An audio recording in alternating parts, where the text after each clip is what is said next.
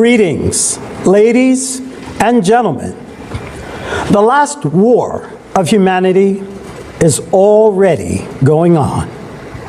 We are under attack by the enemy against whom we have no weapons. Our enemy has neither soul nor feelings. It does not have a shred of honor or justice. It is cruel and inhumane. It attacks recklessly and mercilessly. It destroys everyone in its way, sparing neither women nor the elderly or children. This human killer of ours is climate.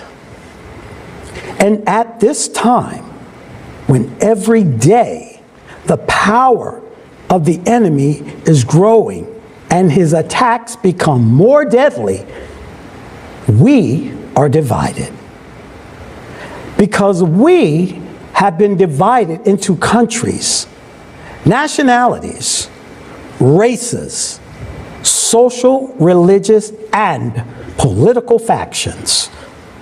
We are artificially divided and at the same time brainwashed.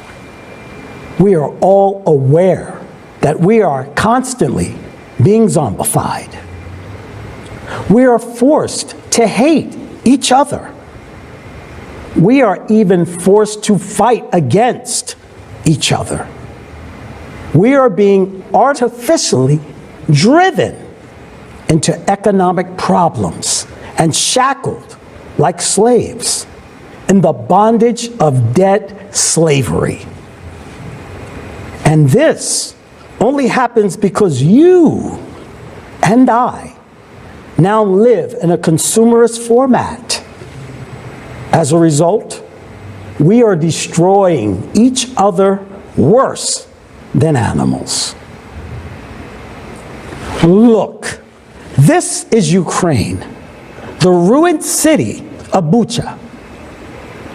Many innocent, peaceful, elderly people, women, and children died in it. And we, people, did this. And look, this is the United States, Kentucky. A ruined city in Kentucky. Many innocent civilians died in it as well. But it was climate that did this. Yes, people did it in Bucha.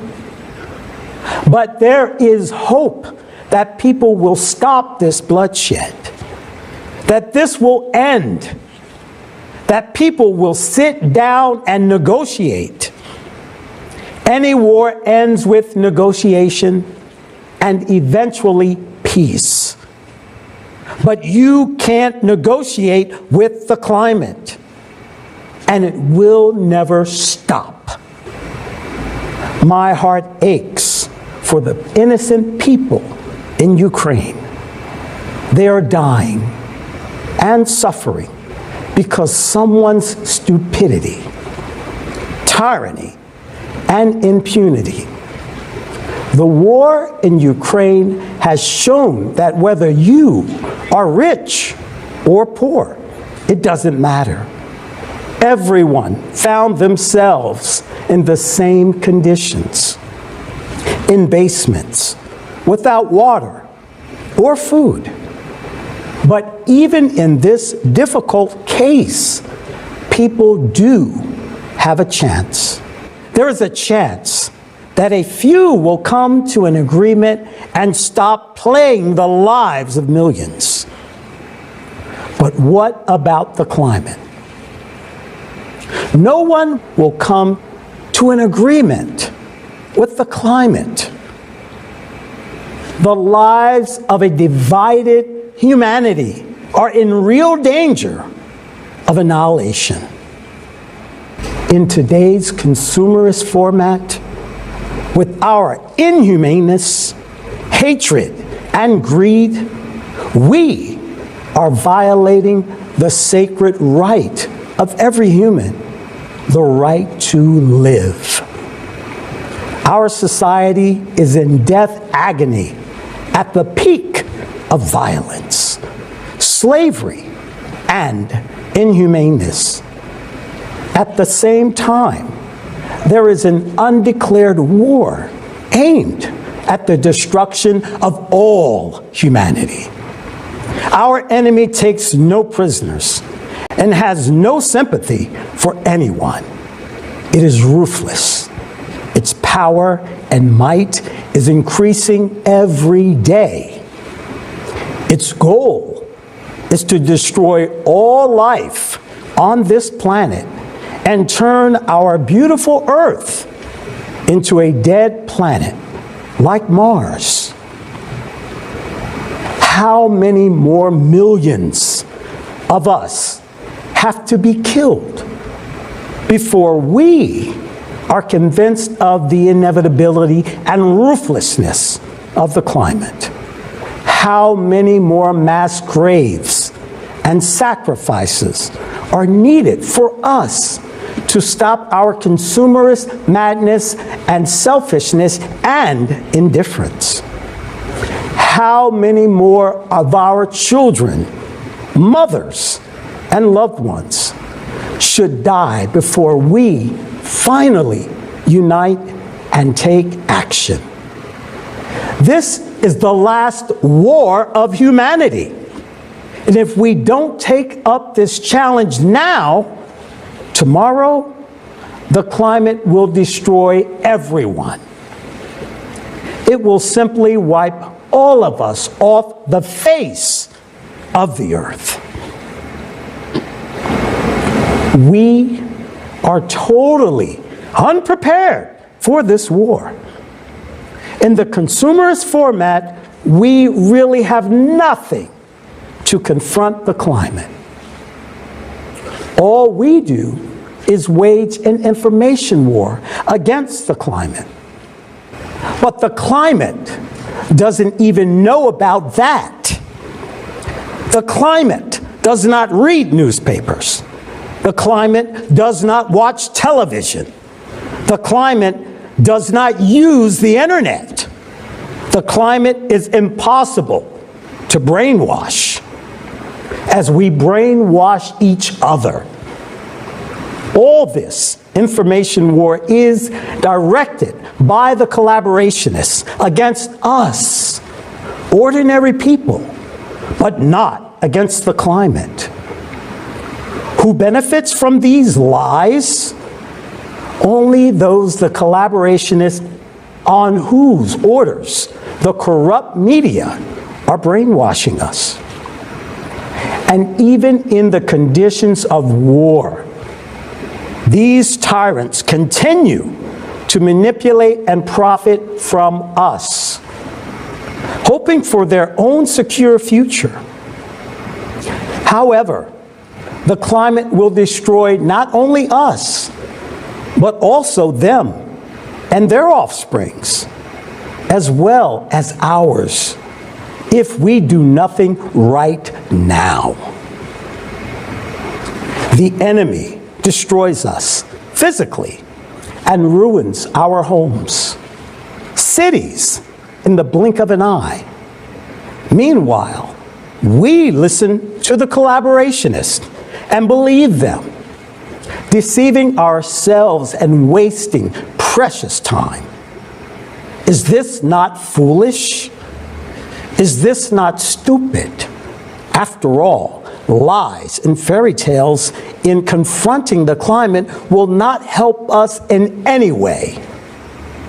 The information war against the climate is not a war against the climate, but real collaborationism and betrayal of all humankind. By placing our own selfishness and short-term interest on pedestals of values instead of human life, each of us becomes a collaborationist and an accomplice of our own common enemy. In this consumerist format of society, we are all doomed because we are just at feedstock. We are slaves. Our destinies are controlled by the few who kill us by our own hands. Think about it. Just one man can kill all of humanity simply because we, like stupid sheep, have delegated our power to him and allowed him to make decisions that destroy our lives, the lives of our families. As soon as we delegate power over ourselves to someone, we create a temptation for them to take our lives. That's the way people are. It's in everyone. It's in our blood. We must honestly acknowledge all of our human weaknesses and build a world in which our weaknesses will not be able to affect the lives of other people. We must understand and acknowledge this fact. We must take this into account and henceforth prevent such a situation in society where a few individuals control the lives and destinies of billions of people. We shouldn't hope that those few will someday saturate their greed and become human beings. This is the consumerist format. Power and money is predominant here. They are like black holes that devour entire galaxies. They never have enough. They devour billions, and they never have enough. They take lives, and they never have enough. How is it that we live in a world where one person can take the lives of millions of people at will? It's not normal. Think about it. In the consumerist format, one person, being a tyrant, decides whether millions of people should live or die. While in the creative society, millions of people must decide whether one person should live or die, even if he is potentially dangerous to society. But this is life, human life. Why is this happening to us today? Because we allow this to happen. We ourselves have allowed the consumerist format to exist. We are divided. We are manipulated. And we accept it through our silence, inaction, and egocentrism. We keep playing these imposed games like sheep. But we want to be treated like human beings. As long as we remain like sheep, we will be sheared for profit and killed for fun by our own hands. It is mean, despicable, and unacceptable to resolve geopolitical issues at the cost of human lives. I call immediately to stop ambitions, double standards, and killing people. There is no reason to allow anyone to take a human life. I emphasize the life of each of us, neither economics nor geopolitics. Nothing can justify people's deaths. Yes. We can understand those who defend themselves, but there is no justification for those who kill peaceful, innocent people while defending themselves. That's inhumane. It's no longer a defense. It's already an attack. There is no justification for violence in human society. All violence must be rejected from our society. It's an element of the animal world from which we, as human beings, must get rid of in order to become a true civilization. Otherwise, we have no future. I appeal to everyone. Convey this to all, even to those who don't want to hear it. Make them hear it. There's nothing more valuable than human life. You can restore a house, a business, even an entire country. But you cannot restore the life of a human being that was murdered. If we look at the present day world with open eyes, removing the blinders that mass media has imposed on us, it is horrifying how inhumane and heartless we are. Even someone who considers himself to be innocent is a liar, because he doesn't care about deaths on another continent. He doesn't care about hunger, violence, and slavery of others, because he is brainwashed, egoist. He's a consumer. And such a creature cannot be called a human being. A human is the one who's not indifferent to human grief. We have been turned into weak-willed, greedy, and stupid creatures. Feedstock. Yes, it sounds offensive, but let's face the truth.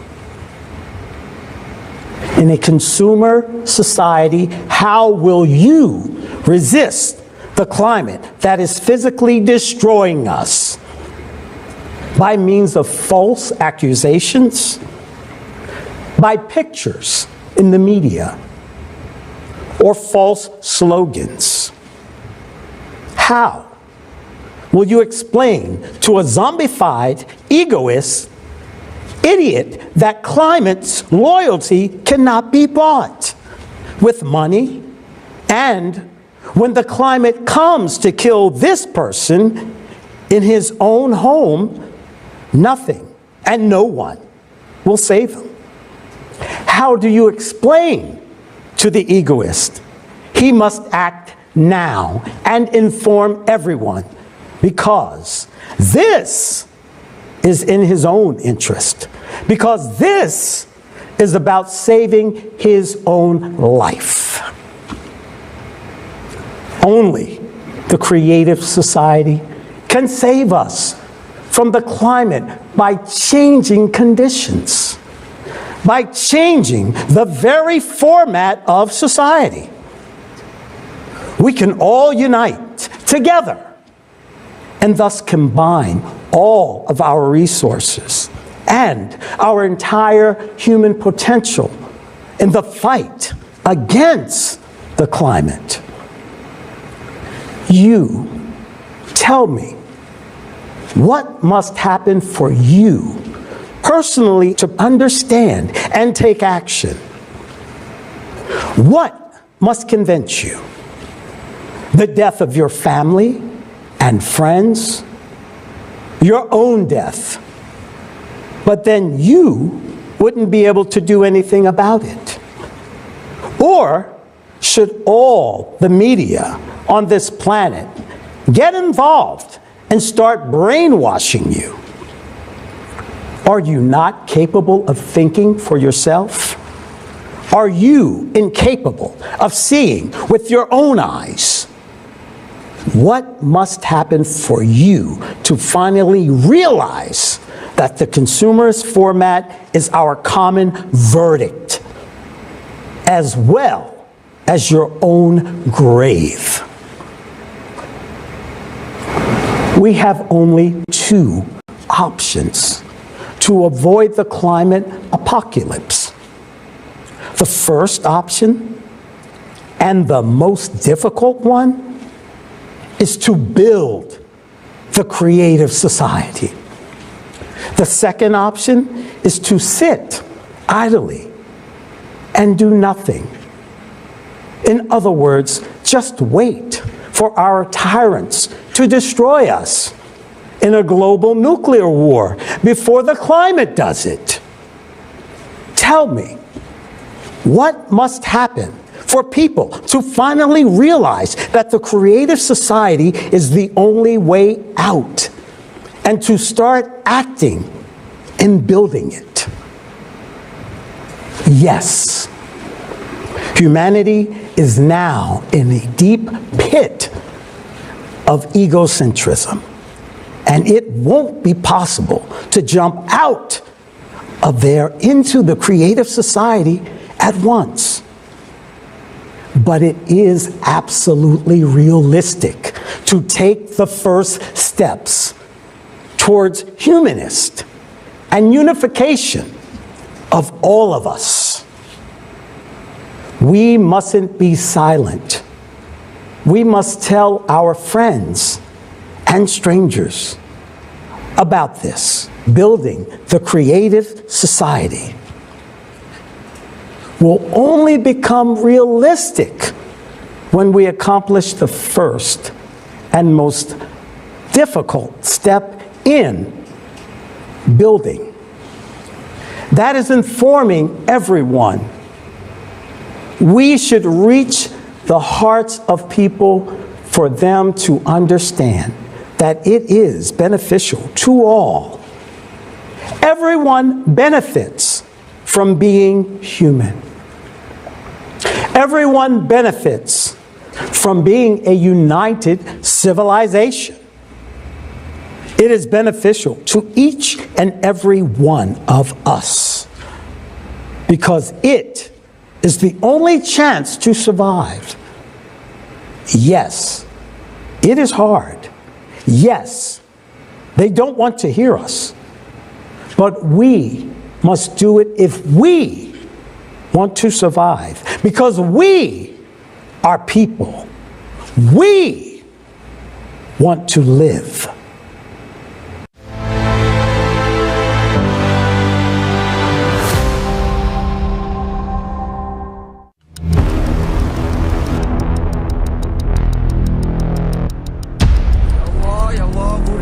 Humanity's last war is already underway.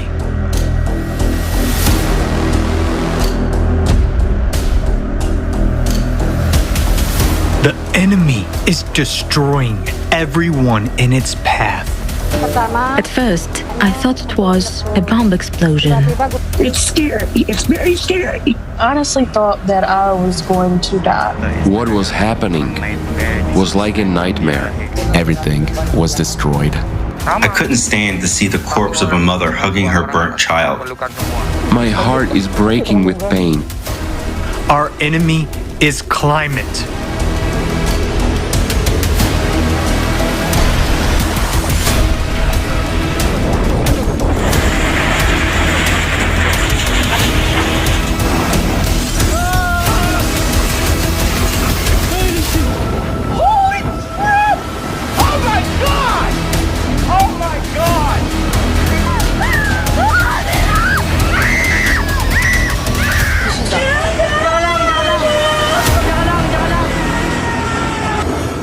Everything was destroyed. There was no warning, no advice, nothing. When I went out, I saw something that looked like a tsunami.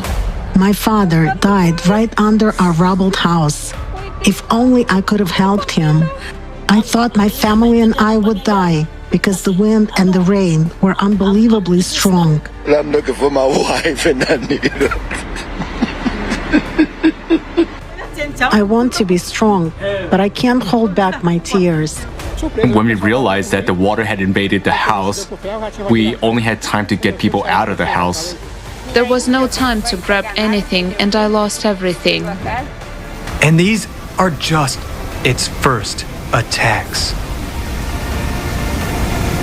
It won't agree on humanitarian corridors. It won't sign a peace agreement. It doesn't need time to regroup. And it won't run out of missiles.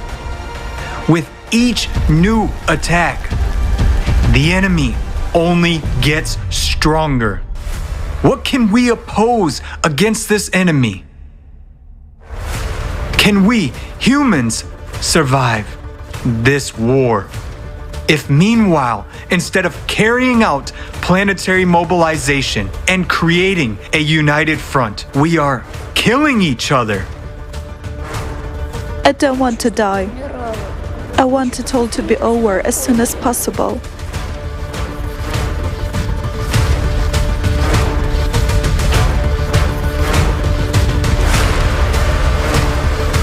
Suddenly the windows started shaking, and with the second one, everything exploded. They were actually burnt alive. The second bomb dropped.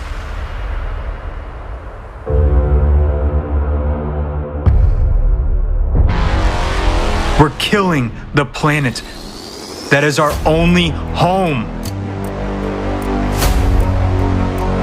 We are investing billions of dollars in pseudoscience and the business of a few, instead of providing for life to billions. We are being artificially divided. We've been inculcated with hatred for one another, and all for the power of a few over the billions over us. But before the climate, everyone is equal. Everyone will lie in one mass grave unless we rally our strength today and stand united against the common enemy.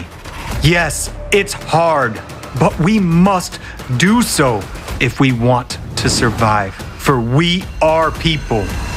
We want to live.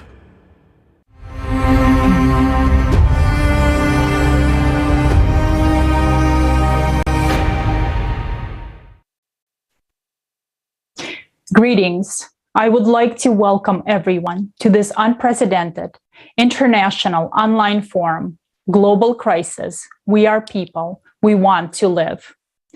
Thanks to the millions of volunteers from around the world, this event right now is simultaneously interpreted into 100 languages and streamed live to thousands of media channels and platforms in over 180 countries. Multiple vital topics will be presented today that concern every single person in our society. Some might be difficult to watch to the point of unbearable at times. But if you fail to hear the truth now, tomorrow may be too late. The vital information and facts we are about to present will not be covered by the mainstream media. This forum is created for the people, by the creative society volunteers from around the world, because we are confident that if every single person understands that there is only one real enemy, climate, we have a chance not only to win the last war, but also to come out of these times with maximum benefit to ourselves and future generations. Throughout this forum, you will learn about the creative society format and why it is our only solution. We will show what a deceitful, dead-end, inhumane format of society we live in now, and why all attempts in the current consumer society to make any positive changes were unsuccessful. You will come to an understanding about how critical the climate crisis is and why we need to take immediate action towards the creative society. Each word that you will hear today has a deep meaning. All the information and facts have been carefully collected and cross-checked by numerous people around the world. This event is the product of months of hard work of volunteers, each driven by the desire to live. It took millions of people to bring this information to you. Now it's up to you to make sure this information reaches the 8 billion people on this planet. The future depends on the actions of every single person today. And now, it is our deepest honor that Igor Mikhailovich Danilov and Zhanna are present with us today at this international forum. And it is my pleasure to pass the floor to Igor Mikhailovich and Zhanna.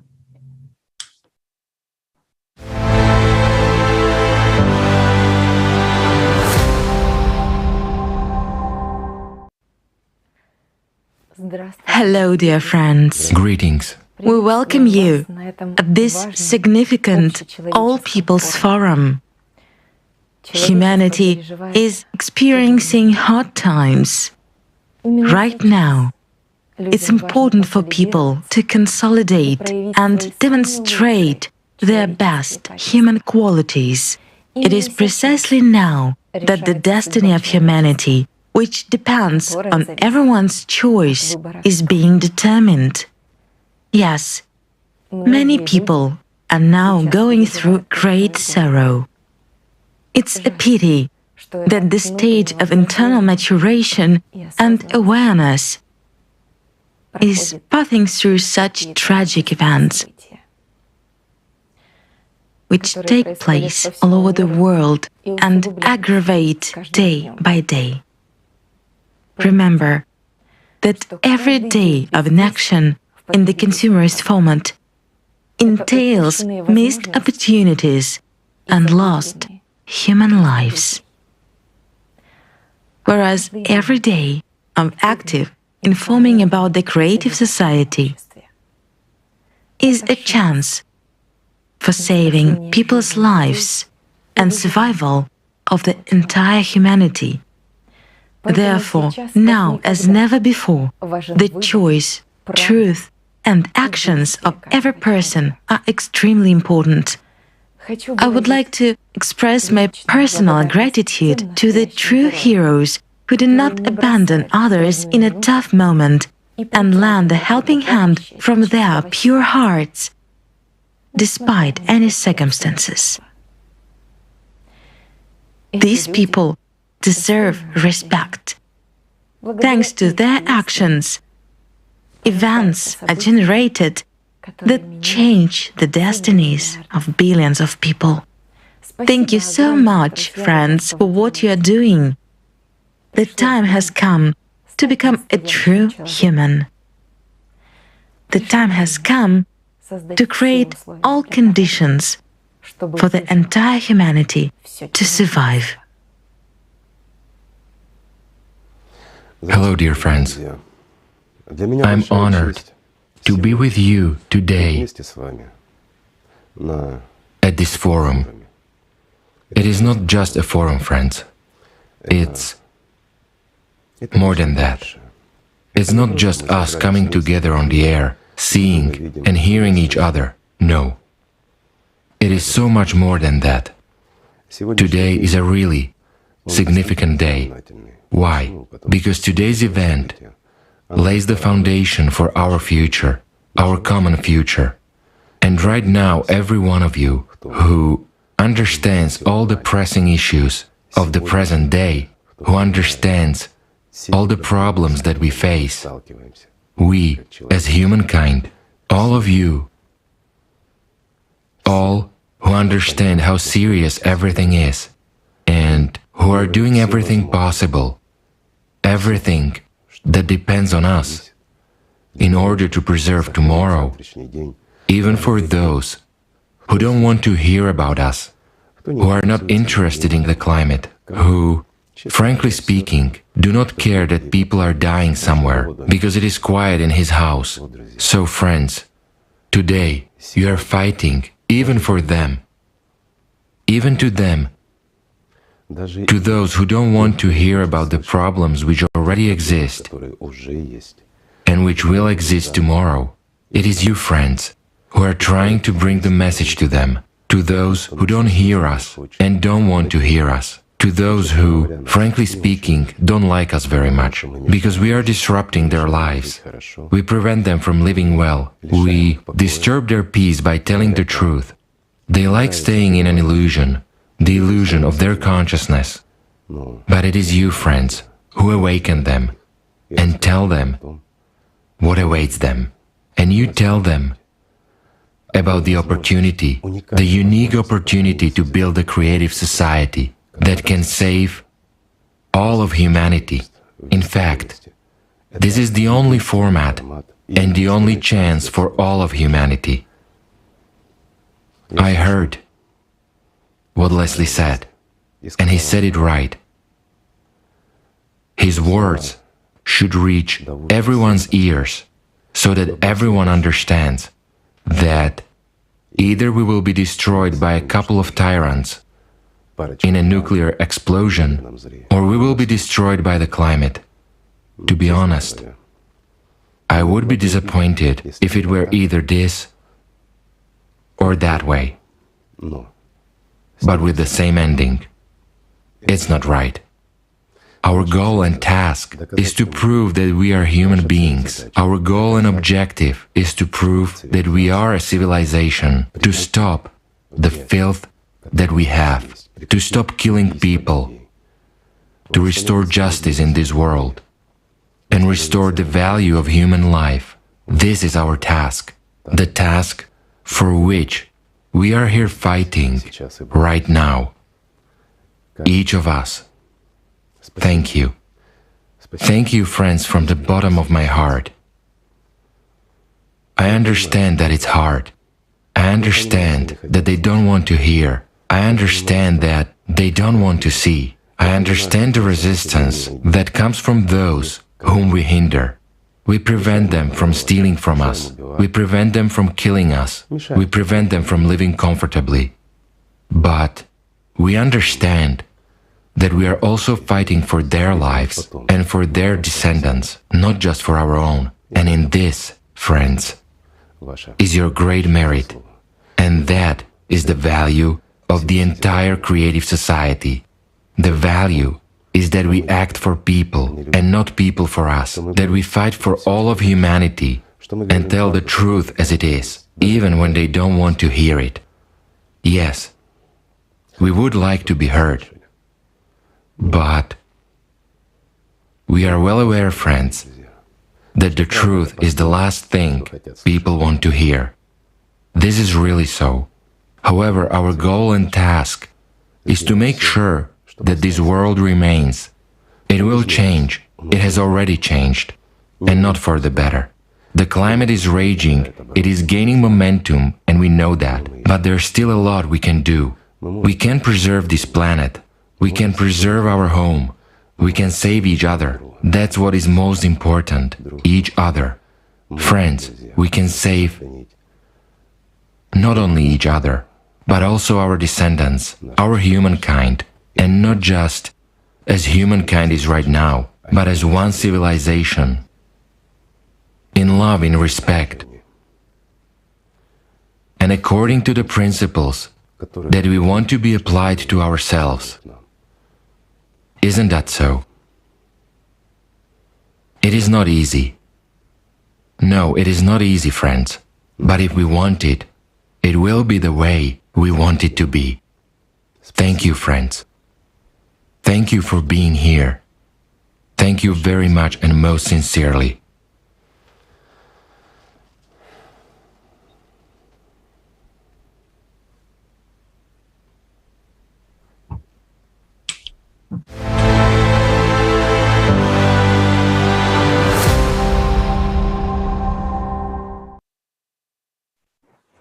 Igor Mikhailovich and Janna, thank you very much for your continuous support, for your love and care. and for always giving us an example of how not to give up and to stay on the side of the truth. Thank you for being with us and for believing in us. Thank you for all the encouragement and motivation. And we will use this chance to overcome our differences, build the creative society, and win the last war of humanity against climate. Thank you again for being with us today. And participants of the Creative Society Project daily monitor climate and geodynamic events. Since our last conference on December 4, 2021, there hasn't been a single day without climate disasters claiming human lives. Climate news is like the coverage from a war zone. It is all about death, damage, and devastation. Are we aware of the tremendous losses humanity has already suffered in this war? Now, while our attention is diverted away from our only common enemy, the climate, we are losing millions of human lives. Here's a summary of climate events over the past few months.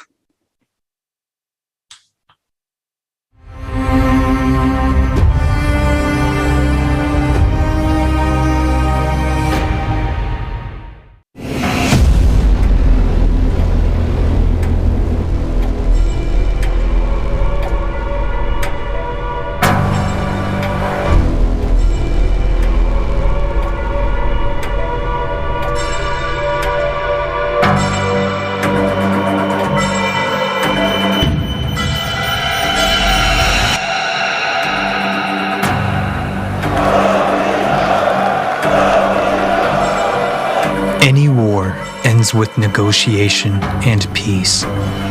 If people start a war, people are to finish it. But climate is the only enemy with which it is impossible to negotiate. No matter what concessions we would make, the climate will take everyone's life. It has already taken and continues to take our territories, our homes, and our lives. It's impossible to arrange a truce with the climate. It is the most ruthless enemy our civilization has ever faced. And we have nothing to oppose it.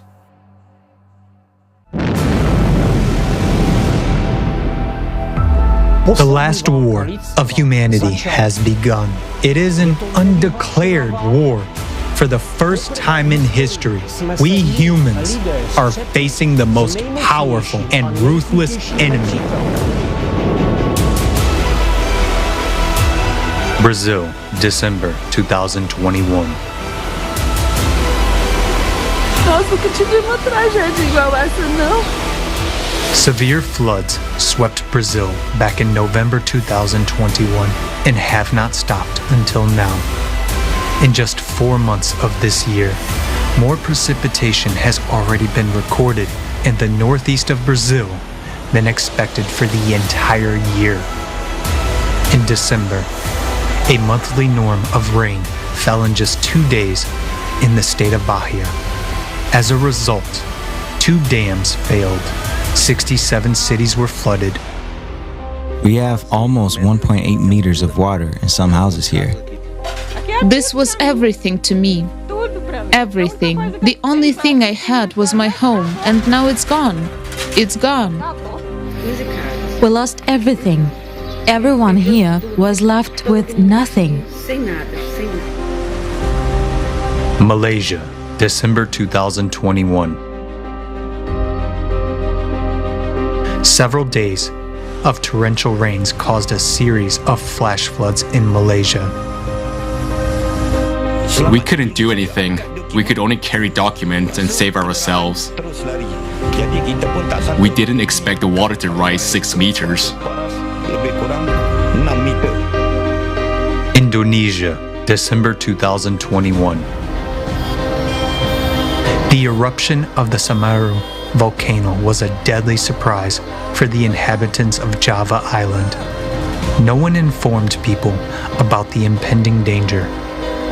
11 villages were buried under ash and solidified lava in a matter of hours. At first, I thought it was a bomb explosion, and all of a sudden it was Sumeru erupting and spewing volcanic ashes. Suddenly dark, then it started to rain. The rain mixed with the ashes. Every time my son asks to go home, I don't know how to answer him. We don't have a home anymore.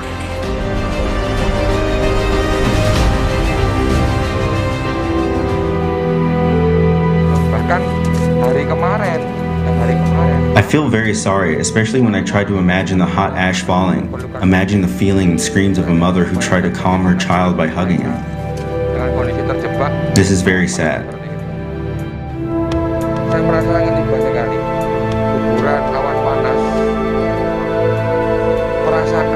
I couldn't stand to see the corpse of a mother hugging her burnt child.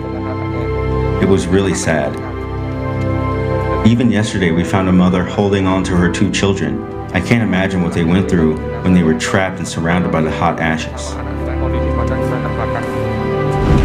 Cataclysms have reached a new level. Their synchronization is observed everywhere. Because of this, the impact of the forces of nature becomes super powerful. In December, after a deadly eruption, floods, landslides, an earthquake, and a powerful hurricane hit the residents of Indonesia. Streets were flooded, houses were destroyed. People were left one-on-one with their misfortune again.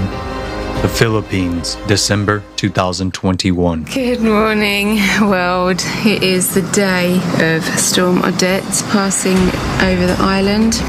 Whoa, this is definitely the worst storm we've had here so far, isn't it? Oh my goodness, this is the worst storm ever.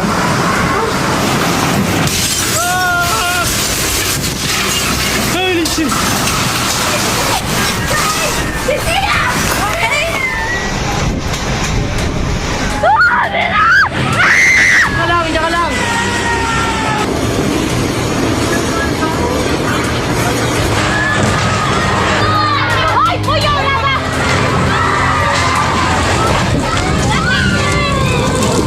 On December 16th, Super Typhoon Rai hit the residents of the Philippines.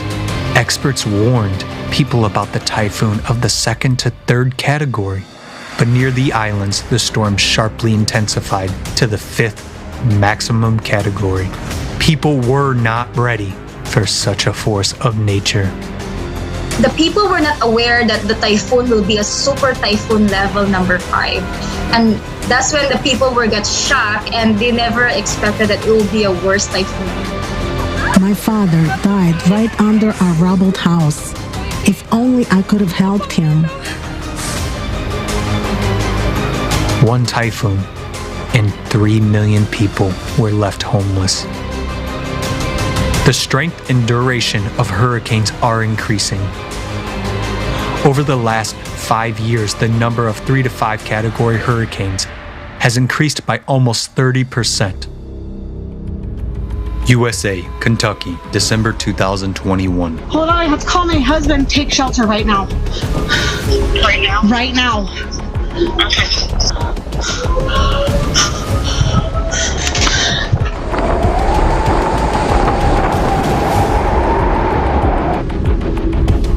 I'm through here and pretty much almost wiped 3/4 of this town out. Scariest thing I've ever seen in my life. I've never been in a tornado before, but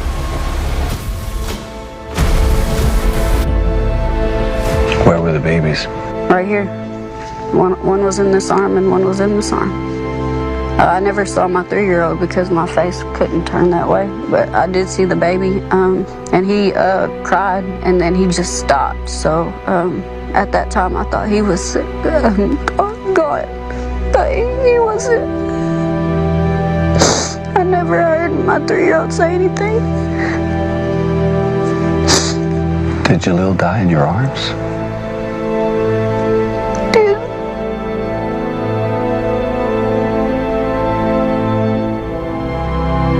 The tornado made an almost 400-kilometer-long path For the state of Kentucky, it was the most destructive in its history. December is not a typical month for a tornado, especially of such strength. But in 2021, the number of December tornadoes broke all records, exceeding the average by 8 times. The last war of humanity is underway. We have shown only part of the disasters that occurred in December. But the scale of the ruthless attacks of our common enemy, the climate, is immense. It acts in sync, cascades, and grows stronger with each attack. Ecuador, January 2022.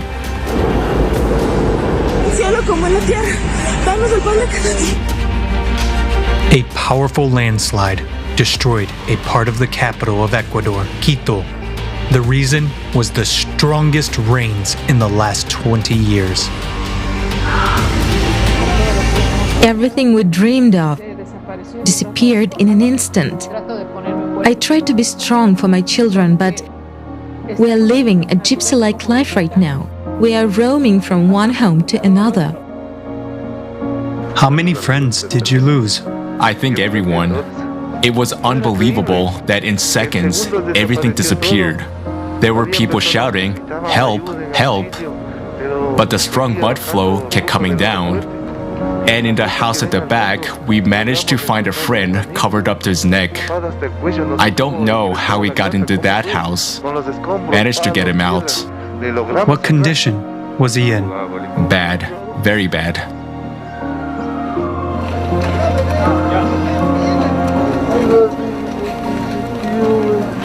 Africa, January 2022. A house and my kitchen collapsed as a result of heavy rains. It collapsed while I was still inside, and we are now at a camp. We have nowhere to go. We had to come here. Our children have fallen sick. We have no money at all. Hunga Tonga, Hunga Hayapai, volcano eruption, January 2022. The volcano is erupting. It keeps erupting. Get up! Let's go far from here. On January 15th, the Hunga Tonga underwater volcano exploded. The power of the volcano explosion was 500 times greater than the force of an atomic bomb explosion.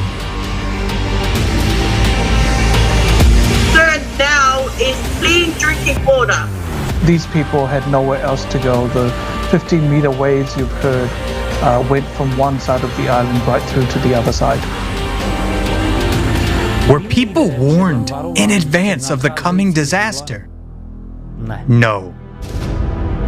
Were people given the help they needed? No. And the enemy's tactics are still the same: suddenness, powerful strikes, and ruthlessness.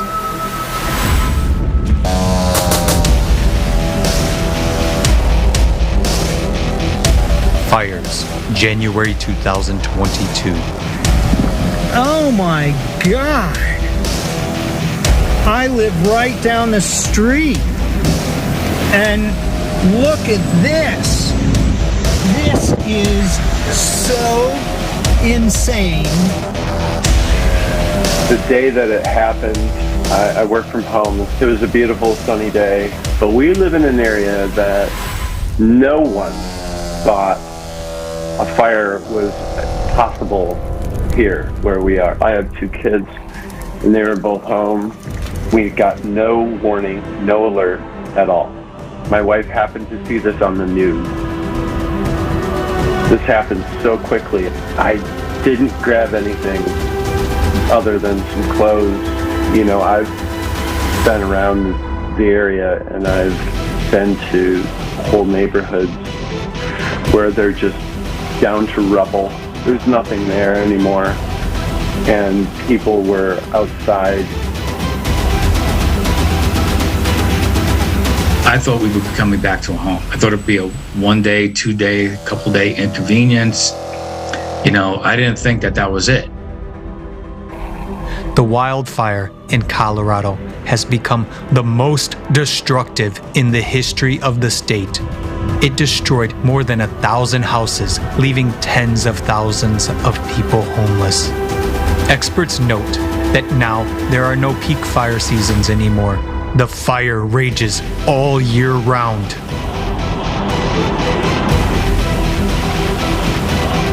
In the first 40 days of 2022, the number of wildfires in Argentina and Paraguay increased by 900% compared to last year.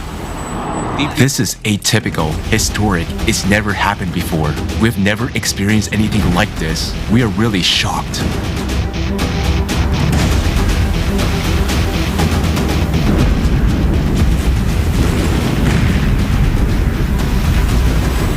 Abnormal snowfalls, January 2022. Snowfalls are increasingly becoming a high-risk phenomenon.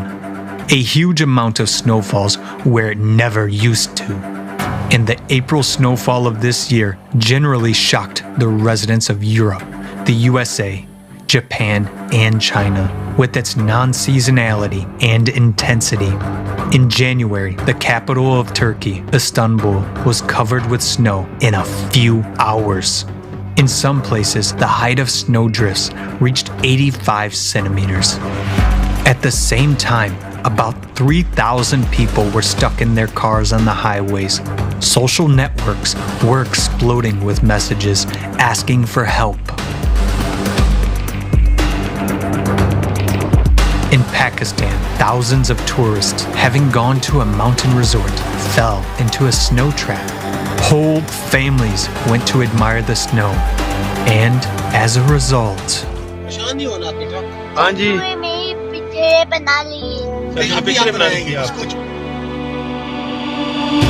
the situation in Murray is very bad. 16 people died due to lack of oxygen. There are no rescue teams. No one is coming. I can't believe it. All 4 people died in this vehicle. Look inside. All 4 are dead. in just 2 months, an uncountable number of climate disasters have occurred around the world, powerful and uncontrolled ones.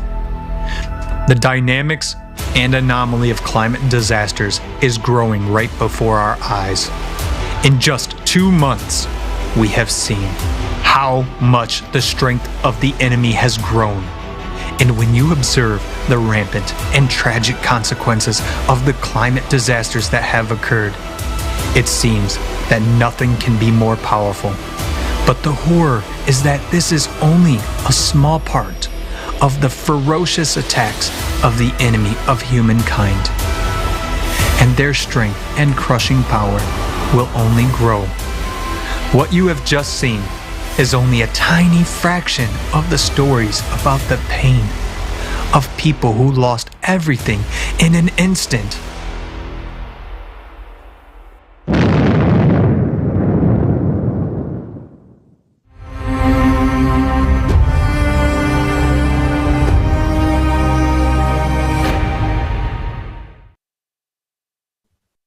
Здравствуйте.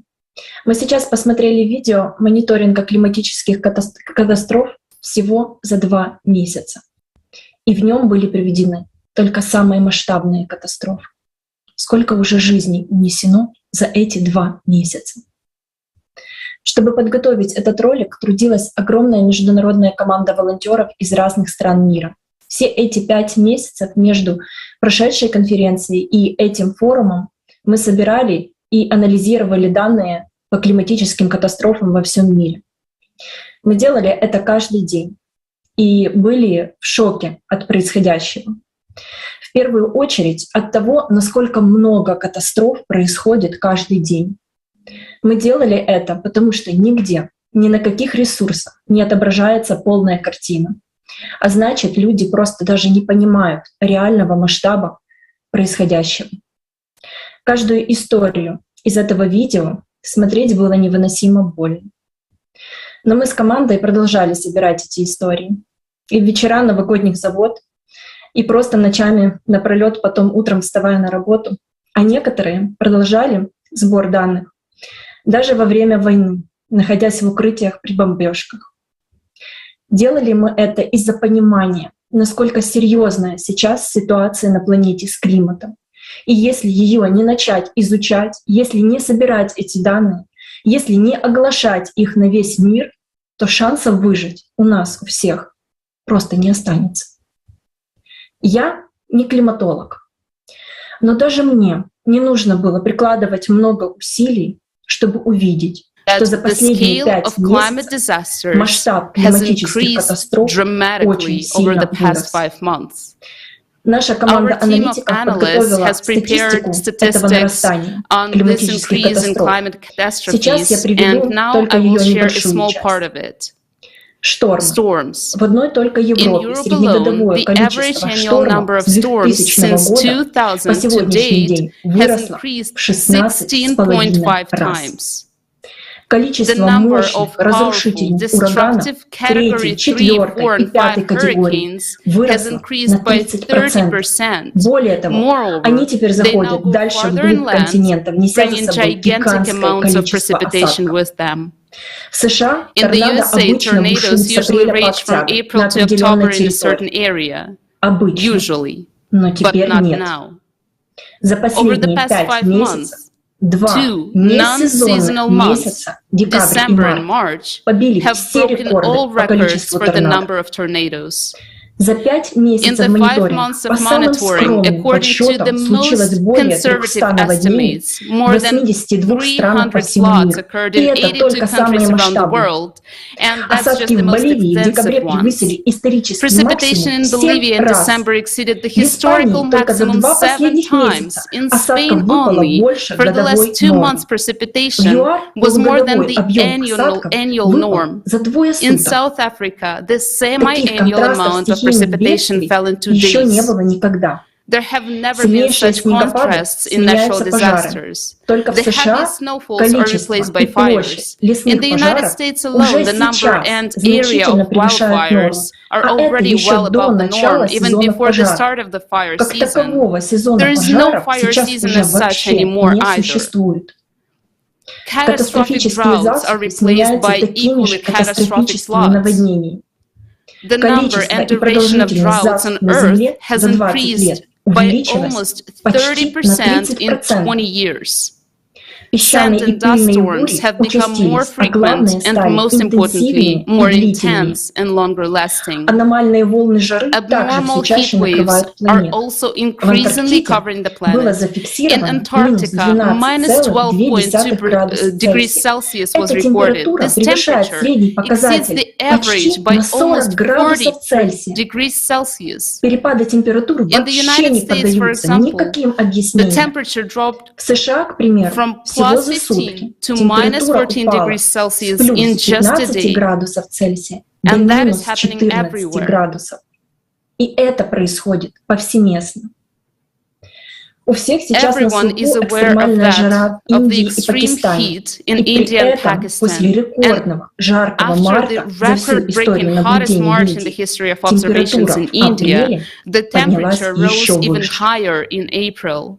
За каждой из этих Human климатических lives катастроф are lost человеческие after жизни. each of these Эту climatic жизнь уже не disasters. вернуть. These lives За каждой cannot из be них brought либо back. матери, обнимающие своих After детей, each of these так и terrible сгоревшие events, заживо в лаве, these are как это either было сейчас в mothers hugging Индонезии, their children, as либо well as целые people семьи, being оставшиеся buried под завалами alive своих же in the домов, lava, а те, кто уцелели as без was the воды, case in еды и всего, что у Indonesia, них or было, whole как это families случилось left на under the Филиппинах. rubble of their Либо homes, целые города, and those who истребленные survive торнадо, когда от домов are остается without один water, фундамент, flood, а and остатки everything they человеческих had, тел as it с happened in the трудом можно Philippines. опознать. Or entire cities wiped Идет out by реально tornadoes полномасштабная война.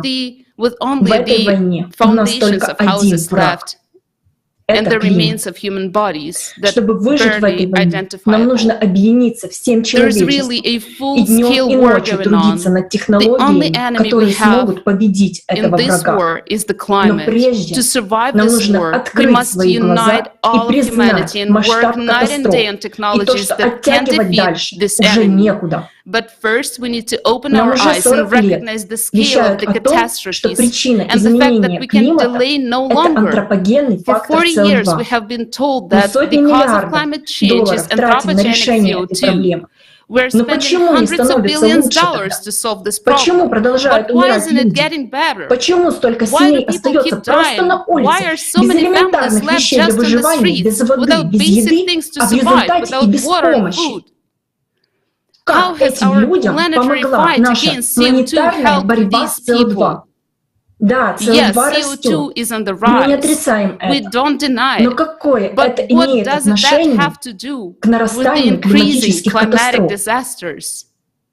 Я I'm обращаюсь к talking вам, to люди, you, people, вот к тебе to you лично. personally. Ты готов, Are чтобы you климат ready for разрушил the твой дом? climate to destroy your Ты home? готов, чтобы Are твоего you ребенка ready for унесло your потоком child to be наводнения, swept возникшего away by a просто flood ниоткуда? that comes out of Ты nowhere? уверен, что тебя Are you это не sure that it коснется? won't affect you? Ты думаешь, Do что you те think люди, those people истории whose которых мы stories you сейчас watch смотрели, today чем-то are any отличаются от different тебя? from you? Ты думаешь, Do что you они были think готовы? they were ready? А мы Are готовы? we ready? Ведь нам сейчас Because предстоит we will столкнуться с face катаклизмами cataclysms еще of большей even мощи, greater чем за power than последние in 5 the месяцев. last 5 С months. каждым днем The разрушительная disruptive сила power of катаклизма cataclysms grows растет, every day. а мы как And общество we as даже не society do not изучаем even study this на problem надлежащем at a уровне эту proper проблему. level. Наша наука занята Our сейчас science is busy совершенно with другими something completely делами, и different, мы теряем and we are драгоценное wasting время. precious А ведь time. это наша But жизнь. these are our lives. Будь уверен, Be что sure that буквально совсем literally скоро, very soon, если не if торнадо not a придет в твой tornado will дом, come to your так house, then a наводнение, flood, an землетрясение или earthquake, or a тайфун. typhoon. И эта And стихия this natural не будет disaster жалеть will spare ни neither твоей your life жизни, ни nor the жизни life твоих of близких. your loved ones. А в созидательном And in the обществе creative society, такого не this will случится, never happen. потому что Because by объединив научный combining the потенциал, scientific мы potential, создадим we технологии, will с create которыми климат нам technologies with which больше the не climate будет will no угрозой. longer be the Никогда. threat to us. Именно поэтому That is сейчас why так it важно, is now чтобы so каждый important человек that each активно person actively информировал informs о построении about building the созидательного creative общества. society. Absolutely right. We are not prepared. We are not ready to withstand the climatic catastrophes. In the consumer format, instead of trying to Действительно, мы не figure готовы, out how to совсем не готовы survive, противостоять we are killing климатическим each other. катастрофам. В потребительском You have формате, probably вместо heard того, about the чтобы пытаться terrible понять, как war in выжить, Ukraine. мы It убиваем is друг друга. impossible to Сейчас convey in внимание words людей во all всем the мире horror приковано к that войне the в Украине. citizens of this country Невозможно have been передать словами весь experiencing for этот several кошмар. months now. The war came suddenly. Nobody wanted it. Why are we, as humanity, allowing for such animal behavior to happen? Don't we see that we are not enemies to each other? Right now, let's just take a look at the events that are happening in Ukraine.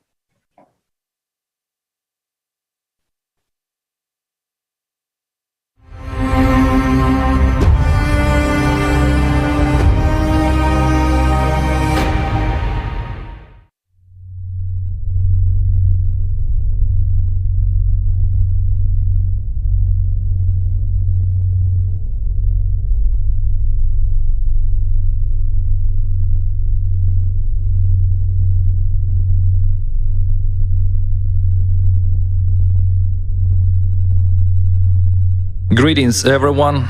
My name is Konstantin. I'm 38 years old. I am a resident of the city of Bucha.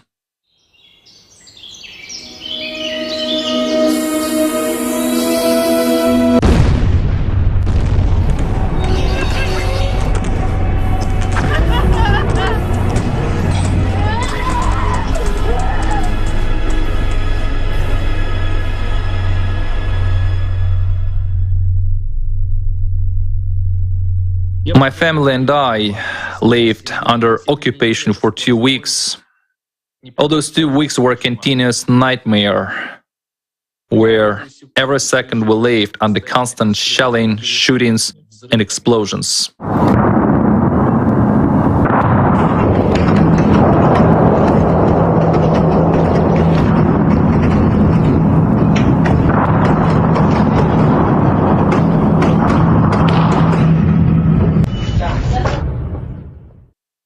When you start talking to people, they say, no, you can't leave. The troops have already arrived. You can't leave. They killed people. So what could I do? I have a family, my wife, my child, and my mother. The first question was, how much food do we have? There was very little water because the water supply stopped. We had as much water as we had managed to store.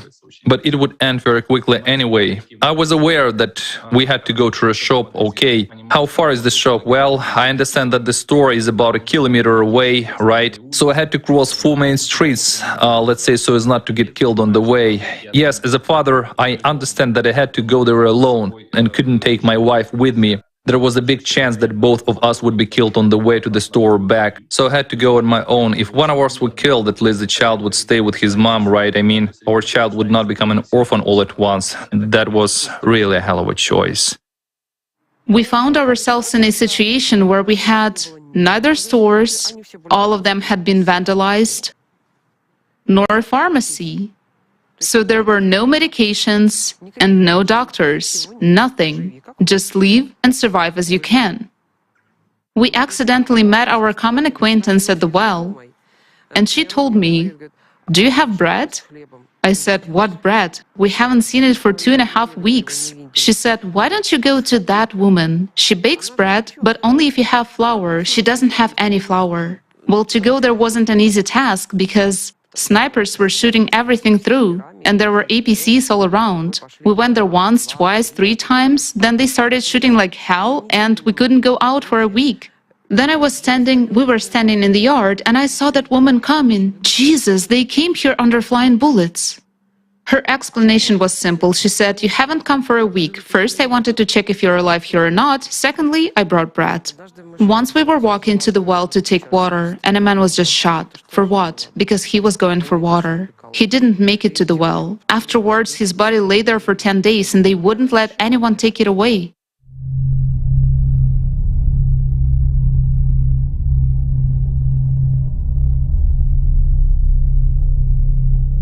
There are so many human tragedies, and everywhere it is different for everyone.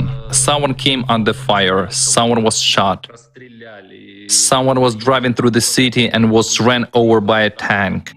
I saw many such cars. All the stuff remains inside the car, those body parts and everything. Violence, and it's... Do you know how many stories of raped people, how many maimed people are there? I'm trying to tell this story for the second time now, and it makes me sick even when I recall it. When bodies of raped children are found, a tortured 8-year-old girl raped, and then you find out that when they did the autopsy, they found at least 11 different semen samples.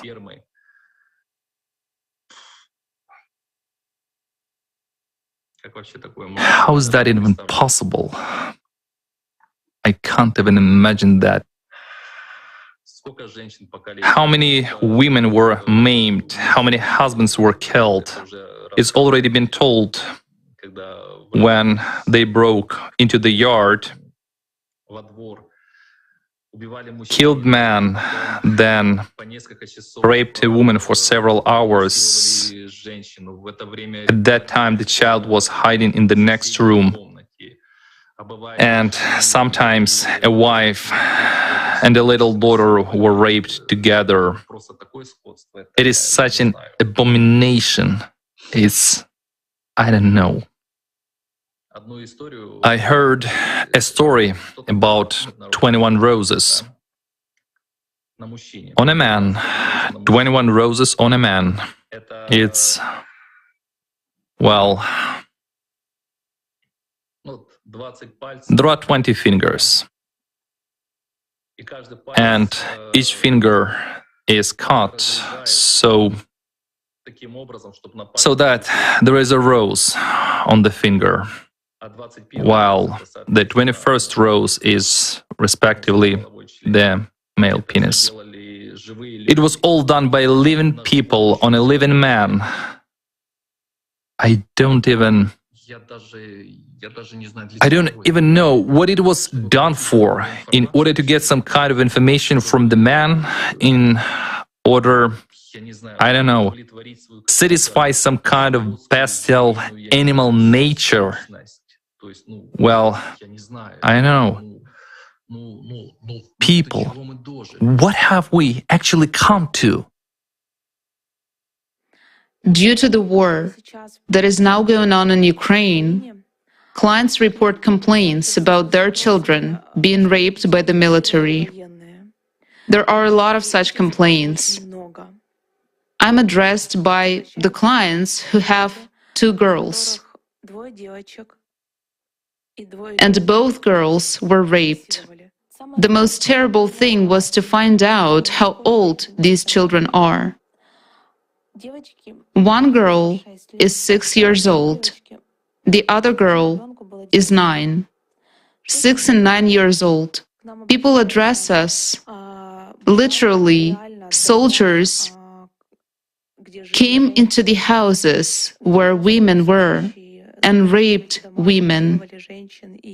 I mean, it's not just one case, but those are houses where the military came, kept women hostages and raped them.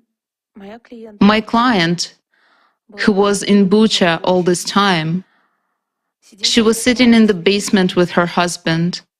She told me that their neighbors had a young girl, their daughter, and she was abused by the military. Her parents couldn't do anything because they were shut down in the basement, and they were sitting there and they just heard their child's torments. As a matter of fact, everybody in the street heard the child's torments, but there was nothing people could do. All the neighbors are traumatized and they recall it like a bad dream. That fear, which is now tormenting many men, that I should have gone there, it doesn't matter that I could have been killed, I should have saved her. There are thousands of such stories. There are many stories of people who tried to evacuate. Those are ordinary people. Let's say several families gathered, friends, neighbors, relatives. And there were stories when people were evacuating in 5 or 7 cars at a time, and they were just bluntly shot, despite the fact that the cars had inscriptions, children, children, children on them. The cars were shot from all sides, and it's unclear for what.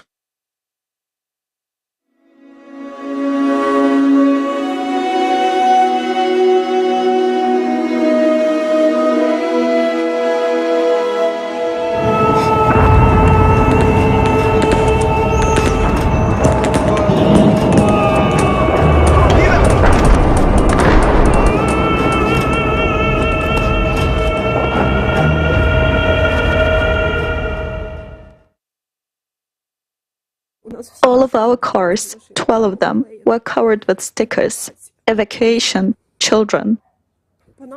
But they started shooting at us. They were shooting at all the cars. In the second car, there was a 30-year-old woman behind the wheel. She was killed instantly. In my car were me and my husband. I don't know how, but by some miracle we survived. My husband had a broken rib and a piece of shrapnel in his head. But at least we can live. My mom was sitting behind me. She was 60 years old. A bullet hit her right in the neck. Immediately, before my eyes, she suffocated with blood in just 2 seconds. I couldn't save her anymore. I was giving her a scarf. They wouldn't let us help those who were wounded. They told all of us to run out and lie down on the ground. Hello, my name is Yulia. I'm originally from Mariupol, although I've been living in Kiev for the last few years.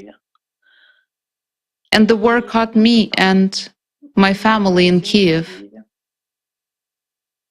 For a week, we had to sleep in the underground parking lot because it was really frightening. Children were scared, and we could hear explosions everywhere.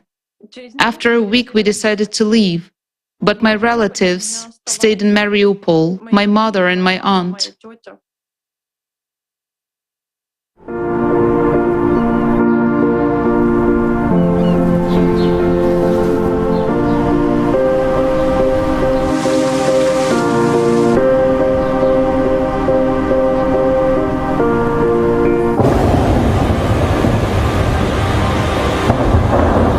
Лежишь от тебя. Очень страшно. Покажи.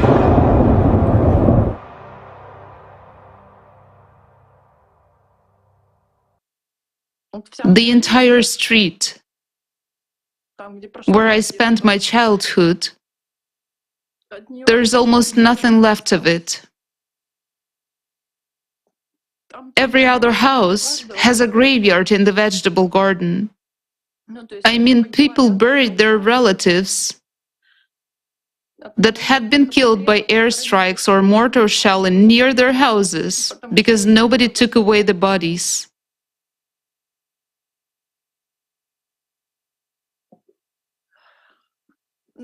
On the neighboring street, a girl buried her daughter, who was 1.5 years old, her mother, her aunt, and her grandmother.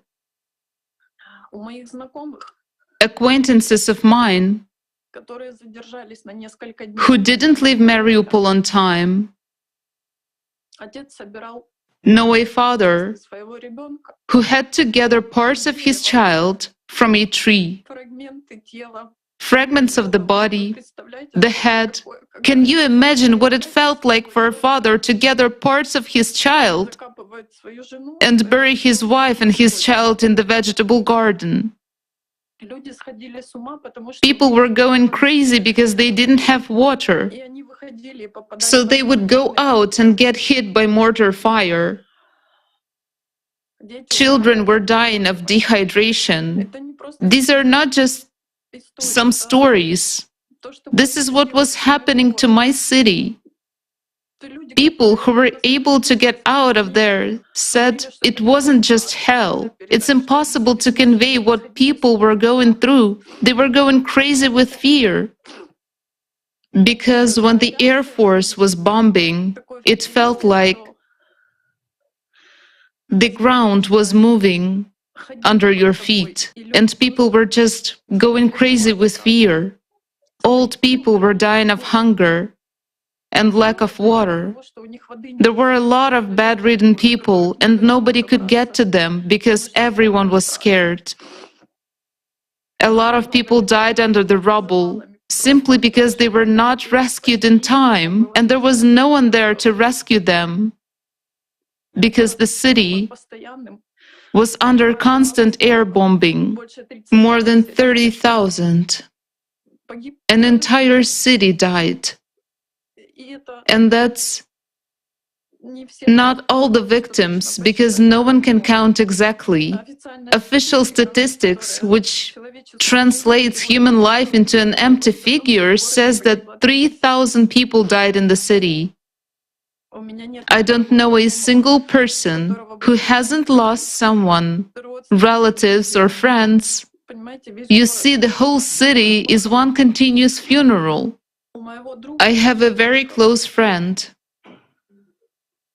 His mom, dad, sister, and her little son came out to cook outside their front door because there was no heat, no water, no light. People had nothing since the 2nd of March. They cooked on fires next to their houses. And it hit. A shell hit them. People died in whole. Inhabitants of entire blocks died because nothing can save you from an air bomb. When people say, "Why didn't you all move out?" But nobody could move out. Already in the first days, nobody could get anywhere anymore because the railroad was smashed on the 27th of February. Many people just couldn't believe it could happen because they hoped every day that it would all stop soon. But it all didn't stop. And people were running from one neighborhood to another. While they were running, they were dying on the road. When they got to another neighborhood, they died there because there were no shelters. People were hiding in basements, and when houses collapsed, they just died under the rubble. My acquaintances who were leaving the city said that the entire street they were walking along was like a cemetery because arms and legs were sticking out on all sides. Can you even imagine that? There was a man, and everything that is left of him is his arms and legs. So many children died. In fact, nobody even knows how many children died there. People drank water from puddles because there was no water. Do you understand what this is? A person dies of dehydration, he goes crazy. Old people were jumping out of windows due to fear. There is no city anymore. There is nothing. No streets, no houses, and there are still over 100,000 people left there. Those are people who had everything, a job, a home, and a family. Now they have nowhere to live. They continue to live in basements because they're afraid to leave, because nobody wants them anywhere. If someone thinks they are safe from something and everything is fine with them today, it's an illusion. Until the last moment, no one believed that this is even possible. I didn't believe it either. And no one believed, well, most people. Because if people knew, they would have tried to escape somewhere and save themselves. Human life is the most precious thing.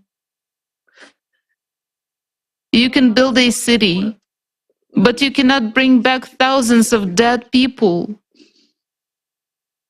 No one will bring them back. No one will bring children back to their mothers who buried their children with their hands in the vegetable gardens. And no one will bring parents back to their children. I wish people would come to their senses before we destroy each other. A lot of people are probably wondering, what can I do alone? Or what can I do if I was given an order? But only a few give the orders, while hundreds of thousands and millions obey these orders. How can you kill someone if you cannot bring that person back to life? Why have such a sin on your conscience? If everyone decides to stop the war, it will stop. Because no one would fight. But for that, everyone has to understand this. Otherwise, we will always depend on decisions of certain individuals who give orders while the rest of us blindly obey them. In general, how can a human life be put a price on? To drive people to a slaughter for whatever motives and slogans.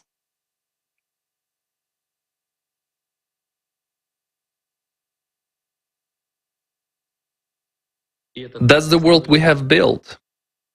We, people. If someone thinks they're not a part of it,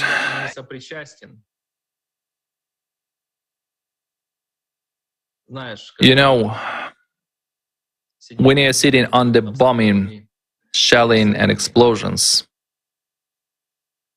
I think everyone who had lived through it asked himself this question: what have I done to deserve this? Why me? Why is this happening to me? Am I guilty of something? Definitely I am. What am I guilty of? I'm guilty of being inactive in building the creative society. I'm guilty of supporting the consumerist format.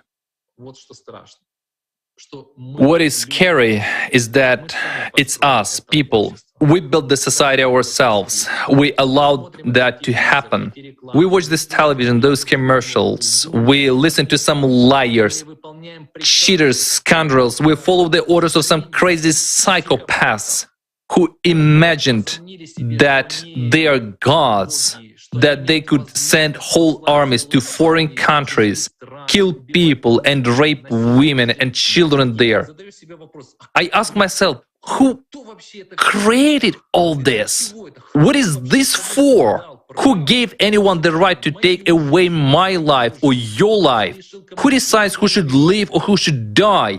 Excuse me, what the fuck?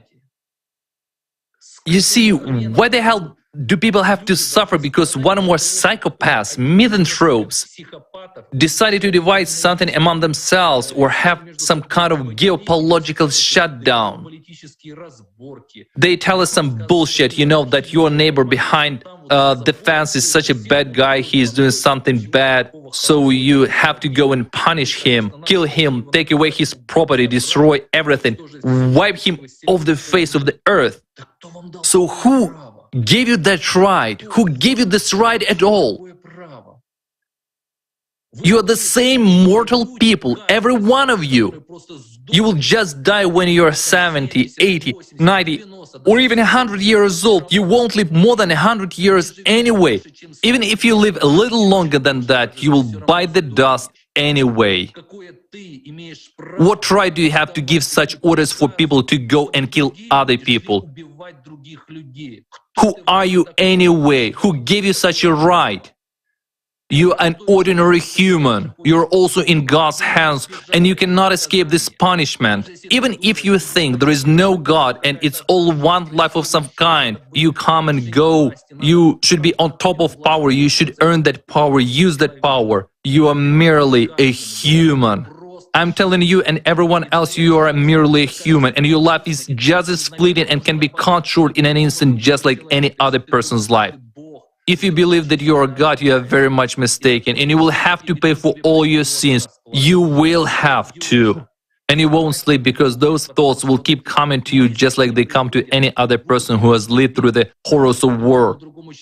While you will get the thoughts of those thousands and millions of suffering people who are forced to leave their homes, who lose their families, their loved ones, their wives and their children. You will see it all in dreams, and you won't run away from that. You won't hide anywhere. You won't run away from yourself.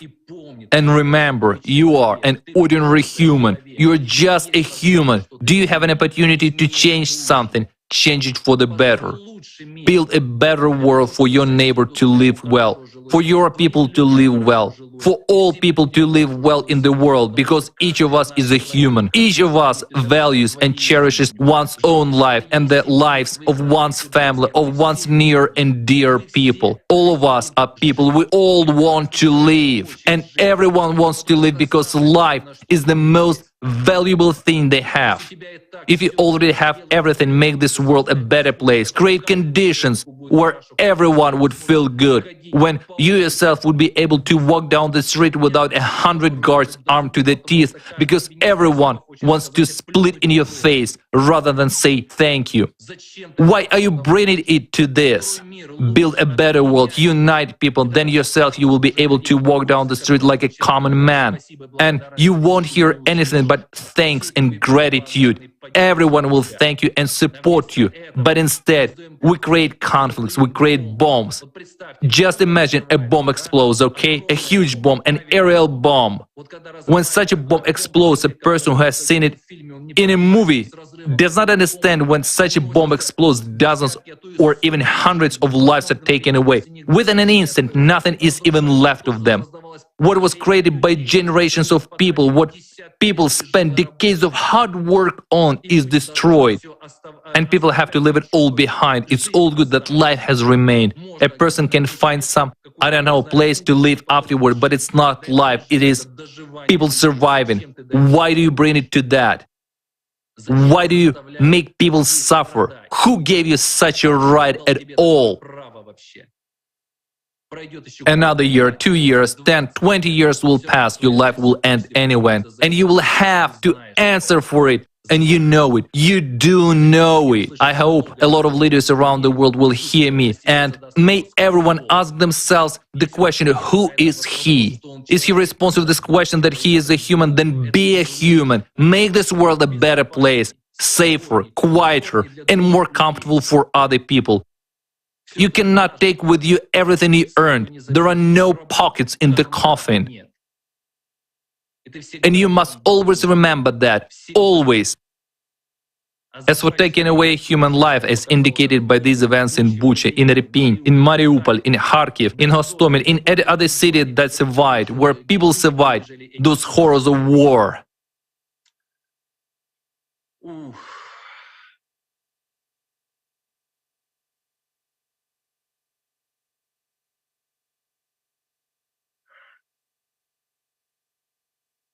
Think about it before it's too late.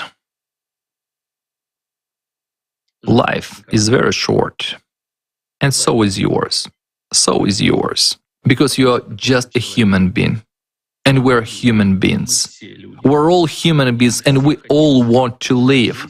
Life is the most precious thing each of us has, and every person's life should be protected as your own. You didn't give it, and you have no right to take it away.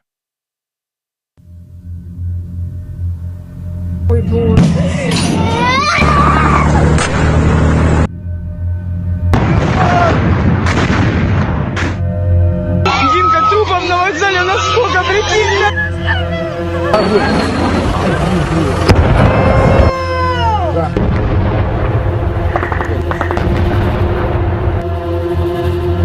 Это все в Буче.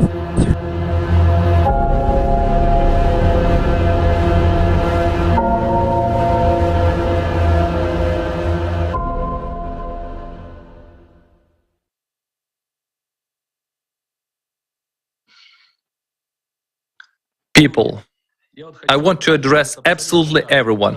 Let's put an end to all this crap. Let's put an end to all these wars, conflicts, all this strife. Enough of this war, enough of this conflict.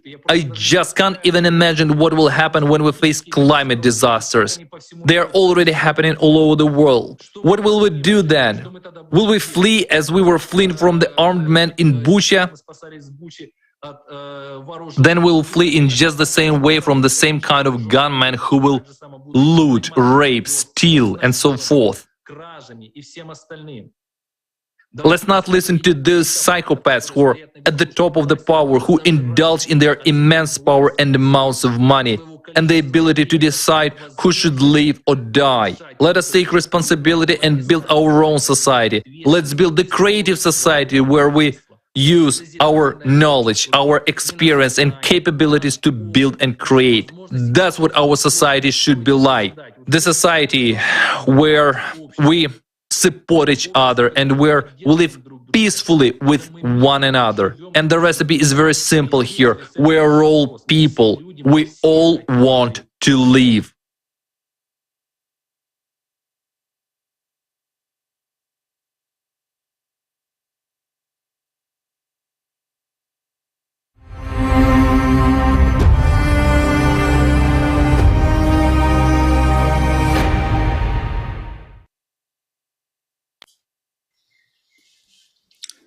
Can there be any higher purpose that could justify death, the loss of human life. V dnešní spotřebitelské společnosti In today's consumerist society, one person decides whether thousands, even millions of people should live or die. Isn't that crazy? I don't care why he does it. He wants money, power, or he is just a sick man who has exalted himself to the level of God. Because of his large scale of thinking, a simple, normal person dies in him. It's just that this large scaleness stops at his megalomania. When a man is too rich and he thinks of himself as one to have already entered his name in history, he becomes extremely dangerous to society. When he reaches the heights he set for himself in his youth, he simply loses his humanity. He is ready to do anything to stay on that height. He does everything to maintain his illusory superiority over everyone else. So his world narrows down to one phrase: divide and conquer. And that is exactly what all the collaborations are trying to do now. To divide the people at all costs and make a profit. They're trying to make us take sides. This side or the other. But I have a question. Who is on the side of people? Who is on the side of you and me? Who is on the side of human life? Is it those bastards with inflated megalomania? No, they are definitely not on our side. But tell me, are we not bastards ourselves? If we allow this to happen, we are being killed, yet we remain silent. Why are our lies exalted while the truth is being destroyed? Every one of us is responsible for what is happening. All problems in society are the doing of people themselves. All problems, except the climate. We can handle both the economic crisis and war. But how do we deal with the climate that's killing us? Do you even realize that the things with the climate are really in a deep shithole? After all, we are at the peak of the climate disasters that have occurred more than once on our planet. And these happen not due to a mankind factor, but due to astronomical processes and their cyclicity. So today the climate is building up its power day by day, and this is a war, the most terrible war. What kind of idiot should one be to fail to see this? Are you a complete dumbass? Or are you just not too lazy to compare facts and statistics of escalating climate disasters? Increasing earthquakes, floods, hurricanes, destabilization of the air score. Yes, the wars that people wage are horrible. But the climate is the worst war for all mankind. Do you realize what will happen to us when the whole world collapses? I'm not an expert, but I understand that my life and the life of my loved ones are in danger. How can this be ignored? Do you even realize that you are not immune to being torn to pieces tomorrow in the chaotic of climate disasters?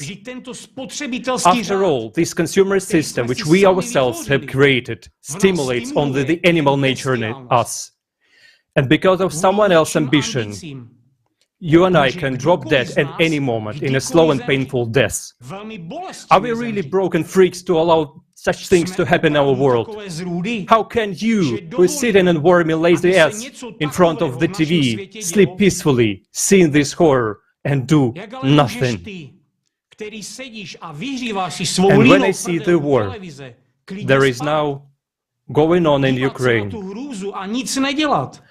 I want to ask, A když vidím válku, která nyní na Ukrajině probíhá, chci se zeptat, what have you co jsi dnes udělal ty, done today aby se to ti prevent nic z toho this nestalo? from happening to you? Co jsi udělal ty, aby toto neštěstí What have you nepostihlo tvůj done to dům prevent a this dům mischief tvého from souseda? coming to your home and your neighbor's home? Nikdo nevěřil, že se to stane. Nikdo. No one believed that would Kolik happen. lidí si během ostřelování No a one. bombardování myslelo, How many people Ke mně during to určitě shelling or nepřiletí. bombing thought, Mě určitě surely obejdou it won't come at me. tisíce It will go past a teď už nejsou. thousands. A And ty they're si teď already taky gone. myslíš, že tě klimat So now if obejde. you also thinking that Ale climate pleteš se. will not affect you, Stejně jako ti, you're wrong. kteří už na vlastní And kůži like those zažili, who have co je already to bezmoc experienced a helplessness beznaděj. and despair, Klimat se dotkne každého. the climate will affect everyone. Když ti zničí život, pak And si when it řekneš, destroys your life, já jsem mohl něco you'll udělat, think, ale I bude could už have pozdě. done something, but it will be Takže too co máš late. teď dělat? Je to jednoduché. Informovat všechny So o what to do jediném now? východisku, It's simple. které nám jako Inform lidstvu zbývá. everyone of the only option Tvořivé we, společnosti, as humankind, kde je have left život každého člověka in the creative na society, prvním místě. where the life of every human Pokud souhlasíš s tím, comes co se v této first. nelidské spotřebitelské If you společnosti agree děje, with what's going on right now tak jdi za svými dětmi in this inhumane consumer society, then go to your children nic and dělat say, nebudu. I'm a A bastard. jestli nejsi I won't parchant, do anything. tak se zvedni z kolen a křič. But if you are not a Křič bastard, o tvořivé společnosti. then get up Křič of your tak knees silně, jak jen and můžeš, shout about the creative dokud to society. neuslyší všichni. Shout as loud as you can Jinak nás klimat zničí until všechny. each person hears you. Otherwise, the climate will destroy us all.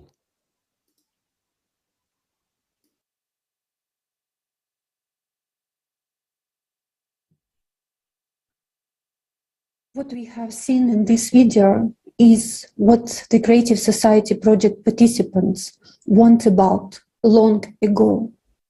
Those participants from Ukraine who were knocking and warning mankind at the time acted because they cared. They took an active part in preparing and conducting the global crisis forums. They initiated and conducted international roundtables. They were reproached, asked, why are you scaring us?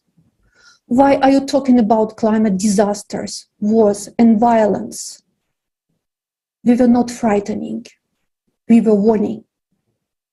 And now we see that just in a few months, everything has changed. Everything got so much worse. Today, participants of Creative Society from Ukraine already speak as eyewitnesses, witnesses, victims, and refugees.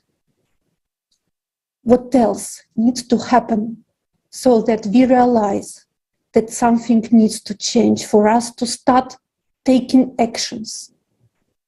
Does it take all 8 billion people to become victims of the climate, an aggressor or a maniac, for us to finally understand? Do you realize that it will be too late to change anything then? Do you realize that right now, as this forum is taking place, people are experiencing all the atrocities and horrors we have seen in the climate monitoring video and in the video from Ukraine right now? Isn't that enough to realize how important it is to reach out to all people you know? Tell them how important it is for their future and safety to know about the forum and to be with us now. We, participants of the project Creative Society, understood that. We realized that Creative Society is our only chance And this is what motivates us to take action. We understand how important it is to get the word out of the world. Already today, there are heroes who are saving us. We are proud of them. During the forum, we will learn more about them.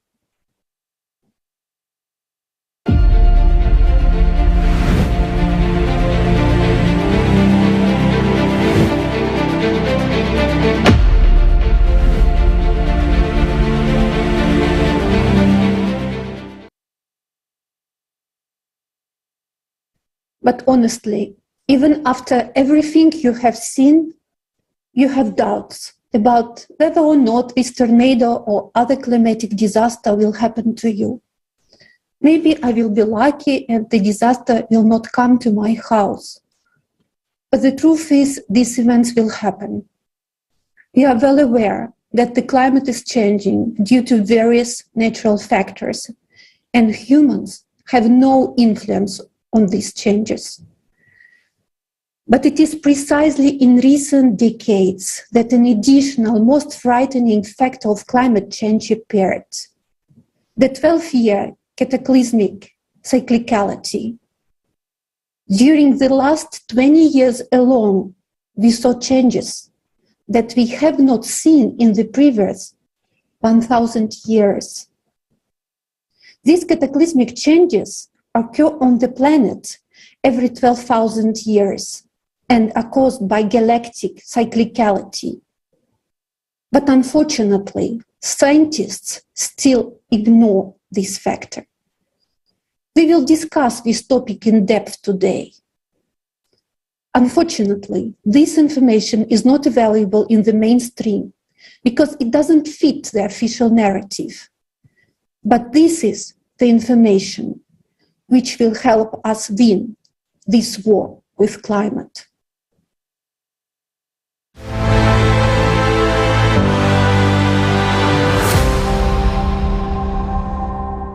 Climate change is now happening due to a 12,000-year cycle of cataclysms. We are not talking about global warming, supposedly caused by human activity. We are talking about the destruction of the planet from within and the death of all life on it. This is not a joke and not a script for a new disaster movie. It is already happening right before our eyes. Why do those who should have been the first to warn us of the impending doom keep silent? The scientists whom we entrusted with the responsibility of warning us of the disaster are divided. Instead of figuring out the real causes, they fight against each other. Some argue that climate change is caused by human activity, namely, the emission of CO2 into the atmosphere due to the burning of hydrocarbon fuels. In their opinion, this is the reason why the climate situation is catastrophically worsening. Other scientists believe that modern climate change has nothing to do with human activity. It is caused by normal variations in natural factors, just as it always happens in nature. And so there is nothing unusual about climate change on the planet right now. Yet, both groups of scientists are blind. They lack complete information and are very much mistaken. The climate is changing critically. Deaths and destruction are covering more and more territories every day. But it is not because of humanity. It is time for us to speak frankly. Why do you intimidate people and make up some scary stories? The climate has always changed for natural reasons, and there's no catastrophe. This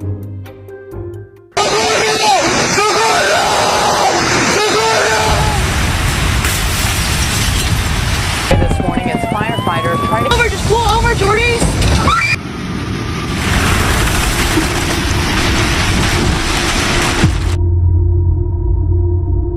And there's no catastrophe.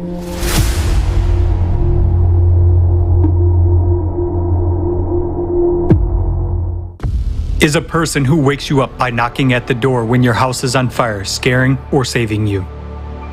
And if it's not just your house that is on fire, but the whole planet, should you be warned about that?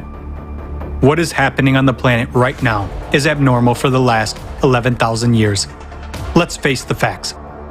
Over the entire millennium, the planet hasn't experienced such a drastic climate change as in the last 30 years of our lives. Overall ocean heating has increased by 450% in the last 30 years. Evidence of heating of deep ocean layers suggests that the ocean is warming from the bottom up. The ocean warming provokes an increase in the strength and number of hurricanes. The year 2020 has broken all records for the frequency of hurricanes and tropical cyclones on the planet over the entire period of observation. Due to increased humidity and rising temperatures, the intensity and number of tornadoes is increasing. Since the 1990s, the number of tornadoes in Europe has increased tenfold and continues to grow. Tornadoes and hurricanes can destroy entire residential districts, and they don't care if people are hiding there or not. Over the past 33 years, there has been an increase in the number of storms, wind speeds, and wave heights in the oceans are rising, and a significant acceleration of sea currents has been observed. According to NOAA, the number of floods in the U.S. has increased by about 100% over the last 30 years. At the same time, they began to occur synchronously, hitting several countries at once. Since 1998, floods have affected more than 2 billion people worldwide. The rate of loss of the Greenland ice sheet over the past 30 years has increased 20 times and exceeds the maximum rate of the last 12,000 years. Numerous studies indicate that the cause of melting of glaciers is the increase in geothermal flow. That is, heat from the bowels under the Greenland ice sheet. Over the last 30 years, the rate of ice melting in Antarctica has increased by 65%. Moreover, this is happening only in the western part of Antarctica, where there is a huge magma chamber and 140 volcanoes, the heat of which melts the ice from the bottom up. Despite the fact that high mountain glaciers are melting, lakes and rivers around the globe become shallow, and water escapes into the depths through cracks. According to research by American scientists, water levels in the world's largest rivers have dropped significantly over the last 50 years. Around the world, thousands of water bodies disappear, but at the same time there are powerful downpours. For example, in China, despite frequent floods, more than 28,000 rivers have disappeared in the past 20 years, roughly half of all the country's rivers. The number of extreme fires is growing, and they do not cease even in winter. Nowadays, on average, 7 times as many large wildfires occur in the western United States every year as there were 40 years ago. Even the Arctic is already burning. With 2019 seeing the largest and most destructive fires in the northern hemisphere in 10,000 years. Fires occur in areas where the Earth's crust is fractured and where hydrogen, methane, and other combustible gases emerge from the subsurface. Because of that, fire cannot be put out. It incinerates cities, leaving scorched areas for years. More and more often, people lose their lives in fires or suffocate from the smoke. Well, all of these things that you named, they are all caused by global warming, which is the result of the increase in greenhouse gases caused by the combustion of hydrocarbons. Humans are to blame. Climate change due to CO2 emissions is negligible because the concentration of CO2 in the atmosphere is negligible. The concentration of CO2 in the atmosphere is 0.04%, while anthropogenic CO2 is 0.0004%. How can 4 molecules per million that humans add to the atmosphere cause global climate change? The rise in carbon dioxide in the atmosphere is a consequence, not a cause, of rising temperatures. Natural sources emit much more CO2 than humans. The main source of CO2 is the ocean, heated by intense magmatic processes on its bottom. The amount of CO2 emitted by the biosphere is also rapidly increasing. Trees have started to mutate, now emitting CO2 instead of absorbing it. In the last decade, the Amazon forest emitted almost 20% more carbon dioxide than they absorbed. And in Siberia, larches also began to emit CO2 into the atmosphere in the late 1980s. As a result, for the past 15 years, forests have been supplying it just as intensely as industry. Along with the forest, swamps began to emit CO2 as well. So the accumulation of CO2 is taking place at an increased rate in a natural way. The reaction of the biosphere and the ocean is a response to activation of the planet due to the 12,000-year cycle. Abnormality of the current events is confirmed by the period of the so-called Holocene optimum that occurred 6,000 to 9,000 years ago, when temperatures on the planet were 3 degrees higher than nowadays. However, there was no such a powerful emission of CO2, mutation of plants, and growth of cataclysms. Now the heating is happening from inside the planet. I am not convinced. It's all man-made. I agree that humans have no effect on climate change. But wait, what's that internal heating about? The sun is a major factor in climate change. The present-day climate change is characterized not only by an increase in global temperatures, but also by an increase in seismic and volcanic activity, which is many times more serious. Since the 1990s, the energy of earthquakes has increased significantly. The number and magnitudes of earthquakes are increasing. The seismic activity in the Pacific Ring of Fire has increased 2.5 times between 1990 and 2021. The number of earthquakes at the ocean bottom, on the boundaries of plates along the mid-ocean ridges, is growing. All over the Earth, underwater and surface volcanoes are actively awakening. The growth of volcanic activity is recorded by the volume of erupted lava. 90% of active volcanoes are located in the Pacific Ring of Fire, and their activity is increasing every year. All these earthquakes and eruptions are also caused by humans. As a result of global warming, the glaciers are melting. The load on the Earth's crust is decreasing. That's why the crust cracks and lava pours out. This is a mistake. Firstly, there are no glaciers in the Pacific Ring of Fire, which could increase seismic and volcanic activity there. Secondly, despite their high speed of melting, glaciers have not yet melted completely. Moreover, on the contrary, they are melting right where magmatic activity is increasing, but not everywhere, as would happen due to melting from the surface. And finally, how can CO2 emissions cause deep focus earthquakes at a depth of 700 kilometers, which have disastrously increased in recent decades? According to seismologists, such earthquakes were considered to be impossible because at such depths, rocks are supposed to experience only plastic deformations. Since 2014, an increase in earthquakes at depths of more than 700 kilometers has been recorded. And in 2015, scientists detected an earthquake 751 kilometers beneath Japan, which was the deepest earthquake in the entire history of observations. Something anomalous has started happening in the Earth's mantle. Humans couldn't have affected the Earth's magnetic field in any way either. In 1995, a sharp acceleration of the North Magnetic Pole drift speed by 3.5 times was recorded, from 15 kilometers to 55 kilometers a year. The electromagnetic field is generated by the dynamo mechanism in the Earth's core. Therefore, it is obvious that changes in the magnetic field indicate changes in the core.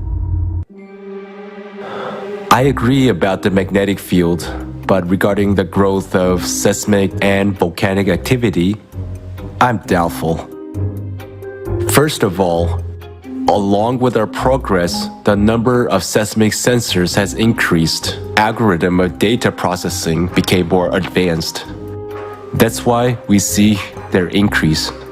As for volcanoes, it's just that the human population on the planet has increased, so there are more of those who observe volcanic eruptions. That's an understandable point, but in this case, the increase in seismic activity is reflected objectively. According to experts, there was a significant leap in the number of installed seismic sensors on the planet approximately in the 1970s. Since then, their number hasn't changed significantly. While there is an increase in the number of powerful earthquakes, their magnitude is growing, and deep focus earthquakes began to occur. The increase in the number of sensors makes it possible to observe only an increase in the number of small earthquakes. Meanwhile, earthquakes with magnitudes over 4 are registered all over the planet at all seismic stations, regardless of where it happened in the world.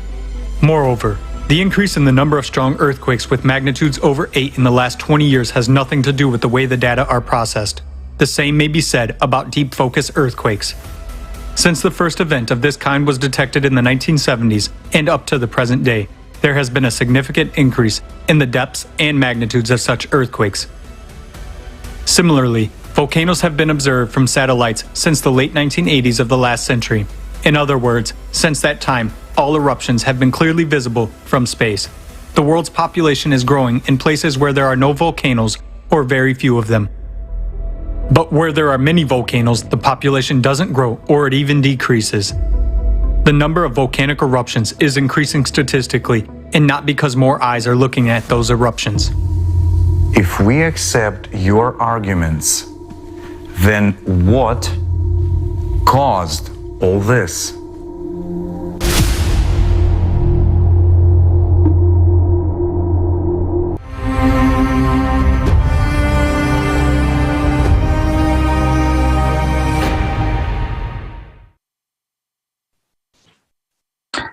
This is only the first part of the video about the 12,000-year cycle. The second part will be shown later in the forum. And you just learned about the real cause of climate change. The facts and statistics prove that we are already caught up in the inevitable destruction. We are already at war. So far, nothing is being done to study the cyclicity of 12,000 years on a global scale. Imagine you have been diagnosed with kidney failure, yet your doctor tells you that you need to trim your nails in order to get better by the year 2030. Absurd, isn't it? But this is exactly how we are approaching the climate crisis right now. We are not concerned with the root cause because we're running a business and not saving human lives. I hope you understand how important this information is. And this is why this live broadcast is being simultaneously interpreted into 100 languages by volunteers so that everyone can know the truth. I'm glad that there are scientists who understand that cataclysms are growing and their causes are much more serious. I would like to now introduce Mr. Douglas Vogt, a science writer, researcher, and professional member of the Geological Society of America, who will present geological facts confirming the climate change cycle of 12,000 years.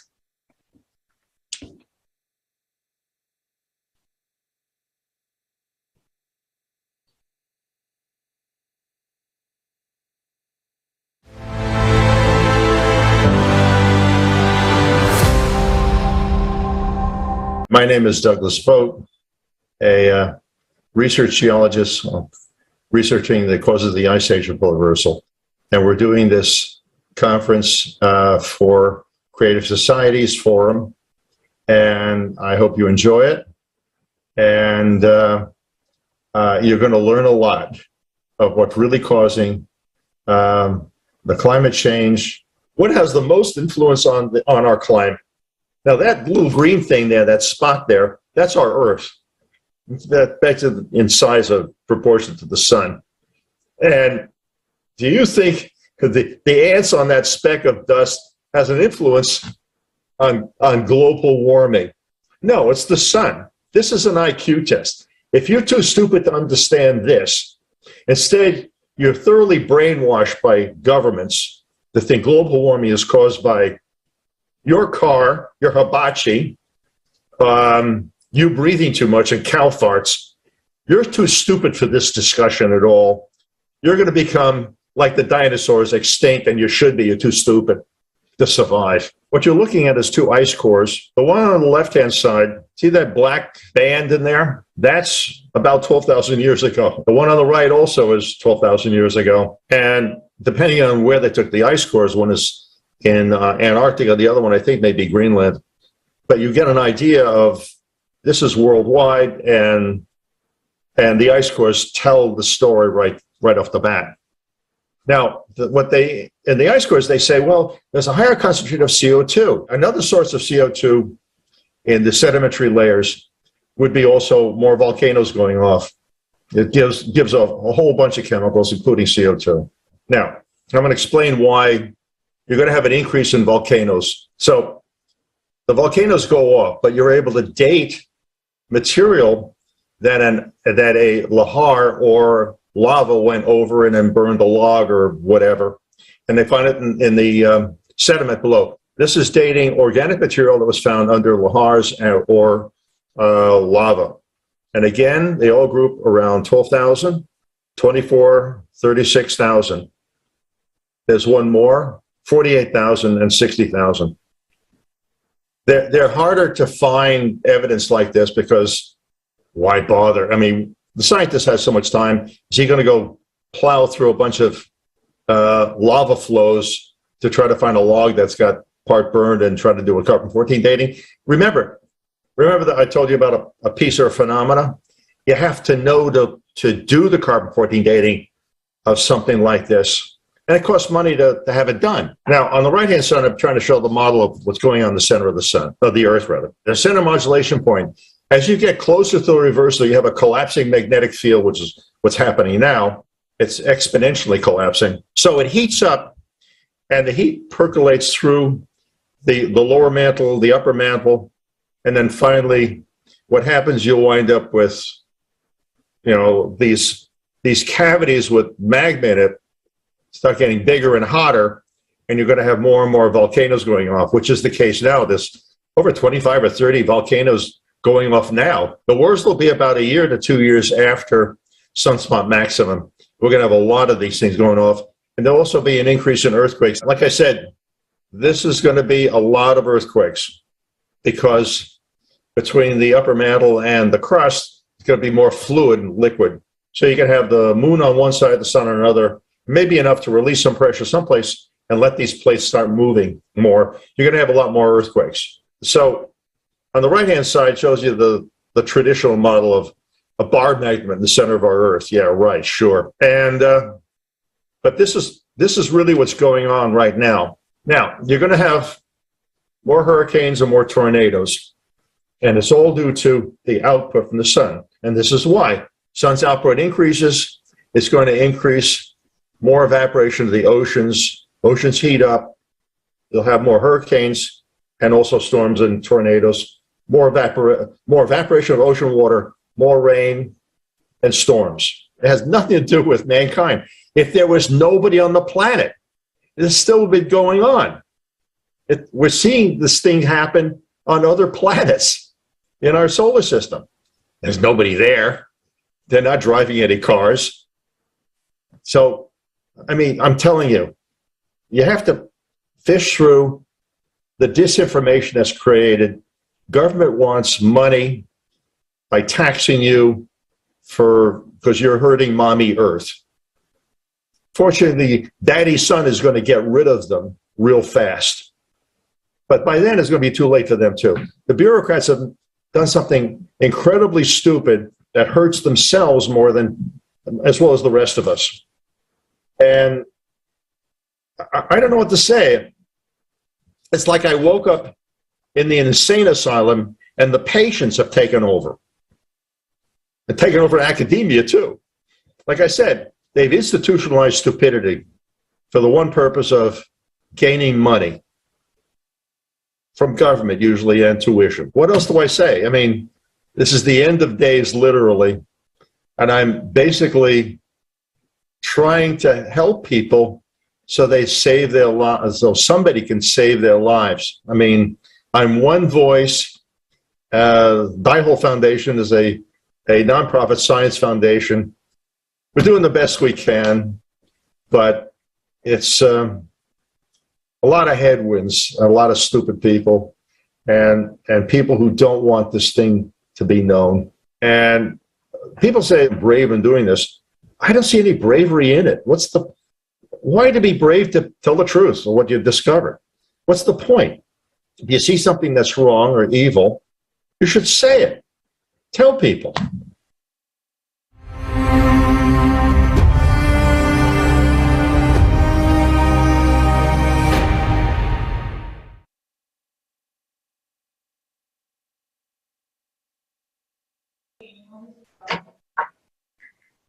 Thank you again to all the honest scientists, researchers, and just people who are not afraid to share the truth. If you're asking, What can I do? The answer is simple. Right now, it is very important to share the information you just heard with everyone. Use social media, email, or text the link of this forum to your contact list. This will save the lives of people, including yours. A creative society will benefit every single person, and only by being united together, we can build a peaceful and safe world. There is no time for unhealthy competition, PR for personal benefit. Only together we can survive and build the perfect future for all of us. Do you remember how fast the information about Elon Musk buying Twitter spread? This is how fast, if not faster, the information about the war with climate needs to reach everyone, because our only true enemy will not take any prisoners. It will kill everyone on its path. And this can happen anywhere, at any moment. We need to share the truth today, because tomorrow will be too late. There are people who still don't know about creative society and about our only enemy, climate. So stop sitting. There are tons of ways to spread this vital information.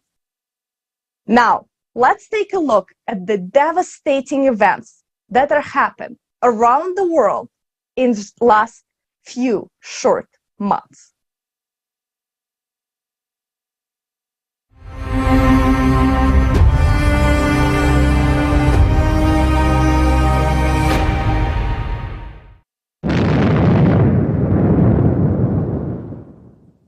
Petropolis, Brazil, February 2022. This is so terrible. My friends are all buried, all dead. Oh, my friends. The water was 2 meters high. A lot of water, a lot of water. We haven't seen anything like what happened here yesterday. I don't even know what to say. We lost everything, that's it. A complete loss. The enemy is attacking suddenly, again. People are not warned. There is no effective help. Rescuers cannot cope with such a scale of consequences. How long will this go on? The real war is going on. And what are we doing? Are we reinforcing the front lines? No. How long can we remain inactive and silently watch people like us dying? Storms in Europe, February 2022. The number of storms in Europe is growing before our eyes. 33 storms have hit residents of European countries in the last year and a half alone. This is exactly as many as over the 9 years from 2010 to 2018. For the first time, 3 deadly storms hit northern Europe within several days. There was a terrible rumble. Through the window, one could see the roofs of neighboring houses being torn off. Bricks started to fall on their heads. I'm in despair because once again, here it is, it's freezing cold in this house. It's a very cold house anyway, and there's no news. On February 18th, Storm Eunice struck Great Britain. The wind gusts on the Isle of Wight reached 196 kilometers an hour, which is an absolute record for the entire history of observations in England. The wind felled trees, tore off the roofs of houses. Millions of homes were left without electricity. Storm Eunice became the most expensive storm in Europe since 2010. Australia, February through April. Natural disasters cascade over the same region. People do not even have time to come to their senses. From the end of February to the beginning of April, residents of Australia's east coast experienced 3 historically unprecedented floods in 100 years. In 2 states, more than the annual precipitation norm fell in a week. The flood really occurred around 2 or 3 in the morning. Most people were asleep in their beds. So this was a case of not realizing and waking up to strange sounds and noises and realizing there was water in your bedroom and you're on a 2nd-story building and you no longer can get out of your house. The cities now, they look like a war zone, and there's nothing much left for people to recover. There's 26 of us on the roof waiting to be rescued. As you can see, all our cars are now destroyed. Something I've never ever seen in my life. Everyone has lost absolutely everything. It's absolutely devastating. Thousands of people were forced to leave their flooded homes several times. In Sydney, March was the rainiest in the history of meteorological observations. The city of Lismore, with a population of about 44,000, was completely flooded. Japan, March 2022. Hey everybody. So about 20 minutes ago, we had a really strong earthquake we experienced here in Tokyo. It was actually, epicenter was up in Fukushima. The news is saying 7.3, 7.4.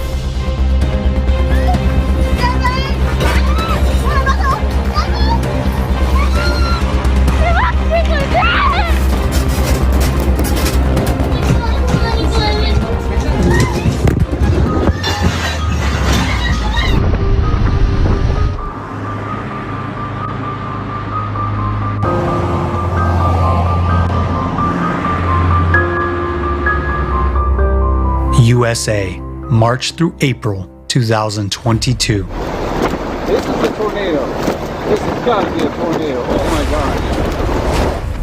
God. March continued the frightening statistics on the number of tornadoes in the US.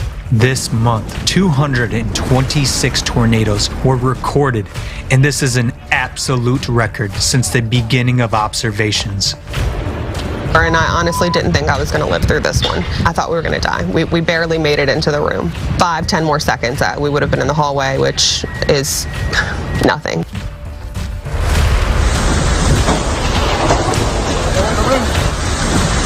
I ran into my master bedroom closet and just sat in there, and I came out and noticed everything was destroyed.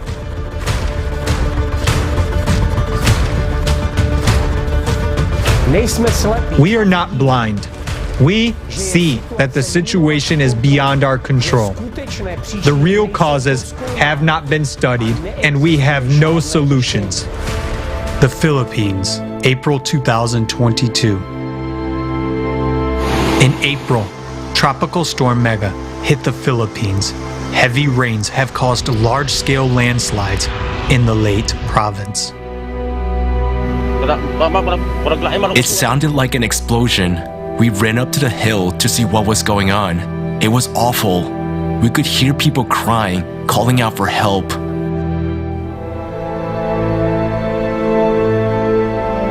Your house was swept away by the mud.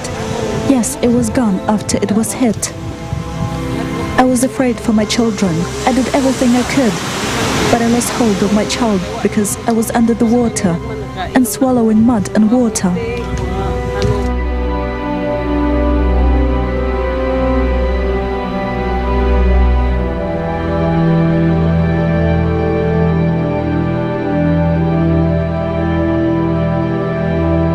South Africa, April 2022.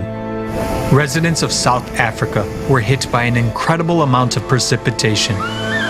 Near the city of Durban, almost 6 months of precipitation fell in 48 hours, breaking the record for the entire history of observations. This caused the deadliest flood in South African history. There were houses over here, and the flood just took all these houses that were here and goes straight to the water. We heard people shouting. My brother and father tried to rescue them, But by then, the houses were covered by water and the tree collapsed on the houses. We didn't know what happened to them. I just want you to listen to the cries of family members who lost their loved ones. It's very painful to listen to.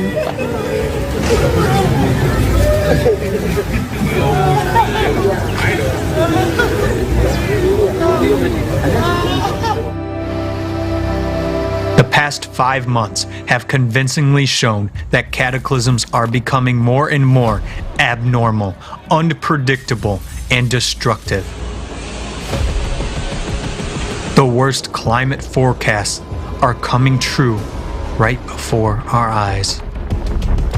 Even with a huge international monitoring team, we are not able to cover the full scale of what is happening. Floods, heavy snowfalls, fires, storms, and tornadoes have swept through all the continents.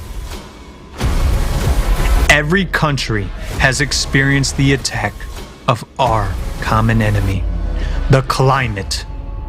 We need to face the truth. We are not ready for this.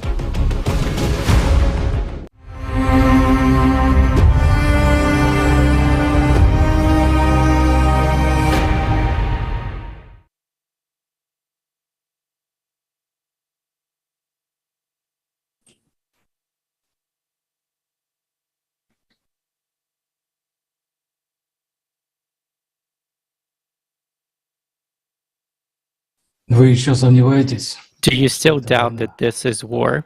Положение критическое. The situation is critical. Right now, right this very minute and instance, the enemy is incinerating someone's home, caving in, crushing floods, and shaking the grounds beneath their feet. Right now, someone's child is left motherless. Right now, someone has been sentenced to be a refugee. Right now, someone has run out of bread and water, and the prospect is only a painful death. Can you say with confidence that you and your loved ones will be spared of this misfortune? How many more lives must be taken by the climate away from us for us to pay our attention to it? The world is now watching with horror what is happening in Ukraine. It is an enduring pain for many of us. It is the grief that gives the hearts of mothers whose sons have gone to war. It is the fear that grows into despair of people under fire or dying under rubble. The war in Ukraine is indeed madness. When you see it, when you hear about it.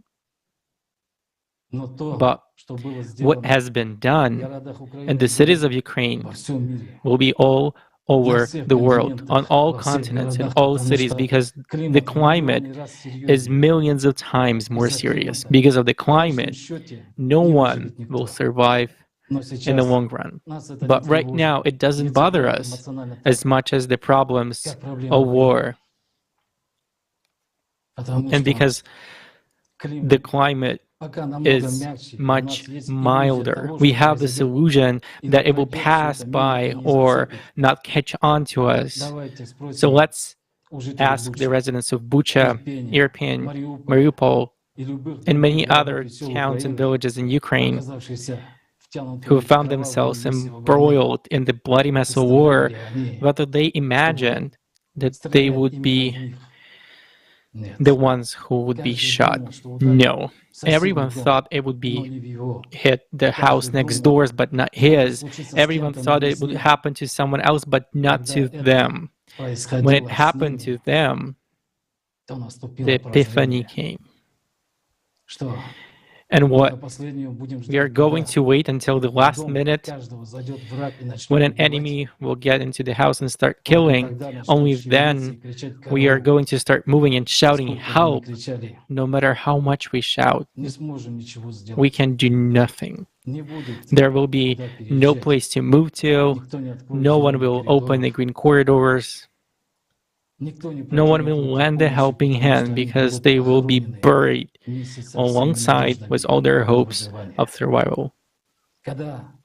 When it's the rocket whistle will blow over our heads everywhere, there will be nothing else to do that we will be able to do. Although we don't want to notice as the enemy is already in our homes, already affecting us, affecting the economy, taking our homes apart and lives, and today the climate is ruining, drowning, and killing. Images of rooftops flying away are becoming a commonplace, and this is already perceived by you as a natural occurrence. It doesn't happen to you personally. It happens to others. It doesn't affect you. It doesn't bother you. And the fact that those are our lives and the territories that capture are expanding, you don't realize that. Today, the ring is tightening around each and every one of us. Tomorrow, you will wake up in the middle of the night and you will have nothing. There is a full-scale war going all over the globe, but we turn a blind eye to that. We artificially hide from this problem. And why? Because deep down inside, we are panicking about it. We need to stop being cowards. It is the time for us, for all of us, for all the humanity to become courageous and brave. Our only chance and hope is to build a creative society. All other options lead to death of the planet. And these are not just empty words, this is a fact. Stop pretending it doesn't concern us.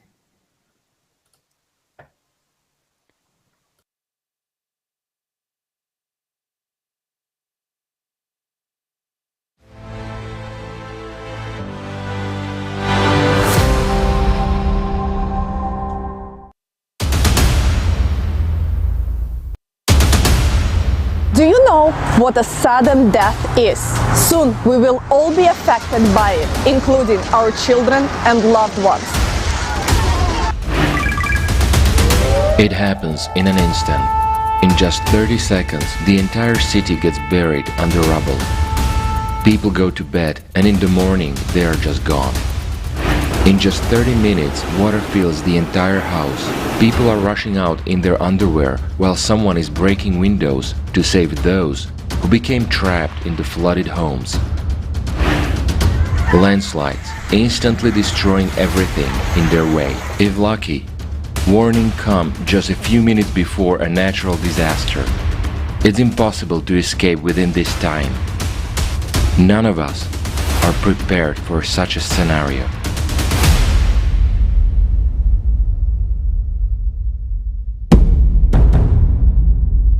According to official figures alone, the number of natural disasters has increased fivefold over the last 50 years. The climate causes $202 million in damage and claims hundreds of lives every day.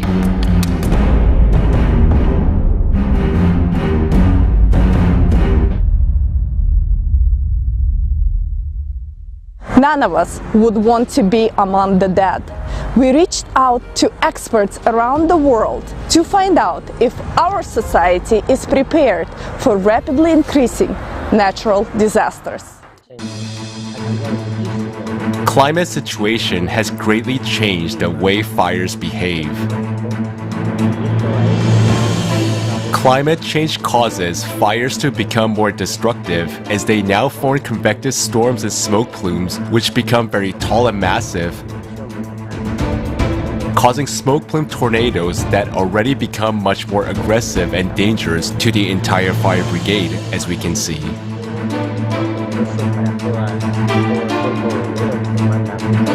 These fires require much better logistics or resources, and every day we're being tested by these unknown phenomena. But we do know that this is caused by climate change. I don't know what the solution is. I don't have one. But what I do know is that we have a problem, As far as the natural disaster anywhere in the world, is why word disaster is connected with the natural, because it's beyond the capacity always, and it will be. You can't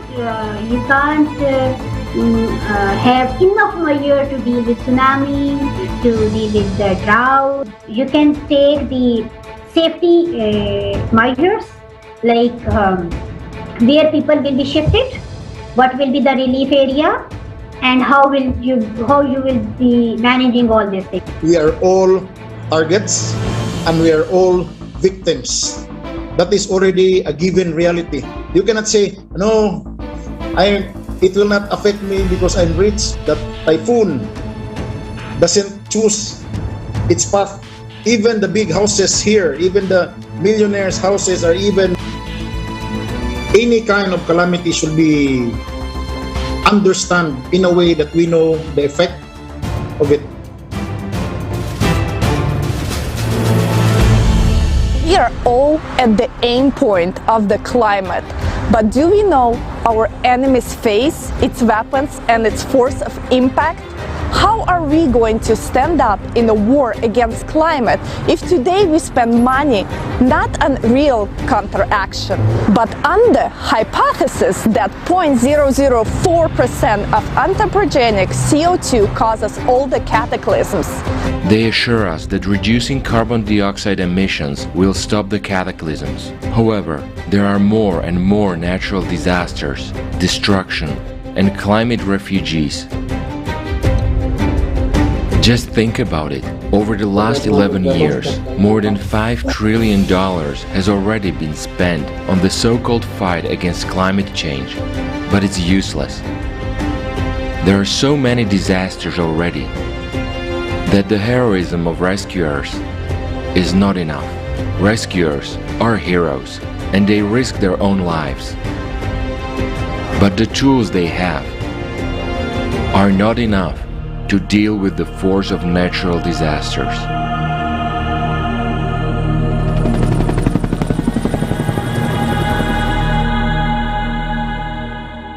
We pay attention to anything but preparing for the unavoidable cataclysms.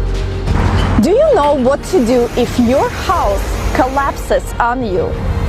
Can you even be confident that you will be rescued? After all, half of the countries today don't even have early warning system for dangerous emergencies, whereas forecasting systems have proven to be inadequate.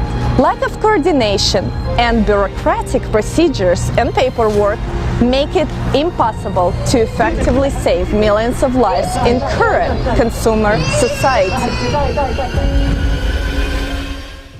Number one is it's all about sending and spreading the right information. It's always about information systems, because once people are informed and once you become active, we have actually been able to significantly reduce the number of casualties in many disasters, which have been on the rise lately in large-scale disasters, because we invested in informing in advance, in warning systems, and in structures where you can take shelter. That is very, very helpful. And wherever they didn't have it, there was a huge problem because human lives were simply lost. And that is not an option. So I was very surprised really at the scale of the deaths and destruction, because from my point of view it looked like we could forecast this event coming. So something is going wrong in the communication chain of these warnings. And this is a consequence of the consumerist format, where money, even if allocated, is stolen by officials and embezzlers. This is our money, the taxpayers' money. It is taken from our pockets, but why does it not reach those who save our lives? Why should your life and the lives of your children depend on the decisions of a few individuals? It's inhumane.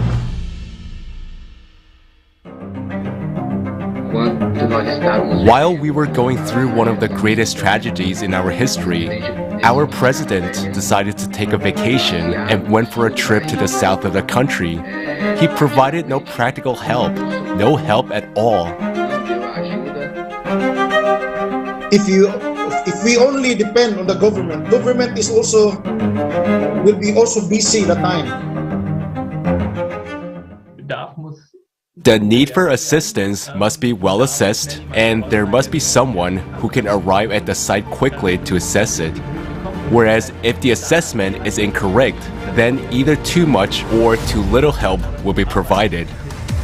It is possible to work only by improving warning systems, having rapid reaction force units, and having local search and rescue teams.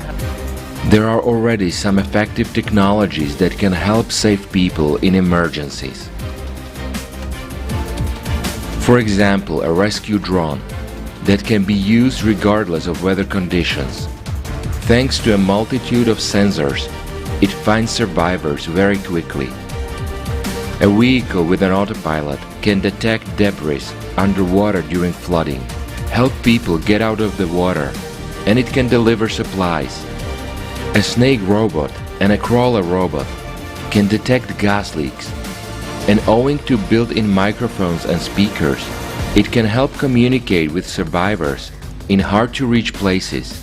Developed together with NASA, Finder technology can detect breathing and heartbeat in 1 minute, even through 9 meters of concrete, and it can help find up to 5 people at once. The multipurpose complex Voskhod is a unique development. It has no equivalent in the sphere of emergency management, as it is capable of calculating the required number of rescuers and equipment, determining the required amount of funding for a rescue operation, victim support, and recovery work. This complex has a very important feature. It does not allow stealing from the budget and profiting from human adversities. Technology to save people is not being implemented everywhere because it is not a priority in the consumerist format. Protocols of diplomacy, conventionalities of diplomacy and politics, and a lack of joint logistics have brought us to the point where there is no effective interaction among emergency services in the world. We need to build our society on a system which is more resilient, which is better capable to withstand any change which is happening, either in climatic systems or even in socio-economic systems. There just has to be cooperation based on trust and also a system for distributing budget funds, which is simply growing in different countries. And that works, saves lives, and preserves livelihoods. In that sense, I very much support the idea of establishing a global rescue service, a unified organization that ensures room for opportunities, takes diversity into account, and at the same time makes use of synergies on a global level. That's exactly its value. There must be a single global rescue service for an emergency response, which will enable competent coordination of experts and rapid deployment of the required equipment to save billions of lives, including yours. All this is possible only in the format of a creative society. Currently, an important step in its building is the stage of informing. If we do not inform people about it right now, we will lose time. And tomorrow, there will be no one to inform and no one who will help you. It's important to bring this information to everyone now so that you and your family can survive tomorrow.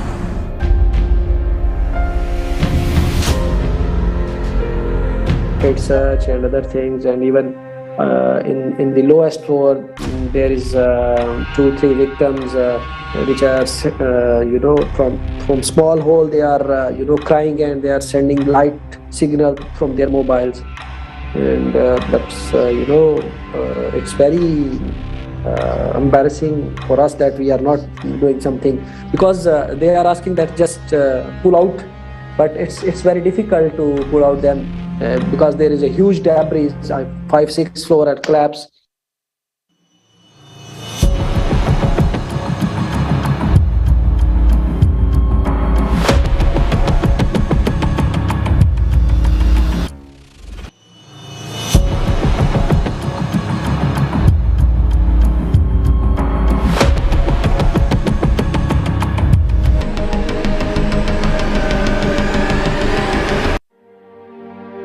during Typhoon Yolanda. Because when I arrived 4 days after Typhoon Yolanda in 2013, it is the first time in my life to see dead bodies everywhere. And government was not able to attend it right away. Some already decomposing. And it is the worst for me of all the situation I was attending. Like the pain really went into my heart, and you know the smell of dead bodies are everywhere you go. And it was also very sad because some did not die because of the typhoon. Some died because somebody stole their food. Some died because somebody stole their water. Very, very, you know, like something that we cannot, that we will always say, I hope it will never happen again.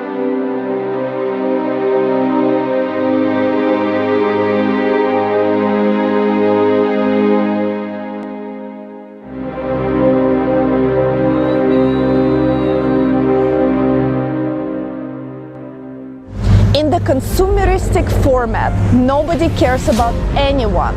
Nobody cares about your life. And at the time when it's vital for us to unite, we are being divided. Just think of it. According to the official figures alone, conflicts and violence cost society more than 14 trillion annually. We spend huge amounts of money on developing the latest weapons instead of saving human lives, our lives. Isn't that ridiculous? The media is brainwashing us to think that it's normal. But is it normal? What are we, insane and incapable of thinking and analyzing? How could this be? In a civilized society, enormous sums of money are spent to take our lives away, yet they save on saving our lives? We live in a crazy world. There is everything turned upside down. Make your own decision to die in a consumerist format or to live in the creative society. The choice is yours.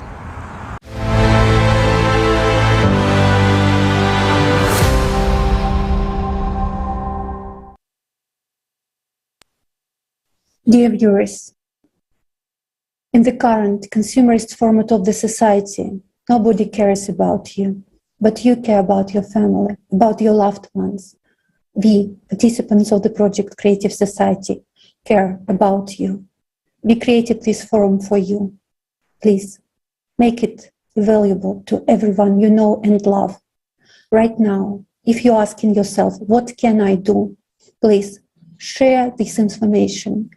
Share the link to this forum in all your social media networks. Please, don't stay silent. Send your feedback. Record videos about what you think, what you understood. This information is crucial to save your life and life of your beloved ones. Let's save our lives together. Please repost this video. Invite as many people as possible to participate in this forum. Together, we can make it.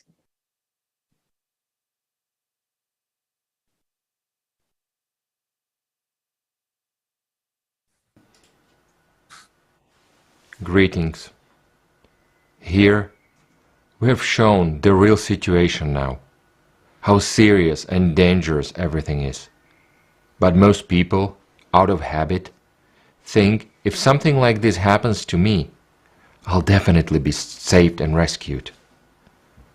There are services that deal with this, specially trained people, those who are supposed to save me in any situation.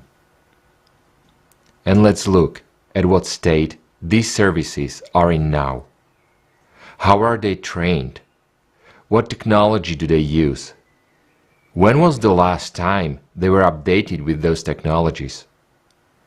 And most importantly, who do they report to? Who gives the orders to save you or not? The mayor of the city? The head of the region? And if he is on vacation in the islands when it will be necessary to rescue you?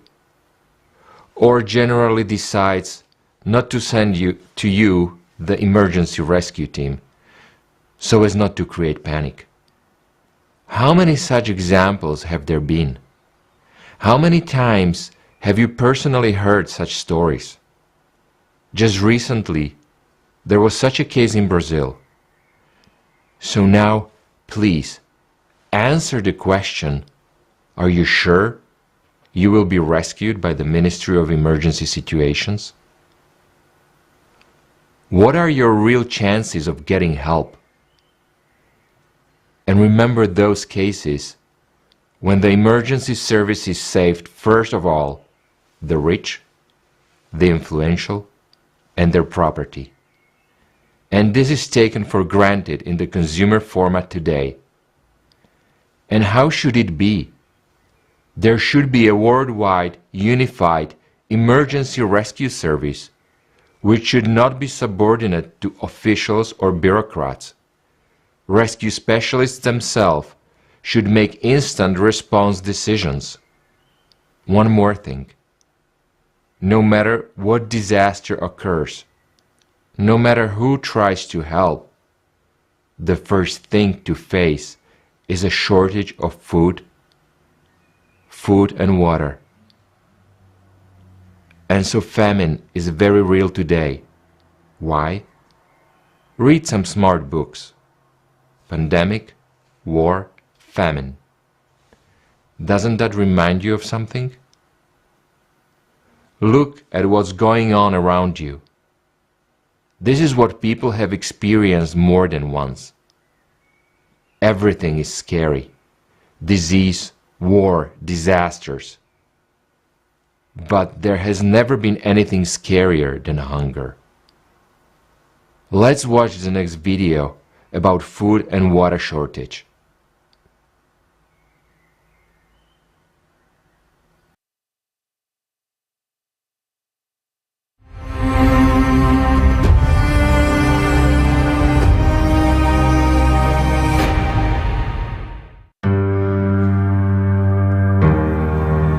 (2021) Haiti. Due to ongoing natural disasters, people were pushed to the brink of survival. An acute hunger gripped the whole country. When all animals and everything around, even the leaves on the trees, had been eaten, people began to eat sand and clay, trying to trick their stomachs. 2022, Yemen. The armed conflict that has been raging in the country for 8 years has led to a serious food crisis. As a result, 5.7 million people are experiencing acute hunger. 2.2 million of them are children.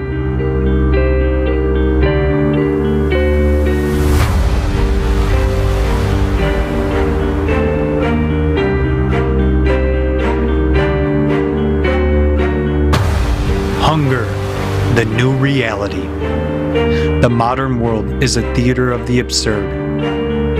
While on one side of the planet people die of hunger by the thousands every day, on the other side of the planet, more than 2.5 million tons of food are simply thrown away every day before it even reaches shop shelves. If we distributed this food to those who are undernourished, every needy person would get 3.5 kilograms of food a day. We still can afford to buy food and throw it away untouched, but that will change soon. During the pandemic period from 2020 to 2022, the prices of basic foodstuffs have increased by 45%. At the same time, the level of poverty around the world has also increased, even in developed countries such as the US and Europe. Many people are already experiencing it. According to the US Department of Agriculture, more than 38 million people, including 12 million children, are food insecure in the United States. In Switzerland, 722,000 people were already below the poverty line in 2020. Heat or food, electricity or dinner, rent or food, which would you choose? In affluent countries, millions of people who face hunger make these difficult decisions every day. But this is just the beginning. The year 2022 brings new challenges for humanity. And now, even those organizations that were supposed to protect us from hunger and poverty claim that today the world is on the brink of a food catastrophe.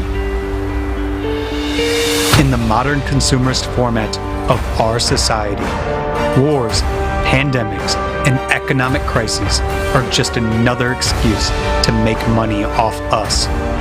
It is a very profitable business which brings huge profits to a few, while the remaining 99% are hurtling towards the abyss of impoverishment. It is therefore naive to hope that anyone other than ourselves is really interested in seeing the situation improve. The events of 2022 have shown how much we all depend on each other. The consequences of one country's problems are sweeping the world.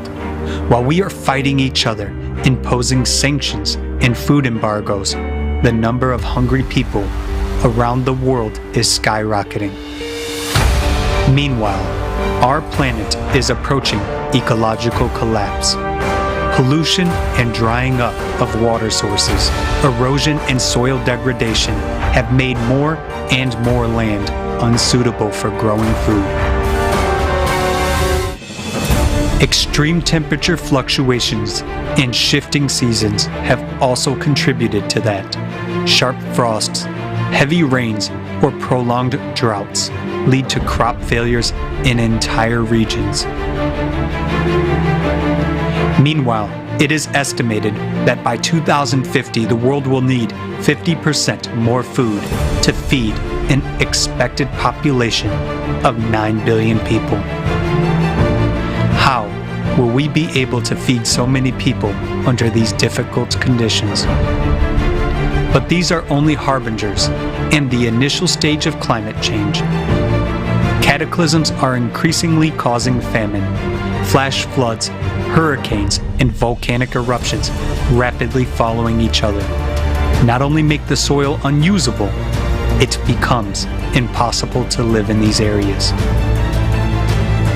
Now we are so desperate for food, water, and medicine. Even money won't help us, as there is absolutely nothing to buy on the island because everything is destroyed. Many of our fishing boats are badly damaged, and some people have tried to repair them to use for fishing. Now the only thing we drink is rainwater, and so many people are getting sick and suffering from dehydration. Our world, which seems familiar and stable to us, fails in any difficult situation. We live in an illusion of security and close our eyes to what is happening in the distance. But we cannot escape inevitable climate change. A wave of cataclysms is inexorably rolling towards all countries and regions of the planet. In the years to come, every one of us will face famine, and the likes of Haiti, Yemen, and the Philippines will spread across the planet. This is the future that awaits us if we don't change anything.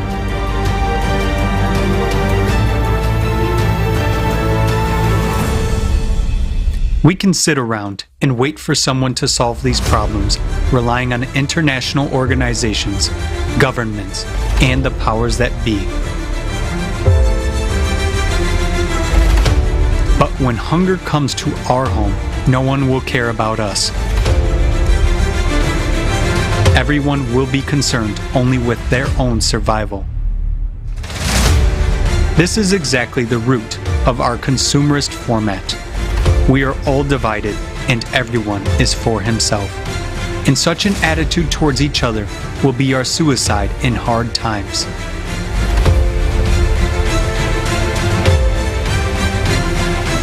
But everyone who has been through difficult situations knows that help and support come from ordinary people.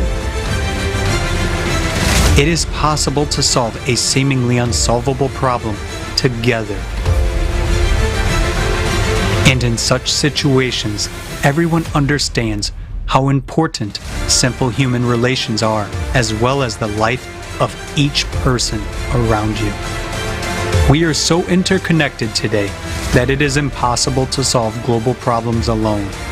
But together, being united, we can find that only way out for all.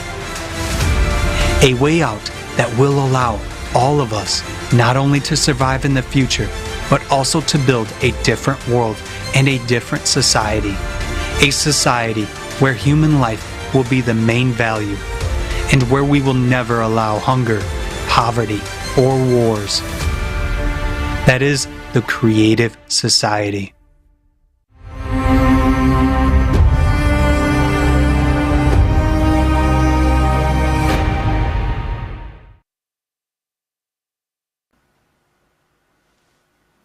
Many people now watch and do not realize how serious it is.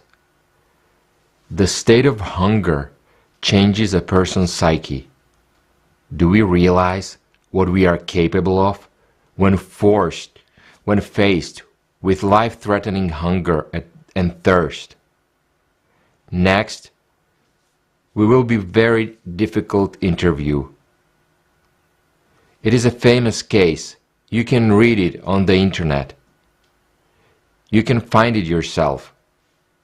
You have no idea what a person is going through, and when he is in a state of starvation. So be warned that the interview is not for children.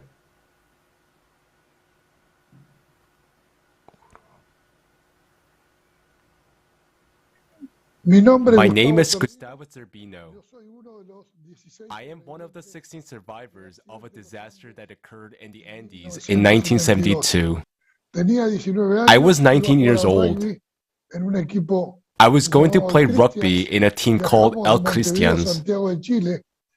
We were flying on vacation from Montevideo to Santiago de Chile, but unfortunately, we never got there. At a speed of 600 kilometers per hour, we crashed into a volcano, the one in the center of the Andes Mountains. The plane broke into thousands of pieces, and we fell into a valley called the Valley of Tears at a 4,400-meter altitude. We had to live and survive for 73 days and 73 nights, surviving temperatures of -30 and -40 degrees Celsius, -40 degrees, without clothes, without food. Each of us lost 10 kilograms or so in just one day. During one night, the body goes into a hypercatabolic state in order to maintain its temperature of 36.5 degrees. First, the fat is burned, then the muscles, then the bones. It's like a deflating balloon. In other words, since we didn't die and continued to live, the body was still burning calories trying to raise the temperature above 36.5 degrees, because under 36 degrees, you get hypothermia and die. At that altitude, there was no grass or lichen growing. We had no food. At first, each of us drank a scoop of wine, ate one peanut and chocolate, a small piece of chocolate. We also ate cream, feminine hair fixer. We tried everything, and we were so hungry that we had to choose between life and death. And we decided that we wanted to live. We made a deal that we were a team. And we said that we were willing to sacrifice the body of our dead comrade so that his friends could live on. And when we all agreed on this, we started discussing how we were going to do it. In order to make a decision, You first have to overcome psychological taboos, religious taboos, physiological and emotional taboos. So when we were ready to do that, saying that was a one thing, but doing that with our own hands was quite another one. The body was frozen in sub-zero temperatures. We didn't have any tools. With a piece of glass, a piece of tin or metal from airplane, we first had to try to cut the pants. It was like taking a lamb from a freezer. It was as hard as a marble statue, so it was very difficult. It was a really tough taboo at first, but by the next day, we crossed the line and this became natural for us. However, there are two things I want to tell you. First, there is no such thing as hunger. When you don't eat, your body begins to digest itself. You start synthesizing enzymes, protease to digest protein, lipase to digest fat, amylase to digest starch. So what you feel as unbearable is actually thirst. It is thirst. We were getting water from snow, we were chewing it, and our gums were bursting. Our mouth, our lips were bursting from chewing ice. Until we invented a machine for obtaining water. The thirst was unbearable. We drank water and immediately urinated because there was no salt in it. 1 molecule of salt is what holds 4 molecules of water. So we were drinking water and losing sodium, potassium, and magnesium. The color of our urine was similar to the color of Coca-Cola. And there came exhaustion. We were completely exhausted. We kept pushing and pushing away the threshold of pain, the threshold of anguish, and the pain of hopelessness. We went through the most unbelievable hell one can imagine, but since we had no choice, we had to deal with that. This is the kind of suffering people go through when they are faced with the problem of hunger. Imagine 30,000 people starving to death every day. There are facts and statistics how much the problem of hunger has grown. And it has grown tremendously. But it doesn't have to be that way. We can feed every person in the world. Such technology does exist. Let's watch a next video.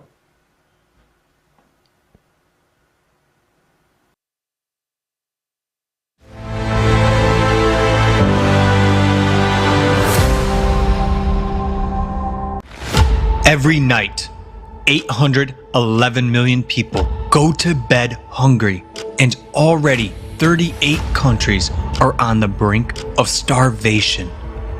We live in times of instability, pandemics, economic crises, climate disasters, military conflicts. They put millions more people on the brink of starvation. Are you sure you won't be among them? In the consumerist format, no one is secure against starvation these days. But it is such an absurdity. Why? Let's take a look at the technology that already exists. One of them is vertical farms. They have great advantages compared to conventional farms. They produce 300 times more food and up to 30 yields a year. They consume 95% less water and 80% less soil. They make it possible to grow various crops all year round without using pesticides. They don't depend on weather or location and require minimal logistics costs. Harvesting is possible even in Antarctica. Aquaponics. It allows simultaneous breeding of fish and cultivation of vegetables in a single closed cycle. Fish waste fertilizes plants, speeding up their growth by 40%. It is environmentally friendly and can operate in a virtually waste-free way without polluting water bodies. It doesn't involve pesticides and consumes 10 times less water. Yields from 1,000 square meters of land by this method equal to yields from 2 hectares of fields and 20 hectares of ponds. It can be applied in the tropics or an arid desert, and even on the roof of a skyscraper. Humanity has already learned to print food on a 3D printer and to grow fish and chicken meat from cells. Even food made of air is no longer science fiction. A Finnish company is building a factory to produce flour from air and has won the first stage in a competition to provide food for space missions to other planets. We have shown only a few examples of technology, but even they can already resolve the problem of hunger once and for all. Development and introduction of such technologies in the infrastructure of cities will provide people with food everywhere, regardless of crises and disasters. It will make the process of growing food products independent of climate, weather, location, soil fertility, or even logistics. In consumer society, hunger is a prospect for everyone. In the creative society, not a single person in any country of the world will go to bed hungry. It will be up to us, people, to jointly decide which scientific discoveries to implement first, while openness and transparency of information in the creative society will make it possible to ensure reliable control over implementation of our decisions. We really want to live in the creative society. And what about you?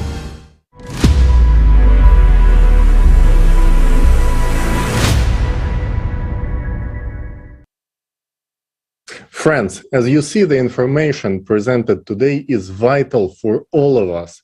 If you do understand the importance, please share your thoughts online and send us your feedback on creativesociety.com. Друзья, эта информация очень важная, поэтому, пожалуйста, снимайте видео, присылайте на почту info@creativesociety.com. И вы можете увидеть, что больше и больше международных организации борются с голодом, но количество голодающих тоже ежегодно растет. И тут возникает логический вопрос: куда уходят деньги и почему эта проблема не решается? Хотя технологии, как мы видели, уже есть. Давайте посмотрим, как работают благотворительные организации действительно.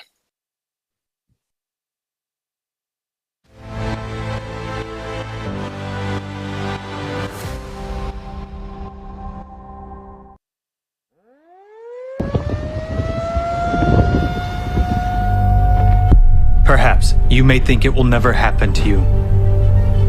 While those people have been given all the help they needed and they are now safe. And indeed, there is now a huge number of organizations and foundations dedicated to helping people.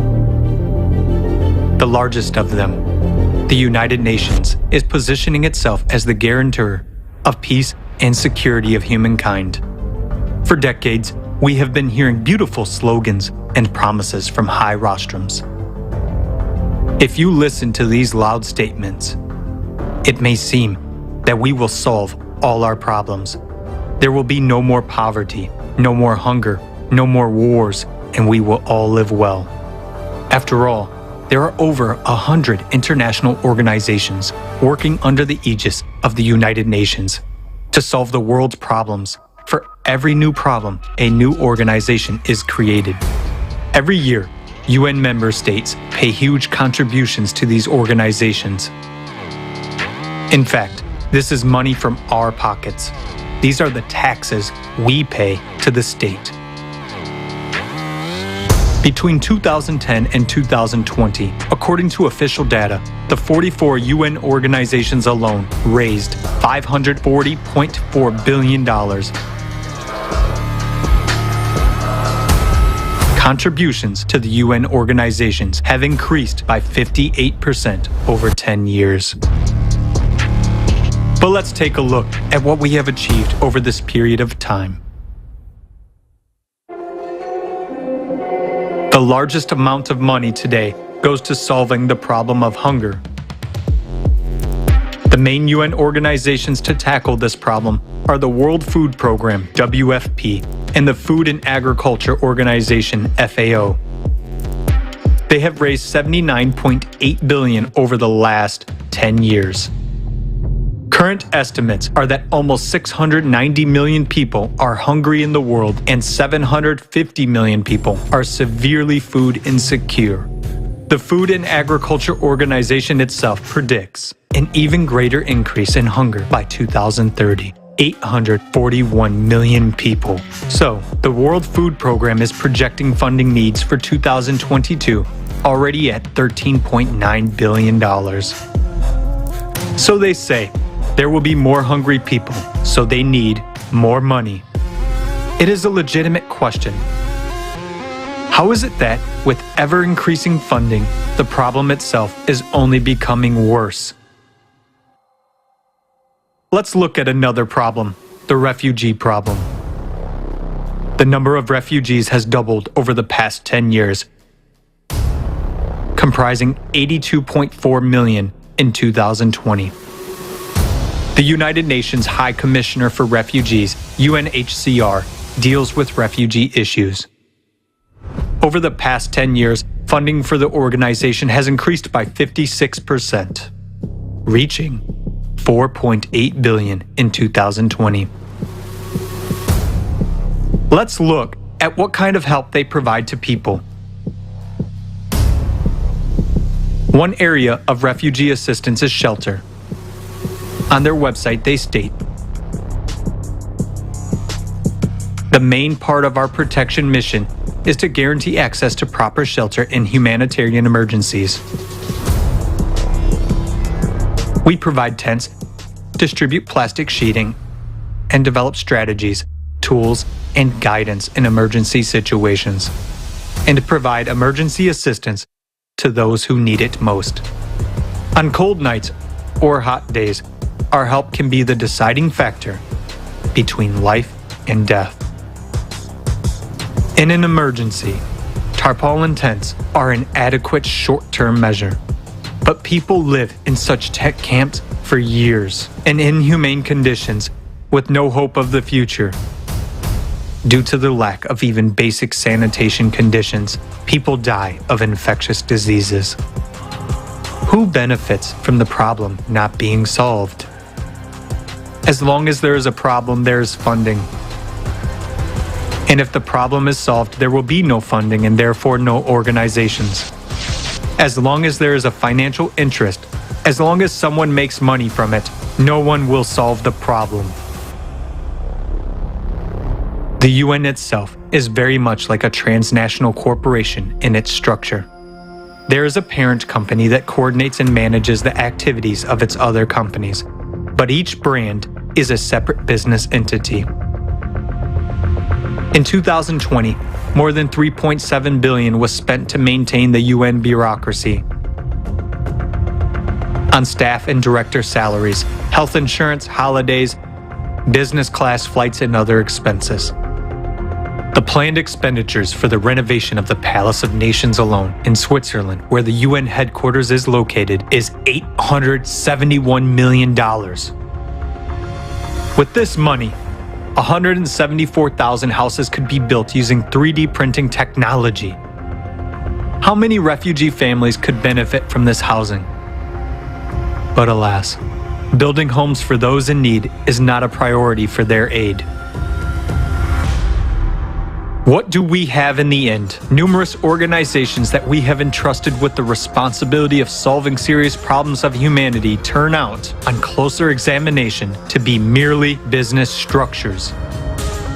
It becomes obvious that there is a direct interest in the growth and aggravation of problems. In other words, it is beneficial for someone that people starve, struggle to survive, and make wars with each other. And that is the cynicism of the consumerist format of society, creating the illusion of solving a problem without the real goal of eradicating it is a principle of the consumerist format. Under such conditions, it is tantamount to anesthesia for a fatal illness, and even closing or reforming some organizations or firing some individuals will not save the situation, because new ones will come in their place and do the same thing, making money off our lives. Today, because of our tacit support for the consumerist format, we are all on the precipice. The rapid escalation of all crises will soon bring us all, without exception, to the brink of disaster. What kind of help will we get? A piece of tarpaulin for shelter and a couple of bottles of water?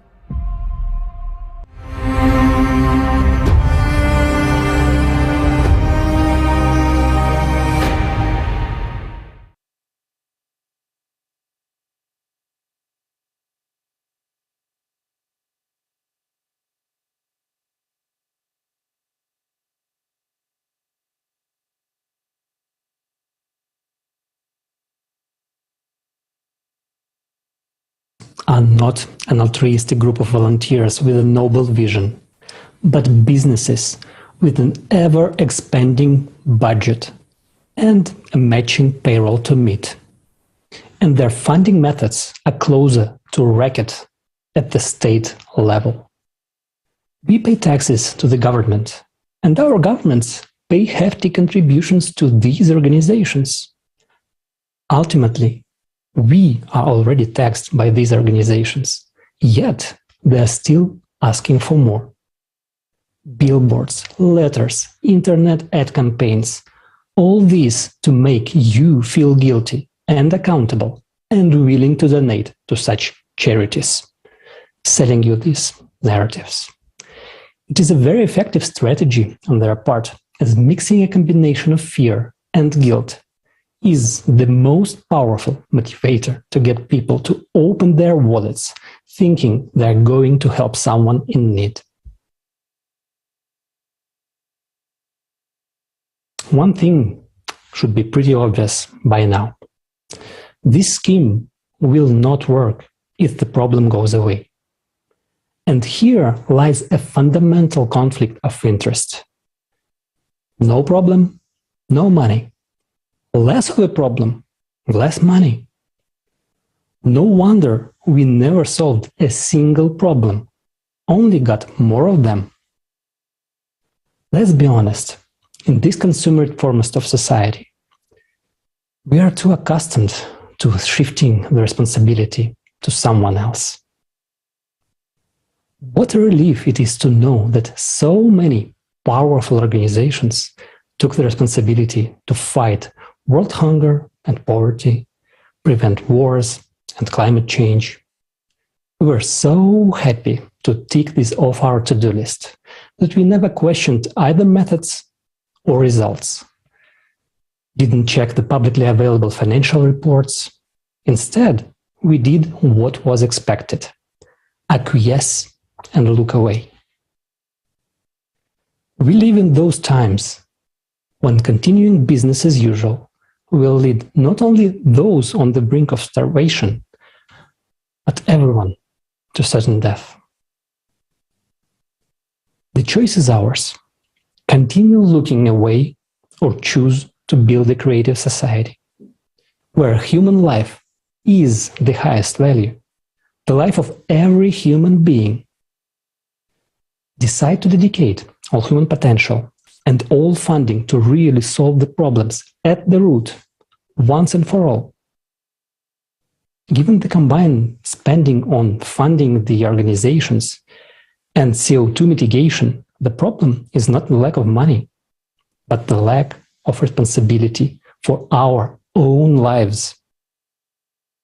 Now, let's hear on this topic from our dear friend, one of the world's most famous business consultants and top communicators, Dr. Ichak Adizes.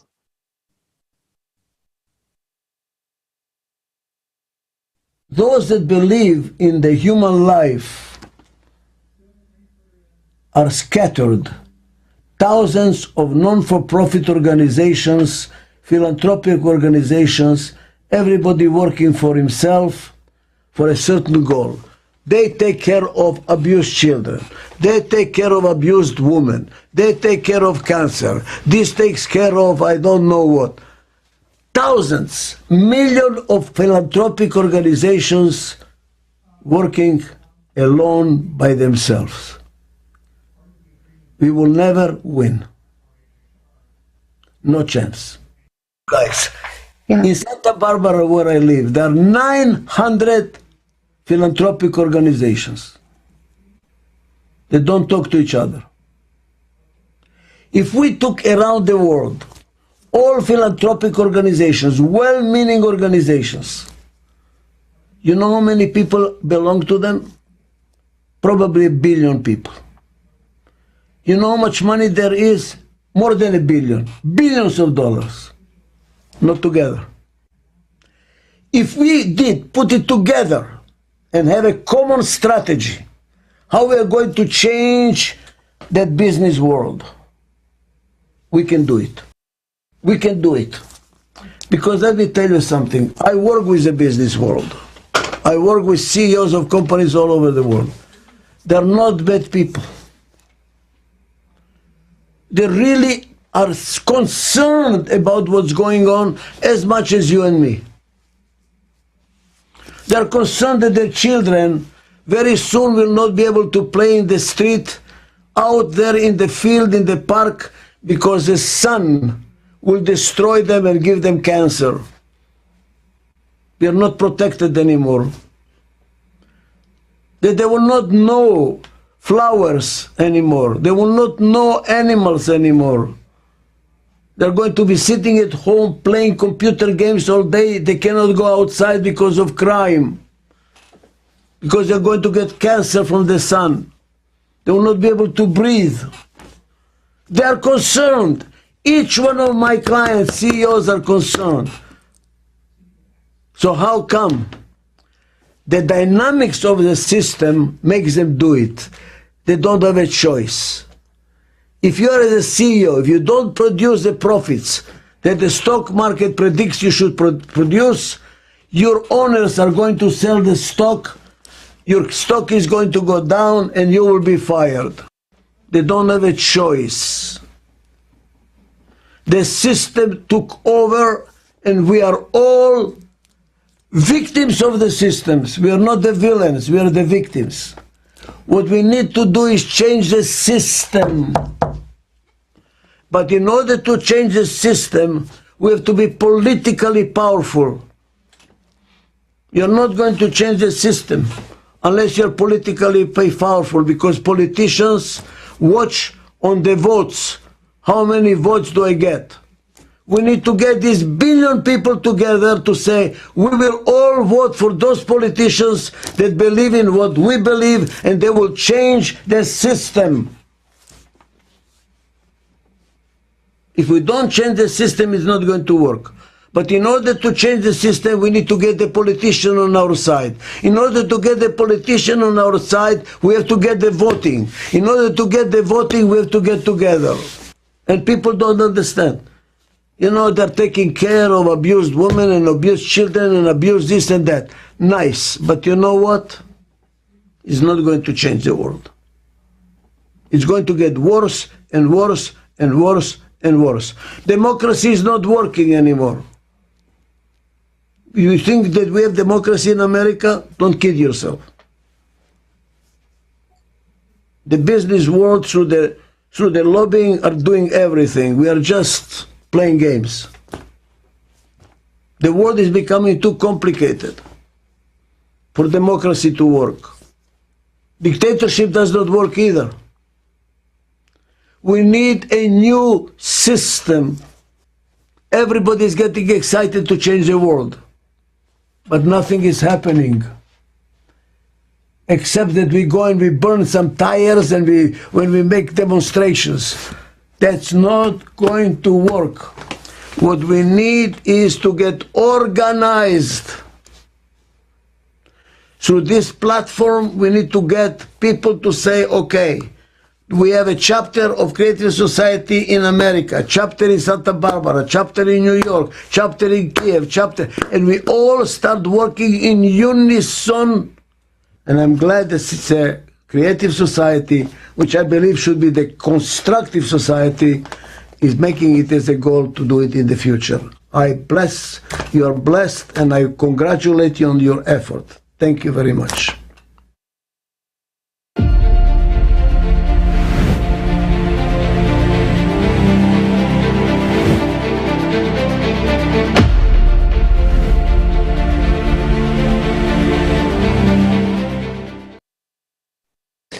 Thank you, Dr. Adizes. Your observations are spot on. Having so many organizations fighting the same cause, each on its own, is like resistance fighters battling the same enemy, but separately and in different locations. Will they succeed? Well, of course not. They will only win if they unite, if they join their forces. And until that happens, the enemy is already conducting a massive attack. The historic deadly tornado in Kentucky in 2021 showed how helpless we are before its fierce force and might, how individually vulnerable we are. Let's watch a video.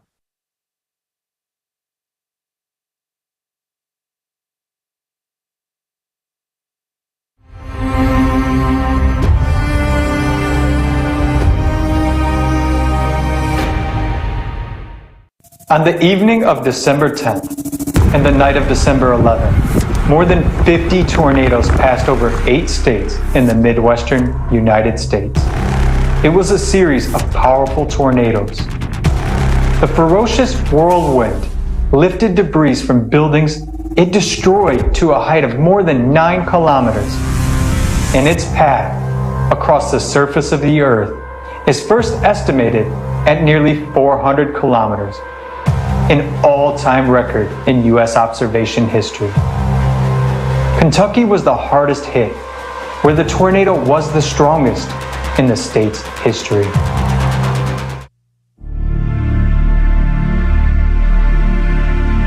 And I'm gonna miss her so much. I came back last night, but they were screaming. A lot of people lost their loved ones today.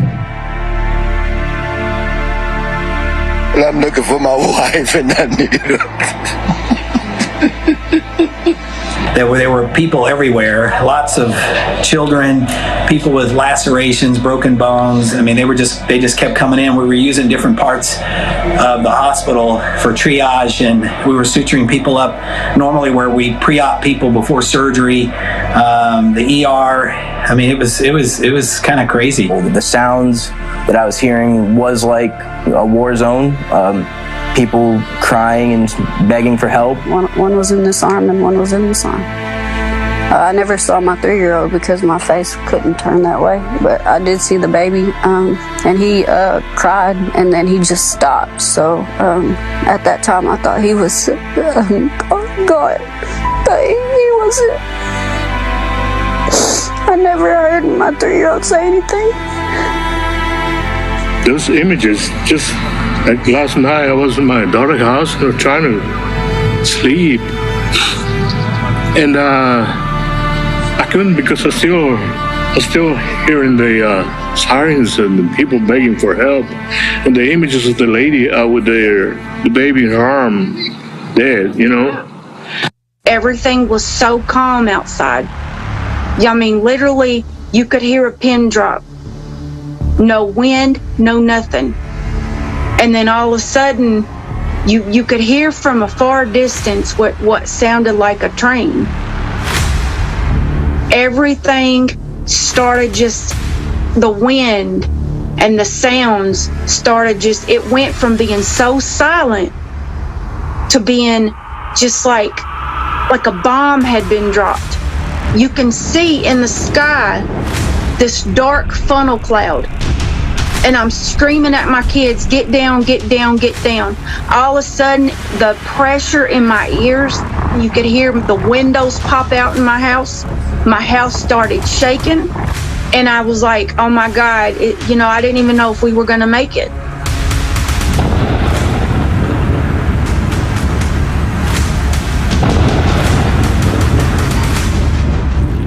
I don't think anybody was prepared.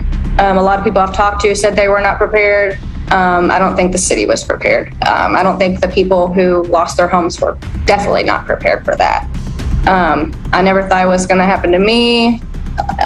No one ever thinks it's going to happen to them. No one was prepared for this. But for what reason? The tornado formed as early as 10 a.m. on the coast and began its movement inland. And from a certain point, its trajectory was clear. Why didn't people evacuate? The town of Mayfield suffered more than any other. It became a mountain of rubble. One of the terrible tragedies is the story of the candle factory. Even after getting the signal that a tornado was coming, the factory continued to operate. People weren't allowed to go home. And on December 10th, I was out there at the candle factory, and this monstrously huge building was reduced to a flat land of rubble that you could just kind of crawl up on top of. There were people inside that we were trying to get to, and of course, if you walked in certain places, they would yell, "You're making the roof come down on us more, you're making the ceiling come down on us more." And so you had to watch where you stepped. Additionally, you had to watch the men that were working with the cranes had to watch if they lifted metal on one section trying to get somebody out. Sometimes it would put pressure on people in another area, a pocket where, you know, they were trying to stay alive, and it would put pressure on them, forcing them to be screaming out so that we would have to stop. And that was a very painful and emotionally draining experience. Close my eyes and all I see is people hollering and screaming for help. So I'm not doing good at all. You're messing with a person when you see that and you can't help anybody. You're trying to help yourself get out. And there were people that had been amputations based on the events that had happened, and the broken bones and the crushed, mangled bodies that came out that were screaming will be something that will stay with me forever. Climate. This terrible enemy is killing us. Its power is immense. Its attacks unpredictable. And this is only the beginning. While we are not prepared to defend ourselves, tell me, are we satisfied that all we do is sort through rubble on the battlefield and walk around each other? The climate comes when it wants and takes whatever it wants. It takes us. Our lives are not valued in a consumerist society. The first week after this happened, I was with a search party looking for Nissa. She was a little girl that was friends with my daughter. I knew her family, and her whole family was killed in a tornado. All 7 of them. The kids, the grandmother, the mother, the father, they were all killed. And after the tornado, they found everybody but her. So for several days after this tornado happened, me and my kids went to search for her. We started at where she lived at, and we walked and moved things and moved debris. And the day after that this happened, we were still finding bodies, like finding people. And then when we found the little girl, her body was literally wrapped around a tree. And I'm like, I mean, it was one of the hardest things that a person would ever have to go through, is to literally, you're out searching for someone and you're begging, you know, God, please let me find this person alive. But then you find them and they're wrapped around a tree.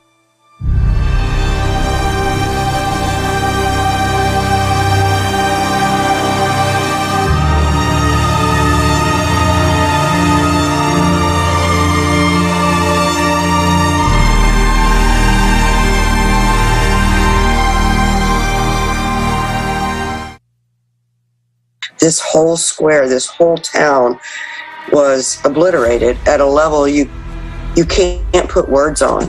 People are walking around trying to find a safe place to go. They have blood on them. And my husband fought in Iraq, and so he's seen a lot of devastation. And he agreed, he felt like he was standing in a war zone. It was just catastrophic beyond all you can imagine, and the pain was almost bigger than any one person could bear inside your soul if you were human. It's sad. It's heartbreaking. I wish I could tell you and explain to you how painful this is to see, and to see how lost people are. I'm sorry. Sometimes I get thinking about some and it gets a little hard. I apologize.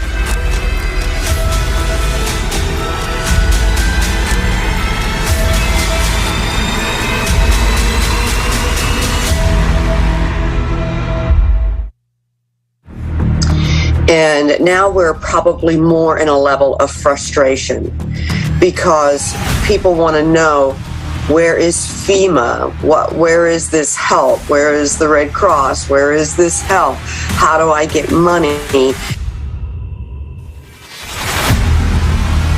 And I'm sitting here and I see on the news all the time how there's all this money with the Red Cross, the United Way, FEMA. But where, excuse my language, where the hell is it at? We're not seeing it. We're not seeing any of that money.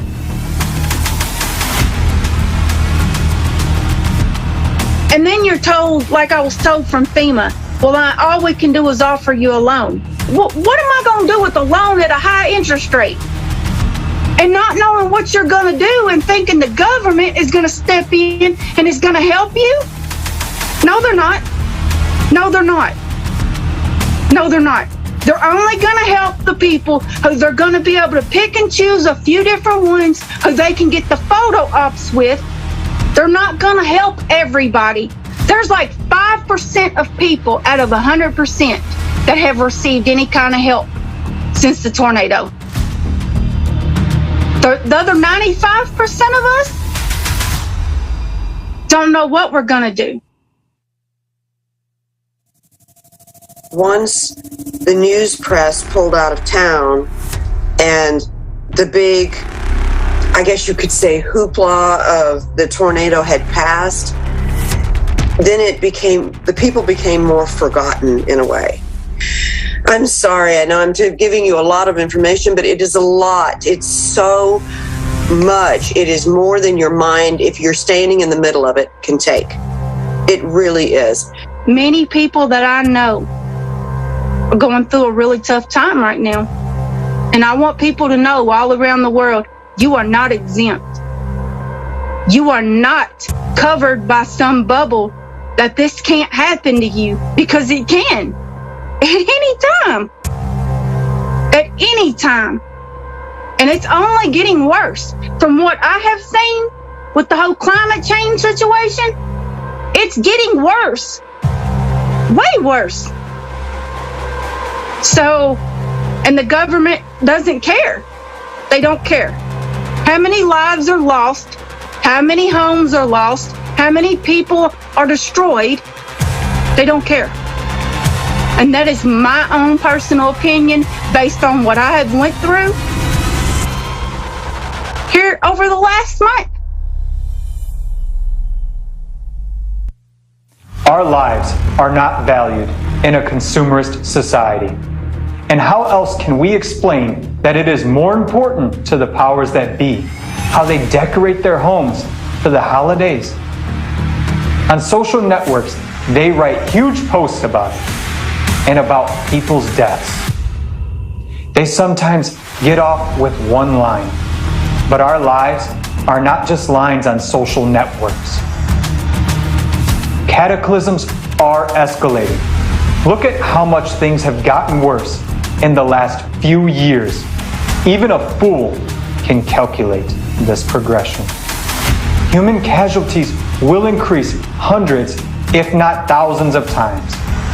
We will see for ourselves how our children will not become adults. Is that what we want? It's time for us to act.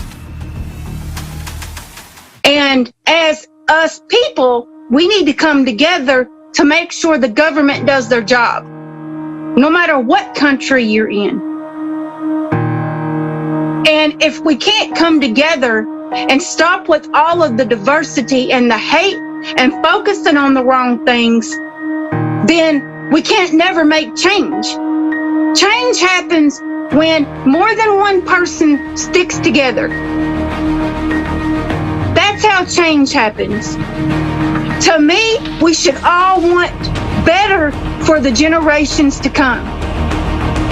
But it starts with us. It starts with us.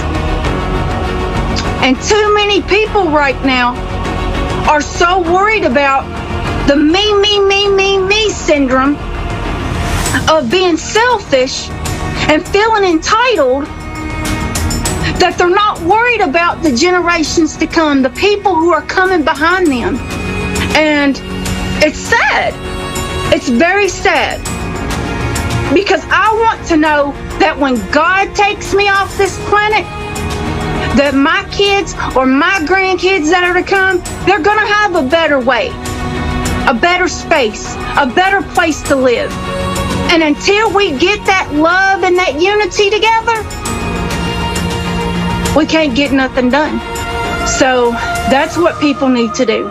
They need to start looking at their neighbor or looking at their friend and saying something kind for a change. Say, I love you, my friend. You mean something to me. I want your life to be better. I want you to have a better tomorrow. Instead of worrying about their life and what they're going through, care about other people. Love other people. Kindness is for free. Kindness don't cost a thing. Kindness is for free. What I would say is our earth is ever changing. And for you to believe for one moment, no matter where you live, that you are safe from a natural disaster, you are lying to yourself. You're lying to your family. It is not true. Many countries, including where I sit right now, we sit on fault lines. We could have an earthquake at any time that could shake this whole community and suck half of it in. We definitely know now that we can have tornadoes like this again. Even if it's just simply high winds, people don't understand how high a wind can get. And if you don't take what we've learned and what we're still learning and apply it to your life, then you're setting yourself up for maybe a loss that you have to face someday. And you think, well, I could have done something. You need to learn about the earth. You need to learn about climate. You need to learn what you can do to help, how you can put yourself forward and make the conscious action to be proactive. How many more disasters need to happen before we finally realize that we need to unite, that we need to build a creative society?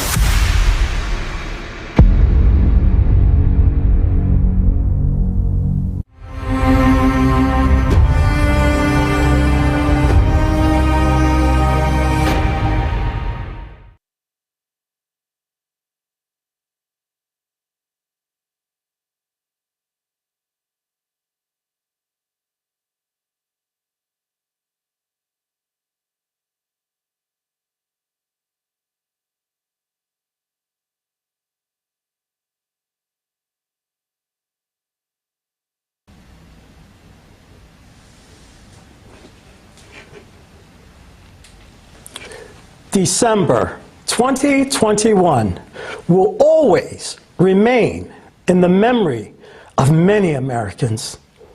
It's a heartbreaking tragedy for Kentucky and for our entire nation. My heart aches with pain for each and every affected person. It hurts. It hurts that someone lost a child or their entire family. Their beloved people, each of them, wanted to live and be happy.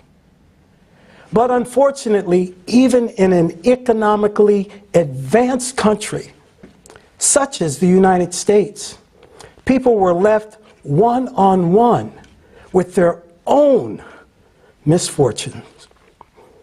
Tell me, can we call ourselves a society where such things are possible in a civilized society? What kind of society is that in which the tragedy that took lives is forgotten as soon as the media stops talking about it. Where the interests of business, economics, and politics are valued more than people's safety, more than human life. What actually can be more valuable than life? The consumerist format is heartless.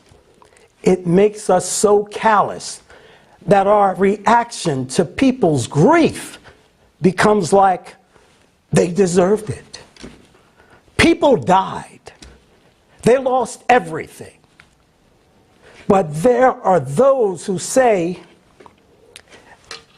those Americans deserved it. Billions of people today hate America. They hate the ordinary American people. We know that. And we understand why this is happening. But we, Americans, are wonderful people and nice people. Just like you. All Americans, all 332 million, are good people, except for just a few bastards, because of whom all of us are hated. All people in the world are wonderful, yet those few scoundrels are in every country around the world. They are the ones who have been feasting and continue to feast on our coffins. The masters of our pockets and our lives. But we are actually the ones who allowed someone, just think about it, to have power over our lives. Someone decided if we should live or die. While we, ordinary Americans, love people, yes, they brainwashed us and make us hate. They impose on us to hate an external enemy. But, my friends, this is manipulation. If you take that away, you will see how beautiful we are. You will see that we are capable of loving and giving life, and creating and not destroying.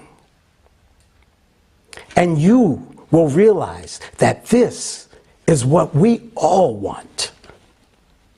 We are manipulated just as you are manipulated.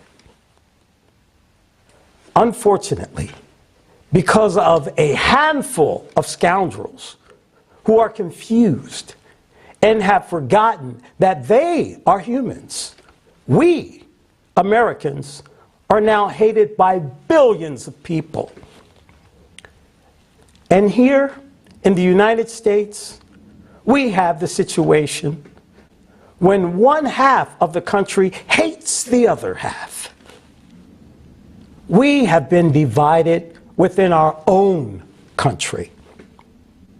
Although we, Americans, are one nation. We are artificially divided and forced to hate each other, just as you are forced to hate us. And in order for this to stop, these billions of good people should simply unite among themselves. We must change our attitude towards each other. We must realize we are not each other's enemies. We must oppose the climate. We must oppose the climate, just as we are now giving to war against each other. We're fighting against each other. We must understand that the climate is our only enemy, and that we can only survive by uniting. Believe and know that everything will change. I believe in a great future for Americans and a great future for the entire world. I believe in Americans. I believe in the entire humanity.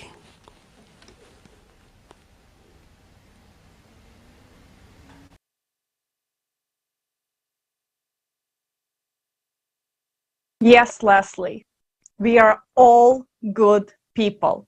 This is why we all gathered here today to look into each other's eyes and see the truth, see what's possible when we believe in the humanity.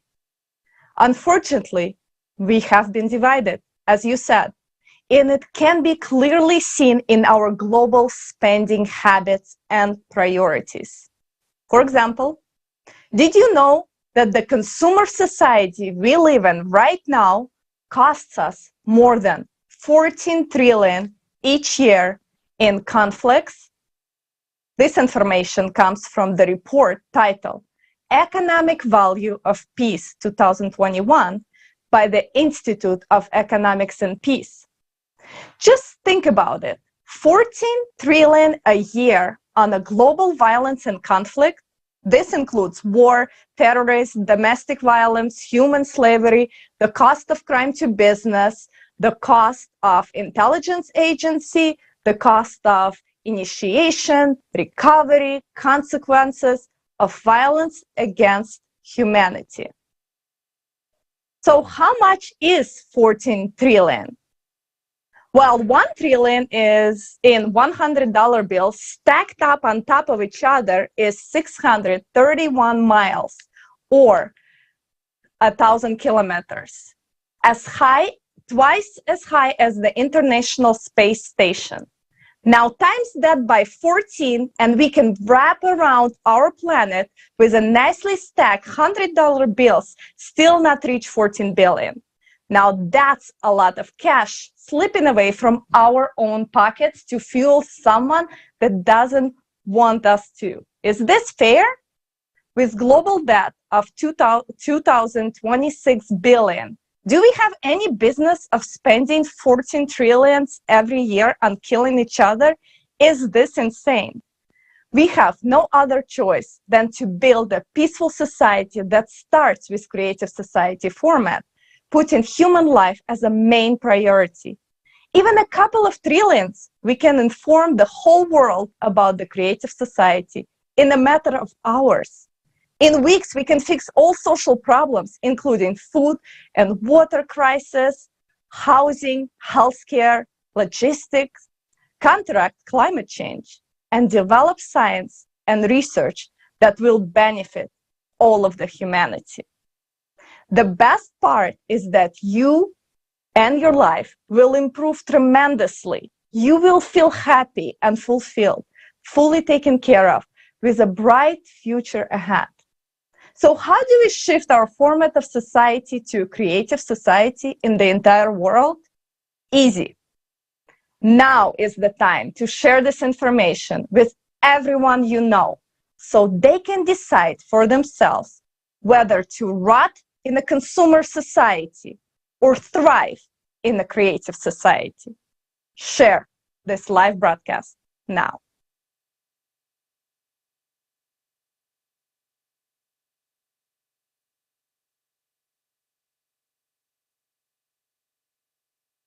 Do you see the crowd?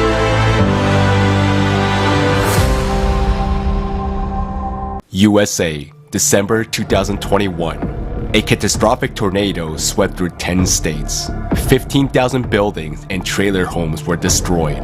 The property damage amounted to at least $3.5 billion. Many people were warned about the tornado 5 minutes prior to the disaster. The Philippines, December 2021. Instead of the expected moderate storm, there occurred a Category 5 hurricane.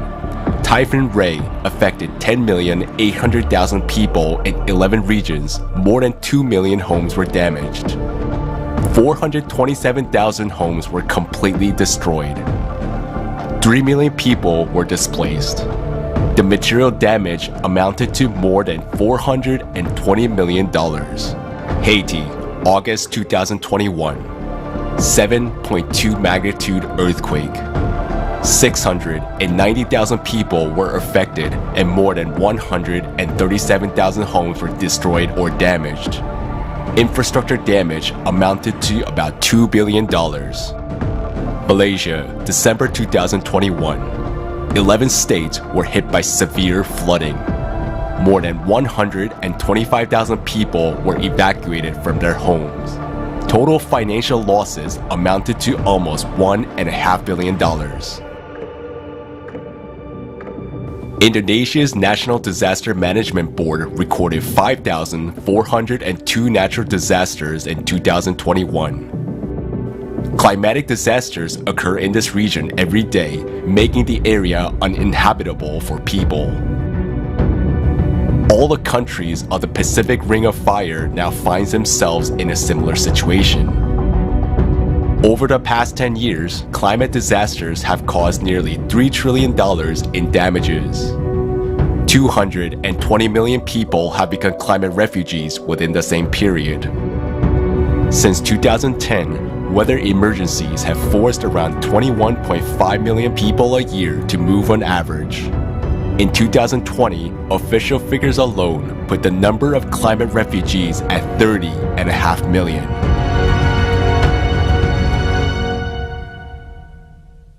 We, inhabitants of this planet, are now in the most dangerous situation. Just within a day, the forces of nature are leveling entire regions to the ground. It will take years to rebuild these regions, which we simply do not have, because a new disaster comes along. What are we doing to prevent deaths of people, destruction of their homes during the cataclysms, death from starvation, and because of the absence of normal living conditions after the terrible destruction? What are we doing to prevent this? What are we doing to keep our whole world from descending into this chaos?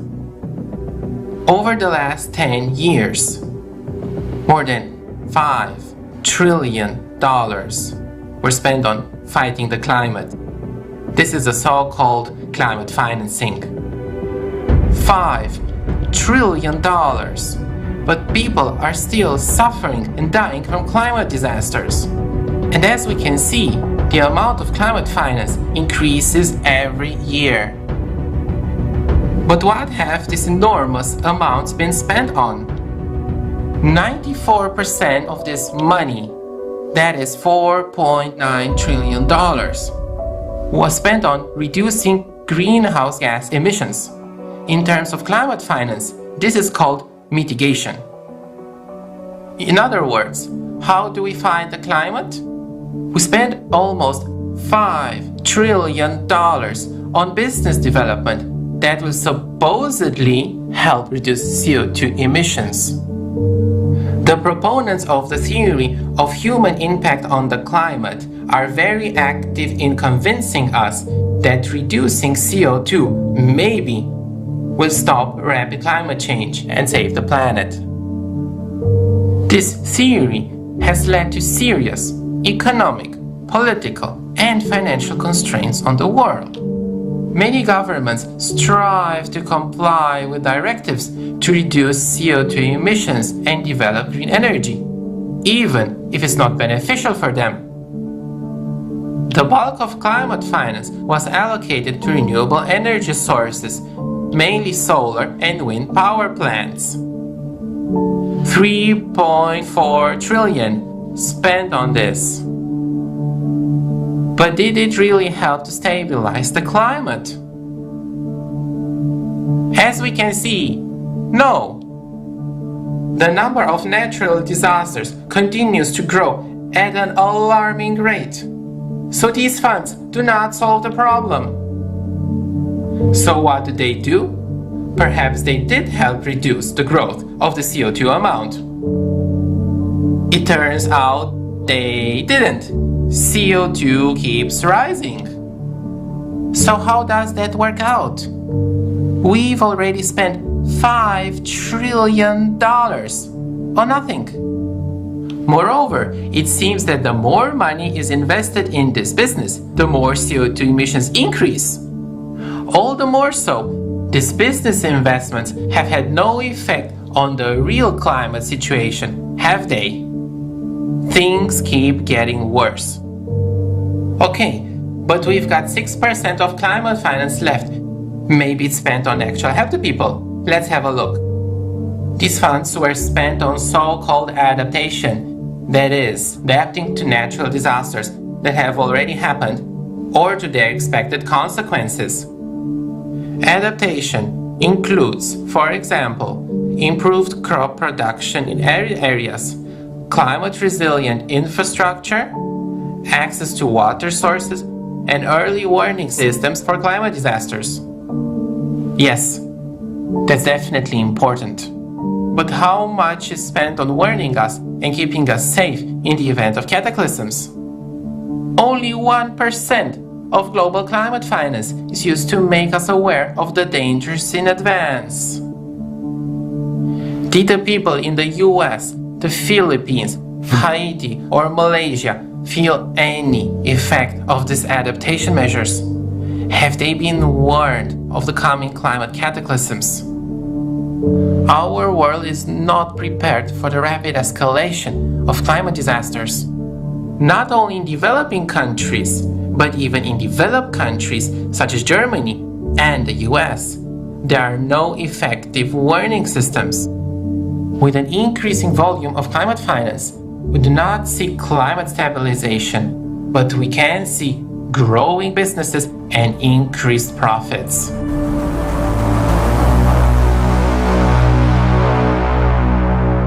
More and more countries are facing terrible disasters, and my country is no exception.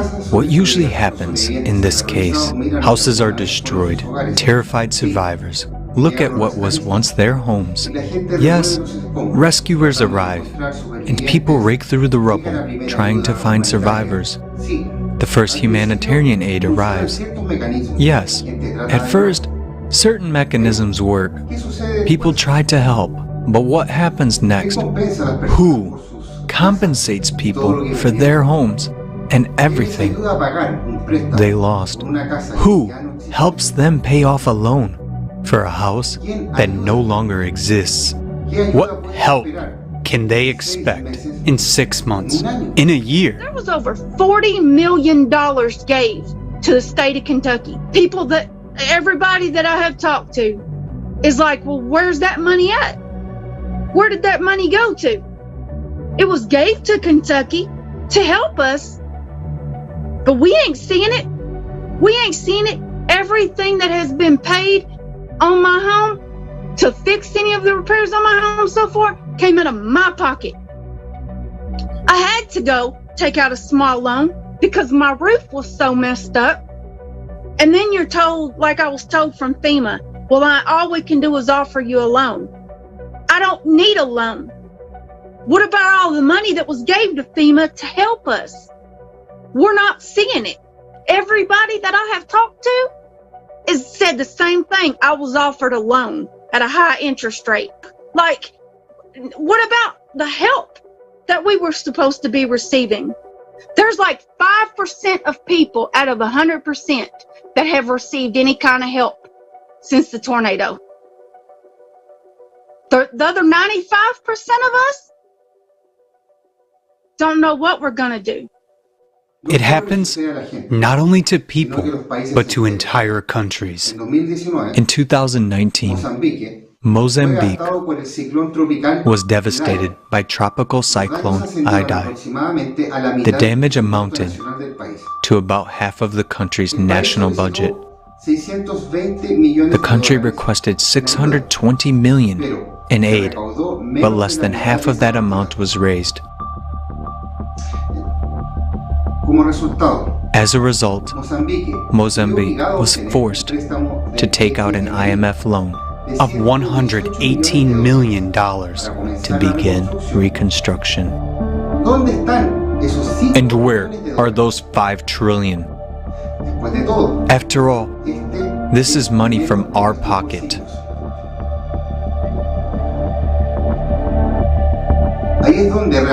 That's where it is really needed for temporarily resettlement of people, rebuilding homes, restoring infrastructure, compensating for what people have lost. But alas, climate finance does not provide for that.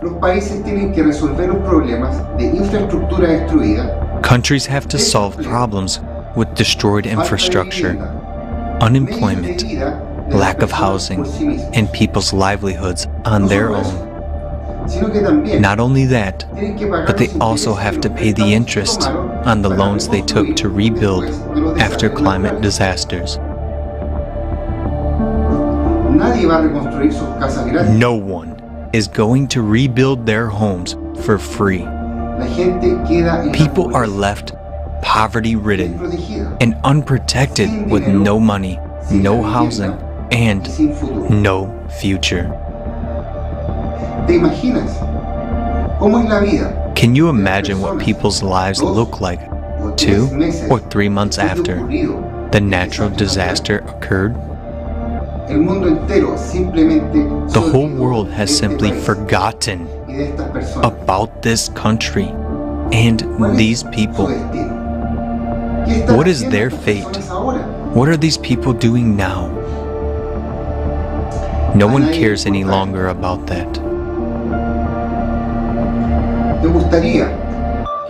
Would you like them to forget about you and leave you alone when you are in dire need of help?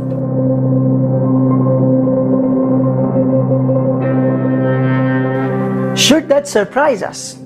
Alas, in our consumerist format, no one cares about my life, your life, or the lives of others. It's even okay to make profit from people who find themselves in life-threatening situations.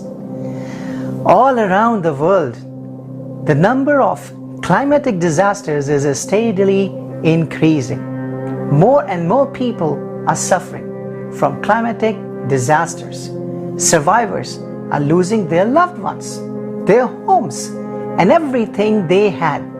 Meanwhile, from high rostrums, we are told that by the year 2030, the climate finance needs to be increased to $4,350 billion a year. That is 6-fold. And by 2040, up to $6 trillion a year. That is 10-fold. And in their theory, it would probably lead to some observable changes only after 2040. In other words, investments totaling over $90 trillion over 20 years, which is the size of almost the entire world economy in 2021, may or may not yield results. But we already know that not a penny of this money will be spent on actual help to people. That is, until 2040, we are offered to sit and watch our children die until we die under the rubble too. Just consider that figure. No, we are not being offered to invest this money into science, to build houses for the victims, or to help countries recover from the disaster. We are not being offered to build the climate resilient cities, to resettle people there from dangerous areas. We are simply being asked to put this money into business for the profit of a few.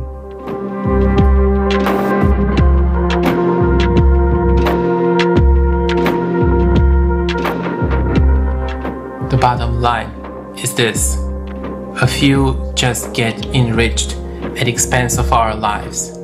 They do nothing for real protection from climate disasters. If something happens in our country, no one would help us just for the sake of it. They would give us a loan and force us and our children into debt slavery. No one is really working on solving these problems. The funds are invested neither in the study of causes nor in the prevention of climate disasters, nor in people's warning and protection. Our planet is already at war with the climate. What we fail to realize is that this war is escalating. The climate delivers unexpected blows to countries. We are losing people, our homes, and all our usual life. The situation is not improving.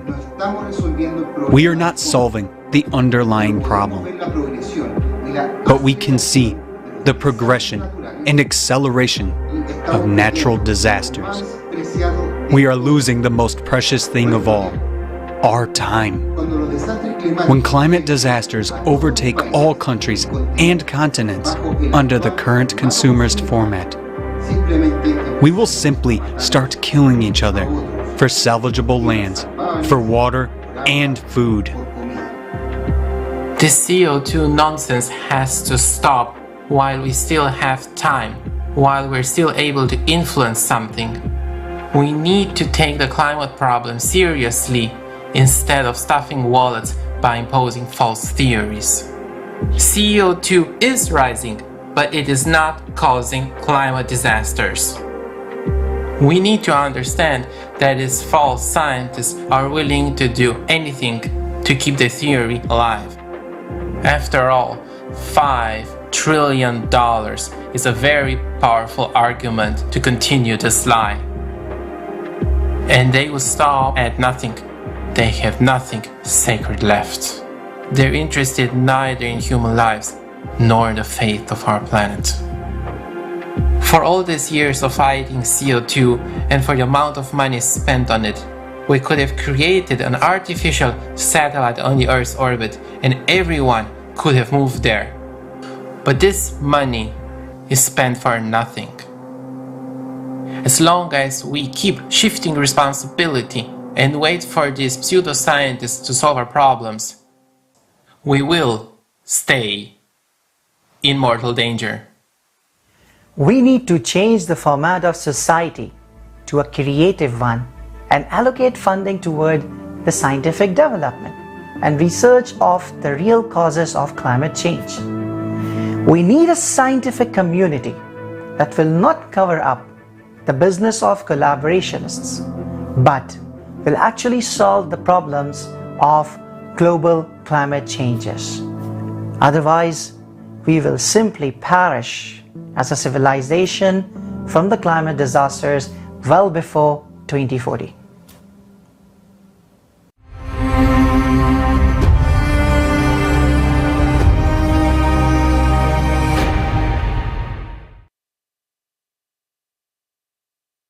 Do you see the crime and corruption that happens right in front of your eyes?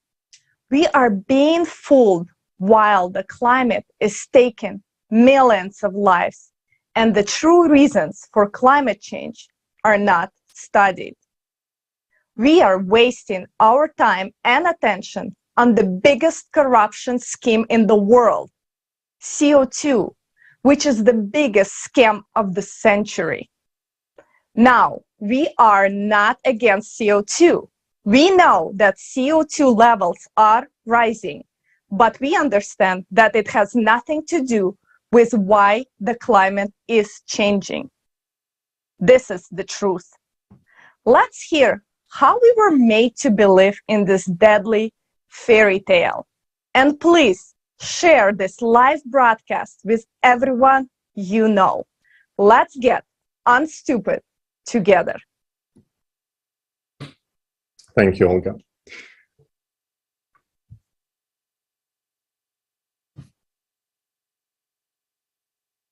When I started looking into what was actually behind the CO2 hysteria, I was simply shocked by how the lies is being told straight to our faces on this very vital topic, while at the same time they are stealing money from our own pockets. And it wouldn't be a big deal, but it can cost our lives. We have all seen today how serious climate progression is. And the question is, why do we tolerate these lies about CO2? After all, the truth is really on the surface. All it takes is just to look into it a little bit. Please understand us correctly. We are not against CO2. We know that CO2 is growing. What is not true is that this tiny amount could affect climate. But let's take a look.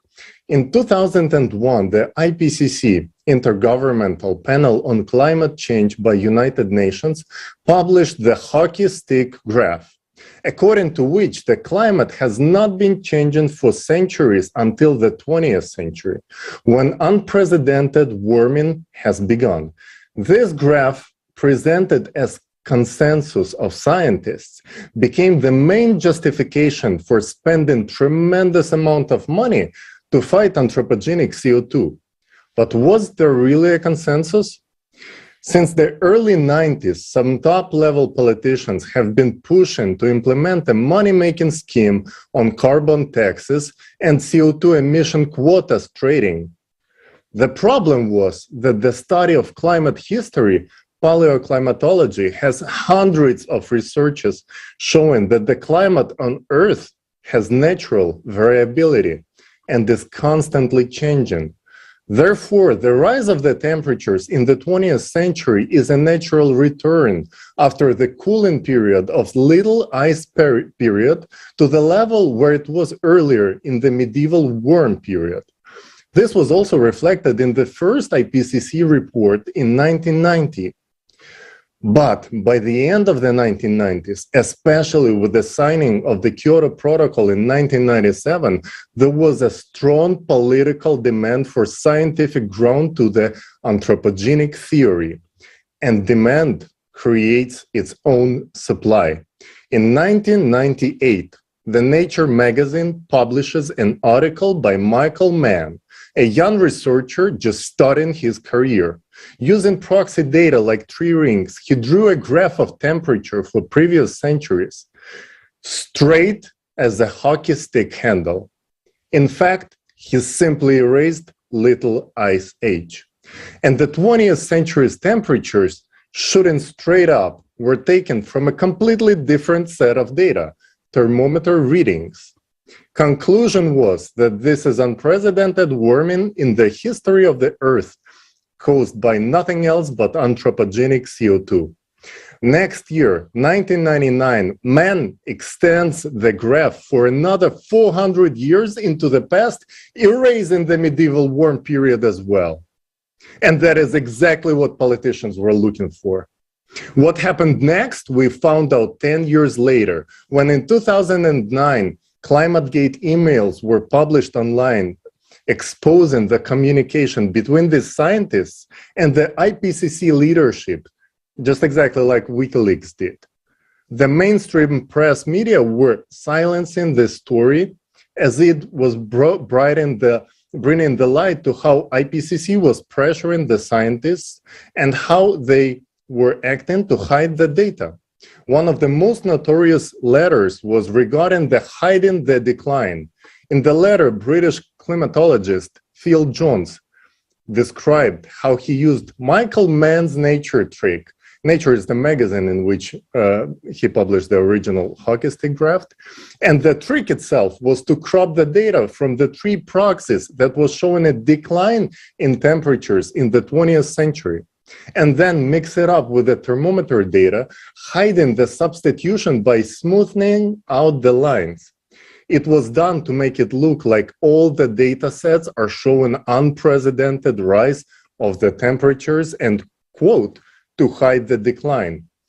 Honest scientists were horrified by what was revealed in ClimateGate emails, but corrupt rhapsods of journalism were right there to attack and stigmatize them. Climate heretic Judith Curry turns on her colleagues. The choice of words is not a coincidence. Heretic is a renegade from a church because cult of anthropogenic global warming is not a science. It is a religion that has its own Messiah, Holy Scripture, and Inquisition ready to burn at a stake anyone who is not willing to accept the dogma. And the dogma about CO2 do not need to be checked and verified. They must be believed. This reminds me the Emperor's New Clothes fairy tale. Everyone in the scientific community knows that the king is naked, the hockey stick is fake, but to say it out loud is to expose yourself to the wave of bullying, defounding, demotion, and stigma of climate denier. The boy in the fairy tale, who was the only one to voice the truth that the emperor has no clothes, in this reality, at best will receive an answer that his feedback is not being peer-reviewed, and in fact, the emperor has the clothes. It's proven by a scientific consensus, which, when checked, turns out to be just as fake as the hockey stick. This is a lie. This is a multi-billion-dollar business. And this fraudulent graph is still on their website. They falsified the data. By hiding the decline, they misled the world leaders and the people. A massive campaign for the ratification of the Kyoto Protocol in parliaments around the world was based on this fake graph from 2001 IPCC report. And it cost us hundreds of billions of dollars each year to fight 0.004% of anthropogenic CO2 in the atmosphere. That 1% from the total of 0.04% CO2 in the atmosphere. And each one of us pays for these lies. A tremendous amount of money goes to the scammers and global pickpockets each time we fill up a gas tank or buy anything in the store. This is $632 billion in 2020 alone, with a zero result at all. The tsunami in Thailand in 2004 took away 300,000 human lives, and it wasn't caused by CO2. So as Fukushima and Haiti weren't either. The explosion of Tonga volcano, unprecedented floods of recent years, and at the same time, deadly droughts and shallowing of water reservoirs. It's not caused by CO2. It is the cycle, and we are on the very edge. And these traitors keep publishing their hockey sticks. A new version with a longer handle. Now they say it's a scythe. And the scythe is with which they mow down our money and our lives. $90 trillion by 2030. Just to compare, the annual gross product of the world, all countries altogether, is 84 trillion. And are you willing to pay for it out of your own pocket? Because the price of these lies is not just your financial well-being, but also your life. Because nobody is addressing the real cause of the climate change, cyclicity. Thank you.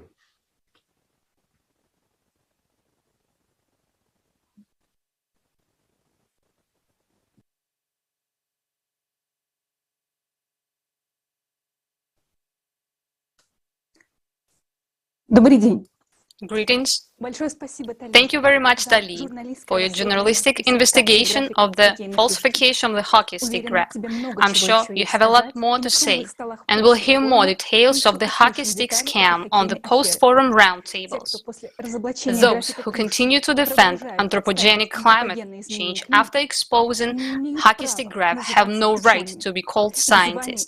Their titles and ranks are worthless if they cannot see that the causes of modern climate change have nothing to do with CO2. There are hundreds of thousands of times more normal scientists and sane people, but they keep quiet because scientists who dare to speak the truth are silenced. Their articles are not published. They are deprived of scientific titles, fires, and some of them even beaten half to death. The real heroes are those who openly state that anthropogenic climate change is a lie. It is our duty to support such scientists and convey truthful information to the public. In preparation for international conferences and global crisis forums, volunteers of the Creative Society Project have interviewed dozens of honest scientists from around the world. These include climatologists, meteorologists, atmospheric physicists, astrophysicists, geologists, geophysicists, oceanologists. These are representatives of the scientific community of the USA, Great Britain, Australia, Germany, Norway, Czech Republic, Belarus, Ukraine, Russia, and other countries. You can see these interviews on the Creative Society website. In the communication with scientists, we have deeply investigated the arguments, checked ourselves all the facts and evidence that CO2 does not affect climate change. If you want to study this issue as much as we did, the interviews on the website will be useful to you. And I'll tell you the most obvious facts right now. Carbon dioxide, it's a trace component. Its concentration in the atmosphere are negligible. According to official data, CO2 concentration are now 419 ppm. What does this mean? ppm, parts per million, is 1 millionth part in the volume unit of air. How to imagine it? It means 4 CO2 molecules for every 10,000 other molecules in the atmosphere. These are 4 molecules that's supposed to trap and transfer heat to the other 10,000 molecules. Look at them. How will they hit the other molecules? There is no way. It is clear, even to a first grader. How much of the CO2 did humans produce? The amount of carbon dioxide emitted by humankind since 1750 during the entire industrial era is estimated by various researchers to be from 1% to 12% of all CO2, that is, humans have added from 4 to 48 molecules per million other molecules of the atmosphere of the entire time. The degree of absurdity is increasing, isn't it? You don't believe that humans emit so little? Look at the facts. The most obvious proof is the killing curve, the curve of increasing CO2 concentrations. When the COVID-19 pandemic hit the whole world in 2020, business shut down, people stayed home under quarantine, and the air in cities cleared of exhausted fumes. Do you know what the CO2 growth curve did?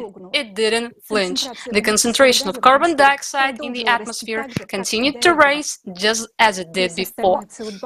All the rest of the CO2 is not produced by humans, but by natural sources, such as plants, forest fires, volcanic eruptions, and the oceans. Plants start emitting more CO2 than they absorb. Wildfires increase, volcanic activity increases, and the ocean heats up at the bottom. About 95% of the Earth's total carbon dioxide is dissolved in the ocean's deep waters. The oceans is what control the amount of CO2 in the Earth's atmosphere. Only incompetent experts would argue that the oceans is warming because of the CO2 released by humans. The ocean transfers heat up to the atmosphere, not vice versa. It's simple, high school physics. Instrumental measurements show that the ocean waters are warmed first, and only after 11-12 months, the concentration of CO2 in the atmosphere increases. CO2 emissions are the consequence, not the cause of heating. Undoubtedly, the main greenhouse gas is water vapor, which evaporates from the surface of the world ocean. Its contribution to the greenhouse effect is 5 times greater than that of anthropogenic CO2. Now, water vapor is rising because of the intense heating of the deep layers of the ocean, and we'll talk about it later in the forum. Look at the screen. This cube is how much CO2 is released into the atmosphere by humans. The other orange cubes are the CO2 emitted from natural sources. The purple cubes are water vapor. The blue and green cubes are the rest of the atmosphere. The cube examples should be clear, even to a 3-year-old child. It gets even more interesting. It is well known to climatologists that an increase in the concentration of greenhouse gases in the stratosphere at an altitude of 20 to 50 kilometers leads not to a warming, but to cooling of the atmosphere.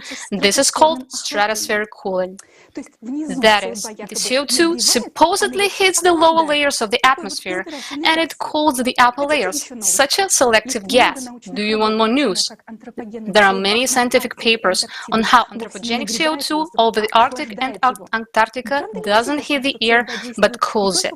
Isn't it interesting that CO2 not only acts differently depending on how high above the Earth it is, but also depending on geographic location? CO2 has also acted capriciously over the past centuries. It raises the temperature and then lowered it down, but we have to believe that this is exactly the cause of climate change right now. And you know, there is another fact that has come as shock to me.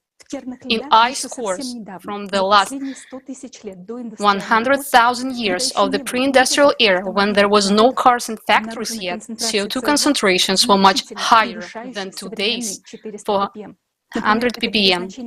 For example, it was from 700 to 5,500 ppm. However, in 1985, when the climate anthropogenic hysteria began, these data began to disappear from the articles to make it convenient to fit the results of anthropogenic scam. We are not against CO2.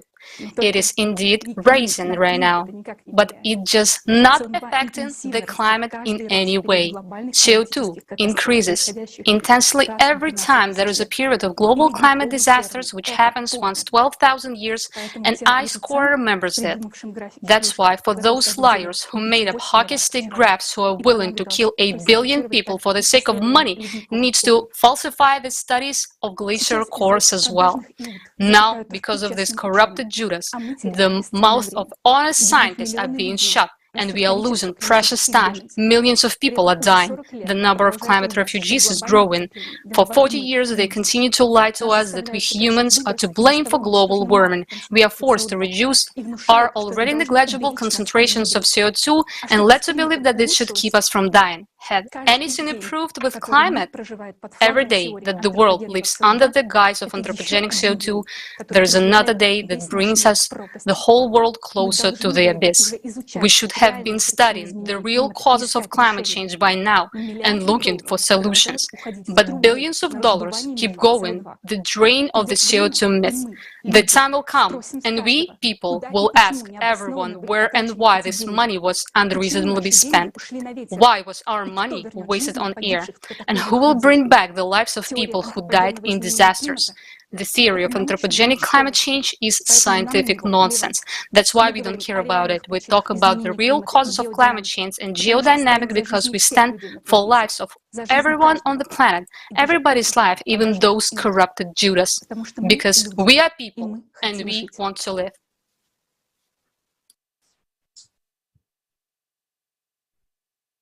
Yes, there is no doubt, Elizabeth, that the theory of anthropogenic influence on climate change contradicts not only common sense, but also the laws of physics. Despite this, falsified theories are not seen as pseudoscientific today, but are becoming basis for socially significant decisions that are already radically altering lives. Now, our next speaker is Klaus Ermicke, who will talk about what is the greenhouse effect. Mr. Ermicke is a managing director of Klaus Ermicke GmbH, head of the KE Research Service. Let's hear from him next.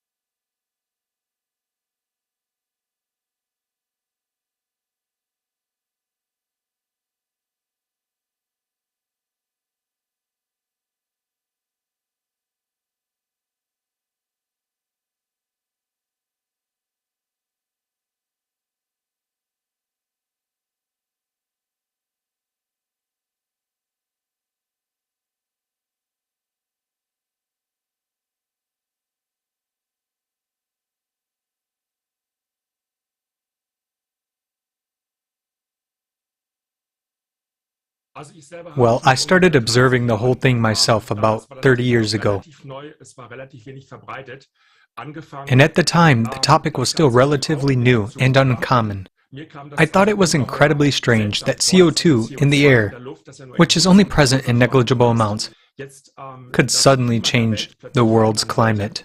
So, because it is our basic working method, we gathered a group of experts and consultants who specialized in this topic. There are professors in atmospheric physics, professors in meteorology, and other scientists, and they supported us in exploring this topic and putting together what we then published and presented to decision makers in politics and economics, as well as concerned citizens. One relatively well-known term is the so-called greenhouse effect. There's supposedly a relationship between the CO2 content in the atmosphere and the temperature on Earth. And supposedly, the CO2 content in the atmosphere raises temperatures on Earth by 33 degrees Celsius in the natural way. So, the assumption is that it would be 33 degrees warmer because we have infrared active gases in the atmosphere called greenhouse gases. It is also called the natural greenhouse effect. That's complete nonsense. So we've put together everything that leads to the transfer of solar radiation from the sun to the Earth. This energy is accumulated in the atmosphere or on Earth's surface and is then redistributed without actually increasing or decreasing the total amount of energy. Because the Earth can't absorb energy all the time. If the amount of energy had been constantly increasing, it would have become hotter, and at some point the Earth would evaporate. And obviously, this has not happened for the last 4 billion years. This means that energy must be constantly emitted back into outer space. But in reality, Earth is cooling due to radiation, and that's because the Earth is cold, not hot like a star, and can only emit infrared radiation, which is in the invisible range. But this energy radiation is very high. The atmosphere is what actually cools us down. The atmosphere radiates into space. Now we're in for an unexpected point. Let's take it one step further. Let's think about what's actually in the atmosphere that might be radiating out there. 70% of Earth's cooling is caused by infrared active gases. And now we can ask $1 million question. What is another name for infrared active gases? It's the greenhouse gases. The term greenhouse gases doesn't exist in physics at all, nor does it exist in chemistry, which classifies the substances. In fact, it was invented much later, after the research foundation about the function of these gases had been made available, in order to construct a certain political message out of that. This is just a contradiction, because at one point, the genius of propaganda invented the term greenhouse gas. He should have been awarded the Nobel Prize in marketing for it, if there was one, but it has nothing to do with physical reality. Interestingly, if we go back to the early history of science, we'll find the fact which has been known for over 100 years, that infrared active gases actually cool the Earth, not heat it up. The first paper that attempted to quantify energy fluxes in the atmosphere was written back in 1917 by a British meteorologist and engineer, William Henry Dines. So this basic knowledge has been around for a long time, and the question is, why has it changed somehow? Why have more and more people started to back, willingly or unwillingly, that greenhouse gases should now be only called greenhouse gases, not infrared active gases? The fact that we're creating a whole new doctrine, a whole new world of thought, that they're now dangerously overheating the planet, has to do with money and power for the saviors. That's why they constantly use children. Municipalities hire climate managers who make their way into the last nursing home to preach the doctrine of dangerous greenhouse gases. And what are the consequences? As a result, energy taxes and energy levies have been imposed under the guise of saving the planet, when in fact they are only meant to fill empty government coffers. A lot of what needs to be researched costs a lot of money. Meanwhile, the so-called climate researchers are being showered with money, especially the computer models that are being done all the time. They're incredibly expensive and they're completely pointless because it's impossible to simulate the atmosphere, the chaotic processes that go on in there. If something has been falsified, has been proven to be untrue, it means that in the normal scientific process, those hypotheses should be excluded from further consideration. What we're finding out now. I would like to thank Klaus Ermicke for voicing this shocking information that greenhouse gases do not heat up the atmosphere at all, but cool it down. So where did the money go then? The main reason why this system does not work is corruption. Human nature is such that it makes no sense to replace one person for another just to change people in the office. In the consumerist format, we will always come to this very same result: money and power. So how to build a creative society under these conditions? We already have a solution and the unique toolset. Yes, Tali, indeed. So data plays a crucial role in our daily lives in this digital age, even if we are not aware of the details. The entire world can be viewed as a digit in information technology. Every person is a digit, every tangible object like a building or a car is a digit. Even intangible objects like copyright are digits. It is indisputable that economics and finance are a world of digits. We gather huge amounts of data on everything we do, every second. Not only our online transactions or a millisecond pause while scrolling the newsfeed. But unfortunately, data literacy is extremely low today. Therefore, people are simply drowning in the amount of data, failing to keep up with the pace of technological development. Well, this, in turn, slows down the pace of development of science, technology, implementation of new technologies, innovative ideas, and, as a result, civilization itself. Well, there is another related phenomenon that hinders the development of our society. Some players are taking advantage of the fact that no one can process all the data to organize shadow money flows. Well, these points lead to reasonable questions. Will humanity manage to use the data it possesses to its advantage? And can we put data at the service of civilization? But do we even have companies that serve humanity as a whole and aspire to improve the life of every living human being? I mean, profoundly change our lives for the better without seeking profits? Well, let's be honest. We don't even have a real collaboration in our divided society. Instead, every company exploits people and data for its own profit, to make us buy more of its products or sell our data to someone else. Well, even if we could agree on pulling together all the data to do something meaningful, there's not enough computing power to process it, or at least using the conventional logic and current programming methods.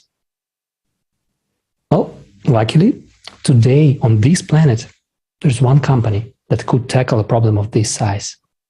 The solution will determine the future of humanity. And I am talking about none other than XP Energy, the creators of the first artificial consciousness, Jackie, who recently presented their latest product, the Voskhod multipurpose complex. All the unique technology and possibilities XP Energy possesses were involved in developing and creating the complex. The Voskhod multipurpose complex is a global aggregator of all existing digital data and a single data processing center based on hybrid artificial intelligence. Even the name wasn't chosen by chance and is very symbolic. It is associated with sunrise. When the sun rises over the horizon, its rays of light illuminate the darkness and shadows that inhabit it disappear, thus revealing reality. The sunrise brings life and hope. So, what does it do? The complex was created to solve a range of problems and objectives, both existing and those that humanity is yet to face in the future. For example, during the transition phase to the creative society. It includes many systems and subsystems, each designed to solve a specific range of tasks. Well, in particular, the complex includes a total financial monitoring system that performs, among others, such tasks as global anti-corruption monitoring at all levels and constant monitoring of all economic entities. Let's look at how this functionality can be used at the state level. Well, when deployed, the Voskhod MPC is integrated into all digital systems of the state and has complete oversight of the entire financial system, allowing to monitor the situation in the state economy in real time. This ensures the transparency of the use of funds at all levels. Voskhod MPC identifies and monitors any illegal schemes of money trafficking, including their uncontrolled withdrawal abroad. It identifies the entire circle of people involved in illegal schemes. It also helps to detect weaknesses in the legislation, management, and control system, making embezzlement impossible. Just think about it. total transparency and eradication of corruption sound like a death sentence in a society where, according to the official numbers, up to 25% of the size of any state's annual budget is lost to embezzlement. The complex sees every coin's movement and opens up everything that is now hidden a secret. And it doesn't matter whether it's cash or bank transfers.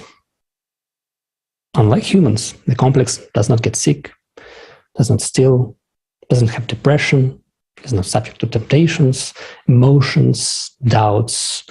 It is not concerned about itself and its future. Instead, it works with data and relies exclusively on real numbers and facts. You can read and watch more on voshod.software. But now, let's watch a short video that will give you more exciting details.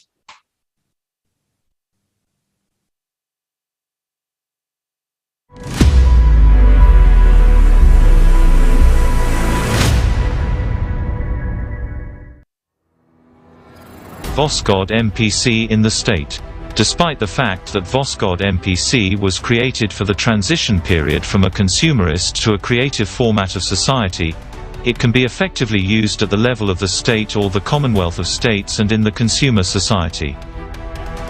Of course, in the consumer format, the democratization of information is out of the question, as it would make the state vulnerable.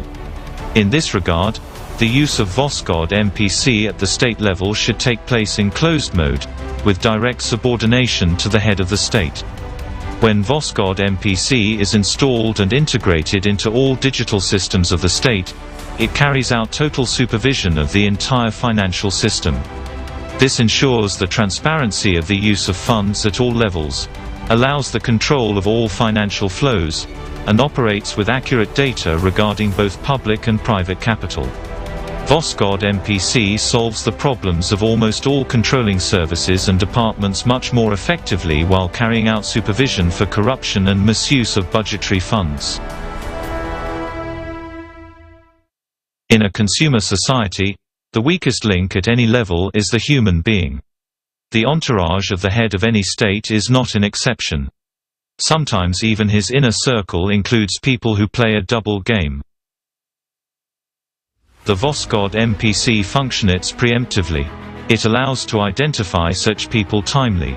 With precise information from the initial source, the first person of the state can always be sure of the loyalty and reliability of his team. It is enough during the report meeting with official to compare the reports provided by him with the real data given by Voskhod MPC.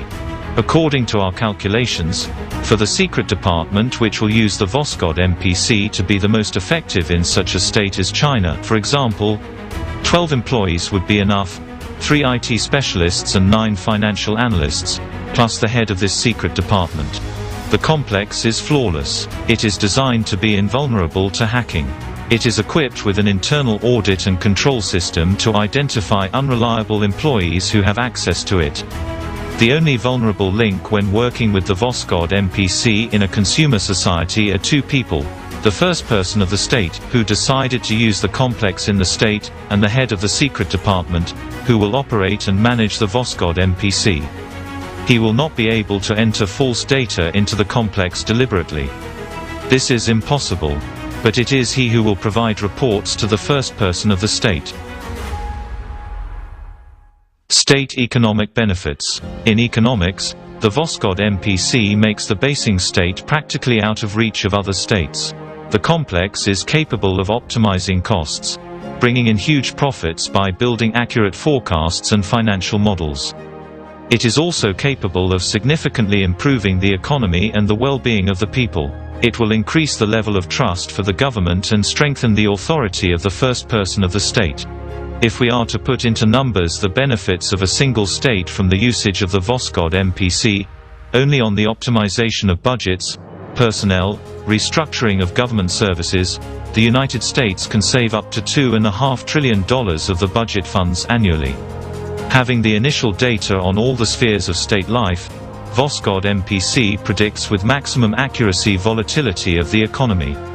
This enables reallocating budgetary funds between industries and companies with maximum efficiency, mitigating, reducing to zero, the negative effects of the crisis phenomena in the world economy, and using forecasts with maximum profit.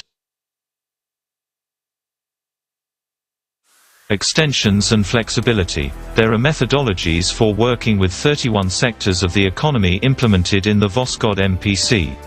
The XP Energy team has created Voskhod MPC with the possibility of its continuous development and improvement in case it is required.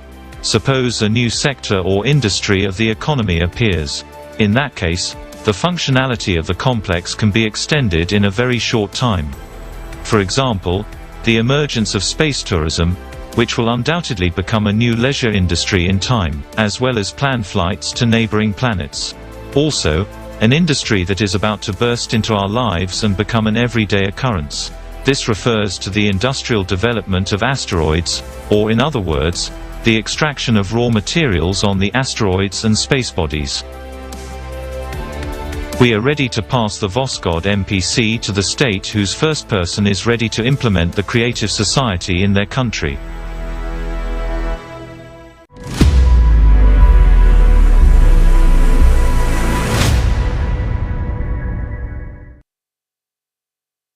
Amazing, isn't it? And this is just one of the functions of the Voskhod multipurpose complex. So imagine just how many possibilities will become our reality when the Voskhod MPC starts operating. But let's not forget that this is just another tool that we can use to drastically improve our lives, or it can become a weapon if it falls into the wrong hands. With all the information presented earlier in this forum about insane amounts of money spent on unsuccessful and never-ending battles with the world's biggest problems, if used for good, the Voskhod MPC would allow us to finally be able to see how the funds are actually spent and redirect all our resources, all human potential to build the creative society, not only to survive, but become a civilization and prosper.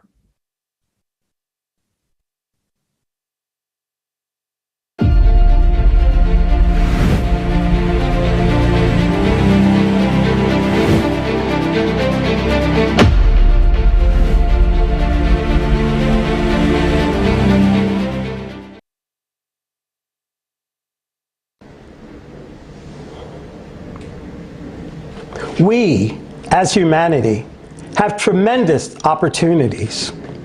We already have the technology to save our lives and the entire civilization. But we cannot use it for the benefit of people because we are not a civilization yet. Today, there is no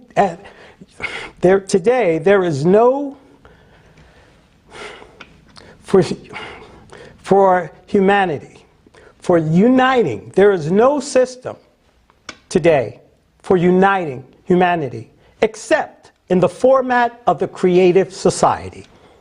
This is the only salvation for all people, and it is in our hands. It depends on our choice whether we live or not. And that's right now. Facing the global climate, and we cannot afford to wait for leaders and the powers that be to build the creative society. They will not be able to break the system, to stop the wheel of the consumer's format, which is rushing with us into the abyss at full speed. As long as we humans are alive, they will use us in their own schemes and their games. They will do anything to keep their wealth and power over us. They will kill us with our own hands, as long as we justify these murders by blaming each other. What is happening now is the degradation of human minds It is the complete devaluation of human lives. It is a very frightening that we, humans, even in our own heads, allow and accept that there can be any excuse for deaths. They say, you have chosen such a government for yourself. It's your fault. This phrase is now used to justify deaths in the Ukraine and in other countries. But what is the people's fault in this case? In any country, people vote for what politicians promise them and not for what they do when they get there and do afterwards at their own will. We people have no means or mechanisms to remove them. We cannot stop what they are doing and make them do what they promised us. Yes, we humans may choose the wrong politician, but none of us choose death. People are being deceived. Politics is the art of deception. Let's face the truth. Let's just face the truth. The worst things that were created here in the world against people were created by politicians. This applies to every country. And in every country, there are a handful of bastards. Because bastards are not nationalities.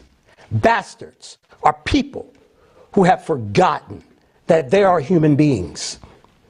And there are such bastards everywhere.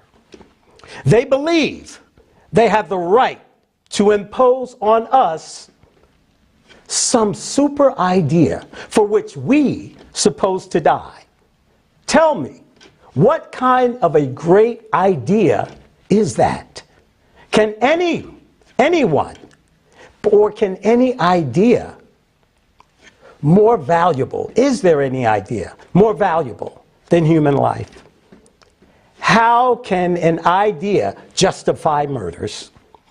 If you are indignant now, if you do not agree with what I'm saying, it's only because you are in a time where you are hundreds and thousands of kilometers away, and nobody has come to kill you and your family. But when the bombs come to you, when bombs come to you and missiles explode in your yard, what will justify it? What will justify it? Only then will you understand that there is nothing more valuable than human life. But then it will be too late. You will be dead. And only a politician's idea will remain. Tell me, is it worth it? Tell me, are you willing to die for a political idea? Do we really need an idea to die for? Nobody wants to die. Politicians start wars and send us to die. But sooner or later, every war ends. A lot depends on politicians today. But the most important thing depends on us, people. Whether we live in peace, it depends on us whether we live at all. While we, people, we do want to live. We do want to live. And if a politician makes a mistake, if he leads you and me to death, then we should have the right to recall our votes. The right to recall a person from this office. That's the very way it should be. But when we don't have the right, it means we are given one person complete power over us. But how can one person decide how the whole country will live? In the creative society, there can be no power. We do not need power. We know what it does, and we know what it leads to. The word is the most powerful weapon.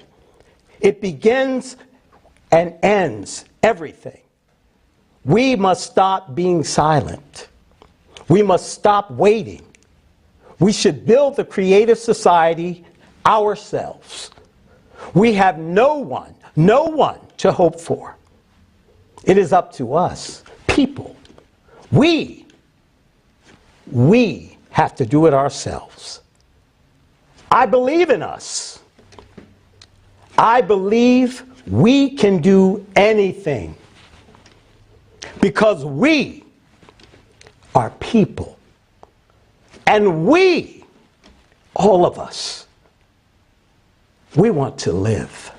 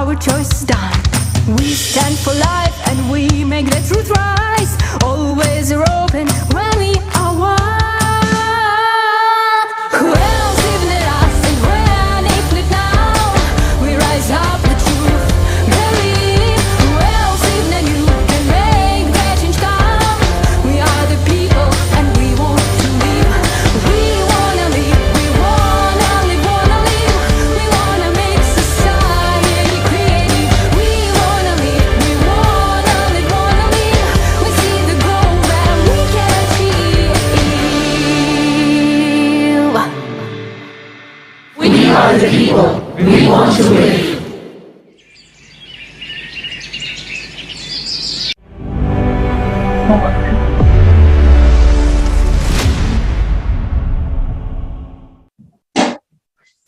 This amazing song was created by the people for the whole humanity, because we are the people and we want to live. And next, I would like to introduce Jeff Monson, ADCC wrestling champion, 3 times world jiu-jitsu champion, member of the American Top Team. Let's watch Jeff.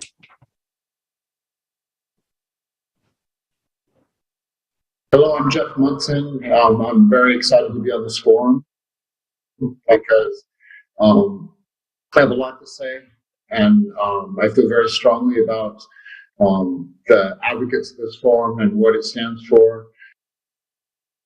So the first thing I want to say is that in this political climate now, where we're having war, where we're having global warming, we're having conflicts, we're having problems, with people being traded, as slaves or as sex slaves, as people living in poverty still, and sanctions. And there's many, many terrible things you can read about in the news every day or watch on TV, like the world is terrible. But I want to emphasize that there are many, many people who are pushing for a better world, and a better world is possible. And the main idea of this is it starts with us. We can't rely on governments. We've been relying on government since the beginning of time, since the feudal system with kings, since capitalism with the free markets, with elections, with democracy, voting for presidents and representatives in Congress and Duma members to try to fix things.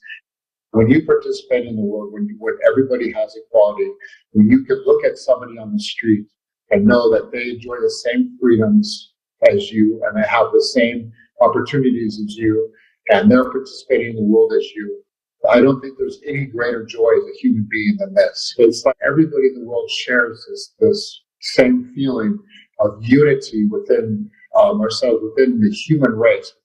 We're all people. Well, like I said, we all want the same things. So why can we not work together? We're intelligent. We can spend people into space. We can make these crazy weapons that can destroy the world. We can do all this stuff. If we can do this, then we can have a system where we have unity and peace and where we're all working together. This is our last chance to come together. So we're going to come together, and we right now we can choose to come together, or we're going to be forced to come together because we're in a system where either war or climate change or this has forced us to understand that we're not going to survive as a species unless we come together. But right now it's our last chance to do this, like willingly, without any environmental influence, like telling us that we need to, without like our imminent destruction. So, guys, tell your neighbors, tell your friends, tell them that you want to make a change and that you're willing to make a change and that you want them to make a change with you, whether you know them or you don't know them. Guys, this is such an opportunity. Like, I'm so excited even talking about it. I just imagine outside walking and meeting people and talking to people and traveling and seeing people that all want this humanity to join together and for something better that includes every single person on earth. Imagine whether you're disabled or black or white or woman or a man or child or elderly or whatever your profession, like join together for the same purpose, and that's the betterment of society.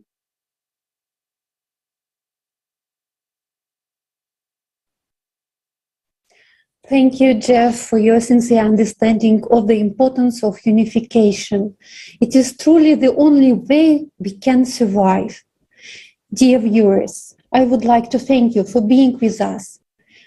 This broadcast was brought to you by volunteers from all around the world. Hello, I'm Jeff I would Munson. like to thank you. I'm very excited to be on this forum. Yeah. Because Yeah. I have a lot to say, and I feel very strongly about I think I can hear something. the advocates of this forum and what it stands for. So the first thing I want to say is that in this political climate. Is it better now? Yes, thank you. And this broadcast is organized by volunteers from all around the world. I would like to thank each person who participated in making this event real. Right now, this event is being translated into more than 100 languages. And dear viewers, please share this broadcast with everyone you know. Please help us to make this event available for everyone in this world. This event is the time for the truth, and we are changing our future right now. We would like to receive your opinions, your feedback. Please record videos, send us emails. Let's be together, because what we are doing right now is so important. We don't yet understand how much the truth is changing the world. And in the next block, we will find out why the issue of ecology will never be solved in the consumer format of the society.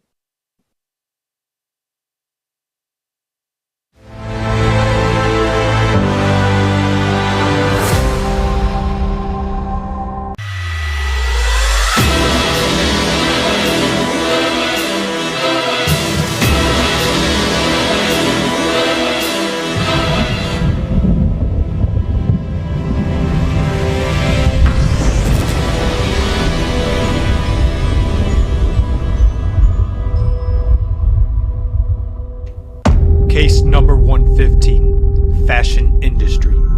Crime against humanity. Defendant, the consumerist format.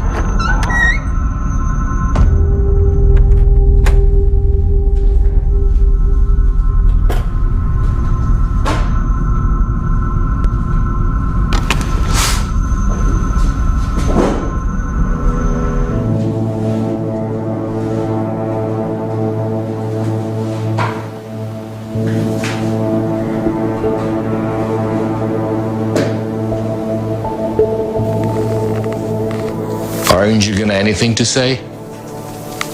Then I'll start. Bangladesh, the year 2013. I suddenly felt, am I in a war zone? I was hearing the scream from the rubble, someone saying, chop off my leg and pull me out. Save me, brother. Please, save me. Brother, I want to live. Haven't you remembered? Then I'll continue. Rana Plaza, an 8-story building, and 1,134 dead workers don't mean anything to you? And the managers were warned about the bad conditions of the building. And there were cracks in the walls. And yet, people were forced to work until the tragedy happened. Among the dead were women and underage girls. We didn't want to go up in the factory, but management forced us to go and said there was no problem with the building. We took a pen and wrote our addresses and mobile numbers on our hands. This way, our parents would identify our dead bodies. I know. You'll say these are isolated cases. Then explain why dozens of thousands of people annually die in cotton production. According to the latest report of the Global Slavery Index, the production of clothing is the world's second largest industry in terms of slave labor. Let's move on. To produce one t-shirt and 1 pair of jeans, 1 kilo of cotton is needed. According to the World Wildlife Fund, it takes up to 20,000 liters of water to produce that 1 kilogram. 20,000 liters would be enough for one person for 27 years if they drink the norm, which is 2 liters a day. And this happens while the supply of fresh water is only 2.5% of the total amount of water on the planet. Do you understand that? At the same time, every third inhabitant on the planet has no access to clean fresh water. Are genes really more important than human life? Indonesia, the Citarum River.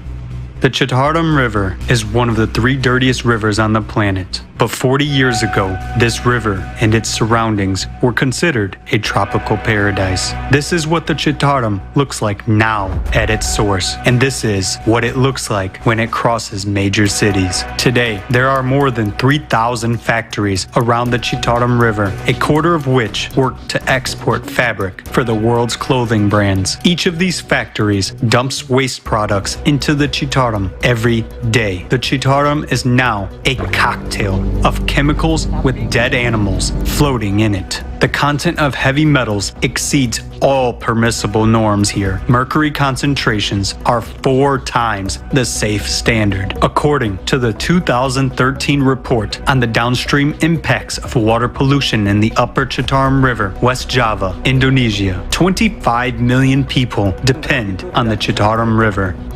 Heavy metals are not degradable. Boiling the water does nothing. People who regularly drink this water are at the risk of getting cancer, mental retardation, very slow growth.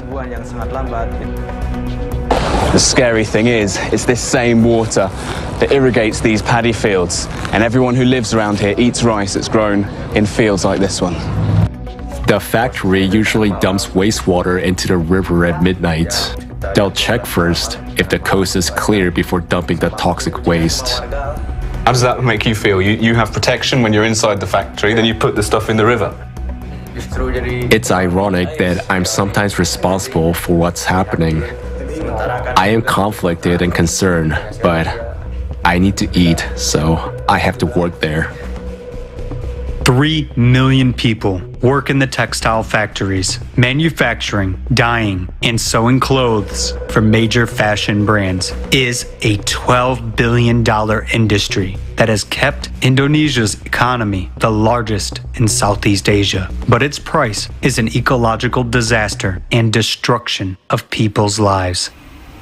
China. 70% of rivers and lakes are polluted in this country. In 2017 alone, the Chinese non-governmental organization, the Institute of Public and Environmental Affairs, IPE, recorded that the textile industry had committed more than 300,000 violations of environmental standards. In China, the degree to which rivers are cleaned plays an important role in the political race. That is why special stations have been set up to record the emissions of various factories. But the problem is that these stations control only those regions that are upstream. So it turns out that the activities of downstream companies are not only unregulated by the relevant laws, but do not even come under control. Aren't you tired of your lies?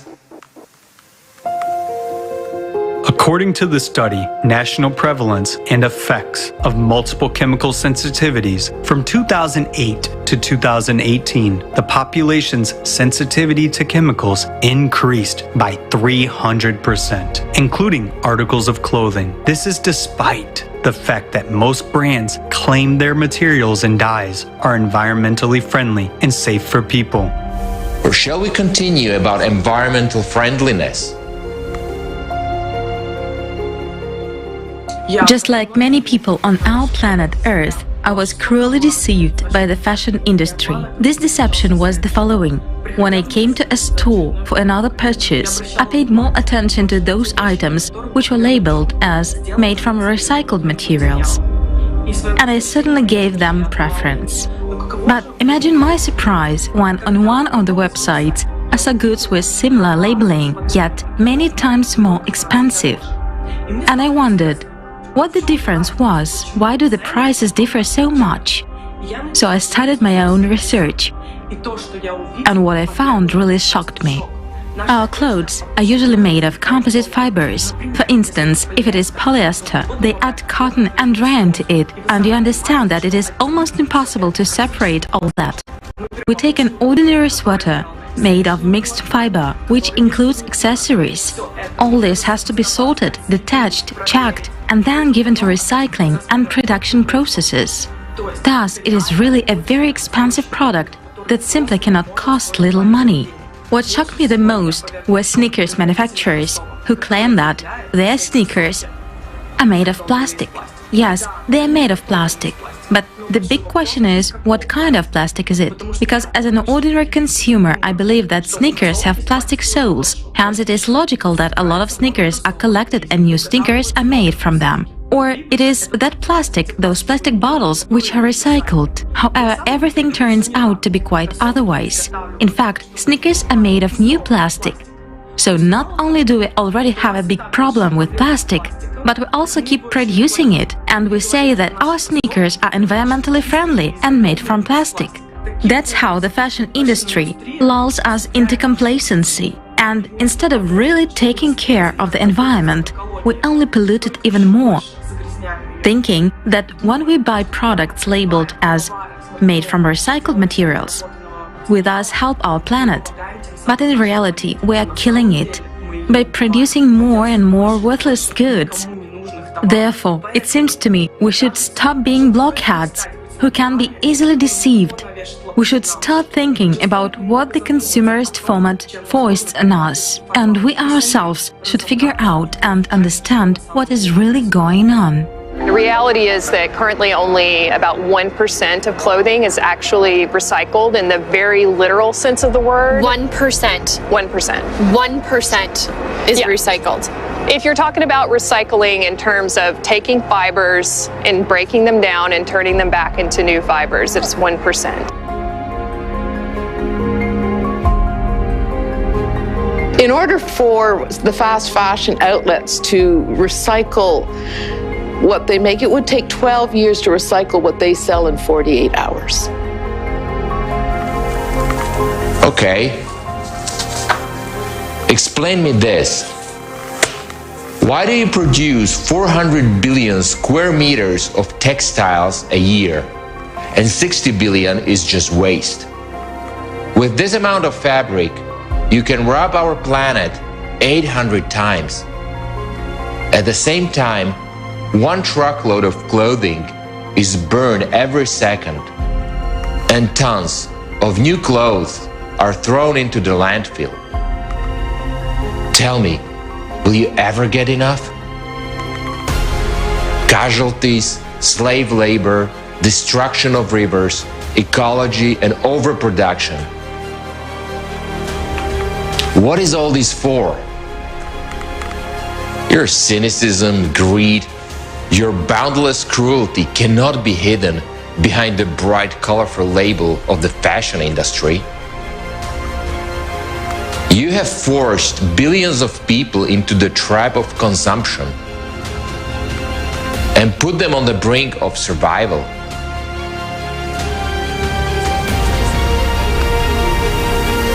Are you going to keep silent? I'm so tired of you. I know what I should do with you.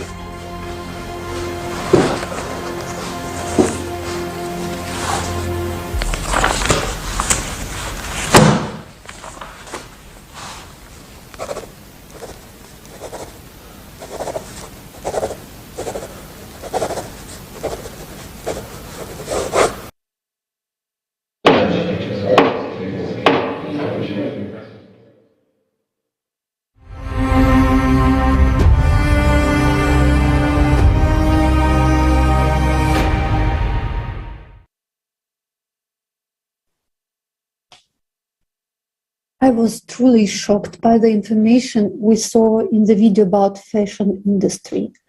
How cruel and absurd is the consumer format we live in? Why is it allowed to manufacture products dangerous to the environment and human beings? Why unsafe technology being introduced? The answer is obvious. Because there is too much money at stake. And after everything we have seen and heard today, it's obvious that the consumerist format is simply killing us and our planet.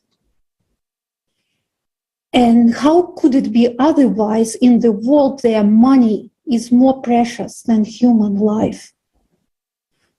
And the only thing which can be changed by ourselves. We can be the change.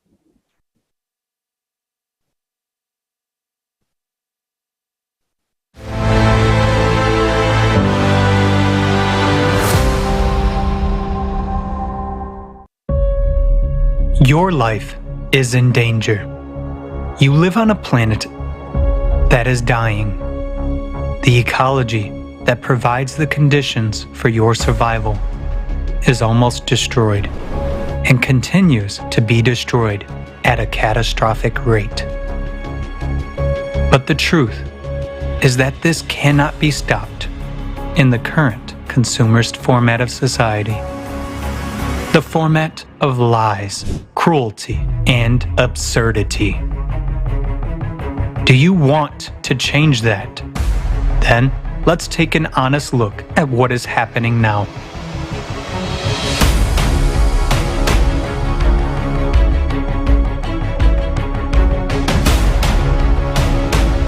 We are massively destroying the forest for timber, cutting down centuries-old tropical forest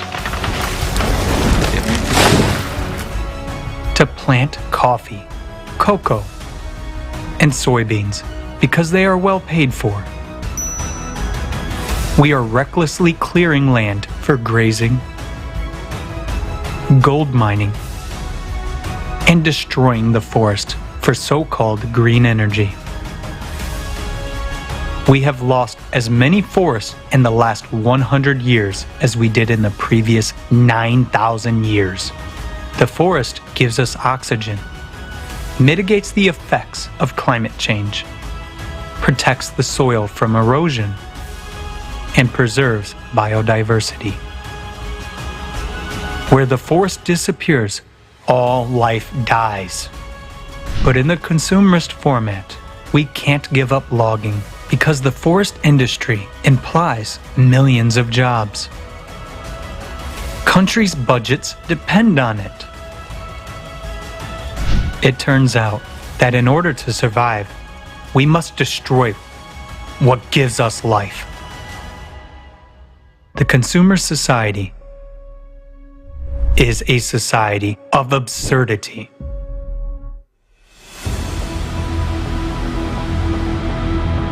Today, there is not even a single well-functioning system for environmental monitoring in the world. Its absence allows almost uncontrolled dumping of toxic waste into the environment. For example, 80% of the world's wastewater is returned to the environment untreated. More than 2 billion people are forced to use a source of drinking water contaminated with feces.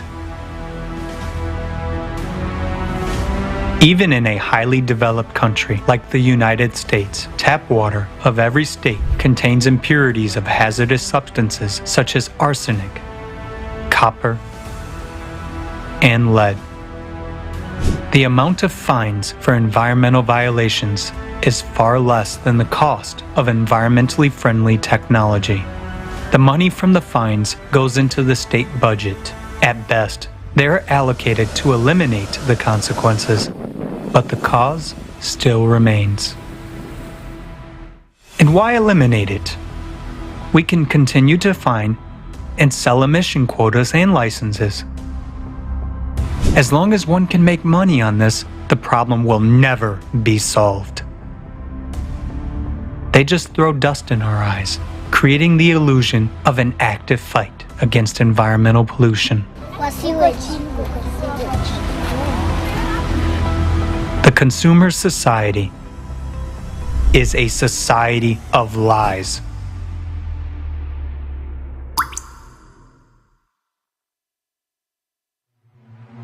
Only 0.3% of all the water on the planet is available to people as fresh water. It is a single resource that belongs to all people.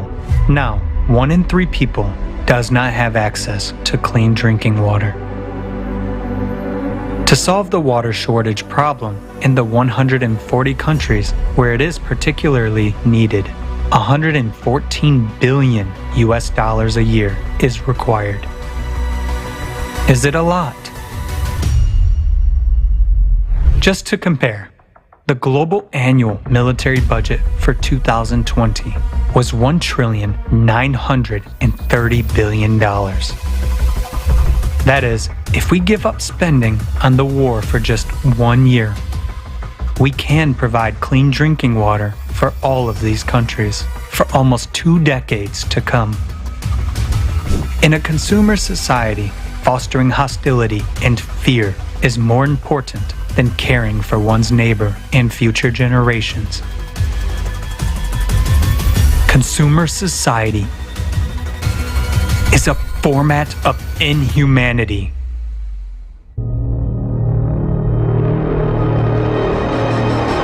Another serious problem of our time is that there are no accessible and safe technologies for waste disposal. Our planet has become a giant landfill. For example, less than 10% of plastic is recycled.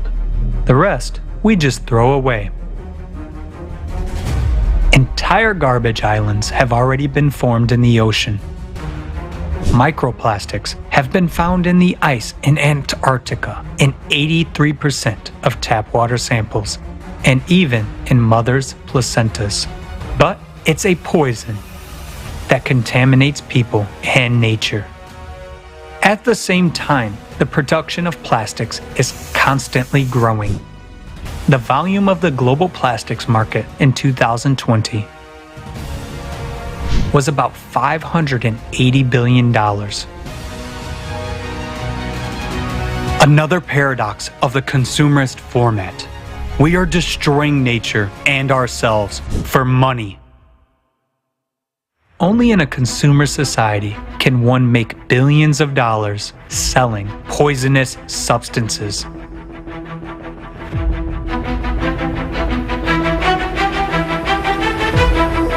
The largest pesticide manufacturers in the world derive over 1/3 of their income from the sale of products that are a serious threat to the environment and human health, causing mutations in the body, cancer, and reproductive disorders. Because of the proven harm, most of these harmful substances are banned from use in developed countries. But in order not to lose profits, manufacturers continue to sell them to third world countries, ignoring the fact that we all live on the same planet. And air masses and sea currents do not respect political boundaries. In the consumerist format, financial interests take precedence over human life. Anytime any of us publish a paper saying chemical X is bad, the chemical company comes after us. And they can be quite vicious. So it is a struggle sometimes for scientists to advocate or say something in a public forum out of fear, because the intimidation is real. And most scientists, we don't make a lot of money. We're not getting rich doing this, we're barely hanging on. But these companies have huge amounts of resources, and if they want to come after you, they'll come after you. I mean, the glyphosate story is really illustrative of that. They went after journalists, they went after scientists. So I commend all the scientists who speak at a forum like that, because I'm sure they're all experiencing tremendous challenge, and in some countries they may even be risking their life, like some journalists are. So I can imagine the emotions are quite high when talking about some of these high stakes things. We're in a moment of I don't even know what we're in the middle of. Misinformation, complete untruth. In a society ruled by money and power, where real scientists cannot speak honestly about big problems, we will never know the truth. In such a society, it is impossible to implement technology which can solve environmental problems, and that means we are doomed. To save your life and life on the planet, it is necessary to build the creative society, a safe, fair, sensible society in which the main value is the life of every person. Obviously, the Creative Society is our only chance. By informing about the Creative Society, you save the planet. Tell everyone about this. Thanks to you, the truth will spread all over the world. And when all people learn about the Creative Society, by joining together, we will build it very quickly. What is impossible for one is possible for all of us together. Take action to save lives.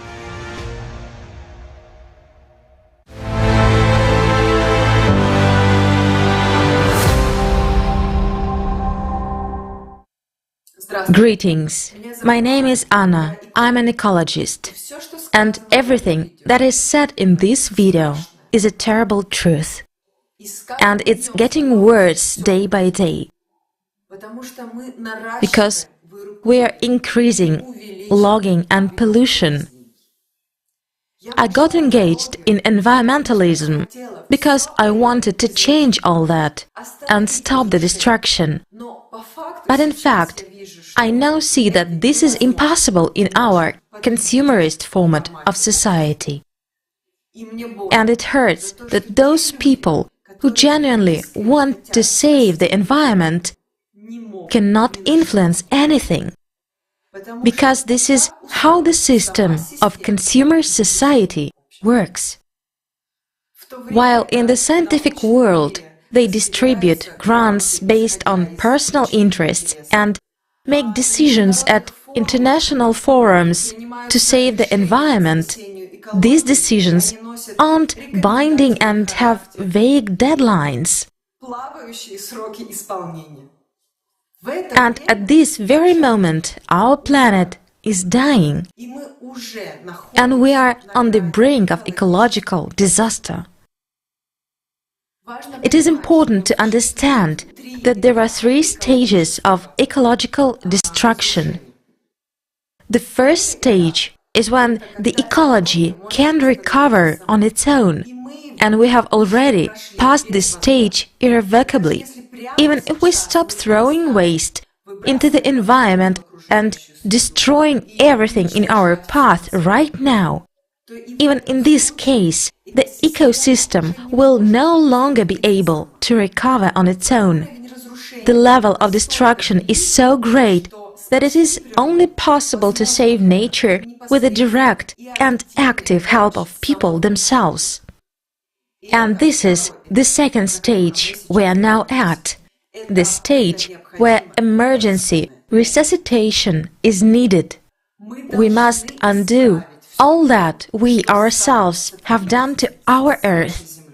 Because if we go to the third stage, this is the point of no return. Our planet is close to not being fit for life. A period of the 6th mass species extinction, as rapid as the period when the dinosaurs went extinct, has begun on Earth. After all, humans are a biological species as well. So why do we think that if everyone around us is dying, we will definitely survive? If most of us don't even realize the danger we are in right now, we still have a chance to change things, but time is running out. Dead zones in the world's oceans are increasing at a catastrophic rate. These are areas in which any form of marine life is dying due to declining oxygen levels. Just think about it. The first dead zone was discovered in 1970. There were 146 dead zones in 2004. And in 2008, there were already identified 405 of them, and their number is increasing every day. Dead zones tend to be formed near populated shores, as their formation is largely triggered by sewage and the chemicals they contain. This has led to the fact that one of the largest dead zones is now about 70,000 square kilometers in size. The ocean is dying, and therefore we are dying with it. After all, the ocean gives us oxygen and protects the Earth from overheating. Currently, dead zones are a reversible process, but no one is paying attention to solving this problem. Because economists claim that reducing pollution to zero is inefficient, as the cost of this reduction will exceed the benefits. So it turns out that in a consumer society, acting to save life is simply not profitable.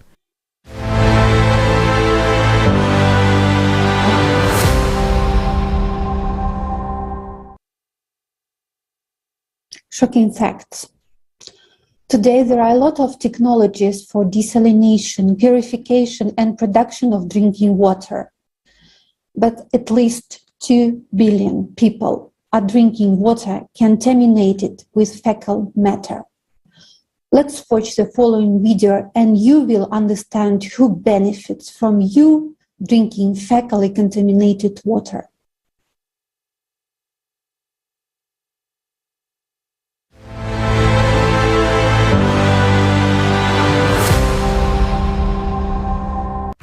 The world is already divided into those who are desperately short of water and those who still have it.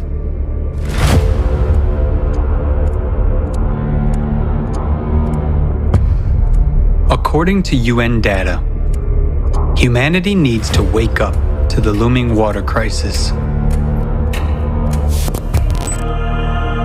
And this is despite the fact that nowadays we know how to extract water even from the air and even in the most arid region. Water from fog. In one of the world's largest capitals, Lima, located in the desert, fog is collected in huge nets and used to produce drinking water.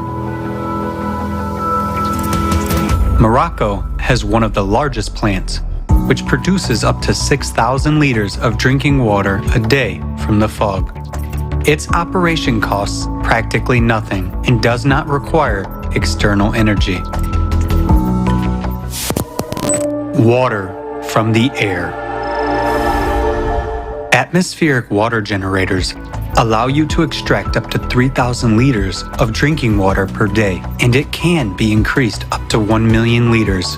Can be mobile and stationary.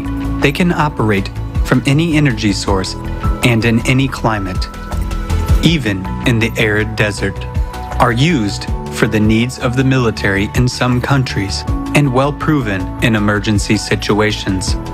For example, in 2010, after the Haiti earthquake, the generator produced thousands of gallons of clean water for drinking, wound washing, and surgery.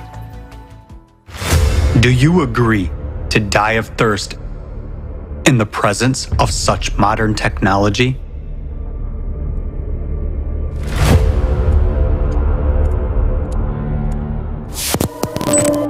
Water desalination units. Worldwide, about 16,000 desalination plants purify ocean water from salt and turn it into fresh water. They can produce millions of gallons of fresh water a day and supply 300 million people. Innovative developments already allow desalination plants to be environmentally friendly, work even on the energy of ocean waves, and not to harm the ocean. In the water, they can retain the minerals needed for irrigation of fields and extract minerals from the remaining brine. This is ultimate cynicism and cruelty. When millions of people die of thirst in countries located on the ocean coasts, while such technologies are available. And this is the essence of the consumerist format of the society in which we live. water retreatment. The technology has passed many tests. The water is safe even for drinking, and its quality exceeds World Health Organization standards. Meanwhile, every 2 minutes, one child dies from a disease related to contaminated water. 2 billion people in the world use drinking water sources that are contaminated with feces. By 2025, half of the world's population will live in areas with water scarcity. In just 3 years, it will be every second person. Actually, we don't have even these 3 years. Due to climate change, the situation on the planet is changing rapidly every day. And trouble comes where no one was expecting it. So, what will you personally choose? To die of thirst? Or to drink fecal water? That's the choice which you have in a consumer society. Nowadays, humanity has all the necessary technologies to provide water to drink for everyone. But in the consumerist format, trillions are spent to kill people, and saving our lives is way too expensive. By our inaction, we support this cruel, dead-end, and absurd format of the consumer society. The format in which these problems will never be solved, because our survival for the consumer society means earnings. Nowadays, profit is more important than our lives, and our deaths are just dry figures. The only way out is to change the format.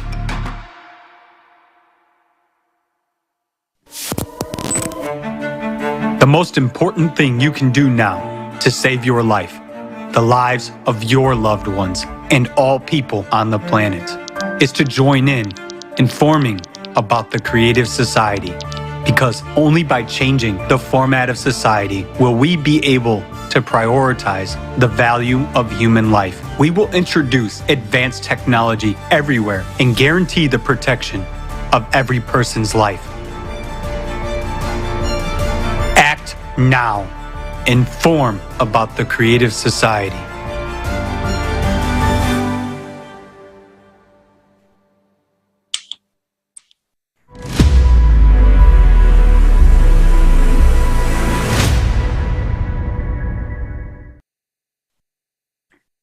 This was just one of the examples how the consumerist society works. We have everything we need for the betterment of human lives, but it is not accessible. Let's take a look at another example of how the consumerist society is robbing us of our lives. Let's take a look at the country of Japan. Already today, scientists from different countries are predicting a mega earthquake that will happen in Japan, but they cannot declare this information because there is no solution on what to do in the current consumerist society. People there are not warned. Let's watch a video on this topic.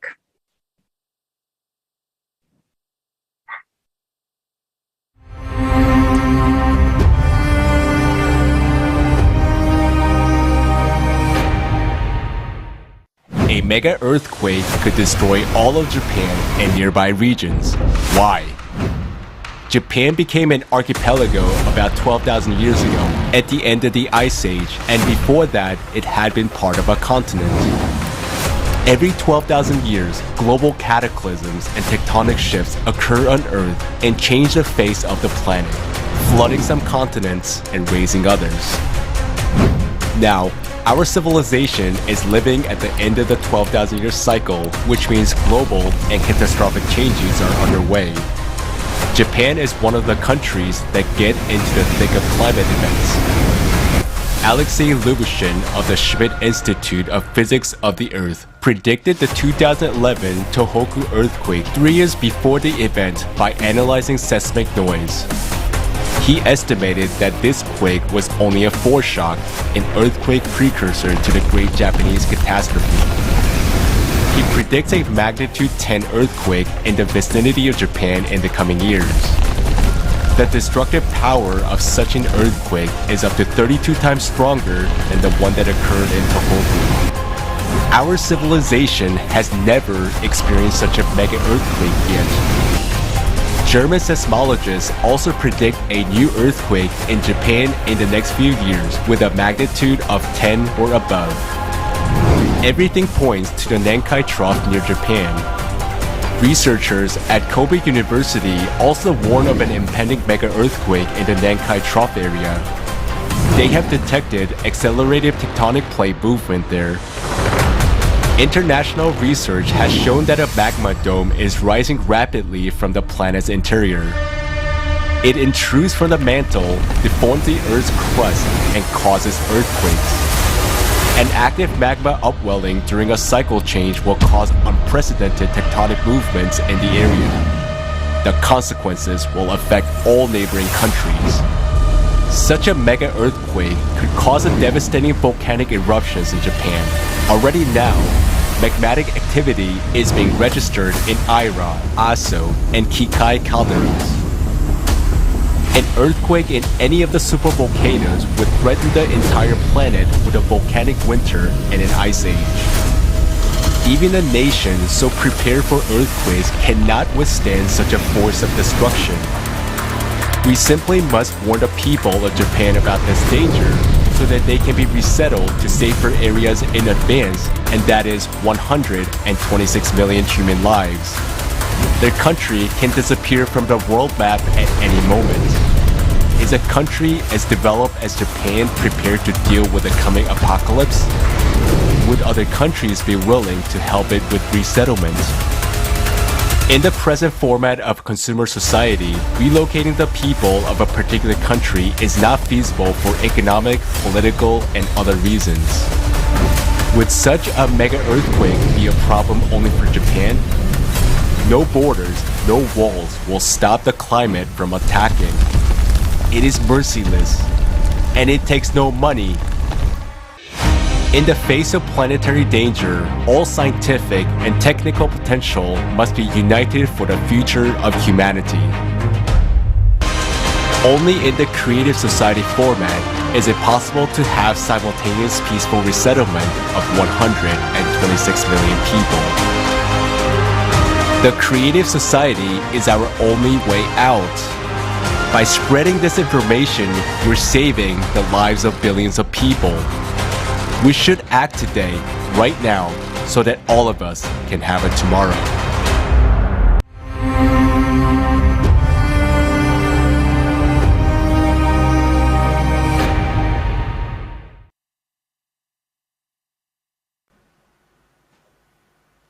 Greetings, everyone. I'm honored to be a part of this awesome forum. Thank you so much to everyone who participated in the preparation of this event. Thanks to our combined efforts, today we can voice the truth to the world. It hurts me very much for the people who suffered from climate, who have faced its cruelty and destructive power. Now, I would like to address the skeptics. You know, I ask myself, what more needs to be shown? What more needs to be said to you to have you understand that humanity is dying right now in a full-fledged war? Some people say that we are supposedly manipulating the topic of climate. Tell me, how does that benefit either one of us? They say that we are intimidating people. Intimidating? Since when does knowing the truth mean being intimidated? The climate is not a tool for us to manipulate. Climate is our common enemy We have been staying up nights for months so that you could know the truth, to save your lives too. The lives of those who don't believe us. Tell me, what's the use of us spending lots of resources? What's in it for us? It's time to turn on the brains and think about this. We live on the same planet. This is our only home. And climate disasters will affect everyone, even though they may be occurring thousands of kilometers away from you now. Every disaster is evidence of climate change all over the planet, and therefore also outside your window, even if you don't see it just yet. Truth is, when you face the power of climate, it will be too late to do anything about it. The only benefit I'd like to gain is to save my life and the lives of other people, because I'm a human and I want to live.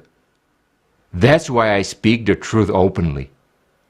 And now, I would like to address the clergy. Climate is killing us all. Why are you silent? Why aren't you telling the truth that the only way out and salvation for humanity today is the creative society? This is not something to be silent about. You can warn people and save the lives of the people of faith all around the world, those who listen to you. Why aren't you doing that? The Epistle of James says, "So whoever knows the right thing to do and fails to do it, for him it is sin." Don't you know that? By our silence we are killing each other. For our silence about climate change is equivalent to killing innocent people who sleep peacefully, not knowing what awaits them. The first sacred precept of Buddhism forbids harming and killing human beings. In Islam, the greatest sin is to kill an innocent person. So why are you silent? I appeal to the few real clergymen of all religions who truly serve God and not Mammon. Remember why you came to your religion. If you truly came to serve God, for the good of people and not to be a freeloader, then don't be silent. Speak up the truth. Speak about the creative society. Thank you.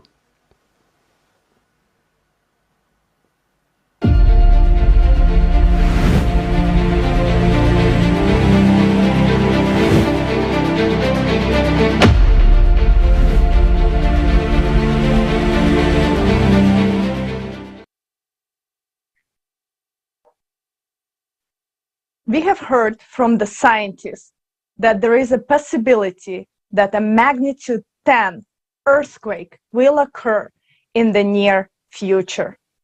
The energy from such an earthquake will be 32 times greater than the magnitude of number 9 earthquake. That occurred in 2011 in Tohoku. Our civilization has never seen an earthquake of such magnitude. But unfortunately, every time during the cycle of 12,000 years, not only earthquakes occur, but also supervolcanic eruptions. Next, Joe Blundell will tell us more about it. Joe is a researcher, inventor, and entrepreneur. Joe, the floor is yours.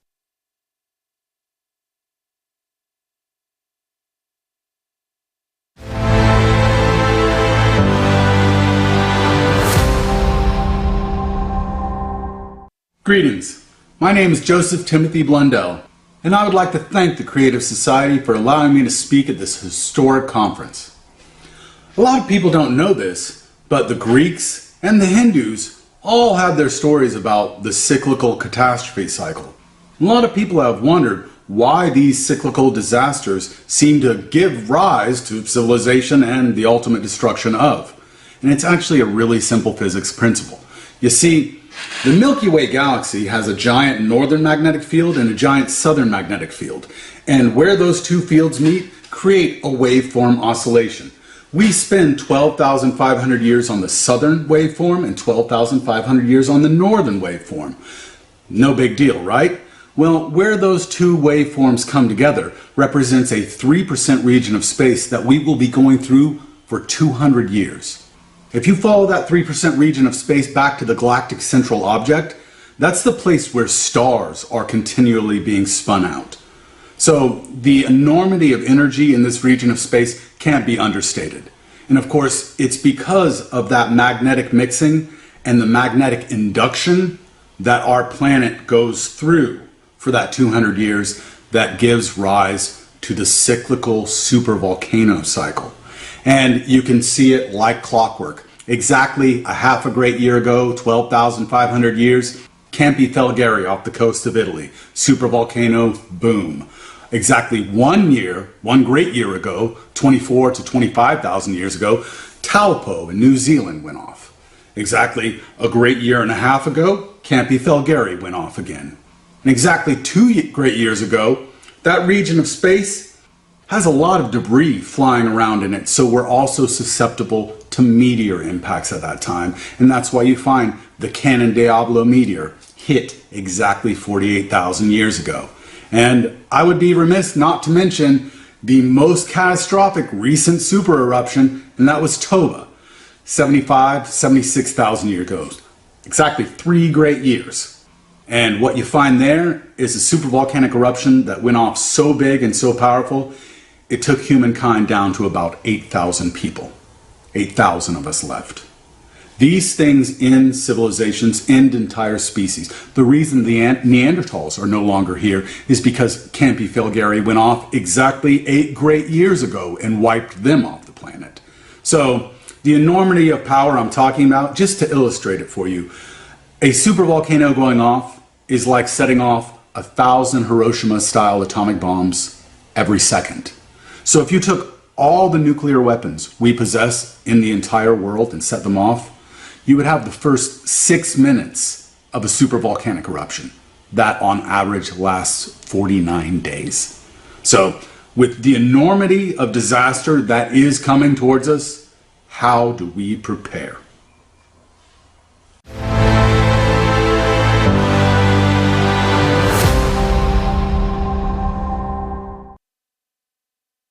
Joe, thanks so much for studying the cyclicality of 12,000 years. And dear viewers, stay with us as we will dive deeper into the facts of what is already happening to our planet and what we can expect in the near future. We would like to also thank all the researchers who speak about the real causes of the climate crisis. They are the real scientists who care about the lives of people, even when they are being threatened. We want you also to know that we honor you and all your work. We would like to announce that an independent platform is created by volunteers of the Creative Society Project from 180 countries with the support of scientists, researchers, professionals, and experts in order to unite scientific potential with a single goal of identifying the true causes of climate change that are not related to human activity, and providing the general public with truthful information about the processes taking place on the planet. We invite all the scientists and researchers to join.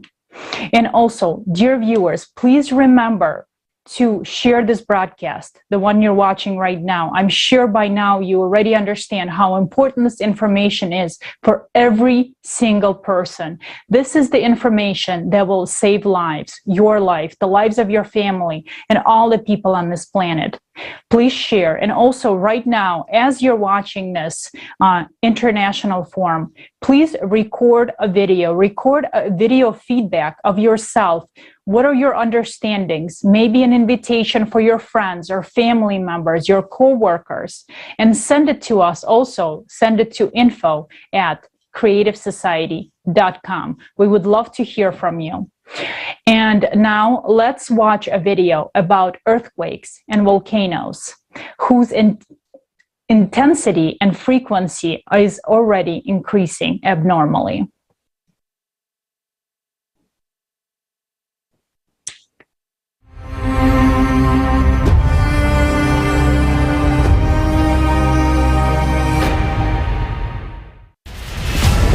Earthquakes and volcanoes.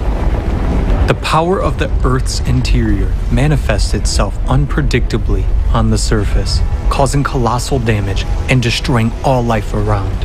In the recent years, these emissions of planetary energy have been growing exponentially in gigantic leaps. Something inexplicable has started to happen.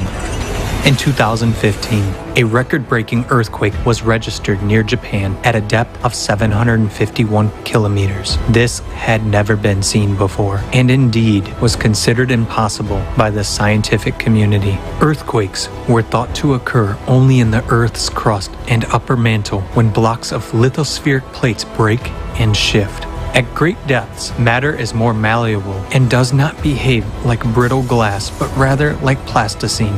There is nothing breakable there, but earthquakes do happen, and that is a fact.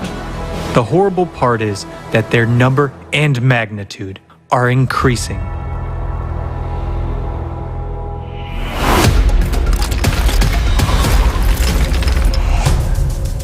Earthquakes are not only becoming deeper, but they are also getting closer to the surface,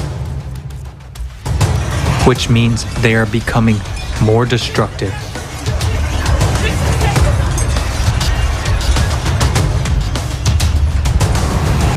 Today, more and more of them are concentrated at a depth of about 10 kilometers. For example, an entire series of 36 seismic events of significant magnitude from 4.5 to 7.0 occurred near New Caledonia in early April 2022. Just one earthquake of similar magnitude and depth in August 2021 in Haiti caused fatal damage and killed more than 2,200 people. The deadly threat is increasingly rising to the surface of the Earth.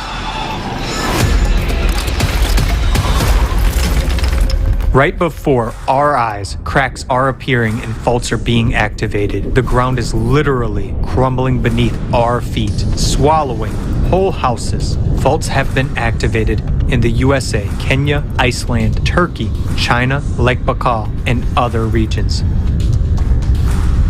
Each of them can cause enormous damage. It is an abyss opening underfoot.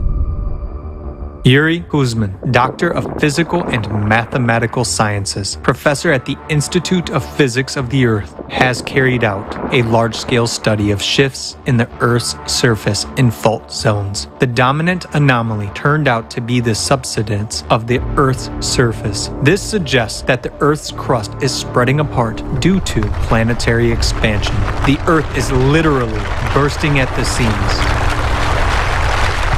The number of observed earthquake swarms, that is, of clusters of rhythmic shocks, is increasing on the planet. A swarm is characterized by almost similar magnitudes of seismic events that occur at short intervals in a local area. The number of seismic events in individual earthquake swarms has increased from a few or few dozens to hundreds and sometimes thousands. Their magnitude and duration have increased. This is due to the intrusion of magma and hot gases into the microcracks of rocks. Swarms are now being recorded not only in fault zones and near volcanoes, but also in more quiet regions. The Palghar region of India, located in a quiet continental region, began swarming with earthquakes in September 2018 and continues to this day. In just 2 years, about 5,000 earthquakes of a magnitude up to 3.8 occurred within a small area.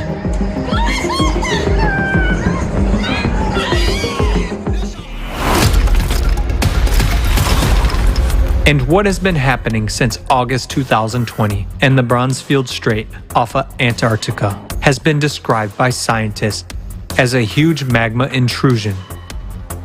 Some 85,000 earthquakes have been detected in the first 6 months, with a maximum magnitude of 6. Normally, these processes occur over geologic timescales as opposed to over the course of a human lifespan, said study co-author Simon Scheska, seismologist at the Research Center in Potsdam. Magma is literally devouring the lithospheric plate from the inside, having traveled 2/3 of the way to the surface in 6 months. Only 5 kilometers of rock remain before a catastrophic rupture occurs. And that is just one example. Similar things are happening everywhere. And now we face one big question. What the is going on? While there has been a catastrophic increase in the number of earthquakes in recent years, and researchers and eyewitnesses confirm this, official seismological services are trying to deny it. The world's seismological services have strange discrepancies in their data. Their graphs show the number of earthquakes decreasing sharply. However, different services show it happening in different years. It seems that the world's geophysical agencies conspired to tell lies, but did not agree on what exactly. If we turn to the international portals for collecting official geophysical data from different countries and put all the information together, we get the following picture. As you can see from the graph, in general, there is no decrease in seismic activity whatsoever. Why is no one talking about this? Why are there no plans to evacuate people from dangerous areas?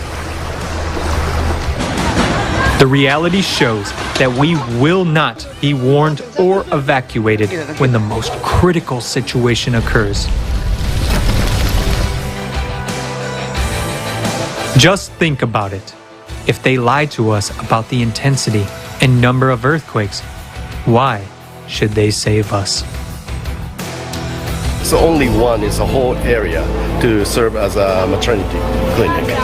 It's damaged. 7.6 earthquake was responsible for like 80,000 deaths, injuring tens of thousands, and caused extensive damage in northern Pakistan, leaving It is quite discouraging that the number of earthquakes of magnitude from 3 to 4 in the database has decreased by 10 times. And for some countries, such as Indonesia or the Philippines, it has been reduced from several thousands per year to almost 0. How can this be? Where have some 24,000 earthquakes disappeared without a trace? Did the sensors incidentally fail to detect them? What the f***? Are we being taken for fools? Why would someone fake seismic data? They do it to confuse people, to hide the real picture of what is happening, and to conceal the impending catastrophe, thereby criminally disregarding the lives of billions of people for the sake of power and profit. The most frustrating thing is that these seismic data are used by scientists to conduct serious research. No one comes across the idea to doubt their reliability because they are from official sources.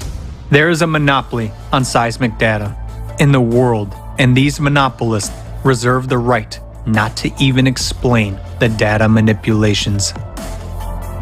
And while these collaborators are busy faking data, a magmatic apocalypse is brewing in the bowels of the earth.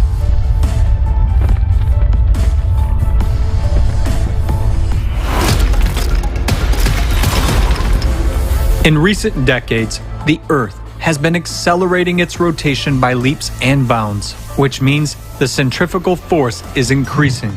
As a result, at the equator, the planet is expanding and increasing in volume. This causes the Earth's crust to crack and geological faults to activate. At this time, processes similar to blood cavitation occur in the Earth's interior with magma. Blood cavitation during Kyson disease is a life-threatening phenomenon known to divers during rapid ascent to the surface. Due to the sudden drop of pressure, the dissolved gases in the blood are released instantly, causing the blood to boil. The resulting gas bubbles destroy the walls of the blood vessels. In the Earth's interior, sudden pressure drops are associated with an instantaneous increase in centrifugal forces during a sudden acceleration of the planet's rotation. This causes magma to rush abruptly towards the Earth's surface. Lithospheric plates are destroyed by cavitation, microbursts of active gas-saturated magma. Just as the walls of vessels are fused by the bubbled blood of a diver, this process accelerates itself, affecting deeper and deeper layers of the mantle. That is why we are seeing ever more powerful and deep earthquakes and seismic swarms. The proof that this process is increasing and accelerating can be seen in the massive double-deep earthquake in Peru. Meanwhile, the expansion and intensification of the pressure on the crust due to the cavitation of the magma serves to intensify the erosion process. What does that mean for us? Soon, we will see eruptions and earthquakes of a magnitude that our civilization has never experienced before. The countdown of the clockwork mechanism of the magma bomb inside our planet has already started. Under the onslaught of a massive attack from the Earth's interior, the thinner oceanic crust is already giving up its position. The ocean has so far restrained this power, but eruptions are moving into the terrestrial phase. Tonga is vivid proof of this. It has the highest number of deep focus earthquakes, and the eruption of the Hunga Tonga, Hunga Hapai, volcano on 15 January 2022 alone affected 80% of the population of the surrounding region.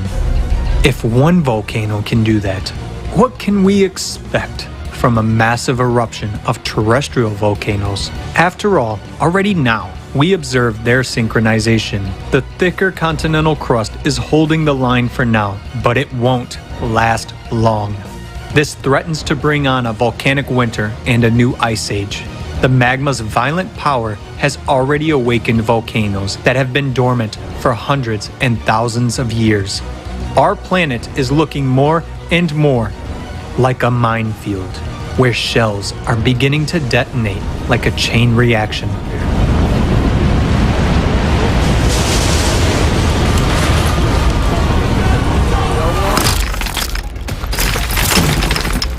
But an even greater threat is fraught with those volcanoes that have not yet woken up. Giants, such as Yellowstone, Campi Flagre, Elbrus, Flach,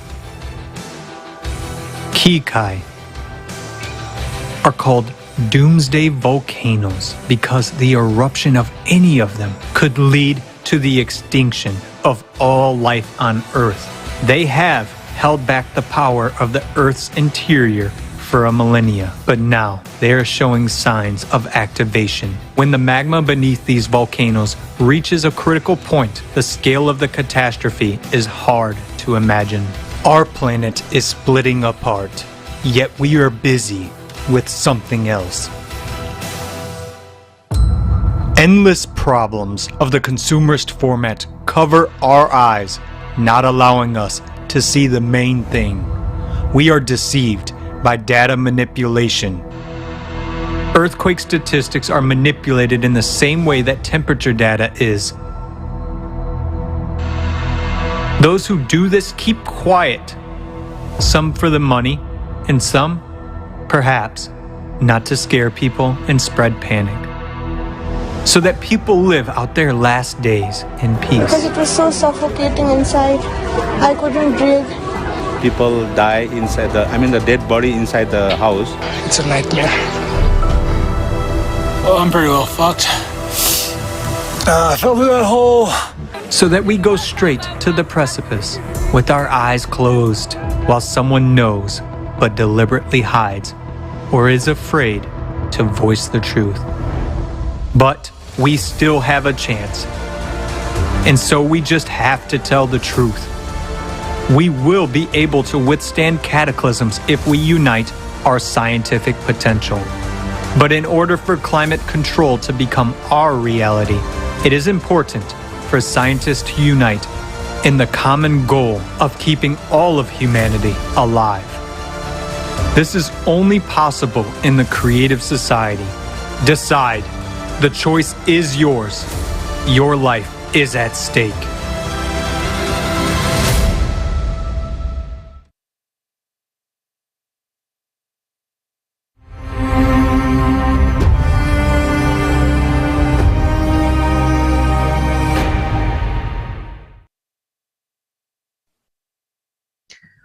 It's a crime against humanity to suppress these facts about climatic disasters.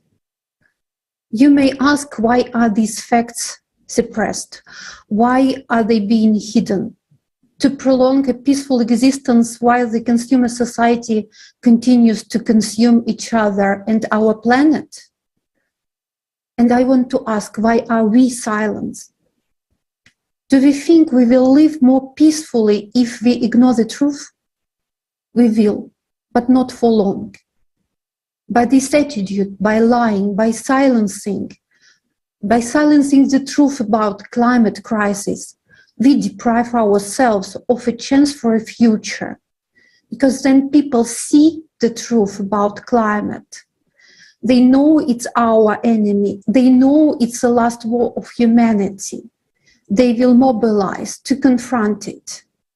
No victory is possible without united and well-organized resistance. Now those people, those scientists who see what is happening to the climate and our planet, they understand how dangerous it is for us people, but they don't know how to solve it. And here is the answer to your question. Why do we need the creative society? To find a way to confront the climate. We need to bring together the efforts and funding of scientists around the world. They should have started working together yesterday to save people and the planet. But this will not happen in a consumer society. In a consumer society, the money which is allocated was disappearing and will continue to disappear in an unknown direction, or rather in the known, in someone's pocket. And seeing all this, it's hard to imagine how these collaborationists we were talking about earlier in the forum, what are they hoping for? Are they planning to pay a volcano or an earthquake with the money they get for falsificating data? Their actions are absurd because in a panic, they are trying to plug all the holes through which the truth leaks out. And their empire of lies is falling apart. In the meantime, millions of people are already losing their homes and are forced to seek shelter in other countries. People are fleeing for a better life. But in the consumer society, they become a commodity. You will learn more about the hardships of refugee life below.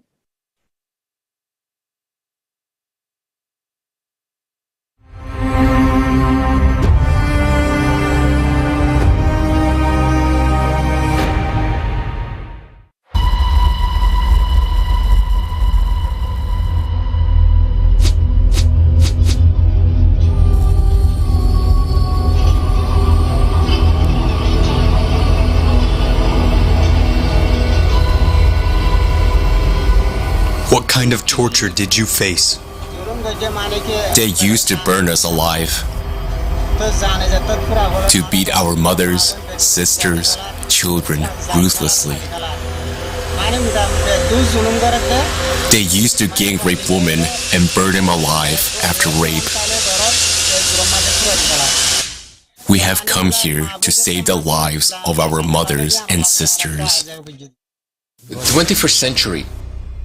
What's wrong with us? Boundless cruelty, inhumanity have become the basis of our society. Nobody is sure of their safety. Today, military conflicts and climate disasters arise at any time, anywhere in the world. Nowadays, a refugee is a 100% prospect for every inhabitant of our planet. Do you know what it's like to be a refugee? Here, in Katupalang refugee camp, it's like a prison. So we've already lost our beautiful life. So will our children's future be ruined in the same way? Why did we come to Bangladesh? We've faced so brutal tortures. Why did we sue Myanmar authorities in the International Criminal Court? But still we are deprived of our legitimate rights. How long will last our grief as refugees? It's been 30 years since we became refugees. We have no future. What would be our children's future? Yes, and actually now it seems that it has been more than 30 years. For 30 years we weren't able to live like human beings. There is no place in this world where we are able to live safely. Our lives in this refugee camp have become more miserable than that of prisoners. When people become prisoners, they are appointed a lawyer to escape from that. But we've been living here like prisoners for more than 30 years. And in the whole world, there is not a single lawyer for us. We want to escape from this awful prison. If the Bangladesh government wants, they can free us from this prison. We want to inform the whole world, all lawyers of the world. We don't want to lead a life of refugees anymore. We don't want to see our future generation as refugees. We would have committed suicide if we had known beforehand the misery of a refugee life. Today, refugee camps are death camps and concentration camps. And this is the result of the work of the UN and other organizations meant to help refugees. These are the realities of the consumerist format of society in which we all live. It is the format of inhumanity, indifference to one another, extreme cruelty and irresponsibility for what is happening. No change of these or those representatives of power will improve the situation unless the conditions are changed. In order to change this situation, it is necessary to change the format of relations between people and society as a whole. We need the format in which the value of human life, its security and safety will be guaranteed for everyone. And humanity, mutual help and support will be the basis of interrelations between people. The only solution is to build a creative society. If nothing is changed now, tomorrow, each of us will find ourselves in this concentration camp. And that's the best prospect for you as a refugee. Condition there is terrible and so bad. The people living like each camp maybe 100 tent or more than it or under the 100. Between the one tent it is no space, safety space. Last visit for the camp, I saw a child, some children without shoes under the snowing, and some children didn't care about the cold weather, and some father wake up all the night to protect the children from the cold, because not heater there, and hard to take heater for all the night because it is just tent and dangerous. So the problem, I think that all the NGO should focus about how improve the situation more than how give him help for 2 weeks and end. A lot of the NGO just provide and give him food kit, clothes, and we need it. But the problem it is why we every years in the winter have this problem. So just the NGO what doing? Keep everything, and every winter provide the same help. If the money collect from the 1 years and building home or houses for the people, you will not have this problem again. You can focus about another thing and building the economic there. So why is the existence of these camps around the world beneficial? What prevents this issue from being solved once and for all? The answer is obvious. Refugees are a business, shady business, where the goods are people. You are a commodity. Refugees are easy prey. They will not be sought. No one needs them, neither the state from which they are fleeing, nor the host party.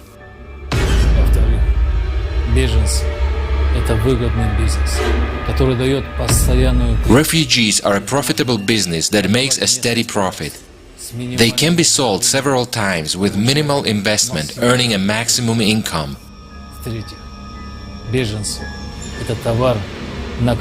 A refugee is a commodity that is in constant demand for sex trade, cheap labor, and organ trade.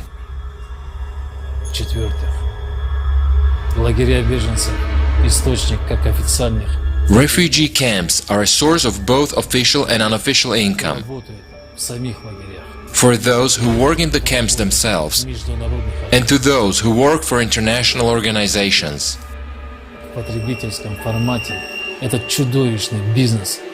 It is impossible to stop this monstrous business in the consumerist format because there is an endless demand. State authorities are involved and there will always be reasons why people are forced to flee.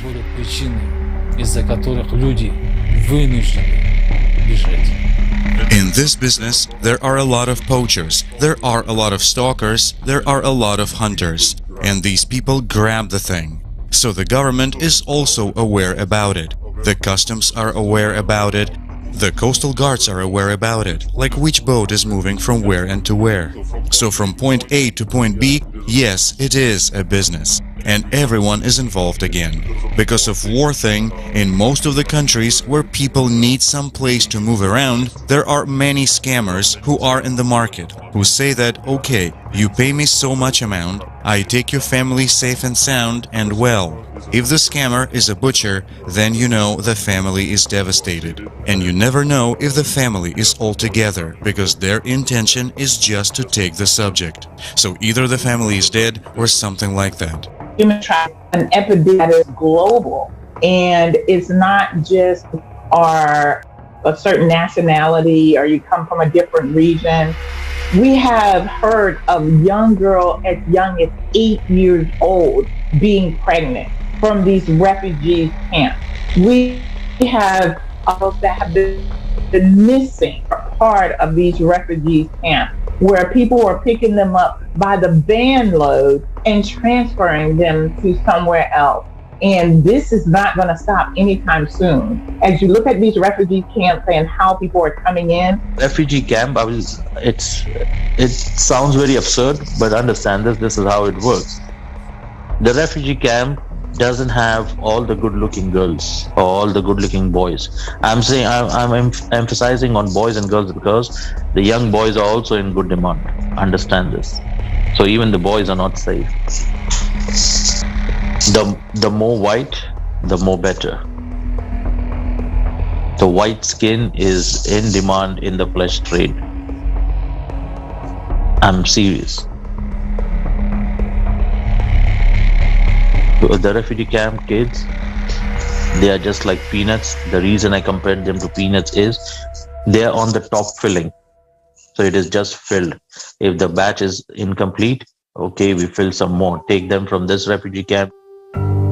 Hundreds of thousands of people die in military conflicts and millions become refugees. As long as society is based on the principle of divide and rule,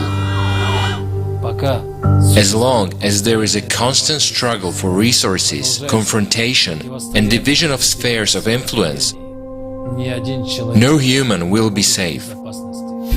Most of the organizations are suffering from the shrinkage of funds to support the refugees.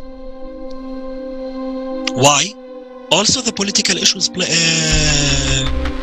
a role here. The duplicity. Deal with your political issue with each other, but there are refugees and IDPs here. They need shelter, they need food, they need the health care, they need a lot. And no, we are not interested there. The humanitarian work is being politicized now. Literally. Our country is involved in war for the 40 years, maybe 45 years, but no solving, it is not solved any result. We are also human. We are also have the same dream to get education, to have all the facilities of life. Politicians, they are creating armies so that they can kill people in order to get their own benefit. So when there is political stability and good governance, then people will not flee from the country. Here, there's also some refugees who come because of hunger, because of some economic issues. Not only they come because of like war, but even due to economic issues like drought. A refugee is a human, fleeing from mortal danger, but death awaits him ahead. The border now is like action movie. A lot of people can't cross because the army maybe catch him, maybe the army think him enemy and shoot him. And I saw a woman with the child killed near the border, just 10 meters, just trying to cross. Today, the climate is forcing huge numbers of people to leave their countries. There is no place for these people anywhere in the consumer society, only in refugee camps, which are already overcrowded. But even there, they have no escape from the climate. Due to climate change, we have to expect that in the next years and decades, really serious catastrophes with large movements of refugees can actually occur. You know, we see people put in desperate positions in terms of, you know, through conflicts, through climate change, people that are displaced can no longer carry on their lives as they have been, and they find themselves in desperate situations, and as a result of that, there are people ready and willing to prey on those people in desperate situations, you know. And whether we are talking about migrant camps and people being targeted with promises of significant amounts of money for parting with organs, you know, body organs, or whether actually they're taken from a position where they're put into, offered a job, only to find out, you know, effectively it's almost like a labour camp. These things are absolutely happening. It's going to have this vicious cycle, and we've been seeing it, and I think advocates in the human trafficking, the anti-trafficking field have started to talk a lot more about the really close intersections of human trafficking and climate change, because you can't, one is going to exacerbate the other. We're doing a story for some project we're having of people that were affected by floods, and they lost their homes. And this mother is a single mother of 12 kids. So she was telling us how she had struggled to make a living with her status of being a single mother. And then after, out of nowhere, these floods came and took all her property, destroyed her house, and now she's homeless again. So she was telling us how she has always had suicidal ideations. This tells you how real climate change is negatively impacting not only the well-being, but also the physical and mental well-being of the person, of the people that are affected. And then the second, of course, which is more obvious, is loss and damage. These people had their property, their homes, and then now floods come, landslides come. They're taking away all this property. The situation with refugees clearly reflects the essence of our society today. In the consumer society, no one wants to solve other people's problems. Everyone is focused on themselves. Hypocrisy and hatred are everywhere. We literally devour each other. No problem can ever be solved in the consumerist format. Such a society has no perspective. It's a dead-end society and it's doomed. There are modern concentration camps, refugee camps, in the various parts of the world. Some of them have existed for over 70 years. Generations of people become eternal prisoners in these concentration camps. The solution to this issue has become impossible because refugees are a lucrative billion-dollar tax-free business. For the consumerist format of society, people are commodity. Funds earmarked for refugees are pocketed, and the result is tarpaulin tents in the freezing cold instead of normal living conditions. Electric heaters without electricity, buckets of ice-cold water outside instead of normal showers.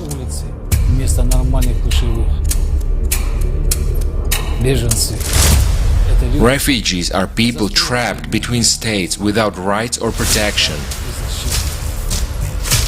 They become easy prey for traffickers. Children are in demand at organ market and as sex slaves. This is why no one will do anything to help people. Because a refugee camp is as lucrative as an oil rig, only it's not black gold that it's being pumped, it's human life.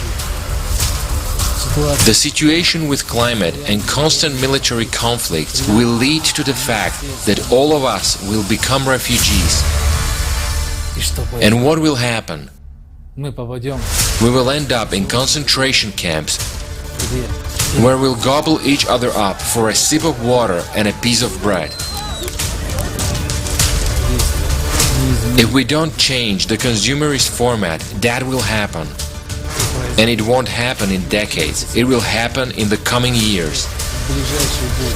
Everyone who remains alive will be caught in this meat grinder.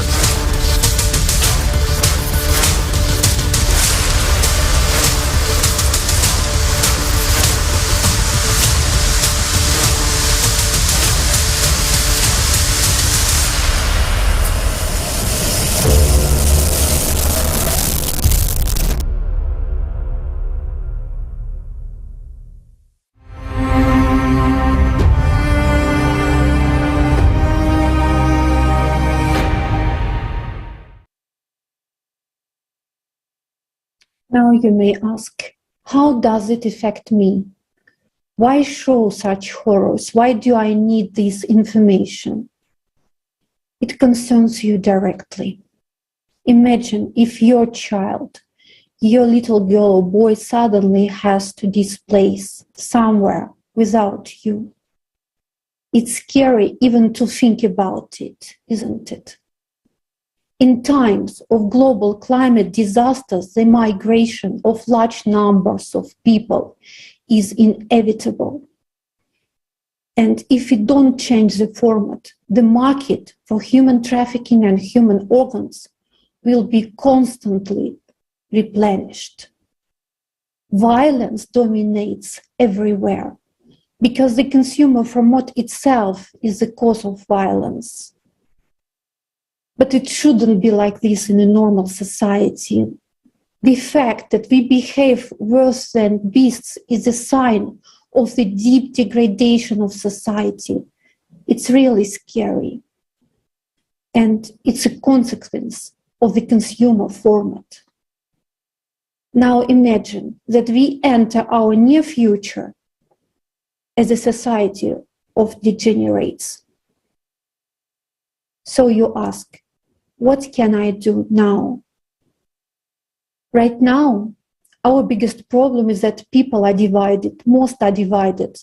There is no unifying idea, or only hatred. But everybody wants to live. Isn't it a unifying idea? Nobody wants their house blown up or destroyed by an earthquake. Nobody wants to find himself in a war zone. We are people, we are human beings, and we all want to live. Isn't that a unifying idea? And if we really want it, we have to hurry. We have a ready model, the creative society. It's a just and safe society. Do you think your child's life is worth the effort to bring people together now? I have decided for myself that my children's lives are worth it for me to take this last chance. And now I want to pass the floor to Vesa Solange.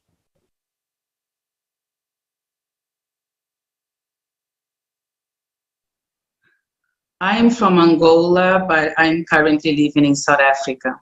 And in South Africa, one of the biggest cries is about children, women, and men disappearing daily without any explanation.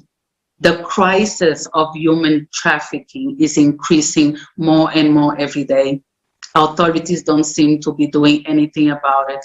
You open the newspaper, you switch on the news, and you don't even hear anymore about the thousands of people going missing daily.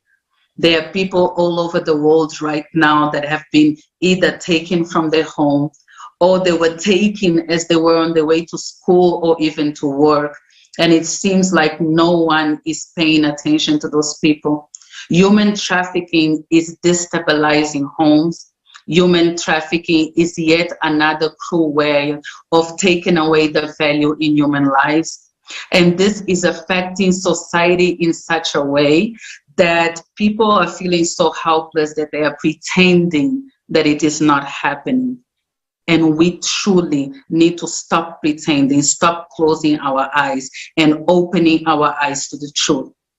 If we feel like the people that are meant to protect us are not protecting us anymore, that it is our responsibility to protect each other, to watch out for each other. A lot of the times, the only reason that evil is so bold is because it knows that no one from the good side is going to try to do anything.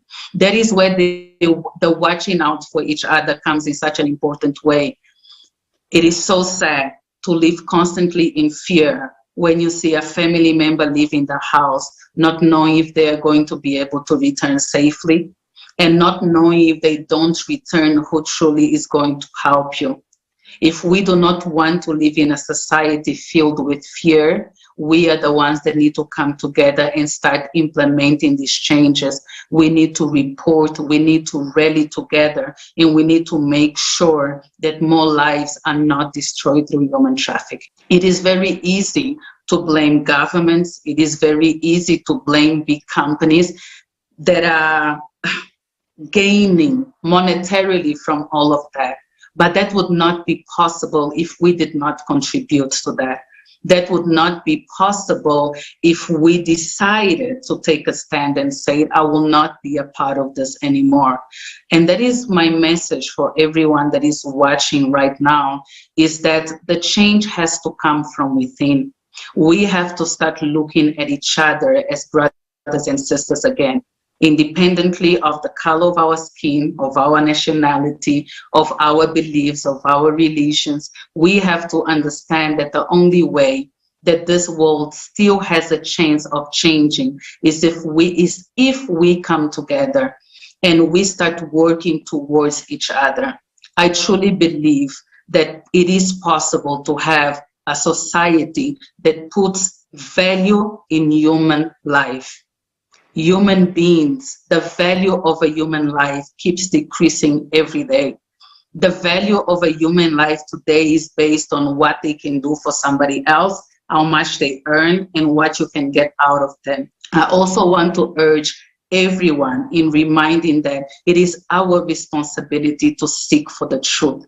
And this is one of the things that I appreciate and I respect the most about Creative Society. In my opinion, Creative Society comes as a solution, first of all, by bringing the correct information to the people.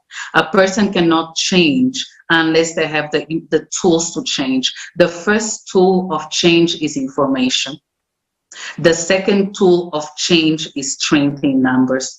The only reason that I will join something, an organization, an ideal like Creative Society, is if I believe in what is being told. And Creative Society has been standing with the truth from the very beginning. So for me, it's joining, being a part, bringing the correct information onto the platforms, and then together using the collective mind in order to be able to bring these solutions. There are way too many problems in the world for us to be able to solve it as individuals. We all know that by now. But let's say that Creative Society brings together the greatest minds in the world, your greatest scientist, your greatest researcher. Let's say the Creative Society, with its right information, is able to bring back the notion of I am because you are through people from all over the world. All of a sudden, you have people that have the power to change a system that all have the same ideal. And this ideal comes from one source, which is Creative Society.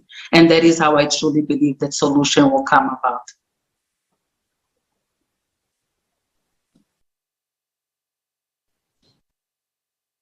Thank you very much. Thank you very much, Vesa, for sharing. I absolutely agree that today Creative Society is our only solution. And from this, I have a question for everyone that's watching us right now. Do you believe that if we continue to exist in the current consumerist society, do you believe that we have a future? There is no doubt that every single person thinks about where this world is headed and understands that something needs to change.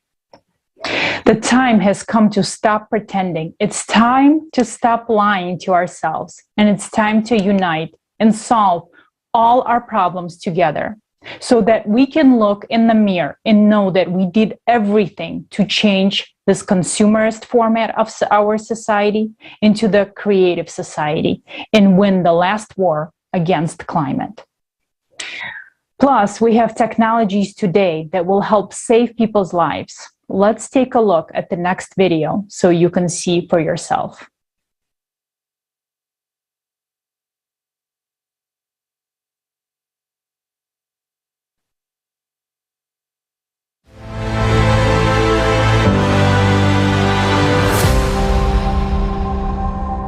Millions of people around the world die waiting for their turn to get an organ transplant. In China alone, 1.5 million people are on the waiting list. In the US, about 17 people a day die waiting for a donor. And to get a new kidney, a much in demand organ, one has to wait from 3 to 5 years. In India, only 3% of those in need receive it. Tell me, what will you do if you or your loved ones need an organ transplant? Are you sure you'll live long enough to get your turn? Here are the barbaric methods that are used to solve this problem in today's consumer society. Every hour, a kidney is being sold on the black market. Children are dismantled for spare parts like a construction set in order to earn up to 1 million euros on organs. Are you unworried today when your child is outside? Teenage girls are forced to bear children on human farms in order to sell them. There are kidney villages all over the world where each resident has already sold 1 kidney. Parents are forced to sell some of their children in order to feed the others. Organ theft can occur even during a surgery, and the person does not suspect that he woke up without a healthy organ. This is despite the fact that there is already an effective solution that can save lives of these people. Today, the technology of 3D printing of organs is rapidly developing. The following organs are successfully transplanted: bladder, cartilage tissue, printed cornea, pancreas, blood vessels. In a development stage, kidneys, skin, heart, liver, lungs, stomach. A 3D bioprinter has already become part of the scientific equipment on the ISS. What was once a plot for a science fiction novel is now advancing our scientific research, says Taylor Crouch, Organovo Holdings Incorporated. 3D bioprinting will save millions of lives through timely transplantation, will reduce mortality from chronic and age-related diseases, will end clinical trials of drugs on humans, including children. The black market of human organs and the sale of people for organs will disappear forever as a monstrous phenomenon of the consumerist format of society. These technologies will literally not only save, but also protect the lives of millions of people. The advantages of this technology: printed organs are cheaper than donor organs. They are printed from the patient's own cells and are not rejected by the immune system. A printed bladder was successfully transplanted over 20 years ago. But has this technology come to your hospital? Is it available to everyone in need in your city? In the consumerist format of society, there's always something more important than our lives. There is no way to solve this problem in a consumer society because organ transplantation is a profitable multi-billion-dollar business, a business built on the health and lives of people. In the consumer society, it is much more profitable that you suffer and die. The most monstrous thing is that we have agreed with this. Today, everyone needs to make a decision in which society he wants to live. What kind of society will our children live in? In a society where, instead of saving your life, you'll be a number on a waiting list for those sentenced to death, hoping for your salvation at the cost of the health or life of another person. In a society where you will be dismantled for parts for someone else's benefit. Or you will build the creative society where advanced technologies ensure the protection of your life and the lives of your children. The society where there will be nothing more valuable than human life, your life. The choice is yours.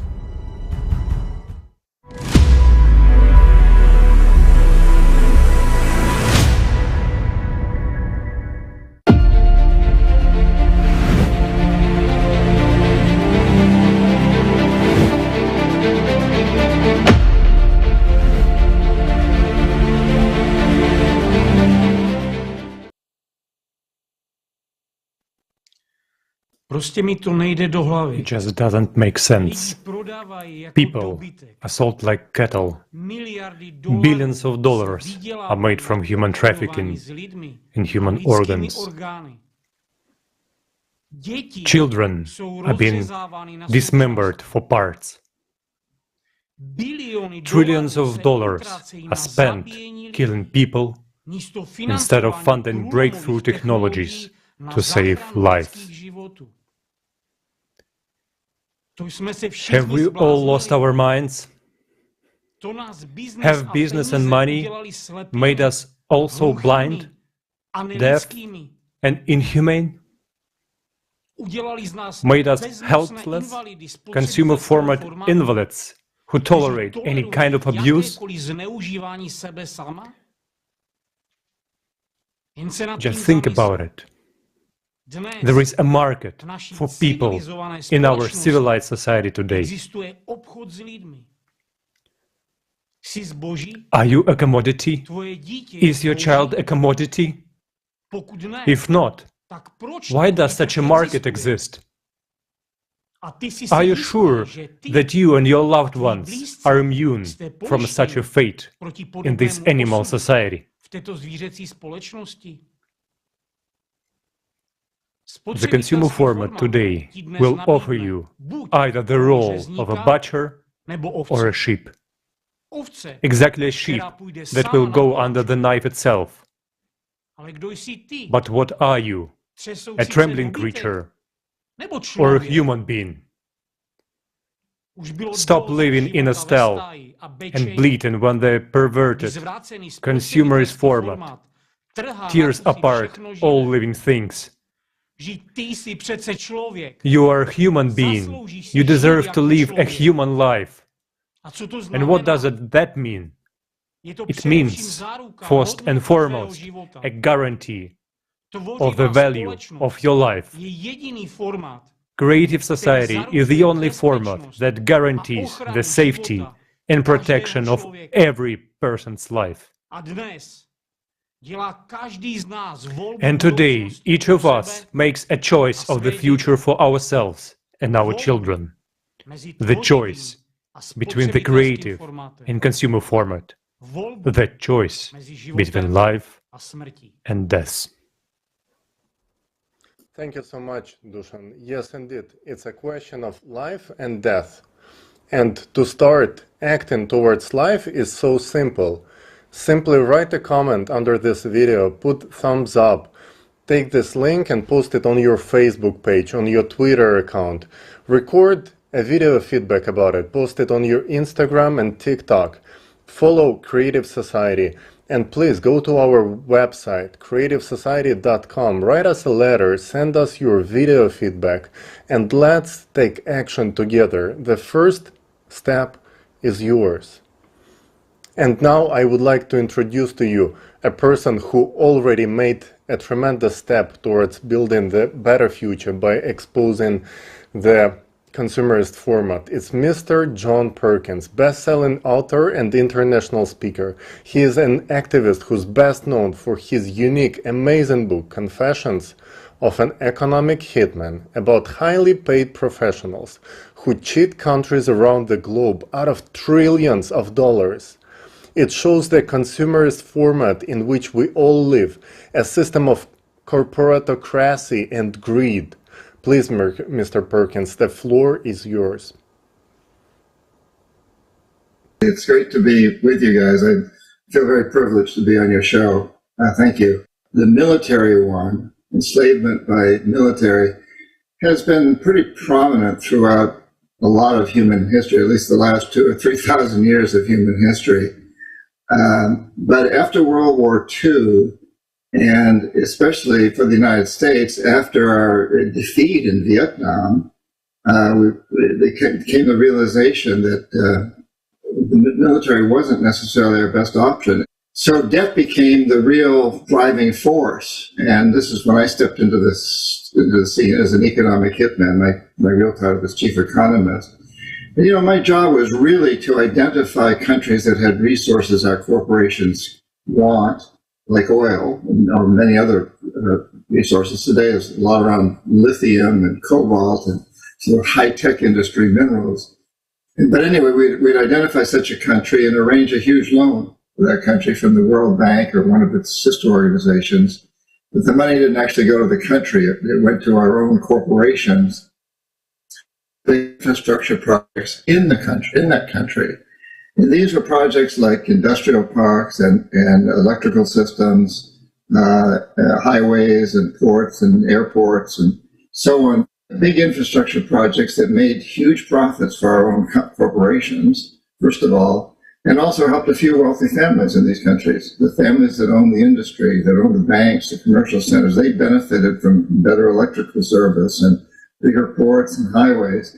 But the majority of the people suffered, actually, because money was diverted from health, education, and other social services to pay off the debt on these loans.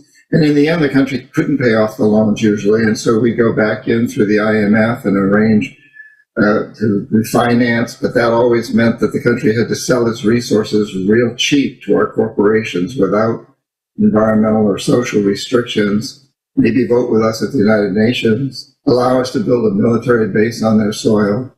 And so that was the way that we really enslaved these countries with debt. And we're very successful at it. A great example that I cited in my book is Colombia, a country where I've spent a lot of time. I had an office in Colombia, and we've supported a police force in Colombia and military training of Colombian soldiers for years, and with the excuse that what we're doing is training them to fight FARC, the narco traffickers that are sending narcotics, they're sending cocaine primarily into the United States.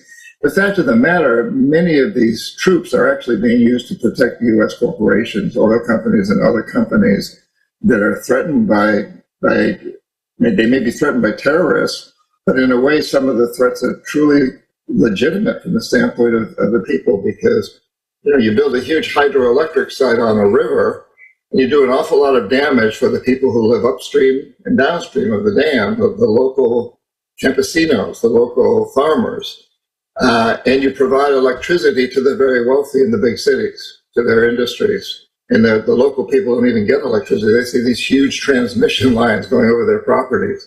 So we use this excuse of militarization to fight terrorism or to protect ourselves from some perceived enemy. But often the real reason for doing this is to establish ourselves as a power in these countries and protect our own businesses. The debt that these countries take on has to be paid somehow. And it's usually paid by cheating the majority of the people in the country. So money is taken from education and healthcare and other social services to pay off the interest on the debt. And then a second thing that happens is when the debt can't be paid, which is intentional, really, we try to set up these loans. By we, I mean whoever is running the system that I call the economic hitmen. We set up these loans in a way that they almost can't be paid off. And the collateral on the loans is the resource that's still in the ground, oil, lithium, whatever it happens to be. And so at some point, we go in and say, hey, since you can't pay your debts, we want access to your oil, your lithium. And at that point, we could often create tremendous damage to local environments and to local systems. So people in areas that are being drilled for oil or mined or where pipelines run through are terribly damaged by this. And ultimately, the entire country is damaged. And this is a global economic system that's consuming itself into extinction. It's a very destructive system. It's it's based on the goal of maximizing short-term profits, regardless of the social and environmental costs. I did this for many years because I thought I was doing the right thing. I learned in business school, the World Bank and all these institutions promote the idea that when you invest, when you give all these loans to a country and you invest in infrastructure, the economy grows, the country prospers. And we can show statistically that that happens because we measure growth and prosperity by gross domestic product, GDP. In the United States, there's 3 individuals that have as much wealth as half the country of the United States. So you can just do a back of the envelope calculations, and it shows that if those 3 individuals made 10% on their assets last year, and half the country lost 3%, and the rest of the country, the other half, just stayed the same, you would show a growth of almost 4% in GDP. it would look as though the whole country prospered. But in fact, only 3 individuals prospered. Everybody else either remained the same or was worse off. And if that's true in a country where 3 individuals own as much wealth as half the country, what do you think about many of the countries in Africa and Latin America and elsewhere where 3 individuals own as much wealth as 90% of the population or 95%? And so it's a system that's skewed. The measurements are skewed in favor of the wealthy.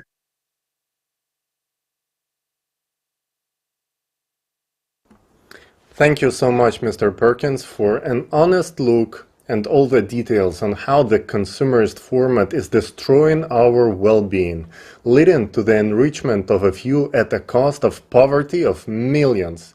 This is the way of our enslavement and self-destructions, and we are on this path today. The only way out is to change the format from the consumerist, where money is the highest value, to a creative format where human life is the highest value. Let's hear more details about how exactly we can do it from our next speaker, Dr. Robert Kennedy.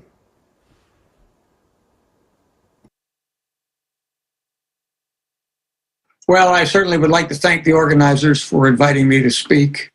It's a great honor and a privilege to join such a distinguished group. What I'd like to talk about today is something that I think most of you are very well acquainted with, and that is problems that we confront as we live in these very difficult and traumatic times. We confront challenges that grow each day, challenges which not only threaten our well-being, but perhaps the very existence of this planet. Unfortunately, I would say so far our responses to many of these challenges have been characterized by denial, confusion, dissension, and delay, often driven not only by ignorance, but by greed or national agendas at odds with the broader needs of our citizens and the greater international community. In the short time that I have, permit me to mention 2 challenges that I think also need to be addressed, along with the many others that you will be addressing in this program or have addressed in this program already. First, I'd like to mention the continued proliferation of weapons of mass destruction.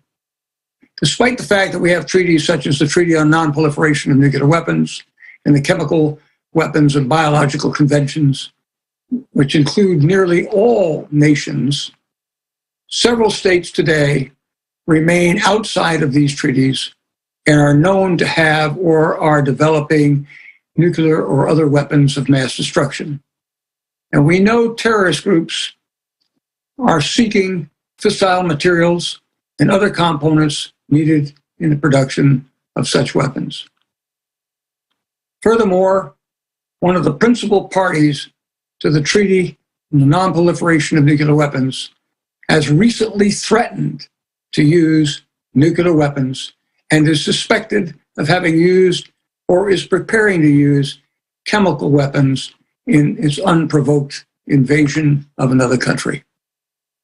Thus, the prospects, in my view, of a deliberate use of weapons of mass destruction or a use arising from escalating tensions and miscalculation are a very real and present danger, with massive casualties and long-term effects on the planet that cannot easily be measured. However, it is within our grasp to alter the current trajectories that limit human potential and threaten our existence. We must guarantee that the consequences of any use of nuclear, chemical, biological, or radiological weapons are so odious that no state would dare to do so. We also must redouble our efforts to further reduce the numbers and availability of such weapons and reinvest our scientific potential in technologies that will advance humanity. The second thing I'd like to mention is income inequality, both within and among nations. Just 1.1% of the global population hold nearly half of the world's wealth. Over 55% of the world's population hold only 1.3% of total global wealth. And unfortunately, ladies and gentlemen, the gap is growing between the rich, super rich, and the rest of human society. Moreover, COVID has exacerbated the problem. 2020 marked the steepest increase on record of the global billionaires' share of the wealth. Such inequality not only breeds contempt, but also discontent among the poorest people and nations, and gives rise to conflicts within and among nations. Sadly, it also has a significantly adverse effect on economic growth that is so essential to the betterment of mankind. It is true that over the last 4 decades, extreme poverty has been significantly reduced in some parts of the world. The world economy has been growing. For many peoples and countries around the world, increased productivity has significantly reduced poverty. But many, unfortunately, remain impoverished. As Max Rosen and Esteban Ortiz Ospina noted in their article on global extreme poverty, to quote them, "Global poverty is one of the worst problems the world faces. Too many people often go hungry, suffer from poor health, lack basic medical care, have less access to education and vital services, and regularly have no light at night. Each day, 25,000 people, including more than 10,000 children, die from hunger and related causes. Some 854 million people worldwide are estimated to be undernourished, and high food prices resulting from climate change and unwarranted wars may drive another 100 million into poverty and hunger. Addressing income inequality, both within and between nations, may be even more difficult than dealing with the proliferation of weapons of mass destruction, because it is often driven by greed. Wealth, in and of itself, is not a bad thing. Excess capital often is reinvested in the economy and provides jobs, as well as seed corn for technological innovations that improve the human existence. However, the conspicuous accumulation of wealth in excess of need often has deleterious impacts on humanity. Those who have a lot of money make a lot of money with it. Money makes money.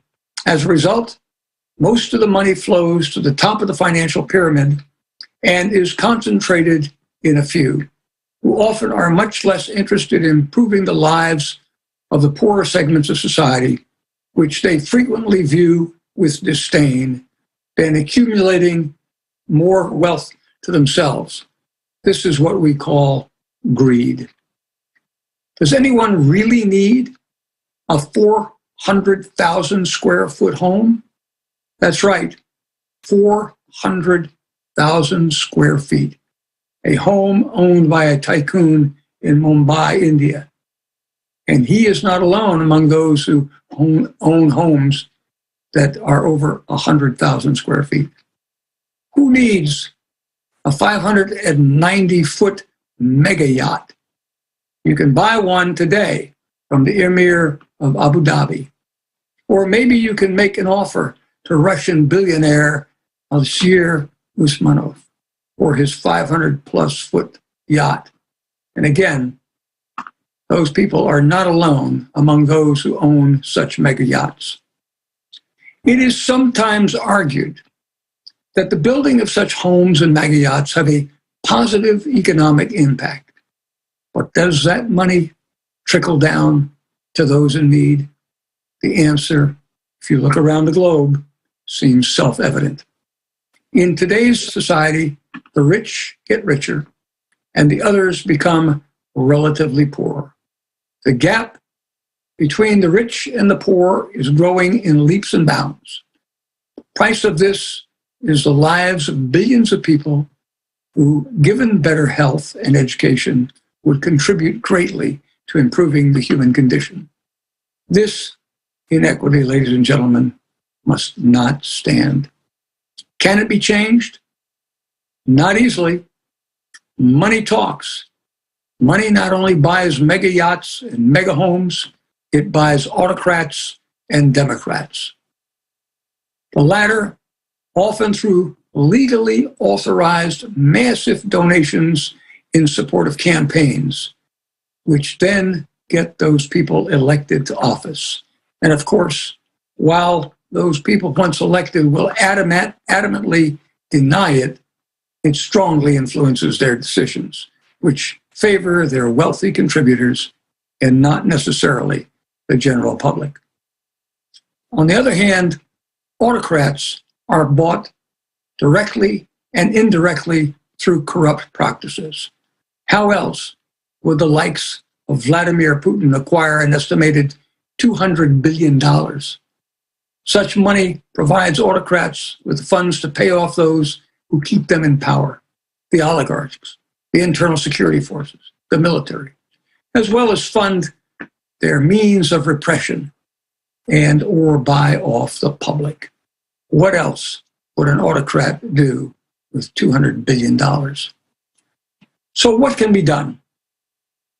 We need to work toward a major change in the way we view peoples and societies. The world won't change on its own.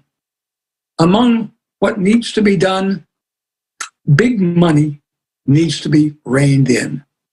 We need to respect other peoples and cultures and views that they offer that differ from our own. We don't have to agree with those points of view, but we should respect those points of view while articulating our own. We need to limit armaments and be willing to confront unwarranted, unprovoked aggression.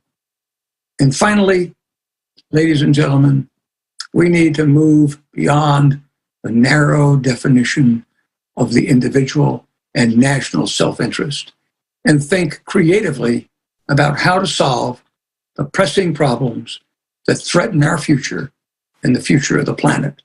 We need a more creative society. And again, thank you very much for inviting me to speak. Thank you, Dr. Kennedy, for raising these important topics. It is unimaginable that 3/1000 of a world's population hold most of the world's wealth. Well, this has serious repercussions on our society and has to change. Let's watch a video showing the solution.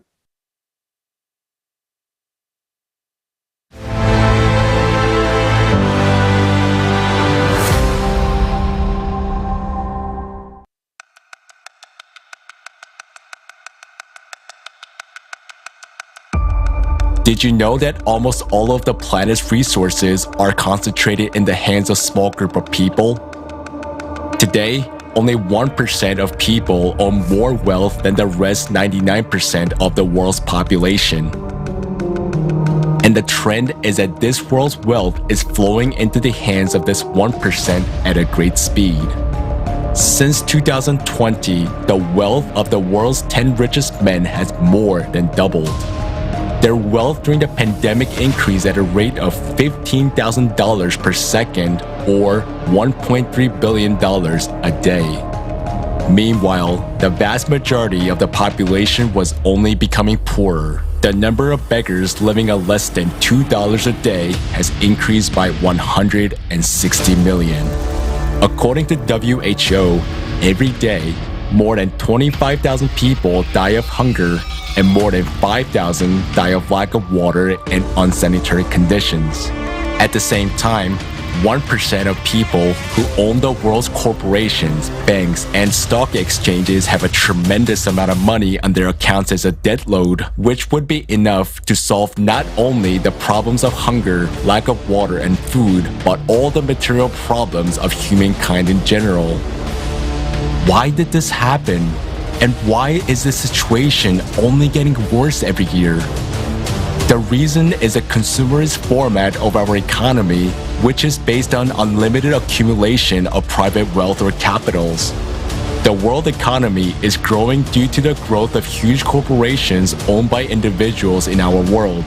These global corporations become like monopolies, killing and taking over national small and medium-sized businesses. And the more capital is in their hands of a few, the faster they get richer and the faster billions of people are becoming poorer. Growing like a huge octopus, world corporations and their owners influence national governments. They lobby their interests, promoting their business, getting cheap labor, buying up natural resources for peanuts, and destroying the environment. We as a society have long had no control over what is going on. Even governments are no longer in control, falling under the power of interests of a few. Poverty, hunger, and inequality are not the worst of what this unlimited enrichment leads to. By getting unlimited wealth in their hands, they gain unlimited power. This becomes the cause of military conflicts. After all, wars are not started by ordinary people. The cause of wars is a competition of big capitals for spheres of influence, resources, and markets. World military expenditures over the last 20 years amounted to $35.5 trillion. While millions of us die in these wars, the few simply earn huge capital on that. In the consumerist format, wars have always been and remain a profitable business. This format is so inhumane that human lives have become just a means to make money. It's just business, nothing personal. And each of us understands that this is not normal. It is monstrous. No one wants to live in a world where their life is worthless, where there is no stability and security, where we have to survive but not live. Today, we're all hostages to the conditions of the consumerist format because we are all divided, silent, and inactive.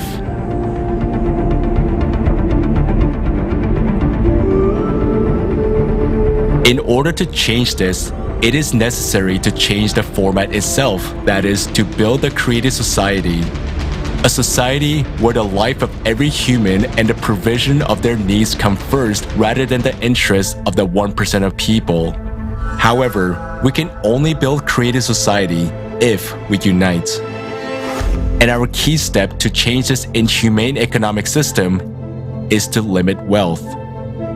That is, we will set wealth thresholds. And as the entire society, we will determine that limit. This will make the endless race for enrichment pointless. This will bring the economy back to its normal purpose of providing everyone with decent incomes and all the necessary goods and services anywhere in the world. Limitation of wealth will help us to redirect funds which are now kept in the accounts of a few individuals towards solving real problems of humanity and development of society. This does not mean that if a person has earned a certain amount of money, he no longer has the right to work. He has. But the super profits will be allocated to the needs of society. It will be prestigious to benefit society by developing one's own business, directing super incomes into the development of urban infrastructure, education projects, healthcare, technology, and science. By limiting wealth, we protect ourselves from usurpation of power, from the influence of corporation on production, finance, mass media, new technologies, as well as other key spheres of society. And this will benefit everyone, ordinary people, entrepreneurs, and even those who now own large capitals. Businessmen will be able to live without fear that some laws might be passed that will destroy their businesses. They will no longer be afraid of their business being taken away by global corporations, and they will simply stop worrying for their lives and the lives of their families. Limitation of wealth will free up funds to help implement the creative society concept.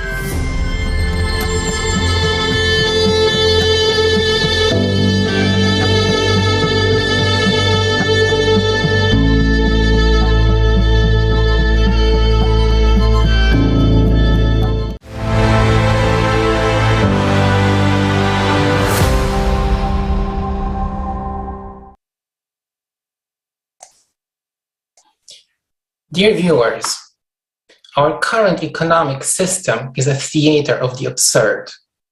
It gave birth to a myriad of problems in the world: poverty, hunger, slavery, violence, and war, as nothing can stop the race to maximize profit. In this consumerist format, our life is worthless. It has become merely a means to make money. It seems that the richest 1% in the world that have corporations, wealth, and power live well. But this is just as much an illusion. After all, the more money a person has, the less real freedom and the more problems he has. Why would you need a yacht worth billions of dollars or a huge mansion if you can't even feel secure there? After all, the more wealth you have, the more security you need. And in spite of it, you can't be sure if you're really secure, as you could be betrayed at any moment, and this would cost you your life. So what's the point of such wealth? Just to create a golden cage for yourself in which you suffocate in fear for your own life? To create the pictures for others to envy? Or to be looked at like an exotic animal in a zoo to be admired? And here is the absurdity of our play of the consumerist format. We are all slaves. Some people who do not have money starve to death. Others, trying to earn it, barely have time to live. And others who already have wealth sitting in their golden cages are afraid to get out of them. Now let's look at the numbers. To end world hunger forever, sustainably, we need an additional $33 billion per year for the next 10 years. To provide social protection through child benefits, maternity allowances, disability leaving allowances, and retirement pensions in all developing countries, we need an additional $484 billion per year. To ensure universal health coverage in all developing countries, that is for 6.6 billion people, we need an additional $707 billion per year. So that's a total of $1.2 trillion per year, which we apparently cannot afford. And now the other side. We currently spend $571 billion per year to finance very profitable green businesses under the pretext of reducing CO2 emissions. We have spent on average $1.8 trillion per year in the last 2 decades on wars. So we are spending 2 times more money, $2.3 trillion per year, to increase the wealth of a few and also kill each other, instead of solving our problems. How absurd can this be? And at the same time, there are at least 300,000 people in the world with a wealth exceeding $30 million. They are called ultra high net worth individuals. Their total wealth amounts to at least $35 trillion. So it turns out that we have more than enough money to solve every problem on the planet, but we're not doing this. because large capitals have long run governments and dictated their terms and conditions. To increase profits, corporations use child labor, slave labor, and destroy the environment. And the worst of all, they are the driving force behind wars. The consumerist format and this economic system have long been deadly for us. But the few wealthy individuals are not able to stop this deadly race. They're hostages of it. Only we, together as a society, can stop it. And the key step to do this is to limit wealth. To what amount? Let society decide. The limit must be determined by us, by the entire society. So how could this work? Excess wealth would be distributed for public projects around the world. Wealth owners would be able to choose and participate in these projects, coordinate and practically implement them. Instead of a golden cage and an endless pursuit for fantastic wealth, they would feel free and comfortable everywhere. Moreover, people would be grateful to them as they would be improving the life of everyone. This is another world, a humane, peaceful, healthy, secure world, a creative society where human life is the highest value. Limiting wealth will help create a healthy economy. This means, above all, price stability, optimal use of resources throughout the planet, a convenient world currency, a stable financial system that supports the real economy, healthy and fair competition leading to improved goods and services.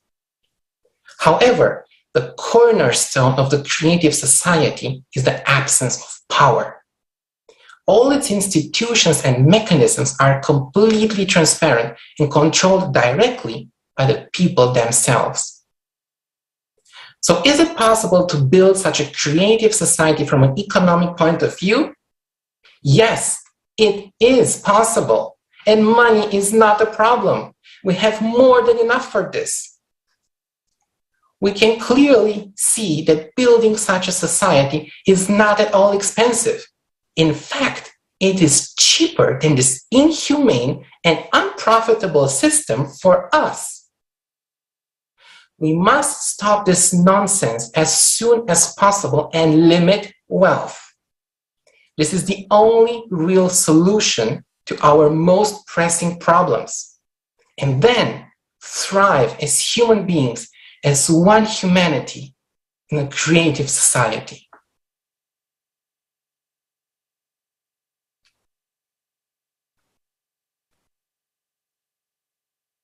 Thank you, Christian. Indeed, money is not a problem. The problem is how we spend it. But the even bigger problem is that in a consumer society, people are only willing to donate or invest in something that will benefit them directly. Most people cannot even wrap their heads around the concept that something can be done for the mutual benefit of all people from the purest intentions, like a project creative society. If something is too good to be true, we question the motives and assume that someone is behind and pulling on the strings. Some people even say that the project creative society is sponsored. No, no one is sponsoring us. Please, if you would like to sponsor, we will not turn you down. But so far, we are pulling this off on our own dime, time, and effort. The reality is that today's sponsors are ready to fight grasshoppers, develop protection against cow farts, any nonsense whatsoever. What is dictated to them by the world's most powerful? They are not helping humanity. Sponsors support charitable and nonprofit events that benefits them. Somebody hosts them, someone donates, and somebody stashes money away. Those are all circus acts to deal with their own problems. All big-name charities have hidden agendas and are very profitable. What if you did something just because, from the heart, without expecting any benefit? Let us be brutally honest here. True humanity and service are deemed strange in a consumer society where profits and personal gain are the only things that matter and make sense. Could a rich person stay rich simply by donating money from the heart? No, of course not. That would mean he would remain poor. Please, the richer a person becomes, the more he is forced to save every penny. Otherwise, someone will overtake him and become richer. When the goal is to be admired, to be envied, it is an endless race that no one wins. Let's return to creative society. Of course, there are good people who help the project, but those are only a few, and those who really understand it deeply and are actively participating. As you can see, we are not elite of the world. We are just regular people with families, kids, jobs, and personal responsibilities. Does everyone want to help? From the soul, of course. When a person sincerely helps, that is cool. That is human. And this is an honor. The real hero is the one who edits a video in the bomb shelter under shilling to explain to people the realities of consumer society and that we have only one way out.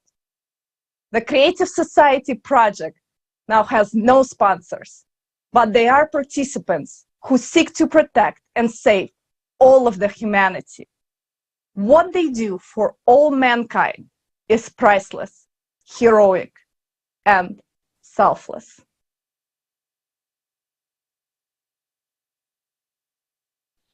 Friends, we've reached one of our goals. Mainstream media started talking about the Creative Society. After months of investigation, the BBC published a lengthy article about the project and our two previous global crisis conferences. Although things did not come about exactly as we thought, completely ignoring the fact that we've been talking about the dangers of climate change for many years, which was unsurprisingly the main topic of both conferences mentioned in the article, and the main reason we are all gathered here today, the BBC labeled us as climate deniers. Regardless, we are thankful to the BBC for promoting the Creative Society and bringing people's attention to our events. We understand that the main reason for publishing this article was to fulfill someone's order to discredit the Creative Society for exposing the truth. We would not get any coverage otherwise. And here we are, the reporter who wrote the article, a pleasant and smart man, starts digging up facts all over the internet. He's a pleasant and smart man who understands and knows, but is forced to write nasty things because he was told to do so. Did we step on someone's toes? Well, of course we know it's the CO2, but we don't care about the CO2. You know, since there's already a backlash, if everything they said was true, and the money wasn't embezzled and spent on corrupt reporters, but on solving the problem, and there would have been results, no one would have paid attention to our words. But here they got scared, because we started to tell the truth. We're not doing it to expose someone as a liar or a thief. We started telling the truth because we are human beings and we want to live. Calling things by their proper names to draw attention to the problem that concerns everyone. We're all human beings. And clearly, the reporters were ordered to write about us, and they did the best they could. But they are also human beings.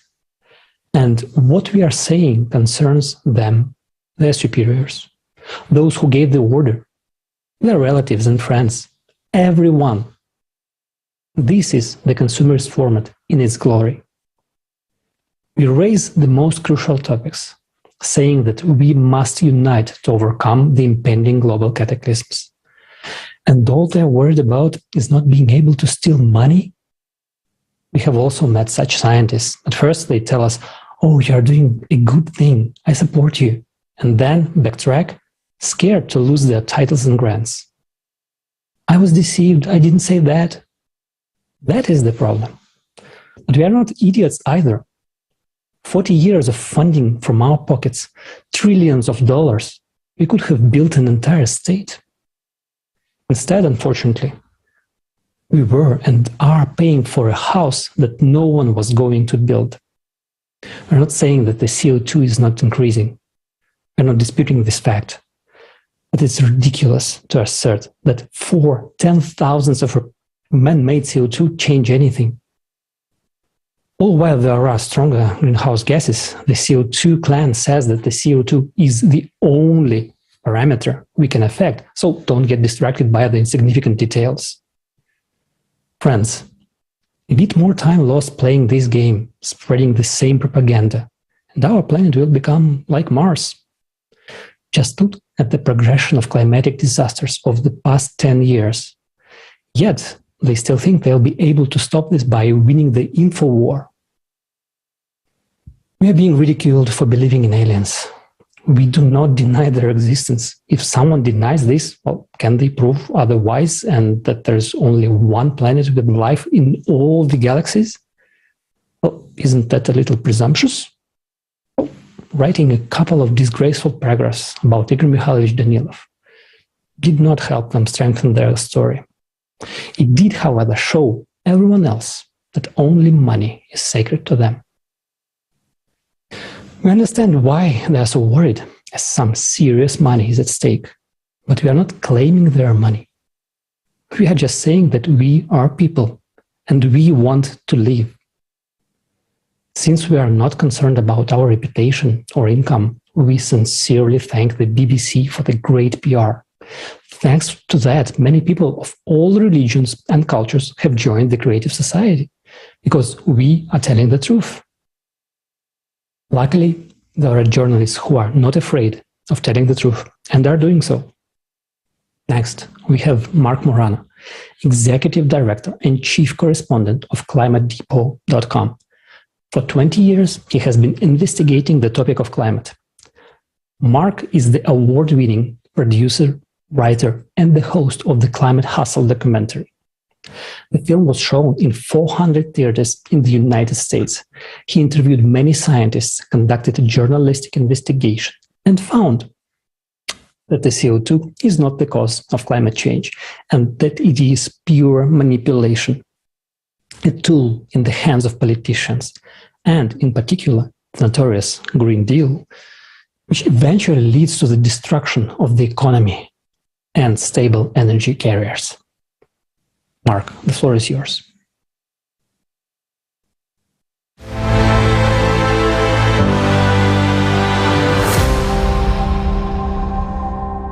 Happy to be here today. Just first of all, by way of introduction, my name is Mark Morano, and I've been working on this issue since the early 2000s. I've been made environmental issues are my passion, so I'm here to try to present a realistic realism view without the hysteria of man-made global warming. Summations for the public. Climate change is governed by hundreds of factors, variables.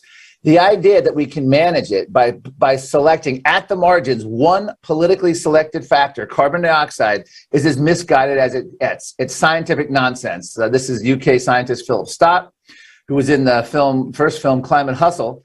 And this explains it, because it's not about it's CO2 is going up, we're all doing. No, CO2 is counteracted by literally hundreds of other factors. Even the climate activists, scientists admit this. Another study actually started with 10,000 plus scientists survey, whittled it down to 77 anonymous scientists. We don't know their names, their affiliations, their views. They asked them two questions that many climate skeptical scientists would agree with, and that came up to the vaunted 97%. Keep in mind, 97% of scientists in this instance wasn't even 97 scientists. It was 77 anonymous scientists. 1 billion people don't have running water and electricity.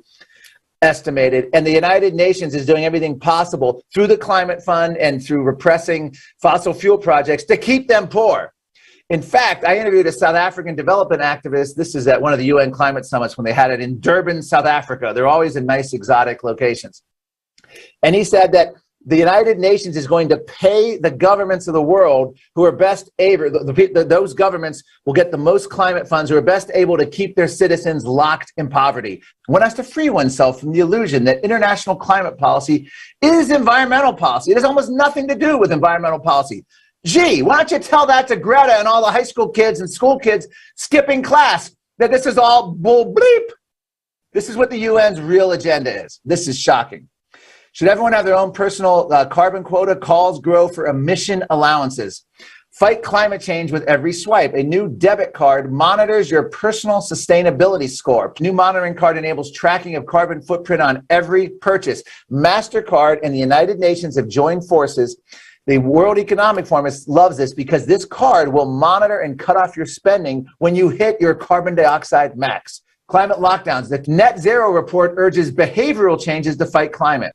A, quote, shift away from private car use, upper speed limits, and thermostat controls, limits on hot water. Does this sound like a world you want to live in? It's choosing deprivation for yourself.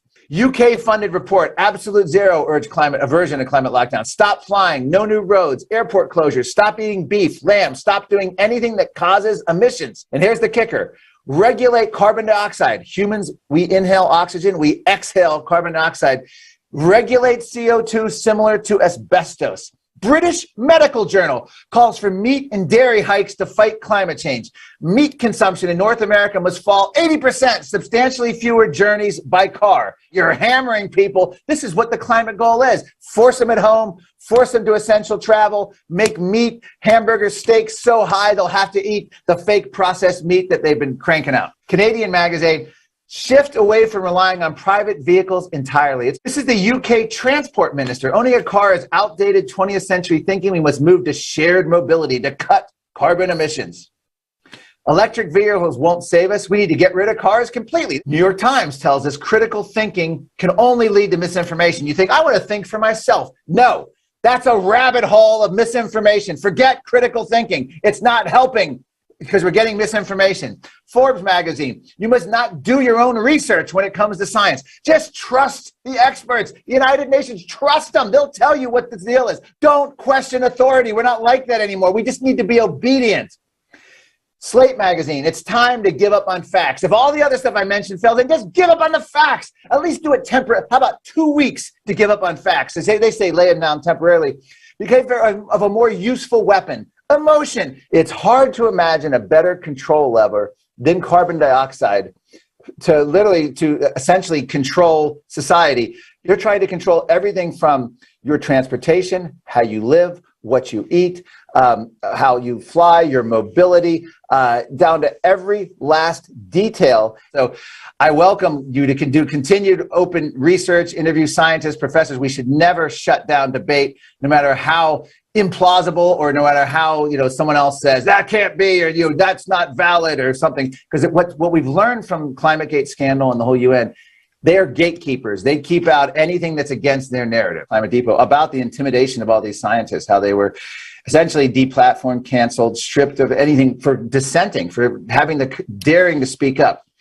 And one of the key things on that is we see that happen in real time, and you can't even read about it on Facebook or Twitter or see a video on YouTube anymore. It's not allowed unless they follow the government narrative. It's just frightening, but this is the world in which we live right now.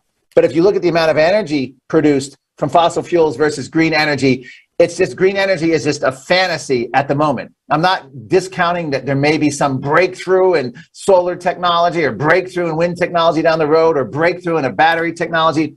But I think it was Bjorn Lomborg who just today did the analysis. In Europe alone, battery backup for solar and wind power is enough, I think, to power Europe for 1 minute and 29 seconds. It was like 1.5 minutes. That's all the battery. And then after that, you have to go when the wind's not blowing and the sun's not shining, you have to go to fossil fuel backup, diesel generators, gas generators. So it's just an illusion, this green energy. There's many cycles, longer term, shorter term. And this is the kind of research that gets suppressed in the climate community because you're not going to get money to study natural climate cycles. This is what's we need a lot more of, and we need a lot more voice to these studies and a lot more prominence, and we need academia to take them seriously, but there's no money in it. As I said, who decides who gets the money? Bureaucrats in Washington, politicians, academia, and they're going to get the money that's going to get them published. They're going to get the money that's going to say carbon dioxide is the problem. I used to go on ABC News and CNN and debate regularly climate, energy. It wouldn't even be an option now. It's not even on the table. They would never allow it a debate. They've actually stated publicly that anyone who dissents from the man-made global warming narrative of the United Nations is essentially akin to a Holocaust denier. So their goal is just to demonize, deplatform, and get rid of us. And it has worked. We no longer exist in the mainstream media. And what I mean by we is climate skeptics. Anyone who dissents no longer exists in the mainstream media.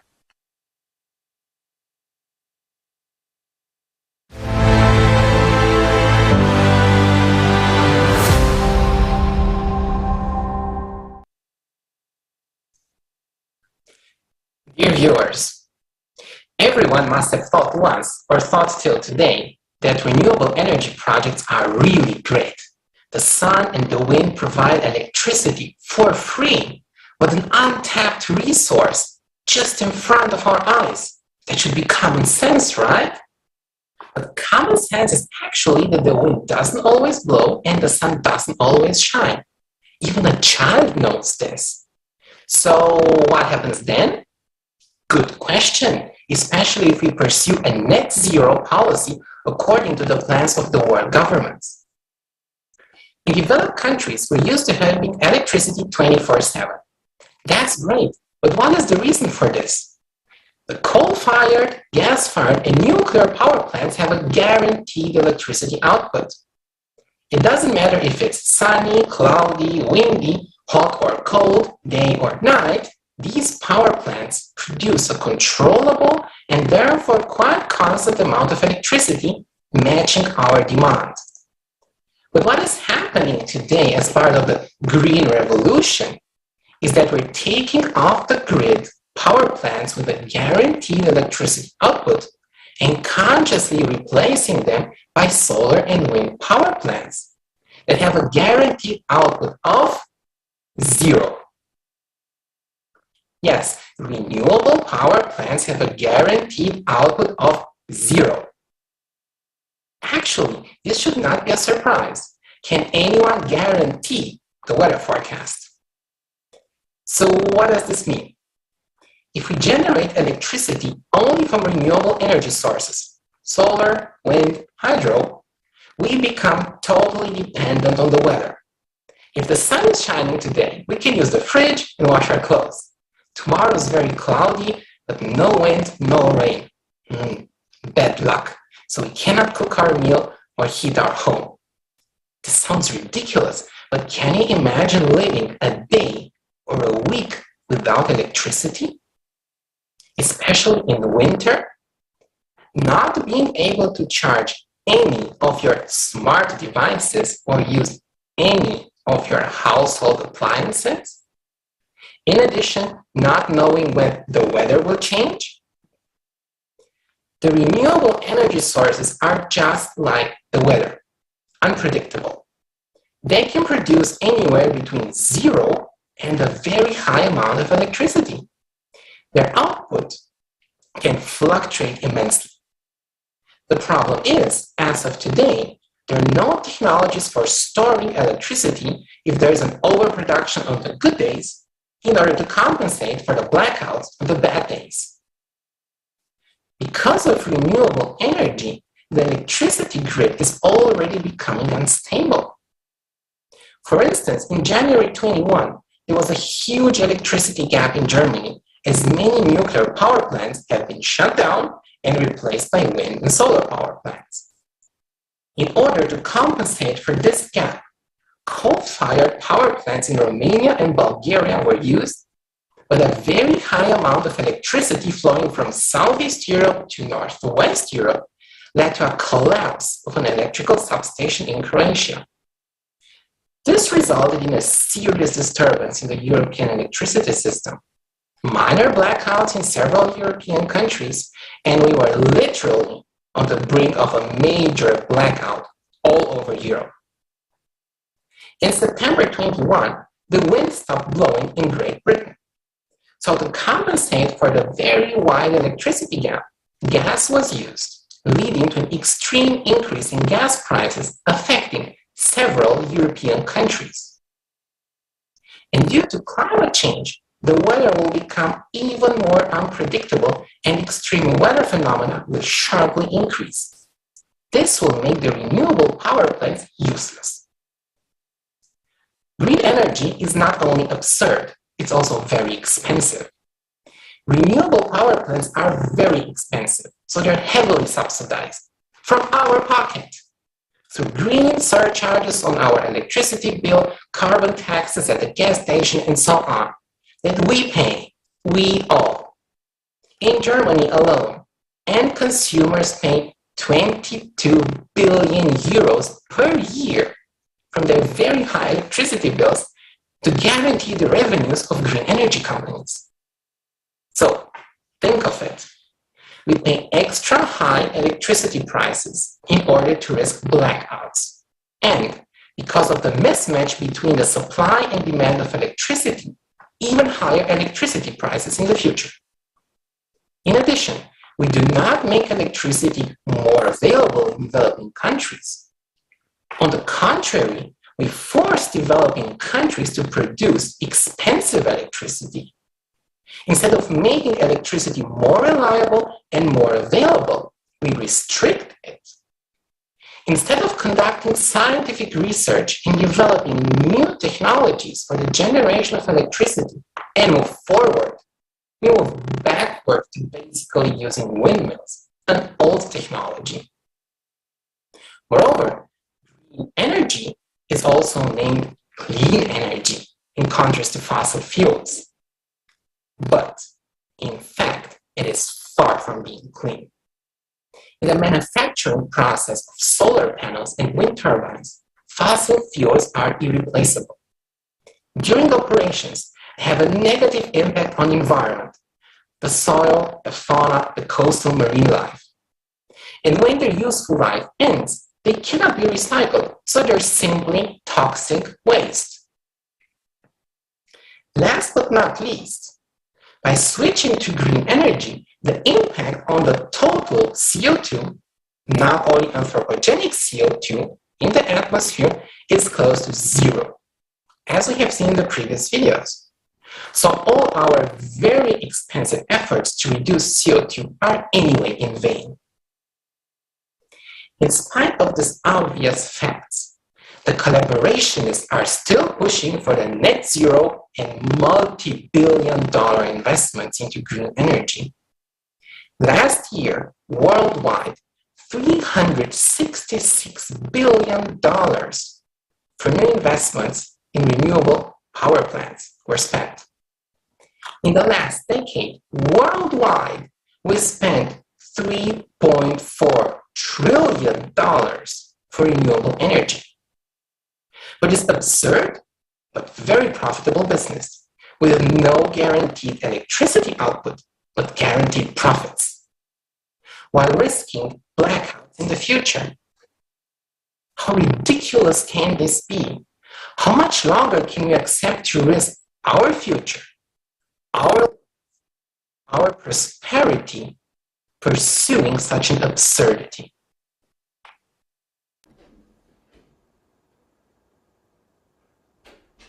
That's a very good question. Really, Christian, thank you so much for these observations. And I think everyone should ask themselves and answer for themselves. There are so many lies that we are being fed in our consumerist society daily. And nobody but us can stop this. You are the one who can really stop it, and start with a small step. Share this video on your social networks. The more we share this information, the more people become aware and the fewer left uninformed. Creative society benefits everyone, and the chase after consumerist leadership disappears.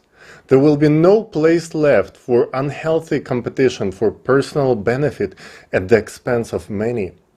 So those who only seek to promote themselves or their project or their personal interests should think twice before it's too late.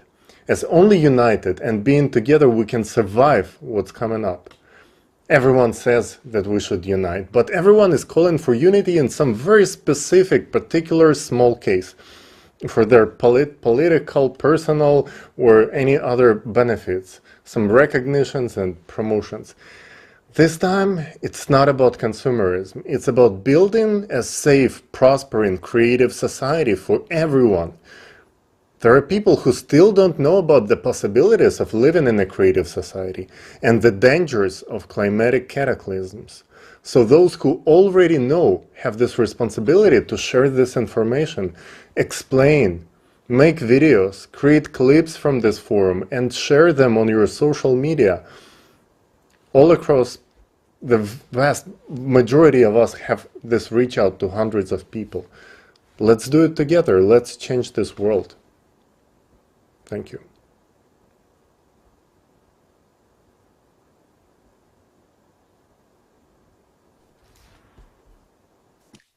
Большое спасибо, коллеги. Thank you so much, colleagues. The topic of so-called green energy sources is very relevant in the view of our next topic. In a moment, you will learn some shocking information from the latest research on ocean heating and the processes taking place in the interior of our planet. It is worth mentioning that the devotee of the anthropogenic theory of climate change insists that it is human emissions of CO2 that hit the ocean, those very 4 molecules. This absurdity can be illustrated by an example in which a kettle standing on a stove warms the fire in the burner below it. This is absurd. The ocean stores 1,000 times more heat than the atmosphere transfers heat through the atmosphere. And now the oceans is warming catastrophically, which accelerates the circulation of currents in the ocean, with one exception. The yellow press says that if the rate of man-made global warming is accelerated, that can lead to a complete stop of the Gulf Stream. The world-leading oceanologists are concerned that the weakening of the Gulf Stream is accelerating. In their well-paid opinion, this is due to the melting of the Greenland glaciers, which are desalinating the water and stopping the current. You may ask, what's so terrible if the Gulf Stream stops? Well, because it will lead to a new ice age in Europe and North America. The Gulf Stream is the furnace of Western Europe. Its northern part will be covered by glaciers, while the southern part will turn into a tundra. Average annual temperatures will drop from 10 to 12 degrees Celsius. The continent will become uninhabitable and you can forget about agriculture. In geological history, when the Gulf Stream stopped, but the glaciers almost reached the Black Sea. At the same time, the halt of the Gulf Stream will affect not only Europe and North America. The redistribution of heat will intensify hurricanes in the southeastern United States and lead to deadly droughts and famine in Africa. And now let's see what actually stops the Gulf Stream. Greenland meltwaters has nothing to do with stopping the current. According to the calculation of sober-minded scientists, the Gulf Stream is 20 times stronger than the counter-moving Labrador current. It's like a spitting at water coming out of the firefighting hose and trying to stop it. It is impossible. But it does stop, and with it, do the other currents of the Atlantic meridional overturning circulation. The mystery of the Gulf Stream stopping has a stunningly beautiful and at the same time terrifying geological explanation. In a moment, you will have a clear picture of it. This observation was made by geologist James Camis. In the spring of the summer and the summer of 2009, researchers recorded several occurrences of earthquake swarms along the mid-ocean ridge in the North Atlantic. Swarms, a series of earthquakes of small magnitude. Starting from the summer of 2009, over 200 earthquakes were registered in the region of Iceland, and by the spring of 2010, the occurrence of more than 1,000 earthquakes. These quakes were precursors of the well-known undeclared volcano eruption, which paralyzed all air traffic in Europe. And 2 months later, in May 2010, a blob of abnormally warm water was registered off the coast of Greenland. This warm blob corresponded exactly to the boundaries of the tectonic feature of mid-ocean ridges and faults, and it emerged directly in the path of the mighty Gulf Stream, just in the area of its overturning. It was the water, heated by magmatic activity, that rose and blocked the well-known current. If you look at the models of changes in the surface temperatures of the Atlantic Ocean, it is in the 1000th part of Greenland that the hidden over tectonic zone manifested itself in the most glaring colors. It is worth noting that in addition to the fact that the emergence of anomalous thermal blob in the path of the Gulf Stream is the result of tectonic activity, the very melting of the Greenland glaciers from the bottom up that has been happening over the past 30 years is also a result of increased magmatic activity under these glaciers, which have been proven by scientific studies more than once. We was talking about it many times in the previous global crisis conferences.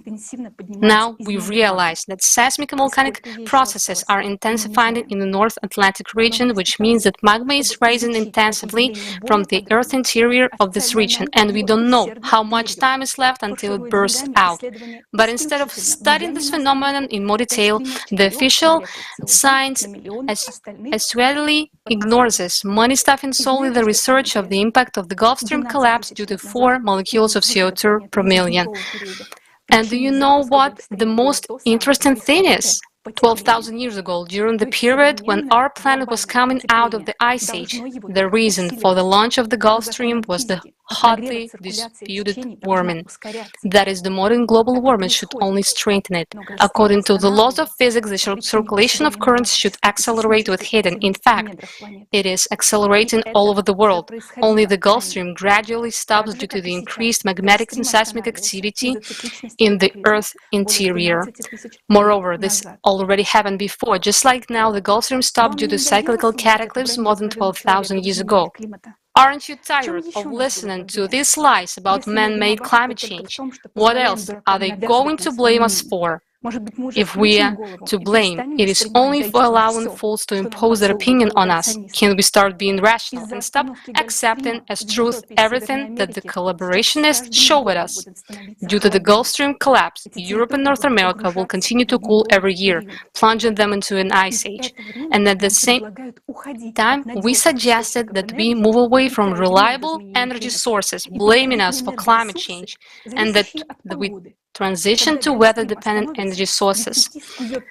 When the Gulf Stream stops, wind turbines will be paralyzed by ice, the solar panels will be covered by snow. This is the kind of solution they are foisting on us in the fight against CO2, while in fact they are doing everything they can to take away people's freedom of choice. Even now, they are restricting people's use of electricity, give up meat, car usage, and suggesting they wear sweaters instead of using heat. Those who impose this will never value human life, because all they need is just obedient slaves. For all our lives to be valued, we ourselves should create a format of society where no one would dare to take someone's life and even endanger the life, safety and freedom of each of us. And it's up to you to decide, freeze to death or unite and change the format so that we can never again allow a bunch of idiots to be able to control the life of billions. And right now, I'm happy to introduce you to Professor V.S. Yim, geologist professor of the University of Hong Kong, who will share how important the contribution of underwater volcanism in the modern climate change.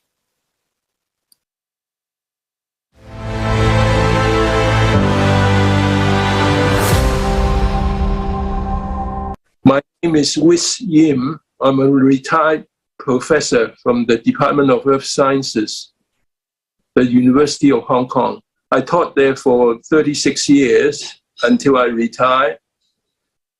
Then I took on part-time jobs in local universities to continue my teaching and research in Earth system science, especially volcanism and climate change. And I led all these results point to the fact that we are missing something in terms of climate change, and that is the input of heat, geothermal heat from submarine volcanoes in warming the oceans.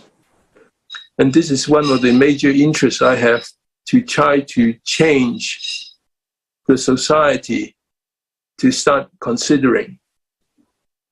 So global warming is not just due to carbon dioxide. In fact, the role of carbon dioxide is much smaller than, for example, regional warming of oceans due to submarine volcanoes. And this is one aspect that I would like to drive home. Thank you very much. What is the order of importance of all these factors? I think we've often forgotten. The first order importance are the astronomical forcing, including the sun. They're responsible for glacial interglacial cycles, solar cycles, monsoons, and also seasons. But some people now are suggesting carbon dioxide will change all that, making it first order instead. I think this is questionable. Second order importance, I think I would say, for volcanoes and volcanism. So the release of geothermal heat, and this is basically what is called plate climatology. Hot magma, basaltic magma, may be up to 1,200 degrees Celsius, and it can cause the seawater, the surface seawater, to be warmed up, forming hot seawater patches. But underneath the ocean, you can see submarine eruption switches on hot seawater. Because of the lower density, they will come up to the surface. So sea surface temperature will rise, and they may well interfere with the normal ocean circulation, which is driven by the sun. Circulation change will be obvious, and this will cause hot seawater patches to stay put for some time at different locations. Continental warming, severe weather events, including hurricanes and cyclones or even typhoons in this part of the world, will become more frequent. Some statistics on submarine volcanoes, total number must approach almost 1 million. The number rising in size to 1 kilometer above seabed is 75,000. The magma output rate approximately 3/4 or 75%. And the number of active volcanoes, about 5,000. So they all release heat, geothermal heat, changing the normal ocean circulation. My conclusions. Volcanism is an underestimated natural cause of ocean heat waves. Right? So it's a regional cause, not a global cause. All 4 cases of regional ocean heat waves were caused mainly by the release of geothermal heat. Man-made carbon dioxide from fossils are not responsible, as far as we can tell, for these ocean heat waves.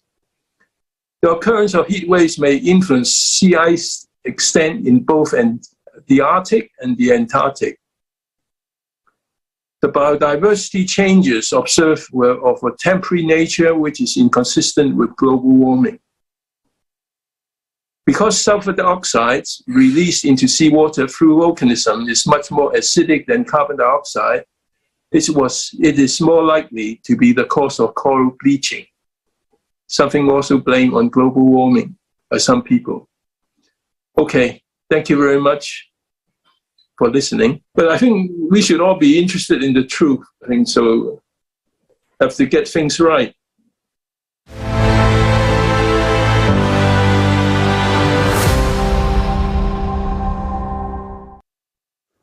Thanks to true scientists like Professor Yim, it is becoming known that the ocean is warming for natural reasons. Many scientists understand this, but are simply afraid to openly speak up, and even less of them to study, because of the climate inquisition. This insane witch hunt and bullying that goes around. We thank Professor Yim for his honesty and courage to voice the truth. And now let's watch a video about the ocean heating, which shows in more details how exactly it happens and what will be the consequence.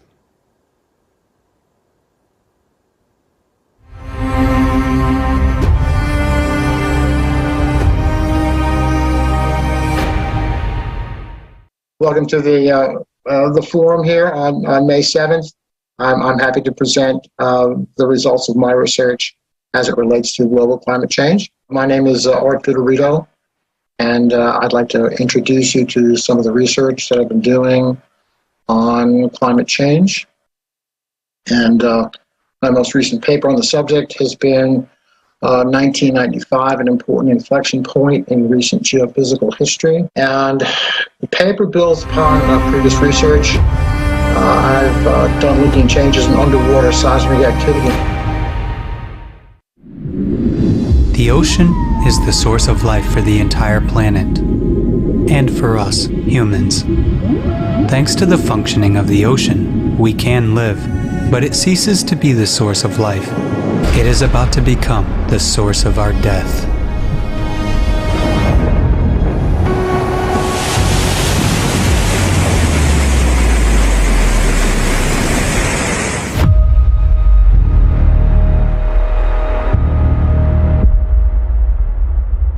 Just think about it.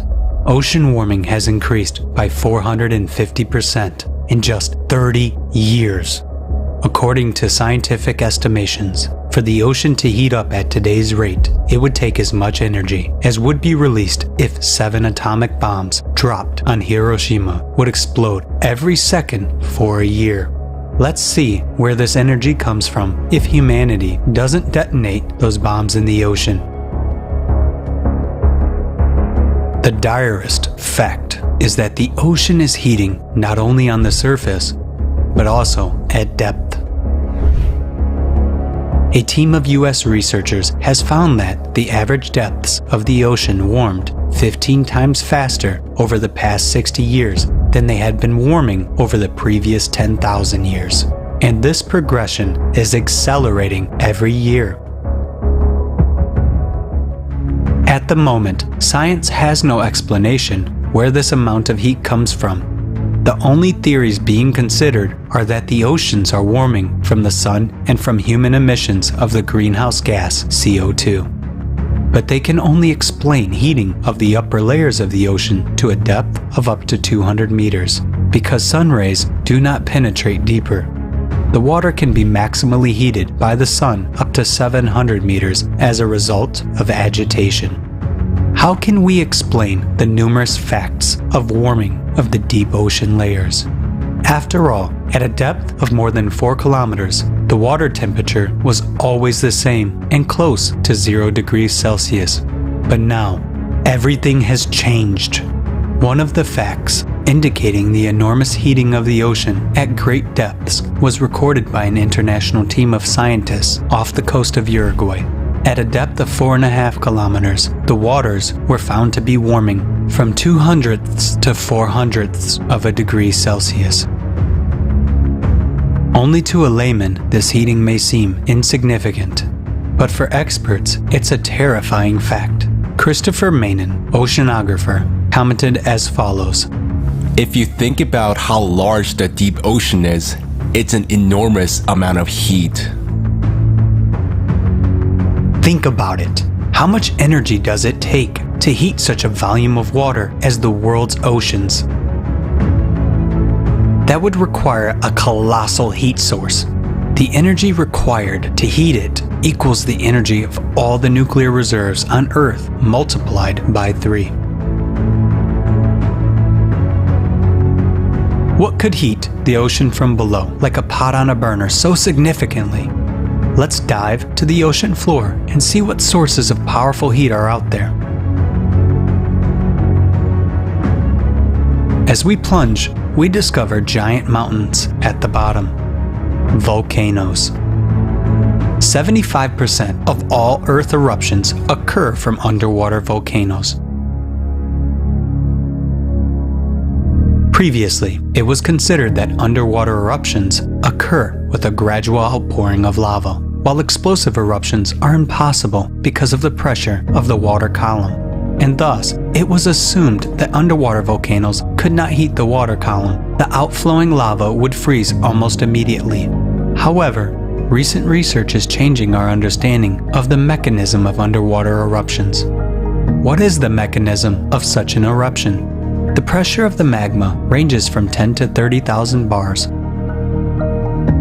But the pressure of the water column in the deepest parts of the ocean is only 1,000 bars. And as soon as there is an abrupt burst of magma, the water boils up and the H2O molecules decompose into hydrogen and oxygen. This creates a gas-water cavity like a bubble with an internal pressure of hundreds or thousands of bars. And this bubble neutralizes the pressure of the water column. This is a complex physical and chemical process that can be compared to the flight of a hypersonic airplane at maximum speeds.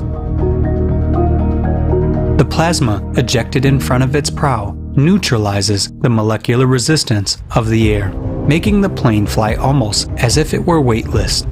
The combustion of oxygen and hydrogen creates the same effect in the path of the magma, resulting in explosive eruptions. The existence of such explosive eruptions is confirmed by the discovery of researchers from Leeds. They studied kilometers of fields of tephra, meaning settled volcanic ash, at the bottom of the Pacific Ocean near the Juan de Fuca Plate. A mathematical model showed that such plumes could only be formed by a massive explosive eruption. In addition to the spread of heat, volcanoes during explosions burst out of hydrotherms, hot jets of water. Studies have shown that the volumes of ejected boiling water can be tremendous, about 40 million Olympic swimming pools, and they are quickly formed during eruptions. The contribution of explosive eruptions to ocean heating is confirmed by Bernd Zemanowski from Julius Maximilian University in Bavaria. With submarine lava eruptions, the thermal equilibrium currents in the oceans are disrupted locally or even globally. However, given the size of the ocean, the energy of even such strong underwater eruptions is not enough to heat it up. Since active volcanoes are not located everywhere, and their eruptions are occasional. Why, then, has the ocean heated up so much over the past 30 years? What has happened in recent decades? There are even more powerful energy sources that have activated only recently. To understand what these energy sources are, we need to look at the planet as a whole.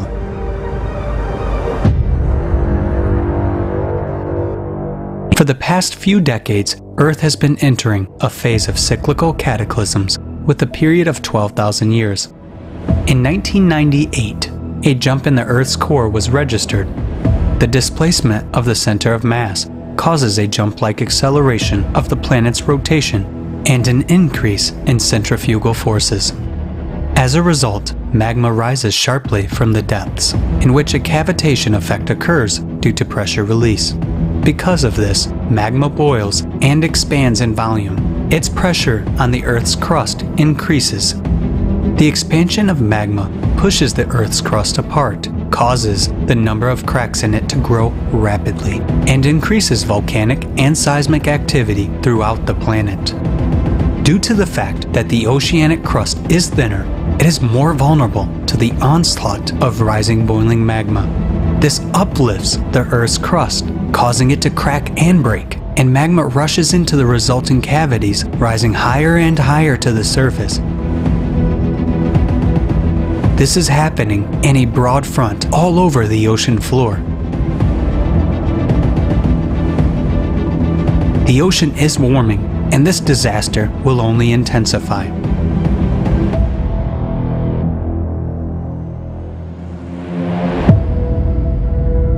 We already see examples of such anomalous heating everywhere, not only on the bottom, but also on the surface. At the end of 2013, a huge area of unusually warm ocean water, about 1/3 the size of the United States, formed in the Gulf of Alaska and began to spread. The water temperature in many places exceeded the norm by 5 to 6 degrees Celsius. Nick Bond, state climatologist for Washington, named this phenomenon the blob, similar to the sci-fi horror movie of the same name. In 2 years, the blob more than doubled its size and stretched by more than 4 million square kilometers of ocean from Mexico to Alaska. Near the coast of Newport, NOAA experts recorded this blob in September 2014 with a 7 degrees Celsius temperature rise in just 1 hour. Oceanographer Shell Gentleman commented on this event. I know that area really well, and 7 degrees is a huge jump. It wasn't due to normal daily heating, and that warm water was from the blob. Nothing like this has been recorded by climatologists in the entire history of observations. This abnormally warm mass of water, unprecedented in its scale and duration, has existed for several years and led to the death and migration of a huge number of marine life. National Geographic dubbed it the blob that cooked the Pacific. The consequences of this abnormal blob caused a large-scale environmental disaster, which by tradition was attributed to the influence of anthropogenic CO2 emissions, without even figuring out the true causes. In 2019, another blob was detected in a huge area of the Pacific Ocean, east of New Zealand, covering an area of at least 1 million square kilometers. The appearance of such anomalies began to suddenly become more frequent. Thus, the next warm spots appeared off the coast of southwest Africa and in the southern part of the Indian Ocean. There is something common that unites the places of formation of all these blobs. These are geologically active regions with a young, thin crust, with active underwater volcanoes, cracks, and deep crustal fractures. These are places of the most active output of hot and fluid magma. But the factors of magma uplift are not taken into account in the explanation of the causes of ocean heating by the worshippers of carbon dioxide fighting. Those collaborationists show their utmost incompetence. They don't care about the fact that very soon we are all going to die, including themselves. They ignore and do not even look at the factors of underwater volcanism, and they do not want to include them in the models, not to mention the study of ubiquitous magma uplift. After all, the impact of ocean heating on the climate is enormous. The ocean contains 1,000 times more heat than the overlying atmosphere. The ocean is called the kitchen of weather. The warming of its waters already enhances catastrophic typhoons and hurricanes, which annually claim thousands of human lives. According to Professor Alexandra Zhigalin, atmospheric vortices receive additional heat from underwater thermal emissions in the area of the Japanese tectonic zone, as far as Kamchatka. Now, we see the typhoons moving further north, and their ever-increasing destructive power. Let's recall Typhoon Rai in the Philippines in December 2021. It was the most devastating typhoon in the region in the last year. And beyond that, their power will only increase, and their destructive capacity will become more and more significant. The unprecedented heating of the ocean suggests that the ocean is already exhausting its ability to contain the energy trying to escape from the bowels of the earth. And when magma reaches the denser and thicker rocks of the continental crust, which on average is 2 to 3 times thicker than the oceanic crust, then the processes of cascading eruptions of land volcanoes will begin, and it will be too late to stop this process or to seek salvation.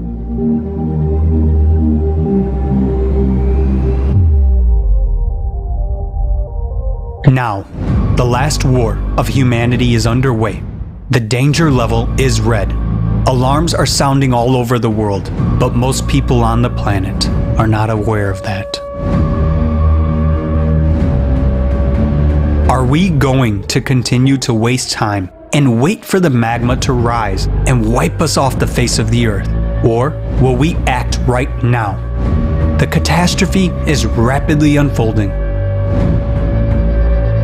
While the world science does nothing at all to deal with the problem.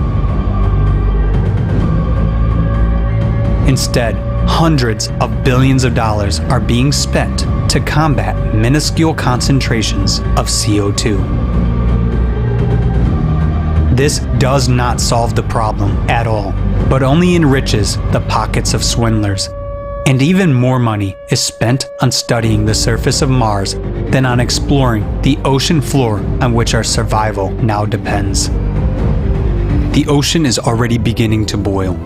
Only those incompetent in these matters do not see by what enormous leaps we are approaching the point when the entire world will be on the verge in one big bucha.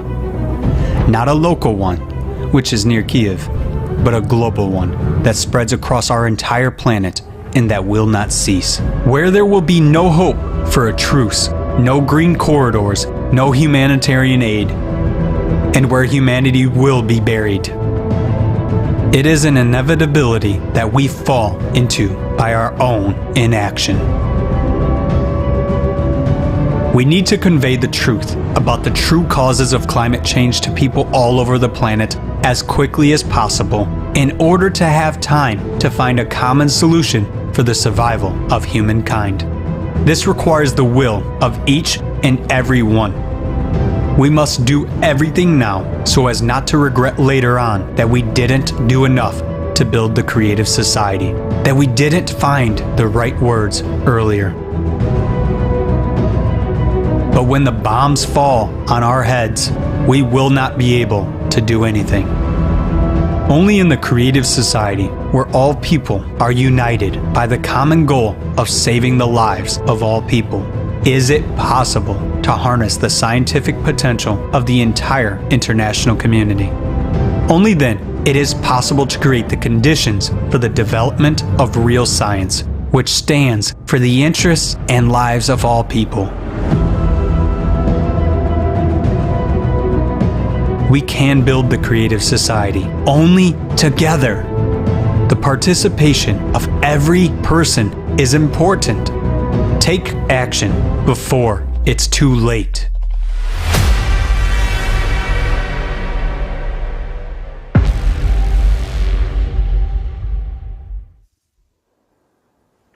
Obviously, we will not be able to cool the ocean, especially by stopping human emissions of carbon dioxide. The heating of the ocean is a consequence of the processes inside of the Earth. Professor Vitorito came to this conclusion. He showed a correlation between earthquakes on the ocean floor and rising atmospheric temperatures. Despite pressure from collaborators, he continues his research. Our team is conducting joint research with Professor Vitorito. We gathered evidence and data to support climate change caused by natural factors. Understanding the common purpose and importance of the creative society has led to collaboration and working together to study the natural factors of climate change. This is not just a science project for our entire team, but a really inspiring collaboration because we all understand the importance of building the creative society and bringing scientists together. Let's hear from Professor Vitorito himself next.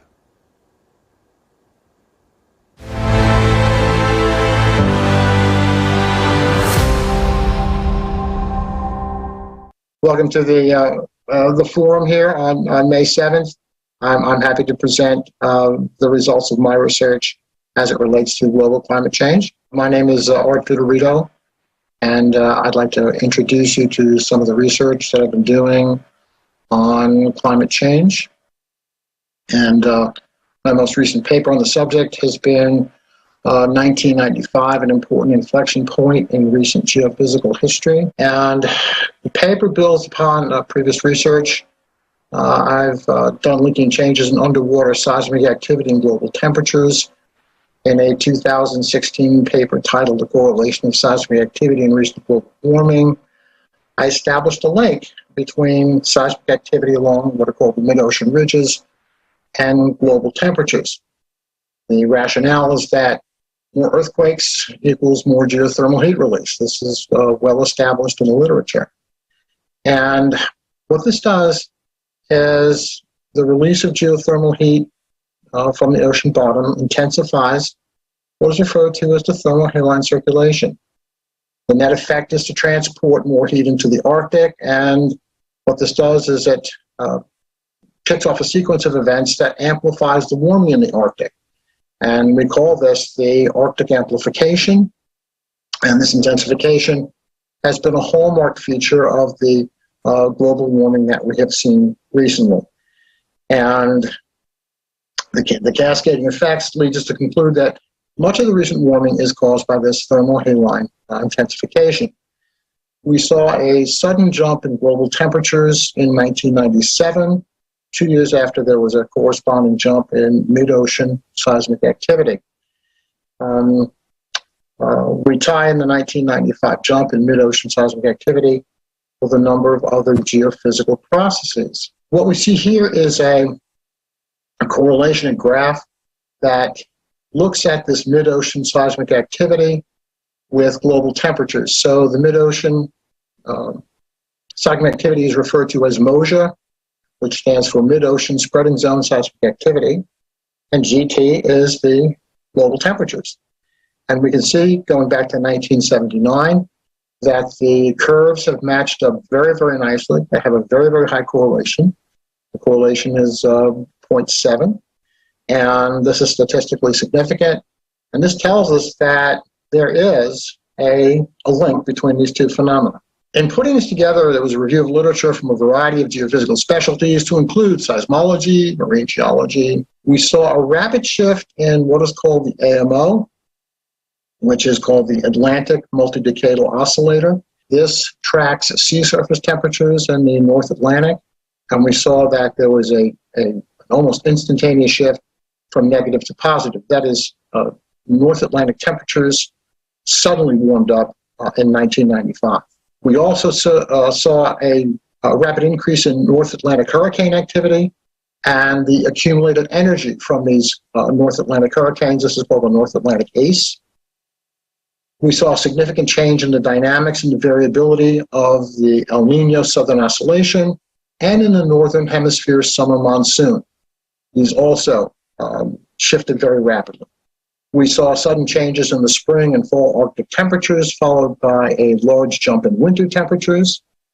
We saw sharp sea ice declines in the Arctic and the subarctic, accelerated ice loss for the Greenland ice sheet, an abrupt decline in cloud cover over Greenland during the summer months. We also saw sudden changes in the rate of movement of what is referred to as the dip pole. That's the Northern Hemisphere magnetic pole. And finally, we saw a directional shift in Earth's geographic or true North Pole. Now, if we look at this graphically, Arctic temperatures, we see here that the Arctic temperatures suddenly jumped up. This looks at the summer and winter means, and we see that the winter mean jumped up in 1995. I'm sorry, this one was a little lagged. This was in 1997, but we see that the annual means jumped up, the black line.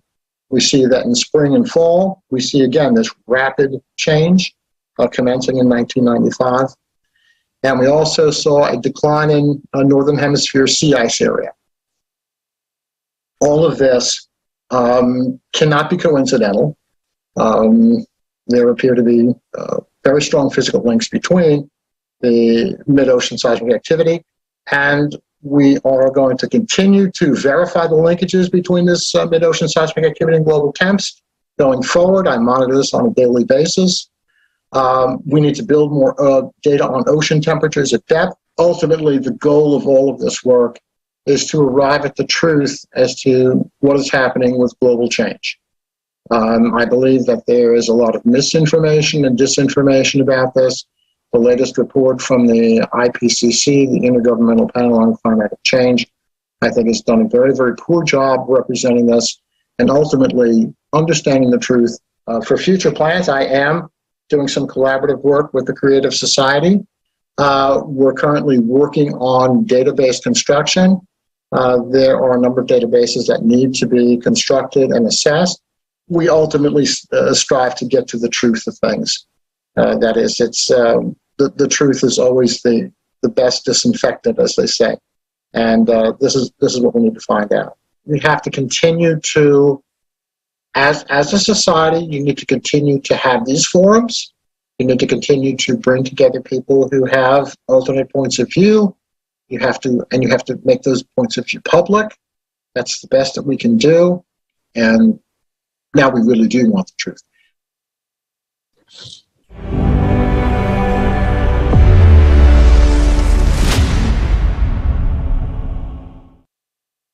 Again, we would like to express our sincere gratitude to Dr. Vitorino for his dedication to finding the truth and for providing facts and evidence concerning what is occurring on our planet.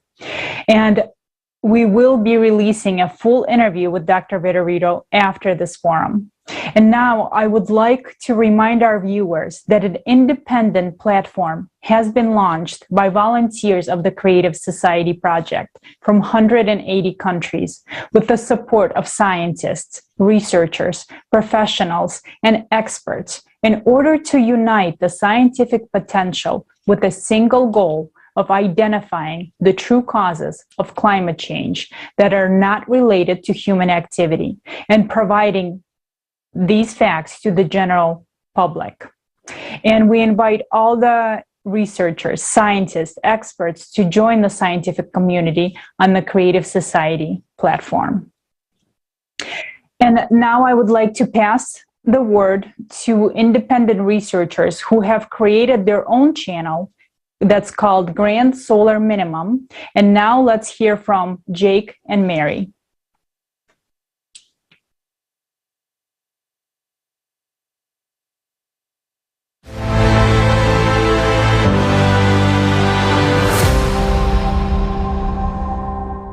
The number one thing that we want to relay with people about our topic is natural climate change.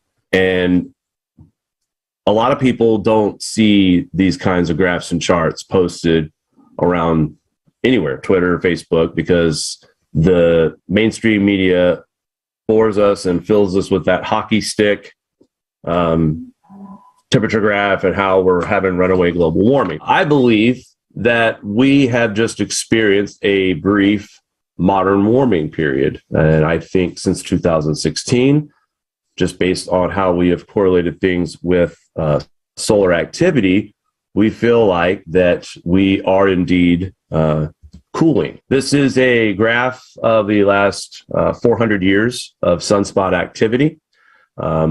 You can see on the left side the Maunder minimum, which was a deep grand solar minimum. Now, so our thinking is that we are going to see a Maunder minimum type grand solar minimum here in the next 3 to 5 decades because of, you can see clearly here on this scale where we are in the next solar cycles. And it's obvious that the declination forecast. Right. It's a forecast. Now, what does that mean? Sunspots, low and high. It's being correlated that when we see lower solar activity, lower sunspots, usually we can correlate empirical data and show you higher cosmic radiation dosage rates that lead to cloud nucleation that combine with other particulates in the atmosphere, water vapor, and the cosmic rays, the highly charged particles are considered like steroids for the water vapor. The reason why it's such a big deal and it's such an important part to the research of solar forcing is that of the cloud theory. Heinrich Finsmark, Jasper Kirksby have done lots of peer-reviewed work that involves cosmic radiation and cloud nucleation. So that's why we see these big rain events where we get 24 hours of, like a month's worth of rain in 24 hours, or 22 feet of snow that Japan has seen. That is because of how much cosmic radiation is in our atmosphere. Due to the sun being weaker, that also weakens our magnetic field and allows more cosmic radiation to come into our atmosphere. So when we see all these headlines about these flooding events and the big snows, and everybody's blaming man-made climate change on this, it insults me. I feel like that mainstream media is hijacking something that is absolutely happening, but it's happening because of the sun. And the sun also, we also believed in this research that the sun does have a lot of correlation with seismic activity. The lower the solar activity appears to be when we see the strongest seismic activity. Our sun is still weak. And with the weak sun also means a weak magnetic field, allowing more particles to bombard the atmosphere. And cosmic rays, as you know, penetrates to the core of Earth, which I believe therefore triggers the volcanoes and the earthquakes, which emit the most CO2 than anything on this planet. I think the magnetosphere is going to continue to get even weaker as we get into 2030 and 2040, which we'll definitely see more of an uptick in earthquake activity, volcanic activity, because of cosmic radiation coming in because of our weak magnetosphere. And that's my biggest concern too, is when we see the cooling in the 2030s and all these Green New Deal policies that these governments are trying to implement on trying to save the planet, by the time we get to the 2030s, we will be cooler globally. We will see more ice. We will see more snow. And the world governments are going to celebrate, we did it. We stopped global warming. Our laws and taxes and increased pricing and telling you what to do changed the climate. And that's going to open the door for anything the government wants to do to its world population. Governments want to stick out their chests and say, I'm going to save you all from disaster and climate change. And it's time we wake these people up, because we're going to get resources taken away from us when we need them the most. When it comes to heating your home or getting yourself power, or even just the ability to drive a car anymore. I'm a mother. I have kids. And the messaging, like in the school systems, the indoctrination that it's CO2, it's your fault, and the kids don't really conceptually grasp that. And they're not presented natural cycles, which just boggles my mind. Or natural cycles aren't a consideration of big climate change. It's all, one perspective of man-made. And, I would love to see these school systems sort of have a broader, universal view. So we're not terrorizing our children. What I've seen kids online, they're terrorized. Like, it's like, what future do I have anyway? It's like a hopeless situation we're narrating to our children, and we're not inspiring them to innovate. And I feel like that our school systems are indoctrinating our children into scaring us into making us believe that we're causing this and we can do something to stop it. We can't stop it, but we sure can thrive in it. We can find ways to do that better. We have to get the message out. And the powers that be don't like putting out messages like ours with natural climates. We were actually demonetized from Google for sharing harmful and dangerous content, is what they said. Because we talked about natural cycles, we talked about volcanic and earthquakes being all associated with the sun, and we were labeled as dangerous and harmful. Well, they said specifically, they sent me a letter that we've been demonetized off our website and our videos because we go against the authoritative consensus. So and we're talking about the sun and natural cycles. It just seems insane and totally disconnected from human reality. It goes to, by discussing it like we're doing right now in forums and topics, they're going to hear it. And if they keep hearing it, it's going to sink in. So you're right. The best way to get the message out is continuing to have these forums that you guys host and just continuing to put out as much content as much as possible on platforms. I mean, you guys volunteer. We're volunteering too. And it's, again, it's not for notoriety. It's not for famous. It's not for income. it's for our children. We want to help so our the future. kids can carry on with life without these absurd new laws and regulations because everyone's been brainwashed and people like us are suppressed and can't get the message out. We want to change that, or be a part of that anyway. We want to be a part of that movement.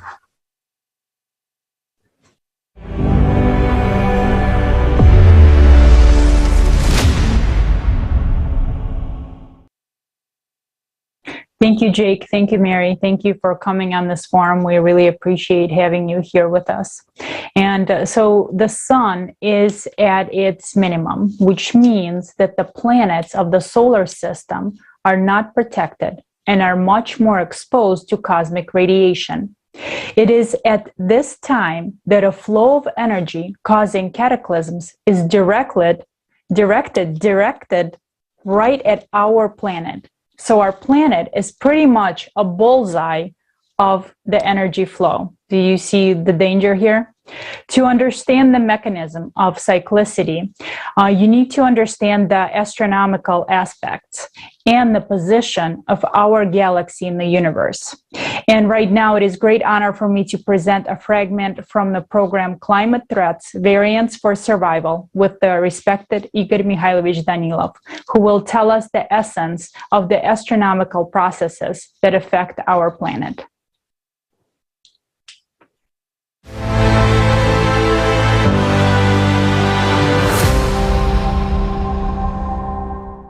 Igor Mikhailovich, you said that we're entering the 24,000-year cycle, and the consequences of entering this phase are much more complicated than in the case if humanity would enter a 12,000-year cycle. They're certainly worse. In what way? What explains this? Well, we actually explained it more than once, but let's explain one more time. Let's try to explain in a simple and understandable way. Well, let's try to explain in an abstract way. Just imagine, let's say, a clock dial. This clock dial is our galaxy. Above it, there is the entire universe, a major part of it. Well, below, there are already galaxies. Well, they're towards the edge of the universe, so to say. And there is 12 o'clock and 6 o'clock on the dial. 12 o'clock is located towards the universe, whereas 6 o'clock is located towards the edge of the universe. What is a cycle? And here there should be an understanding. A cycle is when our galaxy, during its rotation, while it constantly rotates, so the cycle of its rotation is exactly 24,000 years. Thus, it is exposed to radiation twice, in other words, from outer space, from the universe, from galaxies.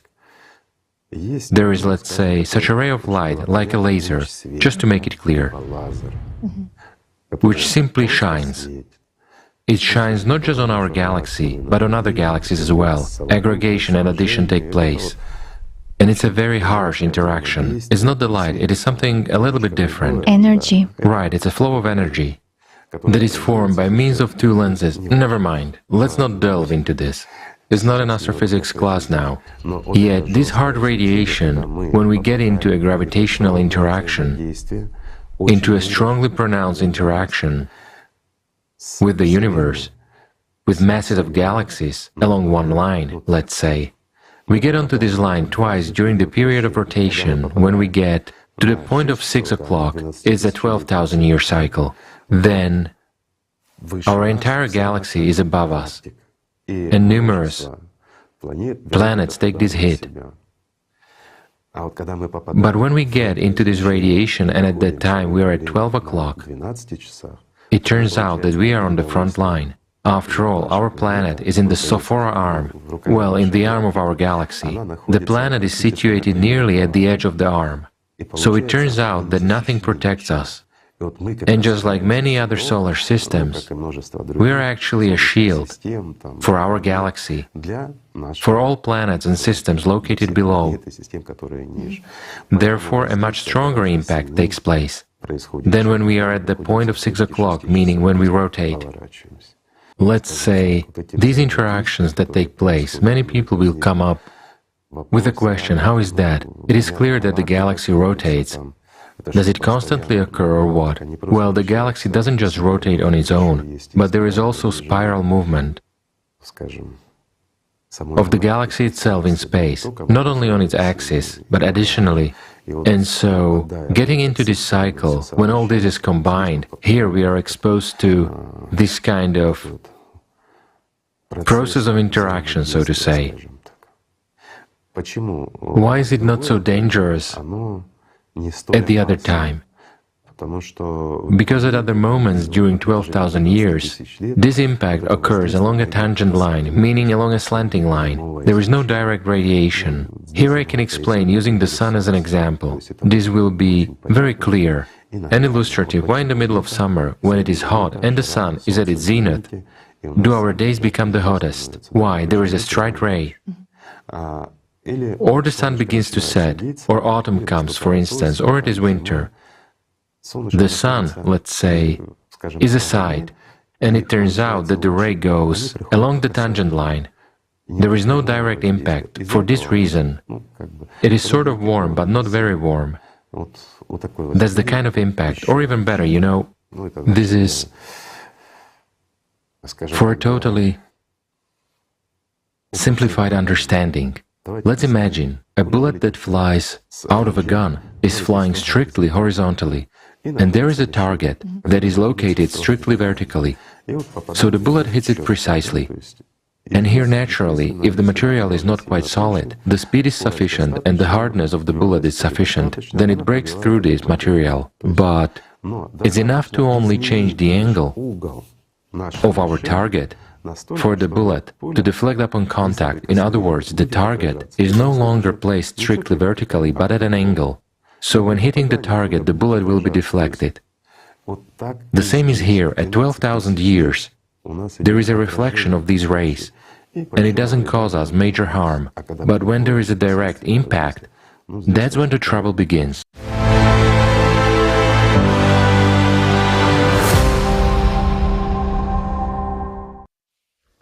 The influence of galaxy ray flux in past cycles has left imprints on our planet that have not been erased by time, even after hundreds of thousands of years. A team of Creative Society researchers has pieced them together and provided evidence of climate change triggered by the cyclical process. Next, let's watch the continuation of film on cyclicity.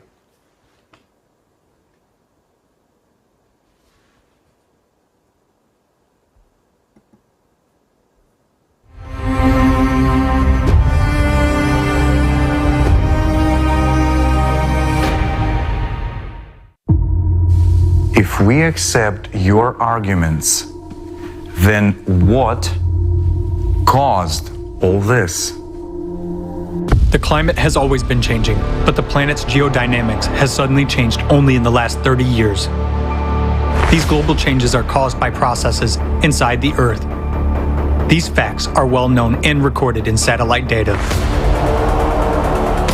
In 1998, scientists detected a sharp leap-like shift in the core by observing the center of Earth's mass via satellites. As a result of the leap, the core shifted sharply northward towards the Temir Peninsula. At the same time, scientists at the Medicina station in Italy recorded a gravity leap. Simultaneously with it, there happened a sharp change in the Earth's shape, measured by means of a laser ranging system from US satellites. The planet began to abnormally expand in the area of the equator, although earlier the trend was the opposite. Now, asymmetric crystallization of the core and unexplained phenomena in its very center are observed. Due to displacement of the core, the planet's rotation accelerates and its centrifugal force is growing. For this reason, magma sources in the mantle began to sharply rise to the surface, undermining and heating the lithosphere from the inside. Consequently, magma rising in the area of lower pressure expands in volume and boils up. Its pressure on the Earth's crust increases. The expansion of magma pushes apart the tectonic plates, increases volcanic and seismic activity across the planet, and causes the number of cracks in the crust to grow rapidly. Through these cracks, water from the surface escapes deep into the crust.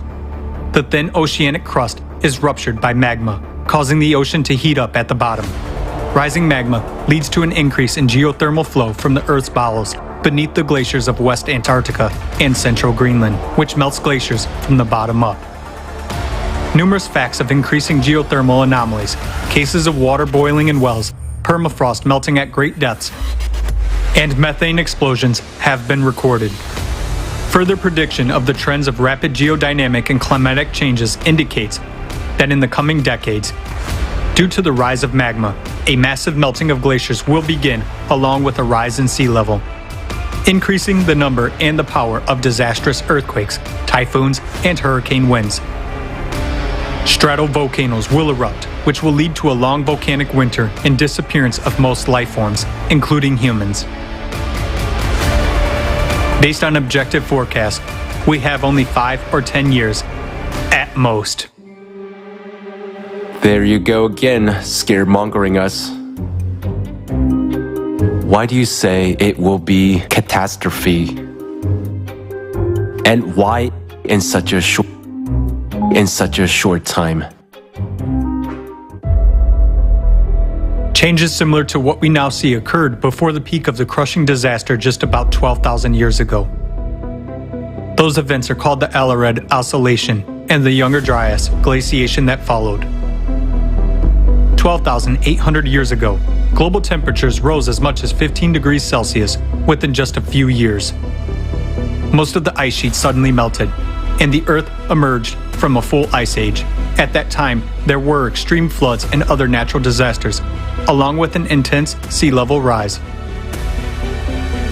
The Gulf Stream stopped at that time, just as it is happening nowadays. Scientists from the University of Kansas have proven that about 12,800 years ago, there was a giant fire on Earth that covered a tenth of the entire planet's surface. Other researchers have also found that large fires raged in Siberia 12,000 years ago. Similarly, nowadays there are more and more large-scale fires that cannot be extinguished. Based on an analysis of satellite images, scientists have discovered that 10 to 13,000 years ago, the largest known dunes formed in the Sahara Desert and other regions, indicating the enormous strength of winds during the Younger Dryas. A short-term intensification of winds during that period has also been documented from Greenland ice cores data and research in Alaska. Nowadays, the same phenomena are happening on Earth as during the Younger Dryas. We see winds, hurricanes, typhoons, and tornadoes intensifying and destroying entire cities, razing them to the ground. Right at the cycle change 12,000 years ago, there was a very intensive seismic activity. This is indicated by radiocarbon data, as well as paleographic reconstructions of the Younger Dryas. During the same time period, more than 12,000 years ago, as well as now, there was a drastic weakening of the magnetic field and a pole shift, which was called the Gothenburg excursion. The reason for all these abrupt changes was an abnormal magmatic activity caused by changes in the core. This was expressed in large-scale volcanic eruptions that scientists recorded in the Younger Dryas by dust and traces of acid rains and glacial cores. Analysis of sediments found in Hall's Cave points to volcanic eruptions that caused a volcanic winter about 13,000 years ago, and glaciation across the globe. After the sudden warming in the Younger Dryas, an equally abrupt cooling occurred. This event caused a mass extinction of megafauna. Thousands of frozen mammoths and other mammals were found in the ice on the northern slopes of Siberia. There happened a drastic decline in the human population, including extinction of the Cro-Magnon. All of those catastrophic events occurred within just a few decades. But why do you say that what happened 12,000 years ago should happen again now? Maybe it was an accidental event, and it was caused by other reasons. The same catastrophic events occurred on the planet not only 12,000 years ago, but also earlier. Taking into account errors in dating, this cycle is very well traced in the geological data. Catastrophists among scientists wrote about it independently of each other in their books and works. Vladimir Bubnenkov, Vitaly Bushyev, Alexander Baturin, Igor Kopolov, Nikolai Petrov, Maynard White, Douglas Vogt, and many other scientists have come to understand the cyclicity of global cataclysms on Earth with a period of approximately 12,000 years. In geology, paleontology, and archaeology, there is numerous evidence of past disasters of this cycle. Each of these catastrophic events was characterized not only by abrupt changes in the climate situation, but also by complete geodynamic restructuring, weakening and excursion of the magnetic field, widespread disastrous volcanic eruptions, tectonic restructuring, atmospheric temperature variations by 10 to 15 degrees, and changes in the world's ocean levels by 20 to 50 meters, followed by large-scale glaciations. Since every cycle is accompanied by a change in the magnetic field and powerful volcanic eruptions, it clearly indicates that the cycle is associated with changes in the planet's core, just as it is happening now. We are entering the active phase of the cataclysmic cycle. But what causes this cycle? What makes the core shift? Researchers believe that this cyclicity is galactic in nature. That is, it is related to the rotation cycle of the galaxy. Every 12,000 years, radiation from the center of the universe affects the solar system and even influences the sun. In 1998, not only was the Earth's core recorded jumping, but also those of the moon, the sun, and other planets. In recent decades, scientists began to record drastic climate changes on all planets and satellites of the solar system. An increase in the number of giant storms and hurricanes, abnormal temperatures, an increase in volcanic and seismic activity. Now, an increased flux of cosmic radiation due to the low activity of the sun is detected on Earth. Scientists have found evidence that a similar bombardment by cosmic rays occurred 12,500 years ago. In addition, every 12,000 years, an unknown flow of violent cosmic energy from the center of the universe comes to our planet. This high-energy impact occurs at the micro level and has enormous potential to trigger a shift of the planet's core. Galactic radiation disrupts the life cycles of the biosphere. Trees begin to massively emit more carbon dioxide, whereas swamps emit compounds of deadly gases. This time, Earth may become another dead planet, just like Mars. The planet's immune system is now destroyed by the toxins that our technogenic civilization has excreted. The planet's diseased organism might not survive the enormous stresses which cyclicity creates every 12,000 years. Every 24,000 years, disasters are even more devastating, since the solar system gets closer to the radiation from the center of the universe. We are now getting into this point of the near interaction. The planet is living its last years, and so are we, if we remain idle. Why are you telling such things? It can only spread panic. People would give up in despair, for there is nothing we can do. Right. There is nothing we can do about it. You can't go against nature. What can we do if it's cosmic radiation? Do you have a specific solution? We can find this solution because there is always a counteraction to any action. A high-energy flow is approaching our planet, and we can put up a defense if we understand what kind of force and in what capacity we should counteract it with. It is necessary to unite all honest, conscientious researchers from various fields of science, technical experts, engineers, practitioners, and theorists who are ready for new discoveries because the task is multidimensional and multi-level.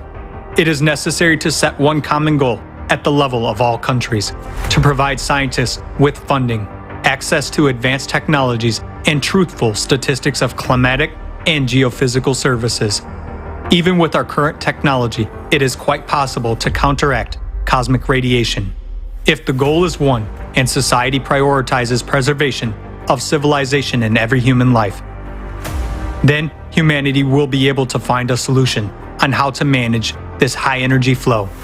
But we have very little time to find the solution. It is possible to unite the scientific potential of conscientious researchers only with the absolute support of the entire society in all countries. There can be no place for competition, private interest, and lust for profit. Openness of information for research may be available only in the creative society format, where there is no reason for wars and conflicts. In order to establish such a format of society, unification of all 8 billion people is indispensable. Creative society? What is creative society? Sounds like some utopian idea. Is this communism?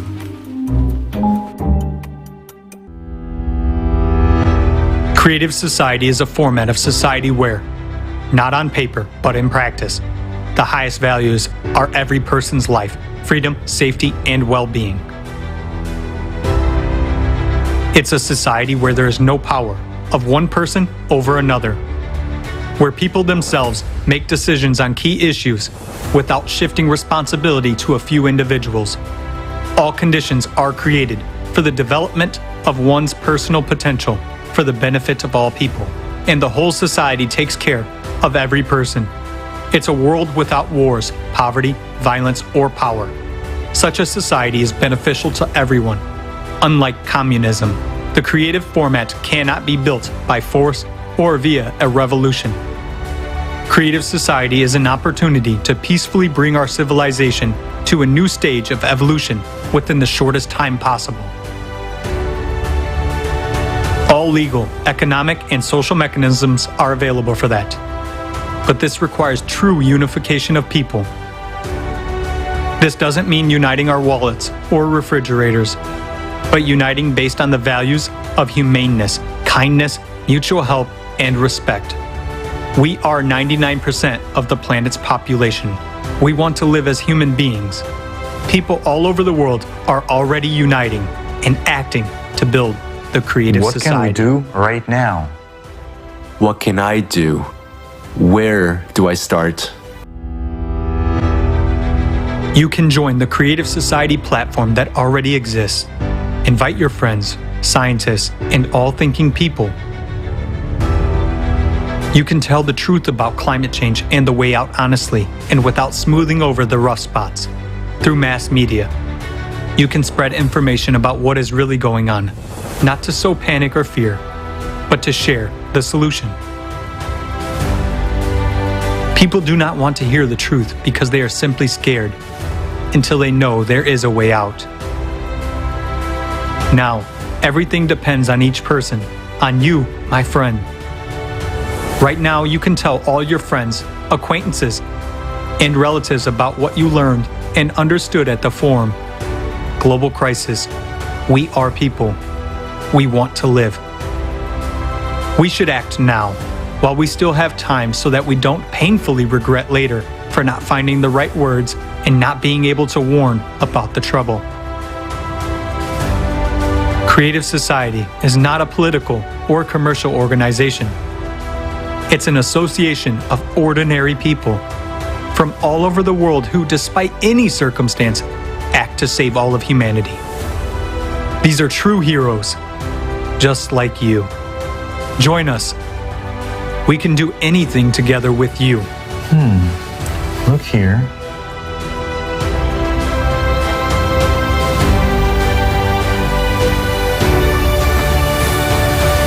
Now, look here.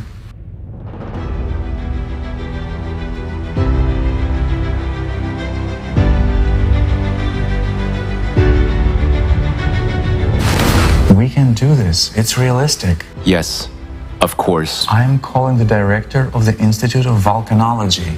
Good idea.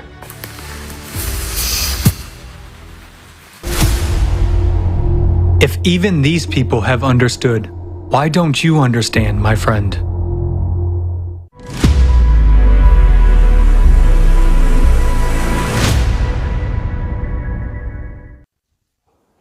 Isn't it so, friends, if even these two scientists could get along, then why cannot we? Why cannot we start taking action today to make sure that we can live safely tomorrow?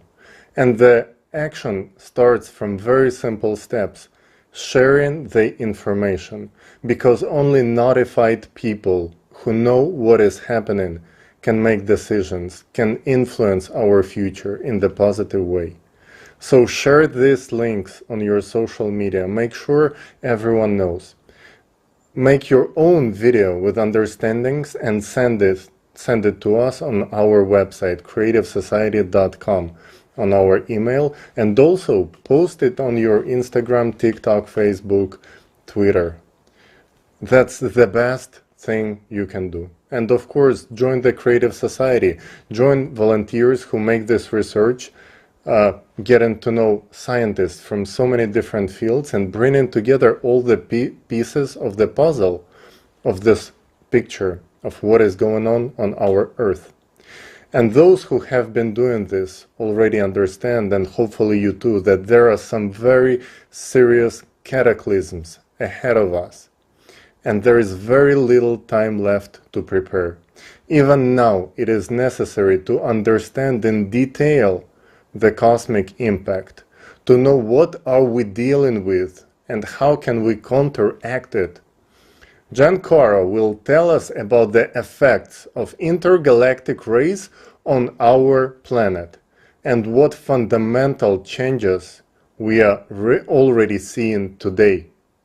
Jan will tell us about the danger of cosmic rays and the effect that they have on our planet. Please go ahead, Jan.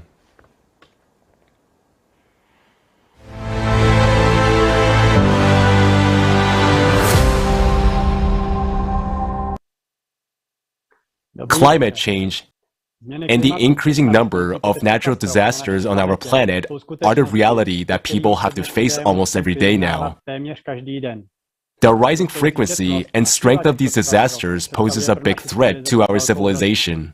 And now, I want to provide the facts pointing to an influence that comes from outside of our solar system and triggers cyclical cataclysms every 12,000 years. The first fact is that in 1998, the satellite observations show that there was a sudden change of movement of the Earth's center of mass towards the Taimyr Peninsula, resulting in observed significant changes in the Earth's rotational axis movement. This appears to be the consequence of the movement of the Earth's core. On the screen, you can see the speed of movement of the center of mass and its sudden change in 1998.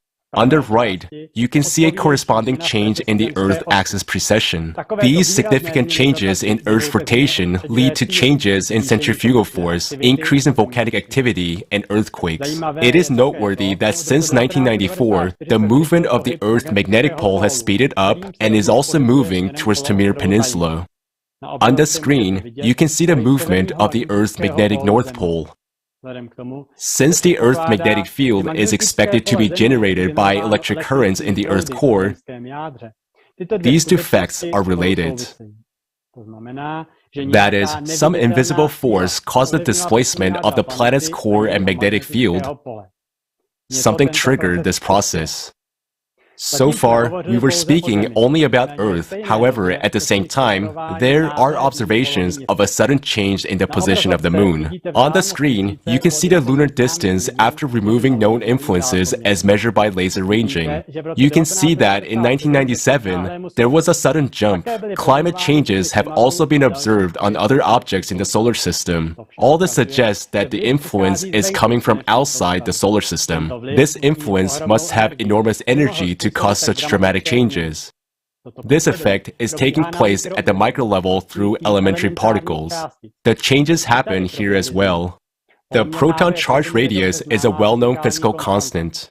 In 2010, another measurement of this constant was made. This measurement resulted in a value that is 4% lower than the original value, far beyond the measurement error of the previous measurements.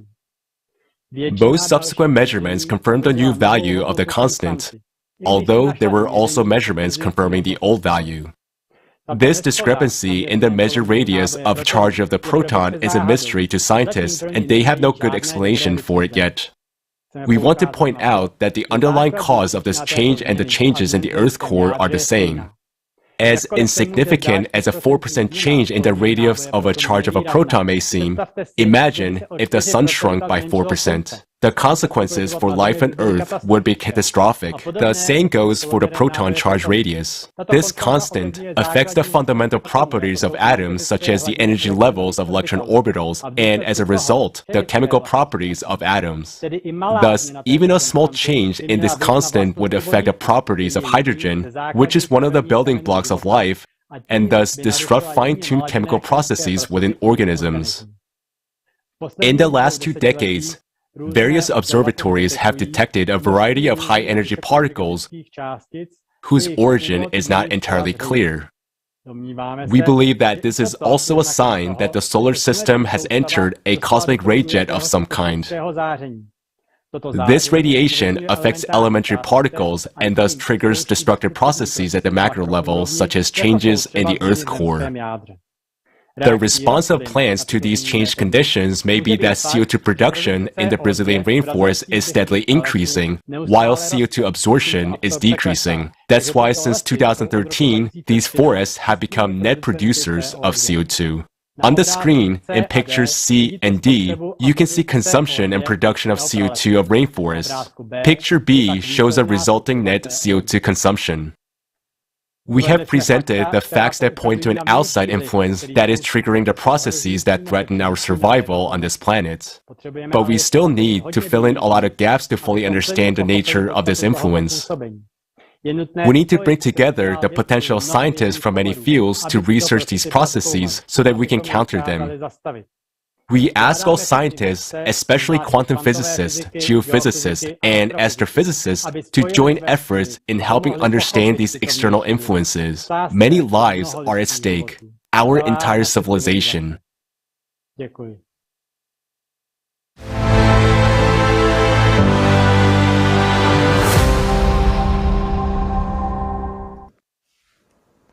Thank you so much, Jan. Indeed, galactic radiation is a serious and yet unexplored problem for humankind.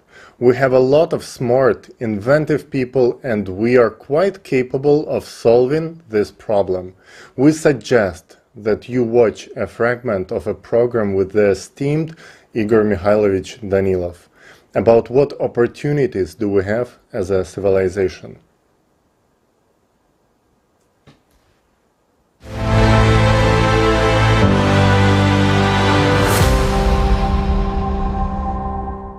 And if we gather all smart people, properly approach it, and start using the resources of our consciousness in the right way, it is not consciousness that will control us, but we will control it. Won't we?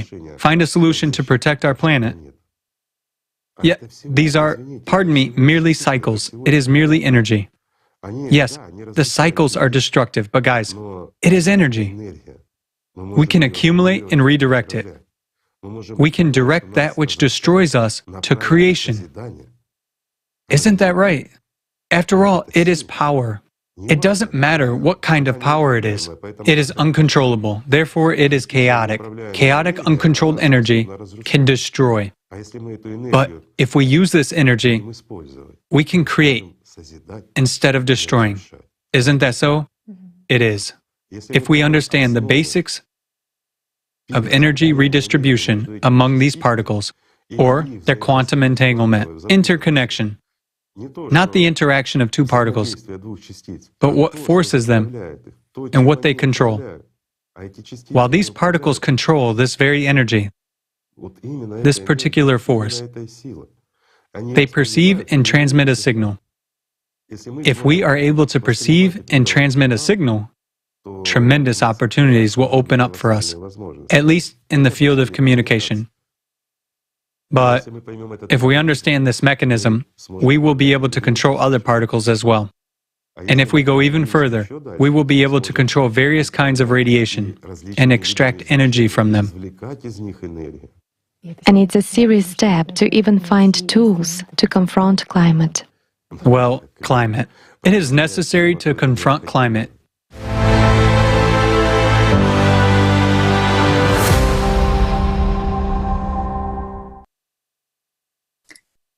Спасибо огромное, уважаемому Игорю Михайловичу Данилову, за озвученную бесценную информацию. Huge thanks to esteemed Igor Mikhailovich Danilov for this precious information. Dear friends, you have many times heard today that the salvation against imminent catastrophe during 12,000-year cycle is unification of scientific potential. But this is possible only in a creative society. You might have a thought, how would this help at all? Is this solution? Why is it only possible to unite scientists in a creative society? You could just give a grant to solve this issue, but leave the consumeristic format. I will now explain in the clear terms why we can only find a solution in the creative society and why in the consumeristic format only death awaits us. Look at our world today. Countries are disunited, fighting and trying to hurt each other as much as possible. The most advanced laboratories and research are owned by military and therefore classified. The smartest people in the world are busy creating bombs and supersonic missiles to destroy us.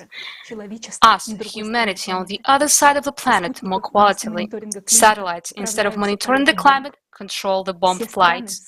All countries hide from each other. What are the real situation of climate change on their territories?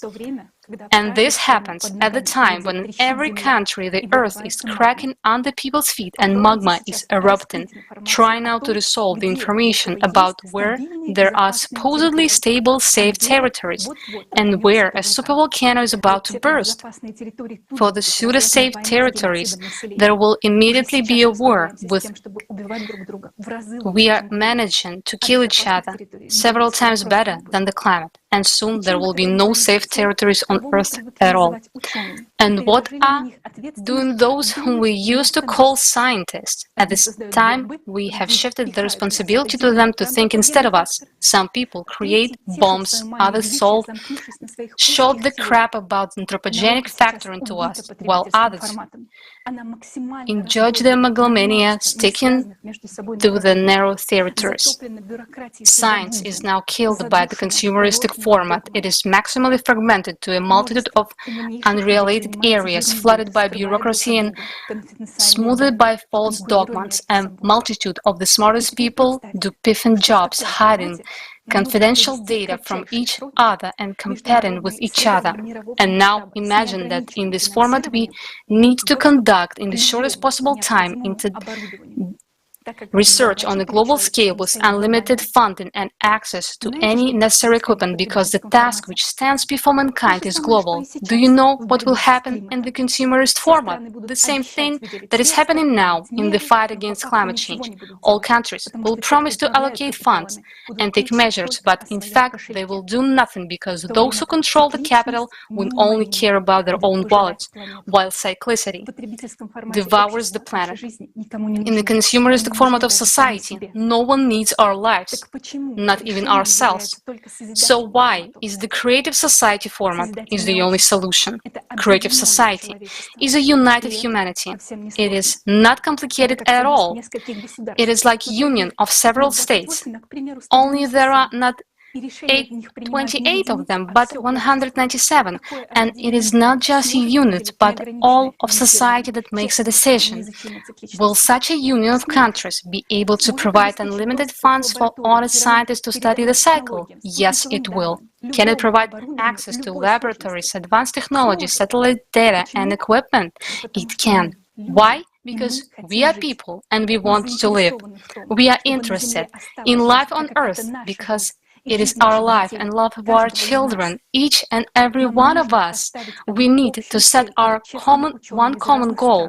For honest scientists from different countries, this goal is to understand the processes and influence that from cyclical planetary cataclysms to find adaptation mechanisms and to prevent the global disaster, to save billions of human lives.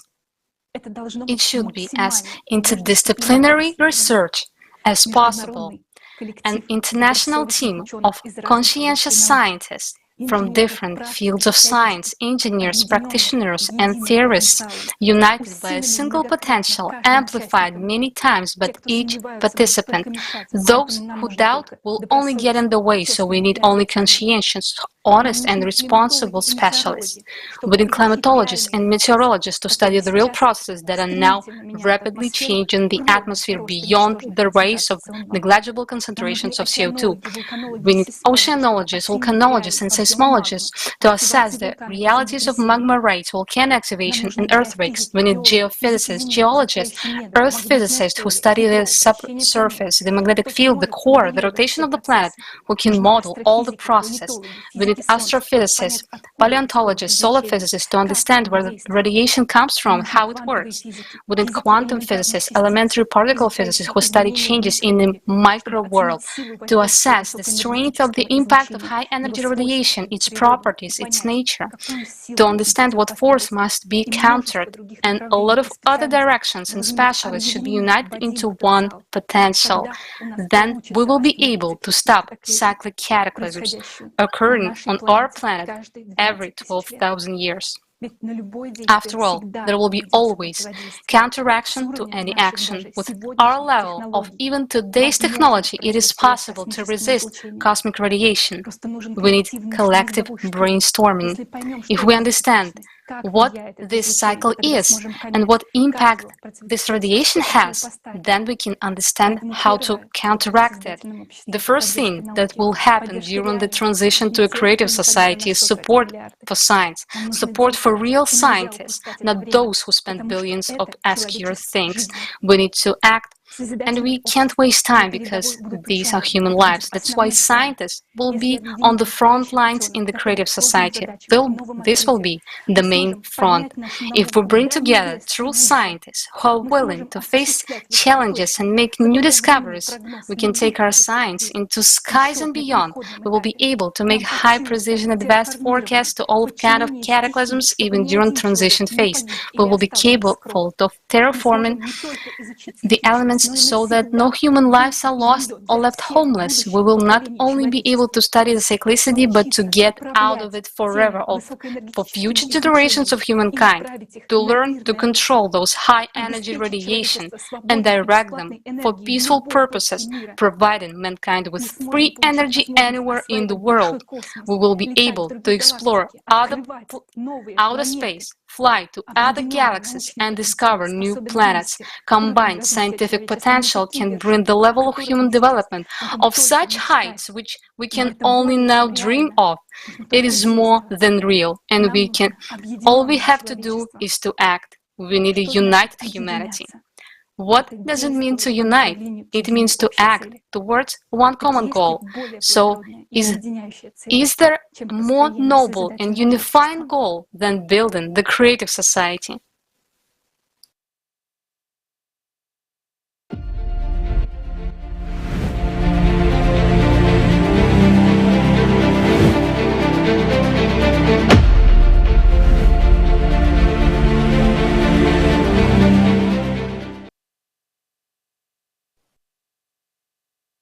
What you see now on your screens is the creative society in action. It would take a long time to list all the things that have been done by the participants and the ones which will be done by the participants of the project for its implementation. Let me just remind you once again that what matters in creative society is each person and their participation in the common cause. Today, we will see what people are capable of when they are united by one goal, the goal to live.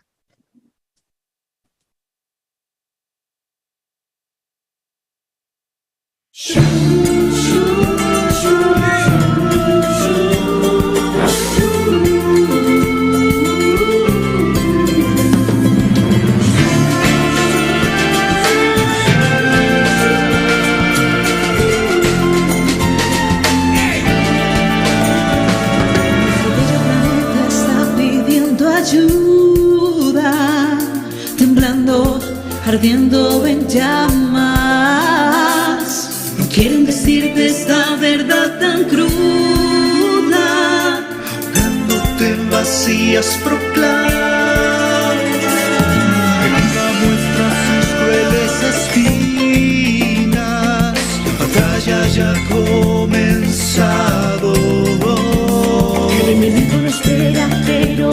asesina en una guerra que no se ha declarado. Es hora de salir de nuestros caparazones. Somos personas, queremos vivir. Para perder la vida, no existen razones. Para poder cambiarlo nos debemos unir. Es hora de la verdad, ya no se puede esperar. Es tiempo de actuar, hora de decidir. Gritemos todos, somos la humanidad. Somos personas, queremos vivir. Somos dignos de vivir en un mundo ideal. Es lo que nos mueve a seguir y nos motivará. Seamos breves en actuar para poder luchar. En sociedad creativa lo podemos lograr.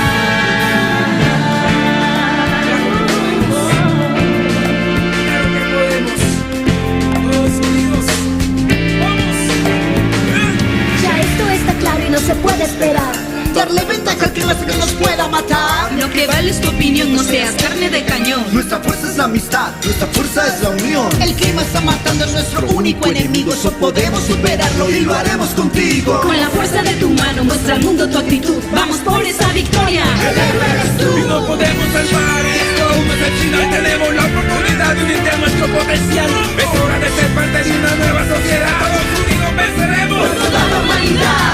Si no te detengas, nunca mejorarás tus días.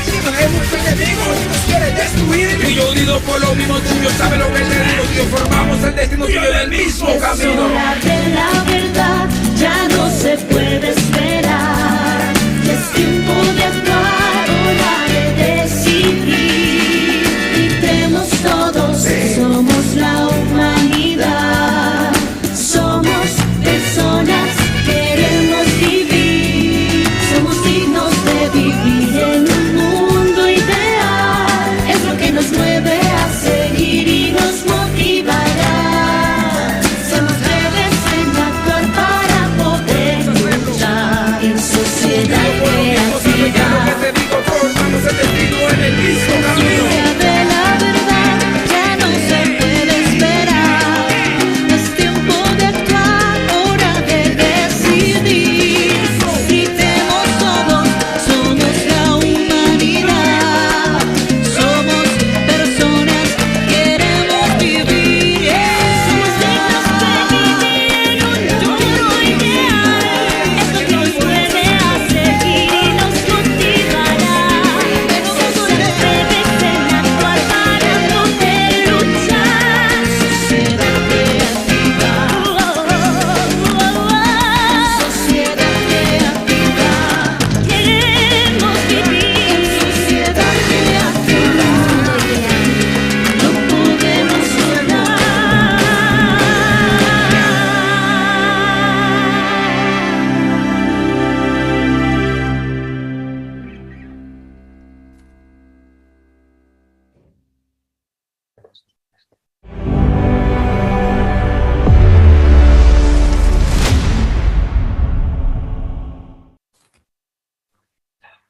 We express our gratitude to our partners around the world for their invaluable contribution to the future of humanity, for building the creative society. And let me remind you once again that all participants of the Creative Society projects are volunteers, people of goodwill, irrespective of their status, profession, personal and professional interests. They are first of all people who are ready to act for the sake of saving our civilization.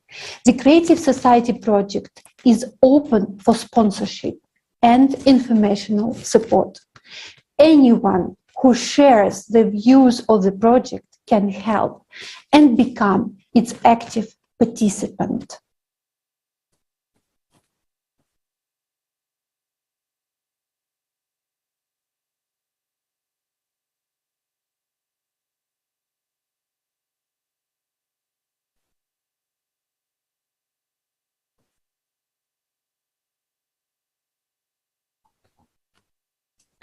Do you see now how much people all around the world want to live? They know that 99% of people want to live in the creative society. And in order to share this information with you, volunteers are doing everything possible and impossible, including their talents, to create songs, such as the one we listened to. The basis of the creative society are the 8 foundations, 8 pillars. They should be implemented in every state. Our next speaker, Almira Nailova, an attorney from Kazakhstan, will go deeper into this topic.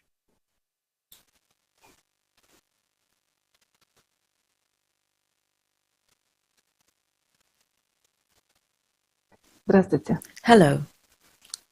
The facts presented at this forum confirm that the consumerist format of society is a threat to a human's life. But any normal person wants to live in a safe society without war and violence, with confidence in the future. The way people live in society depends on who makes the decisions. There are 2 variants. The first one is when only a few make decisions. And this is the existing consumerist format. But this is the format of inhumanity. This is the way to everybody's death. We have already seen this. The second option is when the decision about how people should live is made by all people. This is creative society. The creative society is a society which protects everyone's life, where power really belongs to the people. According to legal science, an integral part of any state is people. Without people, respectively, there is no state. So, the state is we, people. Society is we, people. If we look at the laws of any country, we see that in one form or another, power belongs to the people. We just need to start exercising our right to decide for ourselves what kind of society do we want to live in, a consumer society or a creative one. We, as people, now exercise our power through public opinion. What does public opinion mean? It is when all or most of us declare what we want or don't want. For example, when in 1999 in Bolivia, a few people in power decided that people should pay not only for water, but even for rain, the majority of people disagreed, and the decision was overturned. Another example, in 2009, a referendum was held in Iceland under the pressure of public opinion, where the people of Iceland refused to pay the debts of bankrupt banks. As we can see, the will of the people is a huge force in determining what kind of life you and I will have, and we all want a creative society. If we want something, we need to start actively expressing our opinion, thereby shaping public opinion. We need to form an electoral demand for building the creative society. That is why it is very important that you tell each and everyone, your families, friends, colleagues, and even strangers. In Kazakhstan, we actively wrote to politicians, civil servants and deputies about the Creative Society project. And we received answers that our initiative to introduce the principles of the Creative Society in all aspects of society is supported.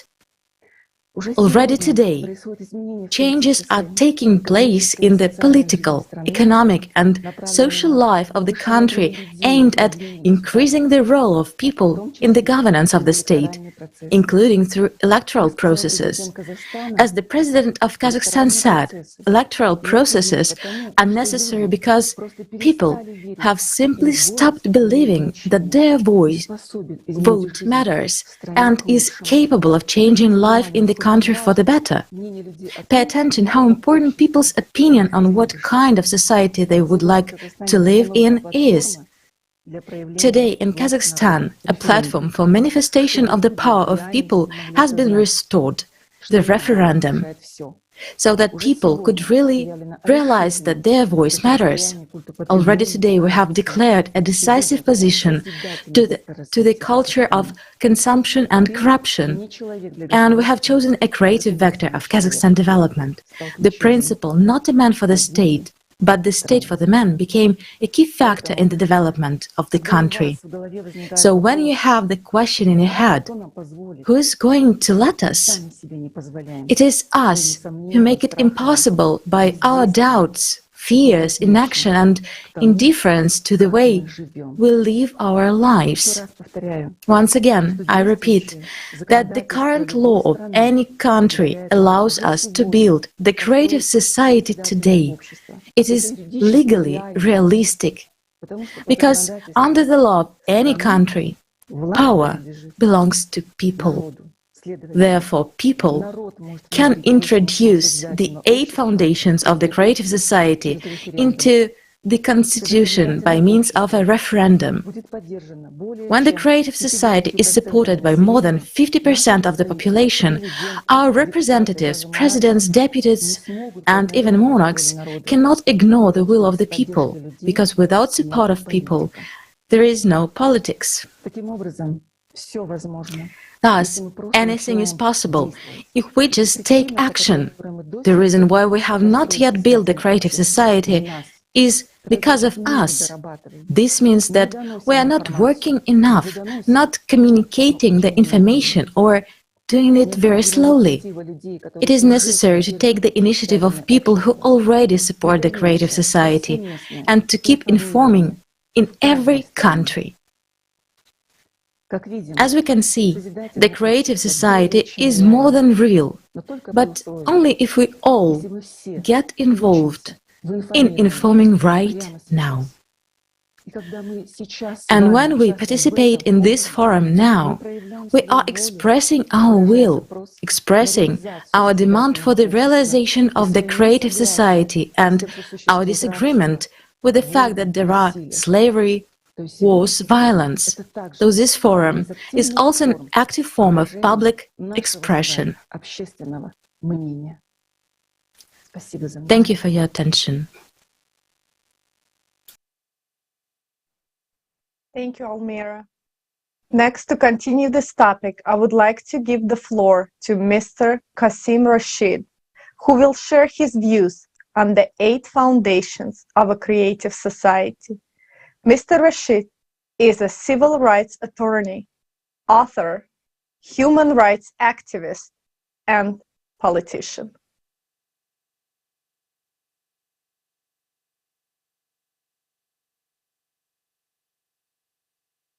I'm a human rights lawyer. I'm practicing here in the United States, and my work focuses on civil rights. We talk about human life, human freedom, human safety. Those are the core of any government's responsibility.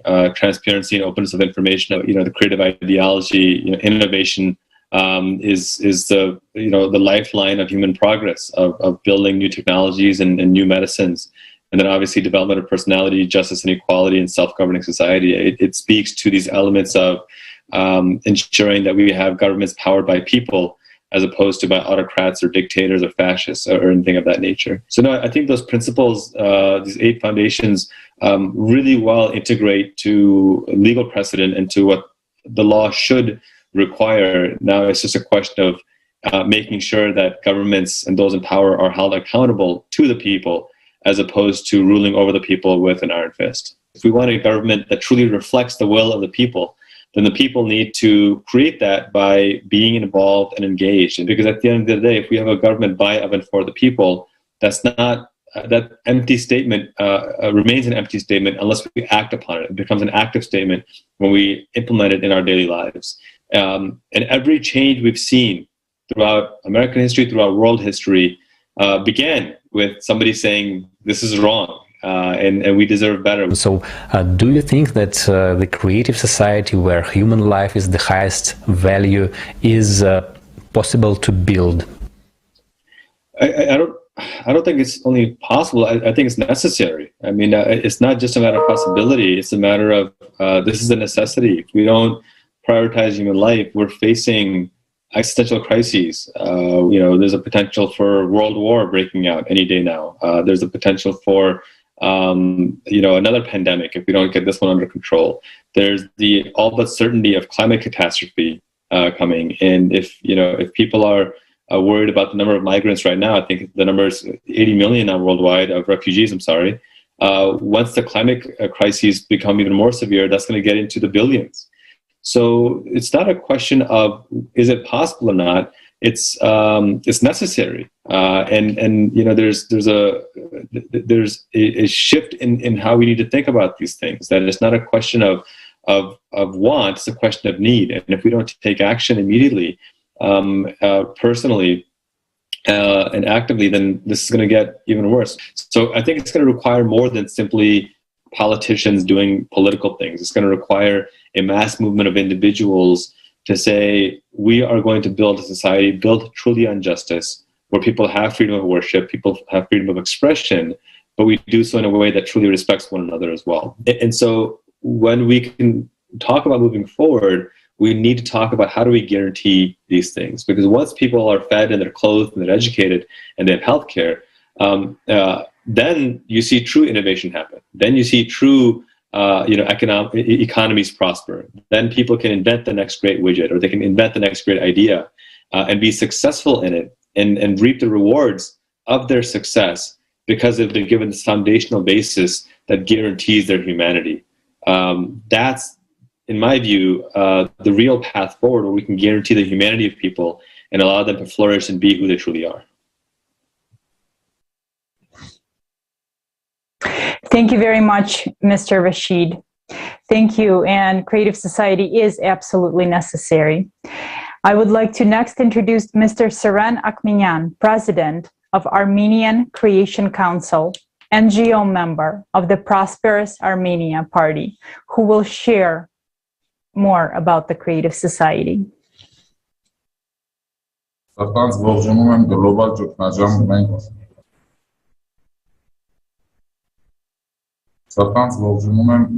ճգնաժամ, մենք մարդիկ ենք, մենք ուզում ենք ապրել խորագրով ֆորումի բոլոր մասնակիցներին։ Սիրելի բարեկամներ, այսօր մենք շատ կարևոր I warmly welcome all participants to the forum Global Crisis Where People We Want to Live.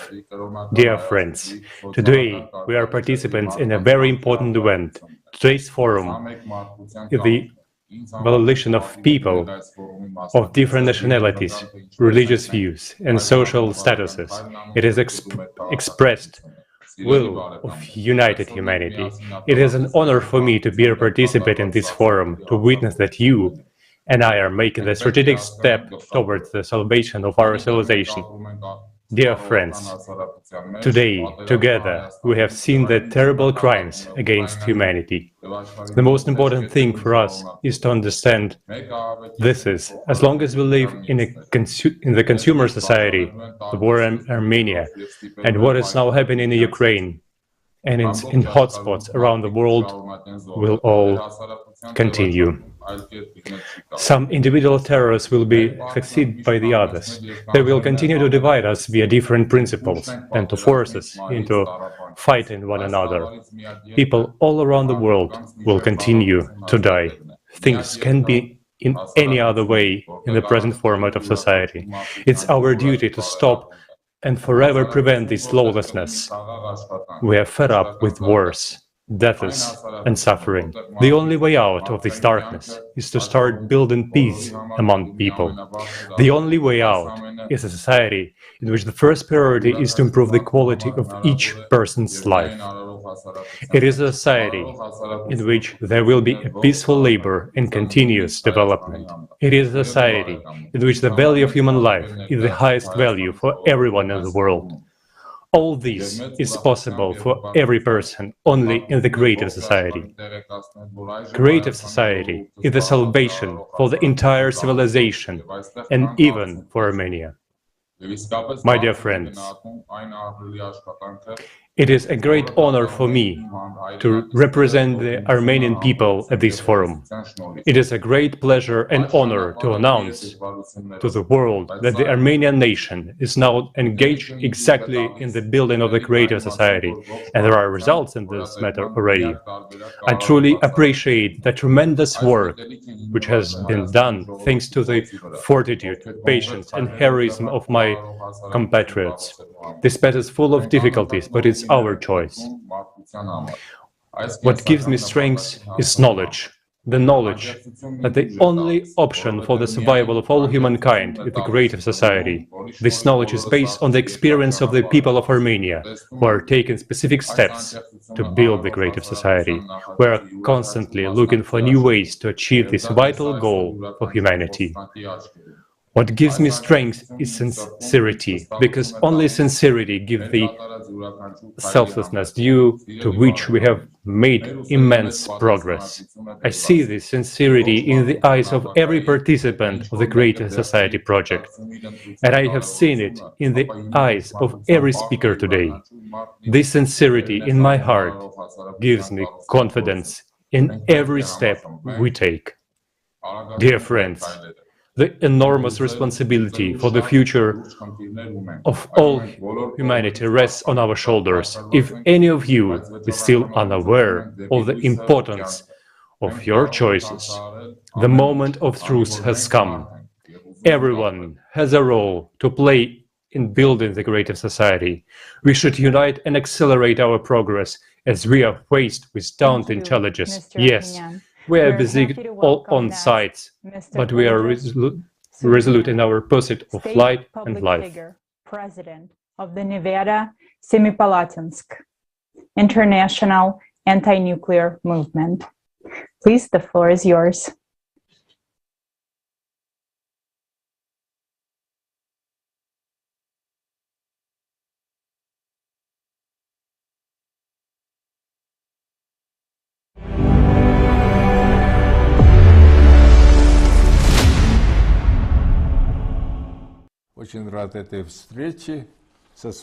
I am very glad to have this meeting with my colleagues and like-minded people at the International Forum Global Crisis.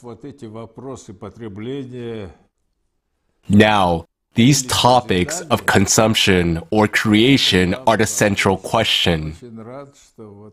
And I am very glad that you're raising this question and creating this dream of ours, that the entire world will become the society of creation. It is necessary to actually create and think about the future for people. And it is very important that politicians become imbued with this ideology. Politicians in all countries, in fact, so that they would think more about this somewhat forgotten concept of creation.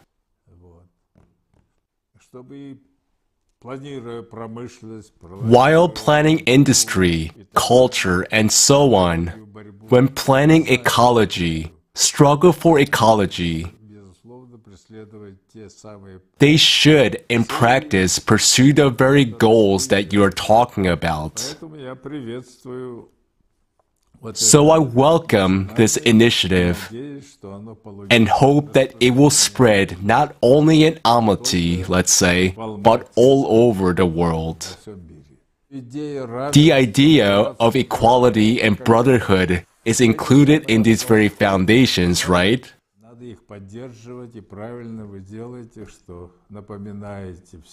We should support them. You are right to remind everyone. Let us create.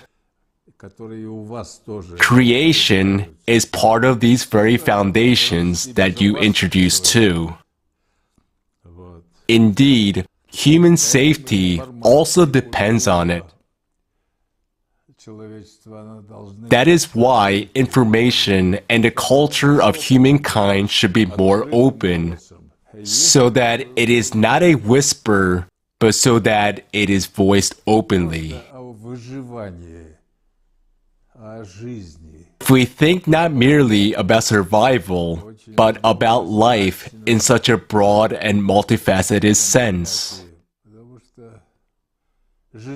Because the life of one person is one thing, but when we're talking about everyone's life, because unfortunately, we often see, especially in our politics, when the life of one person has become more important than the lives of the majority. That's what we are fighting against. I support the real development of this movement, especially in our country. So I salute you. Way to go. Let's work together.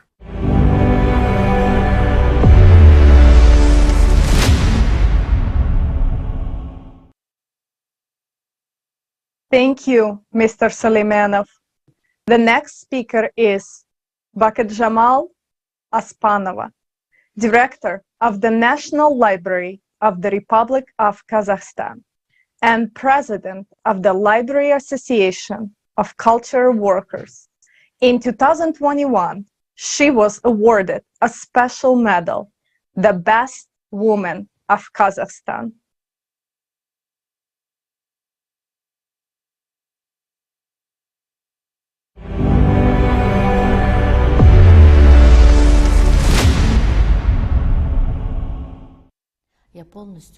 I fully support the 8 foundations of the Creative Society. They are truly focused on the values of humanity, on improving the quality of each human's life. And indeed, we can build the Creative Society together. There is no other way to build such a society. That's what I think. We need to unite. Only through our joint efforts can we eradicate all these problems and solve all the issues together. Only in unity. We will hardly be able to do it otherwise. Separately, no one would be able to solve them on their own. The issues of ecology, climate, and many others must always be solved by all people together. Creative processes in Kazakhstan have already started and are already well underway. We are creating a new Kazakhstan, and the president himself made a speech saying that he supports the Creative Society. So we will be creating a new Kazakhstan already without all that, as I said, without anger, without corruption, without anything negative. It seems to me we'll be living in such a way soon. I hope so. But we need to create all of this ourselves and also to take an active part. Only then will we create a new Kazakhstan in such a creative society. If all of us come together and invest our efforts into this idea, and support each other, then there will be a new Kazakhstan in the new creative society.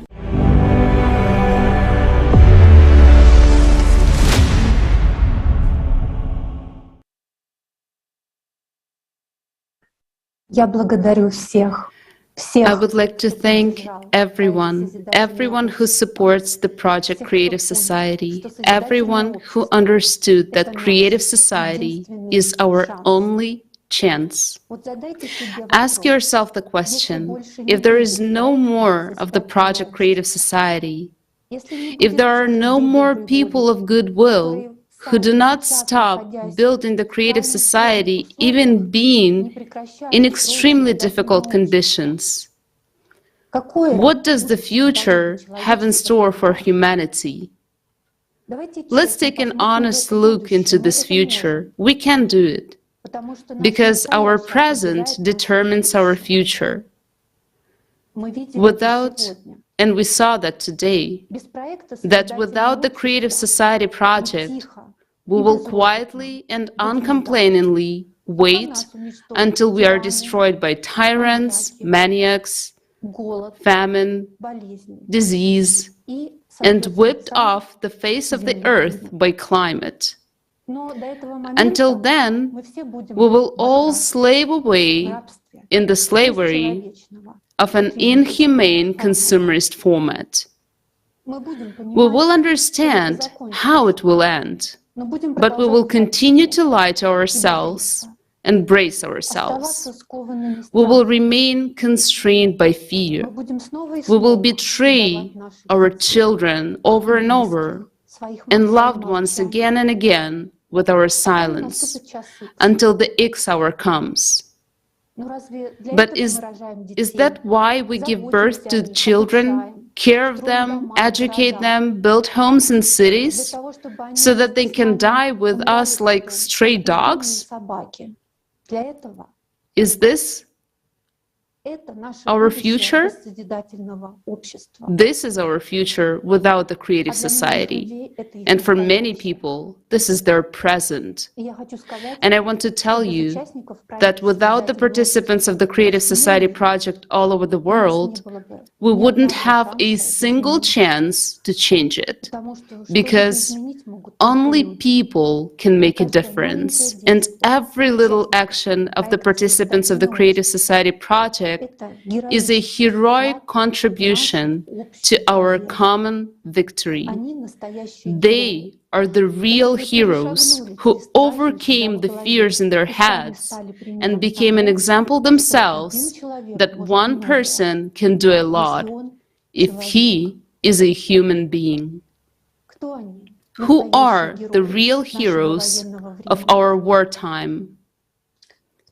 In times like these, when everything is silenced and the truth is hidden, the heroes are those who step over the prescribed rules of the game and tell the truth.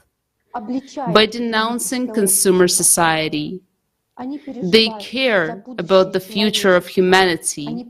They are the first to support the Creative Society.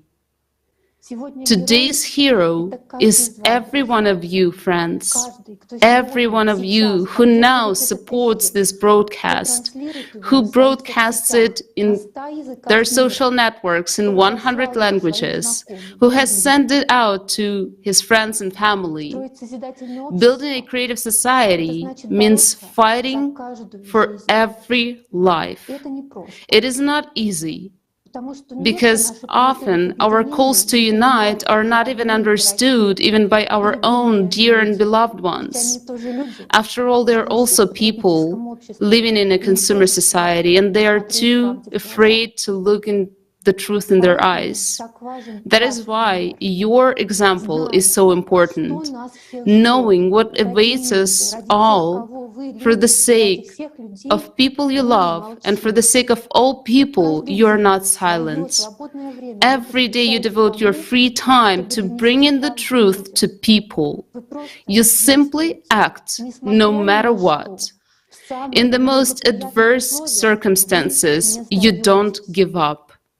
You live as a creative society. Your faith in victory, your faith in unity, your faith in the creative society and people is our only chance. Without all of you, we would have no future. There would be no future for my children, our children. Thank you for everything. You know, we have no time to sit and hesitate. We only have time to act. What you are doing is priceless for humanity. The real heroes of today are not the ones we see in the movies. It is not the one who destroys, but the one who builds. A real hero does not act in the name of fame or fortune, not on someone's orders, but on the call of the heart. True patriotism is to fight not against someone, but to fight for the life of every person. Among us today are those who continue to act under the blast of bombs, those who believe in the human and in us, humanity, even seeing with their own eyes what atrocities human beings are capable of in a consumerist format. But they did not give up. They did not stop building the creative society. This film is about them, about real heroes.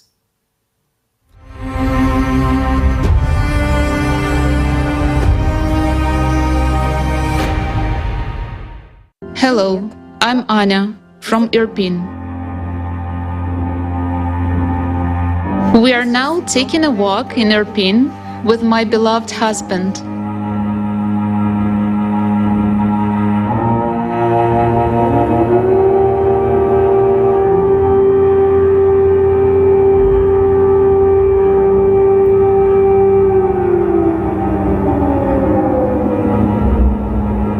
And this is the second war I'm facing in my life, from which I'm running away along with my entire family. Tell me, who needs all this? What is it all for? In this world, everything is arranged in such a way that nobody cares about human life at all, and it is far from being a priority. As long as we live in consumer society, we don't have a single safe place on the planet.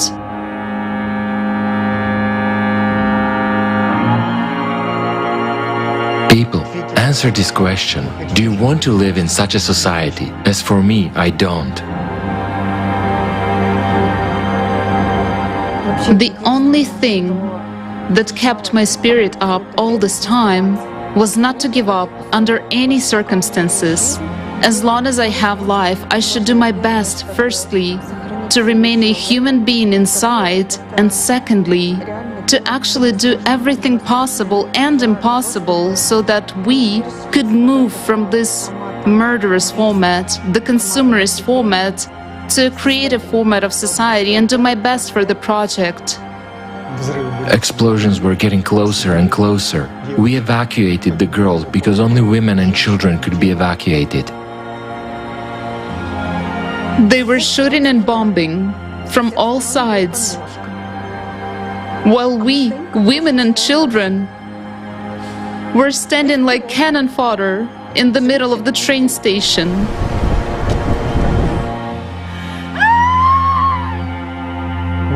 We passed through the area that was under fire at our own risk. I felt that I was on the verge of a breakdown. At some point, I wanted to scream.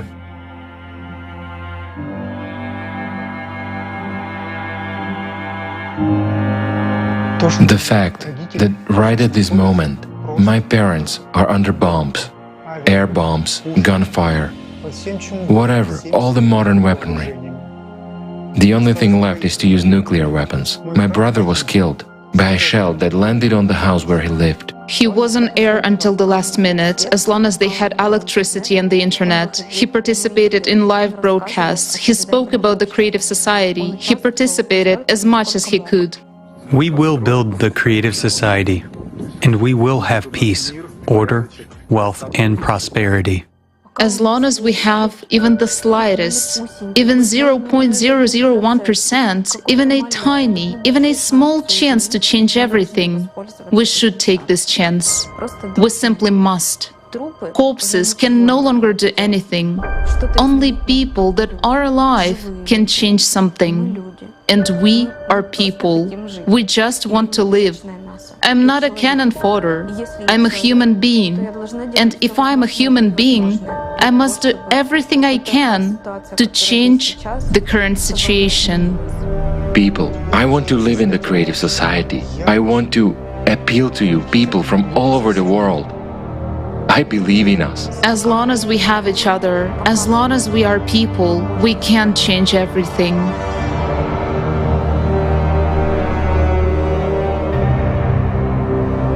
We're now driving along the road that my family and I were taking when we were evacuating.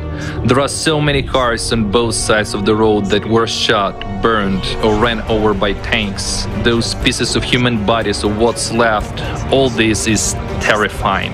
It mustn't be like that. Please hear me, it mustn't be like this. We're a human society. We must build a society where your life, my life, the life of our friends, relatives, and any other individual should be valued as one's own. Otherwise, we are not a society, truly. Believe me. Human life is the most important. All this can be rebuilt and repaired. Human life cannot be restored. When it was announced that there was an opportunity to evacuate, the first thing we said was yes. When we were driving, everywhere around there were shelled cars. A woman and a man whose children were sitting in another car fell on their knees, folded their hands and said, "Please take us." We had 2 vacant seats left in our car. We quickly opened the doors and they jumped into the car. We were not only saving our lives, but at that moment, we clearly understood that another person's life is just as important as yours. I think if there had been the Creative Society, nothing like this would ever have happened. I mean, there wouldn't be anything like that in any corner of the world. I lived in the city of Kharkiv until recently. It was impossible to imagine anything like that, even in our worst nightmares.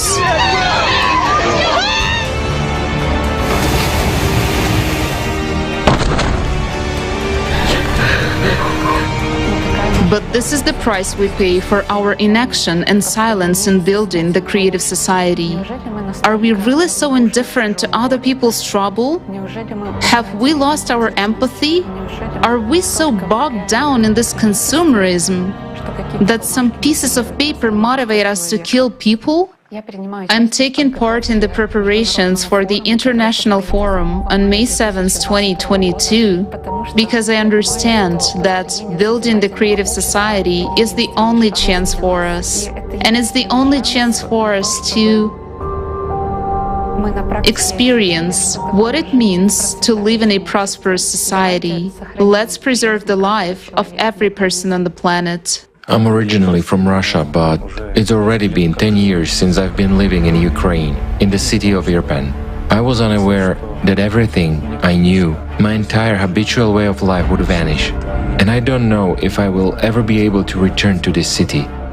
I cannot go back to Russia either, because I have ties with Ukraine. Why did I, as a volunteer of the Creative Society project, continue to act despite the fact that explosions were rumbling outside my window and shells were exploding? To be honest, I had no idea whether I would survive or not, because explosions were very close by. I mean, Grad missiles were blasting in groups of 5, rocking the house violently. The sound hitting my eardrums, my head hurt terribly from all that noise. And when the internet was still on, I joined in translations. Even in such conditions, even just a little, but I would do something more. I still had a chance to do more. Why are we doing this? I will say right away that I'm not a hero. I'm an ordinary person, a participant of the Creative Society project. And together with all people of goodwill, we will do everything to preserve this world, even at risk of our own lives. We carry on. My workplace looks like this right now. Unfortunately, it's temporary. I think we'll have to go back to the hallway again soon, because it's really scary when you see a missile being shot down over your house, and when 2 neighboring houses on that street were hit by Grad missiles.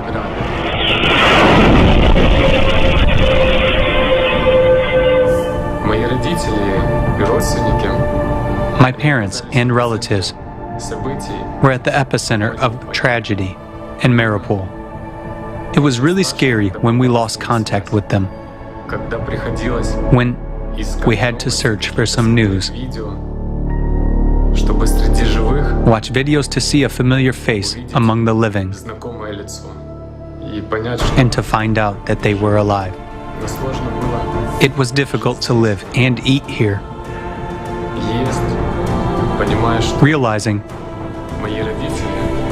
that my parents were sitting in the basement of their destroyed house and could lose their lives at any moment. My uncle was shot at by a sniper just because he went to pick up humanitarian aid. He could not get up because the sniper was mocking him. For every move he made, he was shot. It wasn't easy to find the strength under such pressure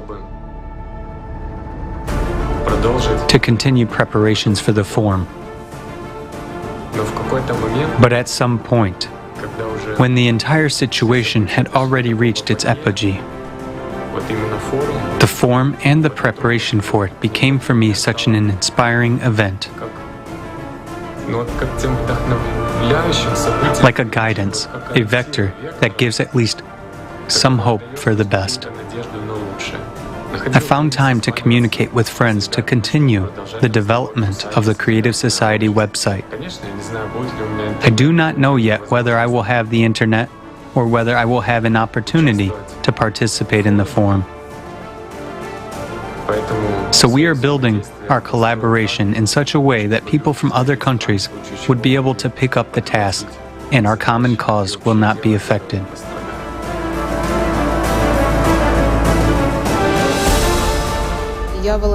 I am a volunteer of the international project Creative Society from Ukraine. Unfortunately, 2 weeks ago, I had to leave my home because of the war in my country. What helped me to cope with this storm of emotions, with fear and panic that overwhelmed me at those difficult moments, what helped me to overcome everything was my participation in the preparations for the forum. I realized that the actions of each of us, of every person who now participates in the Creative Society project, save not only us personally, but they help all of humanity. I woke up to the sound of a missile flying over me. My girlfriend and I stayed in the bathroom for the next 10 days. When you're sitting in the bathroom, you don't know if you're going to have enough food and water tomorrow. The Creative Society is needed so that all this does not happen, so that there is safety, so that people live with love for each other. That's why I'm actively participating together with other guys, preparing for the forum, recording interviews with eyewitnesses and scientists, and everyone is saying that we need the Creative Society. Why do I keep preparing for the forum? Because I'm not alone. I'm not the only one who wants to live. I'm not the only one who wants to bring good, creative, positive things into the world. I'm not the only one who wants to bring the value of life into the world. I wanted to spread this information and truth to the whole world. I looked out the window and saw a huge missile free-falling 500 meters from us. To be honest, I really said goodbye to my life. I realized that I'm the luckiest person in the world because I remained alive. The horrible, ugly face of the consumerist format that we now see in the world is what motivates us to build a creative society. It motivates me even if there is a war outside to sit down and edit a video for the conference, to help with whatever I can right now. To help with whatever I can. War didn't become... It was a huge shock for me. But it didn't become something that would stop me. Because war is the concentration of all the violence that exists every day on this planet. So for me, the best thing was to devote every second I still have, because I didn't know if there would be a next one, to preparing for the forum, because the forum is the only way to stop this madness.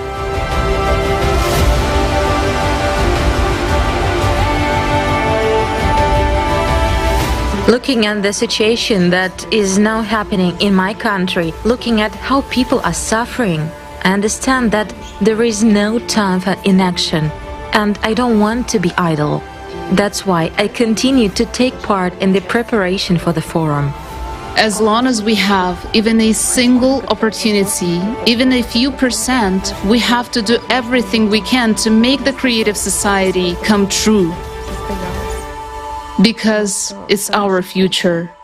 I want to tell you absolutely sincerely and honestly that being in the city of Bucha, with my family, under constant gunfire, under constant explosions of bombs and shells, where every second, every moment could be my last one, and every next explosion could take away my life and the lives of my family and friends. Every day, I pray to God to have a second chance.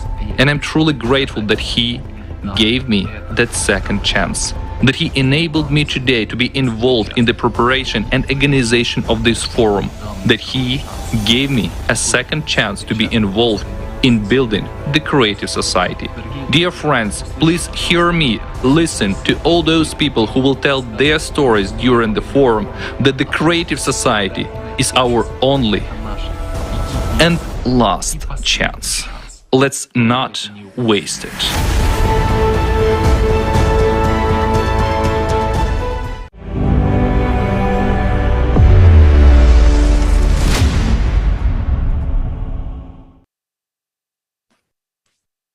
Today, the whole world is afraid of a nuclear bomb, a nuclear holocaust. But the worst bomb is a callous heart that doesn't care about other people's lives. How many more human destinies are left behind? How many we have already lost on the fronts of consumer society? It is so painful and difficult to realize how many beautiful people we will never get back. It's not just wars that do this. It's all the ugliness of the consumer's format of society. For these people, our loved ones, our friends, we are too late. We have had no time to build the creative society. This feeling that we didn't have time to save them will stay with us. But for sake of those who are alive, we have an obligation to act. Our heroes all over the world, participants of the Creative Society project, today are doing the impossible to start the hearts of the heartless, to start the beating of the human heart, even in those who have it dead, morally dead, carrying out the reanimation of humanity. And people are standing up all over the world because truth and the will to live drive these heroes. These are the ones who are on the front lines right now. These are all of you. And for those who are still hiding and hoping that humanity's last war will not touch them, I would like to say, previously, like you, we didn't know much, we didn't see much. Just like you, we thought more about our stomach and our selfishness. But let's be honest, you see everything, you just don't see a way out. And we wanted to know the truth and find a way out. And when you know the bottom line, you open your eyes and you start to see other things, things that you didn't see before. You begin to see life, you begin to appreciate life, every life, and then you make your choice. You make it right now. You either turn off this broadcast and continue to live in consumerism, as if nothing is happening and you haven't heard anything today, or you make a choice right now and stand with those heroes who are giving themselves the word that they will do everything in their power to build a creative society, a society where you are a human with the capital letter H, not a cannon folder. Tell me, what have you done for life, for the human future, for our children? What have you done today that disaster will not come to your house tomorrow? And you can do a lot. Because when we are together, when we are for life, we understand that not a single chance must be missed. We act, and every action brings us closer to the creative society. When life is at stake, the most pressing question is, what have I done for us to survive? I remember a quote by Martin Luther King Jr.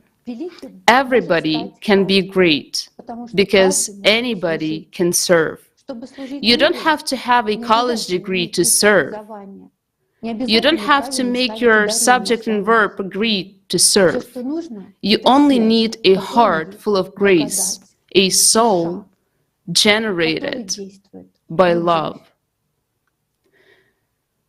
I bow down to all the heroes, thanks to whom we will live in the creative society.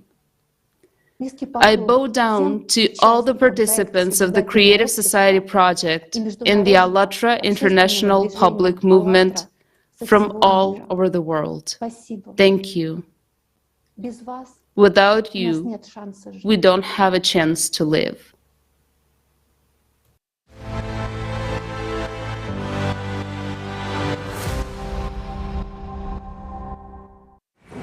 Today, we have seen with our own eyes the facts and evidence of brutal crimes against humanity and numerous human sufferings in the consumerist format of our society.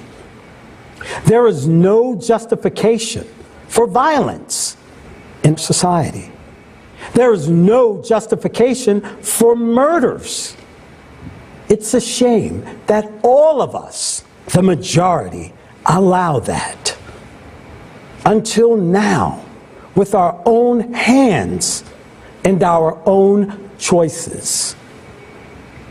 We support the animal conditions of existence imposed on us by the consumerist format. We do not express our inner vital need as a clear position and ultimatum. We are people, and we want to live. We are for the creative society. I want to address each of you. I want to address you, my friend. I want us all to remember that every day of our inaction is a loss of someone's life. Every day when we are inactive in building the creative society, people die. If we all together do not take action right now, tomorrow the consumerist format will take the lives of you and me and our loved ones. Some are dying of hunger and thirst right now. At this very moment, some are suffering from brutality and violence, while others are caught in the middle of a war and have lost everything overnight: their jobs, homes, and families. Yet, even yesterday, these people had no idea that today they would find themselves in such inhumane conditions of existence that today they would be killed. Are you sure this won't happen to you and your family tomorrow? Look, this is Ukraine. This is the city of Bucha, where masses of people died back on February 23rd this year. They were making life plans and building prospects. But on February 24th, early in the morning, a war came to them.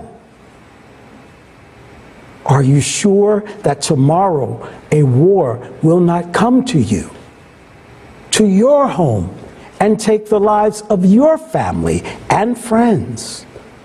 Are you sure a war won't take your life too? Are you sure of that in our consumer society where human life is not worth anything? The idiocy and absurdity is that the cause of these horrors and the ruined destinies of millions of people is the result of the ambitions of a few. Psychopaths who have gained power over us in the consumerist format. Let's take 1 million people. They are all wonderful people, except for just a handful of individuals. But these few individuals, because of their extreme greed and tyranny, use the rest of people for their own selfish, despicable interest. With our own hands, they force us to maintain the conditions of the consumerist format, which turns people into non-humans. And later, they claim that this is the way it should be, that it is our nature, it is natural. But this is not normal. Let's tell the truth. Yes, there are psychopaths in our society, and there will always be. But will they be able to seize power over people in the creative society? No, because power in the creative society belongs solely to the people. In the creative society, psychopaths will not be able to wage wars and destroy millions of us. They will not be able to brainwash us through their corrupt media. They will not be able to be the rightful owners of all human and resource potential. But most importantly, they will not be able to satisfy their own ambitions with our blood at the cost of our lives. Today, in the consumerist format, psychopaths are not locked in asylums. They are at the top of power over us. That is why the genocide of mankind continues every day. And our world is overflowing with the human grief and suffering. We have no right to leave such a world to our children. We need to change the conditions and build the creative society with our own hands. We are constantly divided because it is easier for them to control us. That way, the pit us against each other like dogs, forced to quarrel and hate one another. Are you familiar with a situation when people ask you, whom do you support? These people or the others? Do you support the left or the right? Who do you belong to? That party or the other? That religion or the other? Are we cattle or things that belong to someone? Even when such questions are asked, we are left with no chance of being united, of being one peace-loving humanity. But today, even when attempts are made to artificially set us at odds and separate us from one another, our position in life is clear and unambiguous. We answer all the questions from the corrupt media and collaborationists. We are people. We want to live. We are for the creative society. And only this position is our future. A person with a consumerist worldview cannot understand the sincerity of people, their selfless motive to live and act for the sake of the future of all mankind, not just for themselves.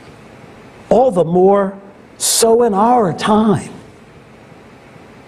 when humanity is under the threat of destruction, when we are attacked by the most ruthless enemy, the climate.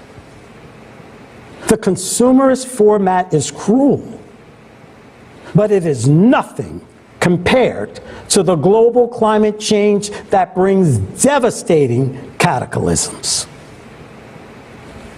There are heroes who see the global threat and the entire absurdity of the consumerist format. And they are not silent, they are active. After all, we all understand the world is a big place. And although it is difficult to inform everyone, it is possible. We understand that the world mass media are now working for the collaborationist. Everything is in private hands. The corrupt media will do nothing to alert people to the global threat of an undeclared climate war and the need to save people through unification and building the creative society. It can only be done by us, people themselves, who realize the importance of this moment and the importance of informing everyone right now, while we still have some time. You see, no one but us. These heroes are ordinary people.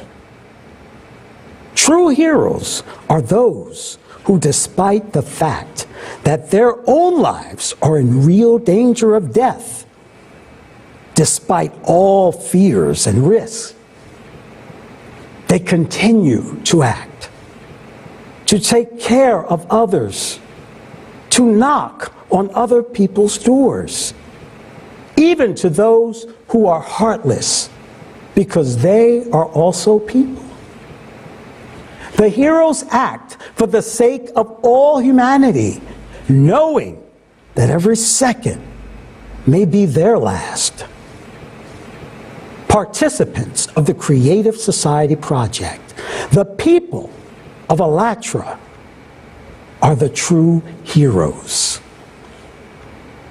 They, like all of us, are scared. They are scared to sit under bombardments in basements. But they act. They inform.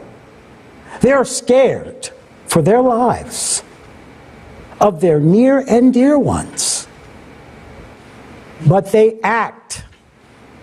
They are afraid of what will happen to them in a minute. War, famine, crisis. But they inform, because they have the meaning of life, to save people's lives, to save the future of humanity, because they have a higher goal that prevails over their own fear. These are the true heroes, and we are proud that we have such people in the world. People who are worthy of the title of a real human. A human with the capital letter H. A human of peace. A hero is the one who is able to overcome his own fear and act for the sake of the future of all humankind. You may ask, what motivates them? I'll tell you, life. Here in the Creative Society Project, people value every human life. They are driven by the love for humanity and true altruism. Allatra is what is saving the lives of millions of people today instead of taking them. Allatra creates conditions for becoming a true free human, not a slave of the consumerist format or a soulless creature, a puppet in someone's hands. To be able to preserve one's humanness and love for people, being on the verge of life and death, and at the same time to light the fire of faith and hope in others. Isn't it heroism? Many of our participants, having escaped the horrors of war, came out grateful for everything they had endured because they didn't give up. They helped everyone around them and continued participating in the Creative Society Project as best as they could. While others were falling into despair and panic, participants of the Creative Society Project clearly understood and realized the purpose and meaning of life, the value of time and attention. And most importantly, they became particularly convinced of the great power of unity and solidarity when people help each other selflessly, honestly, and with their own hearts open. Isn't this the dream of each of us? To live in a world of love and friendship? The hardest part of building the Creative Society is to explain so that people understand that it benefits everyone, for each and everyone. It's the only salvation, the only chance to survive and gain real life. After all, the Creative Society opens up tremendous prospects and frontiers for all of humanity. Now, our weapon is the word. There's nothing stronger than words. Wars begin and wars end with words. Words can destroy, divide, and kill, or they can create, unite, and save. We have been brainwashed into thinking that we are stupid, worthless, and incapable of anything. But this is not true. We are the ones on whom the entire consumerist format is based. But we are also the ones who can change it. We are the ones who can get together, build the Creative Society, and create a better future for humanity. We must realize that if the climate catches us in this consumerist, selfish format, all of us will perish. Those who have already faced the hits of climate, to them, this understanding is absolute truth. But soon everyone will be personally convinced of that. We are already suffering casualties in the global climate war because we are divided, Because we now listen to the corrupt media and collaborationists and do everything we can to lose this war. Think about it. Is there any idea in this consumerist format worth your life? Is there anything more valuable than human life? If we continue existing in the darkness of hatred and hostility, we will not survive. If we do not meet each other halfway and do not unite, we will not survive. If we do not build the creative society, we will not survive. We must make sure that we will never be in another war again. We must keep our children safe and build a different world, a world of justice, equality, and freedom.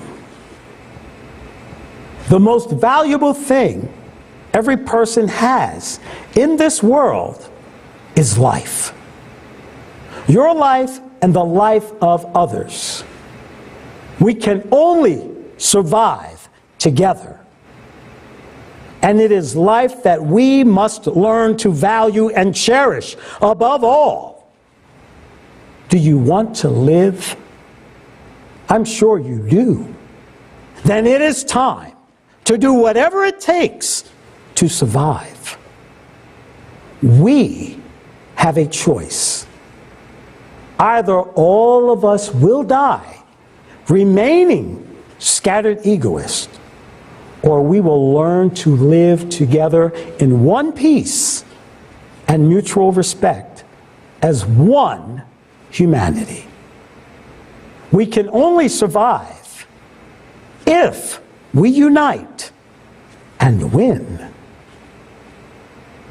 I wish all of us to live under peaceful skies, in freedom and prosperity, in accordance with the true values of a healthy human society. I believe we can do that. I look forward to the day when we walk together out of the darkness into the sun and become one true civilization. I dream of looking into the eyes of my children and grandchildren with pride and no longer being afraid for their future. I know we can only do this together because we are people and we want to live.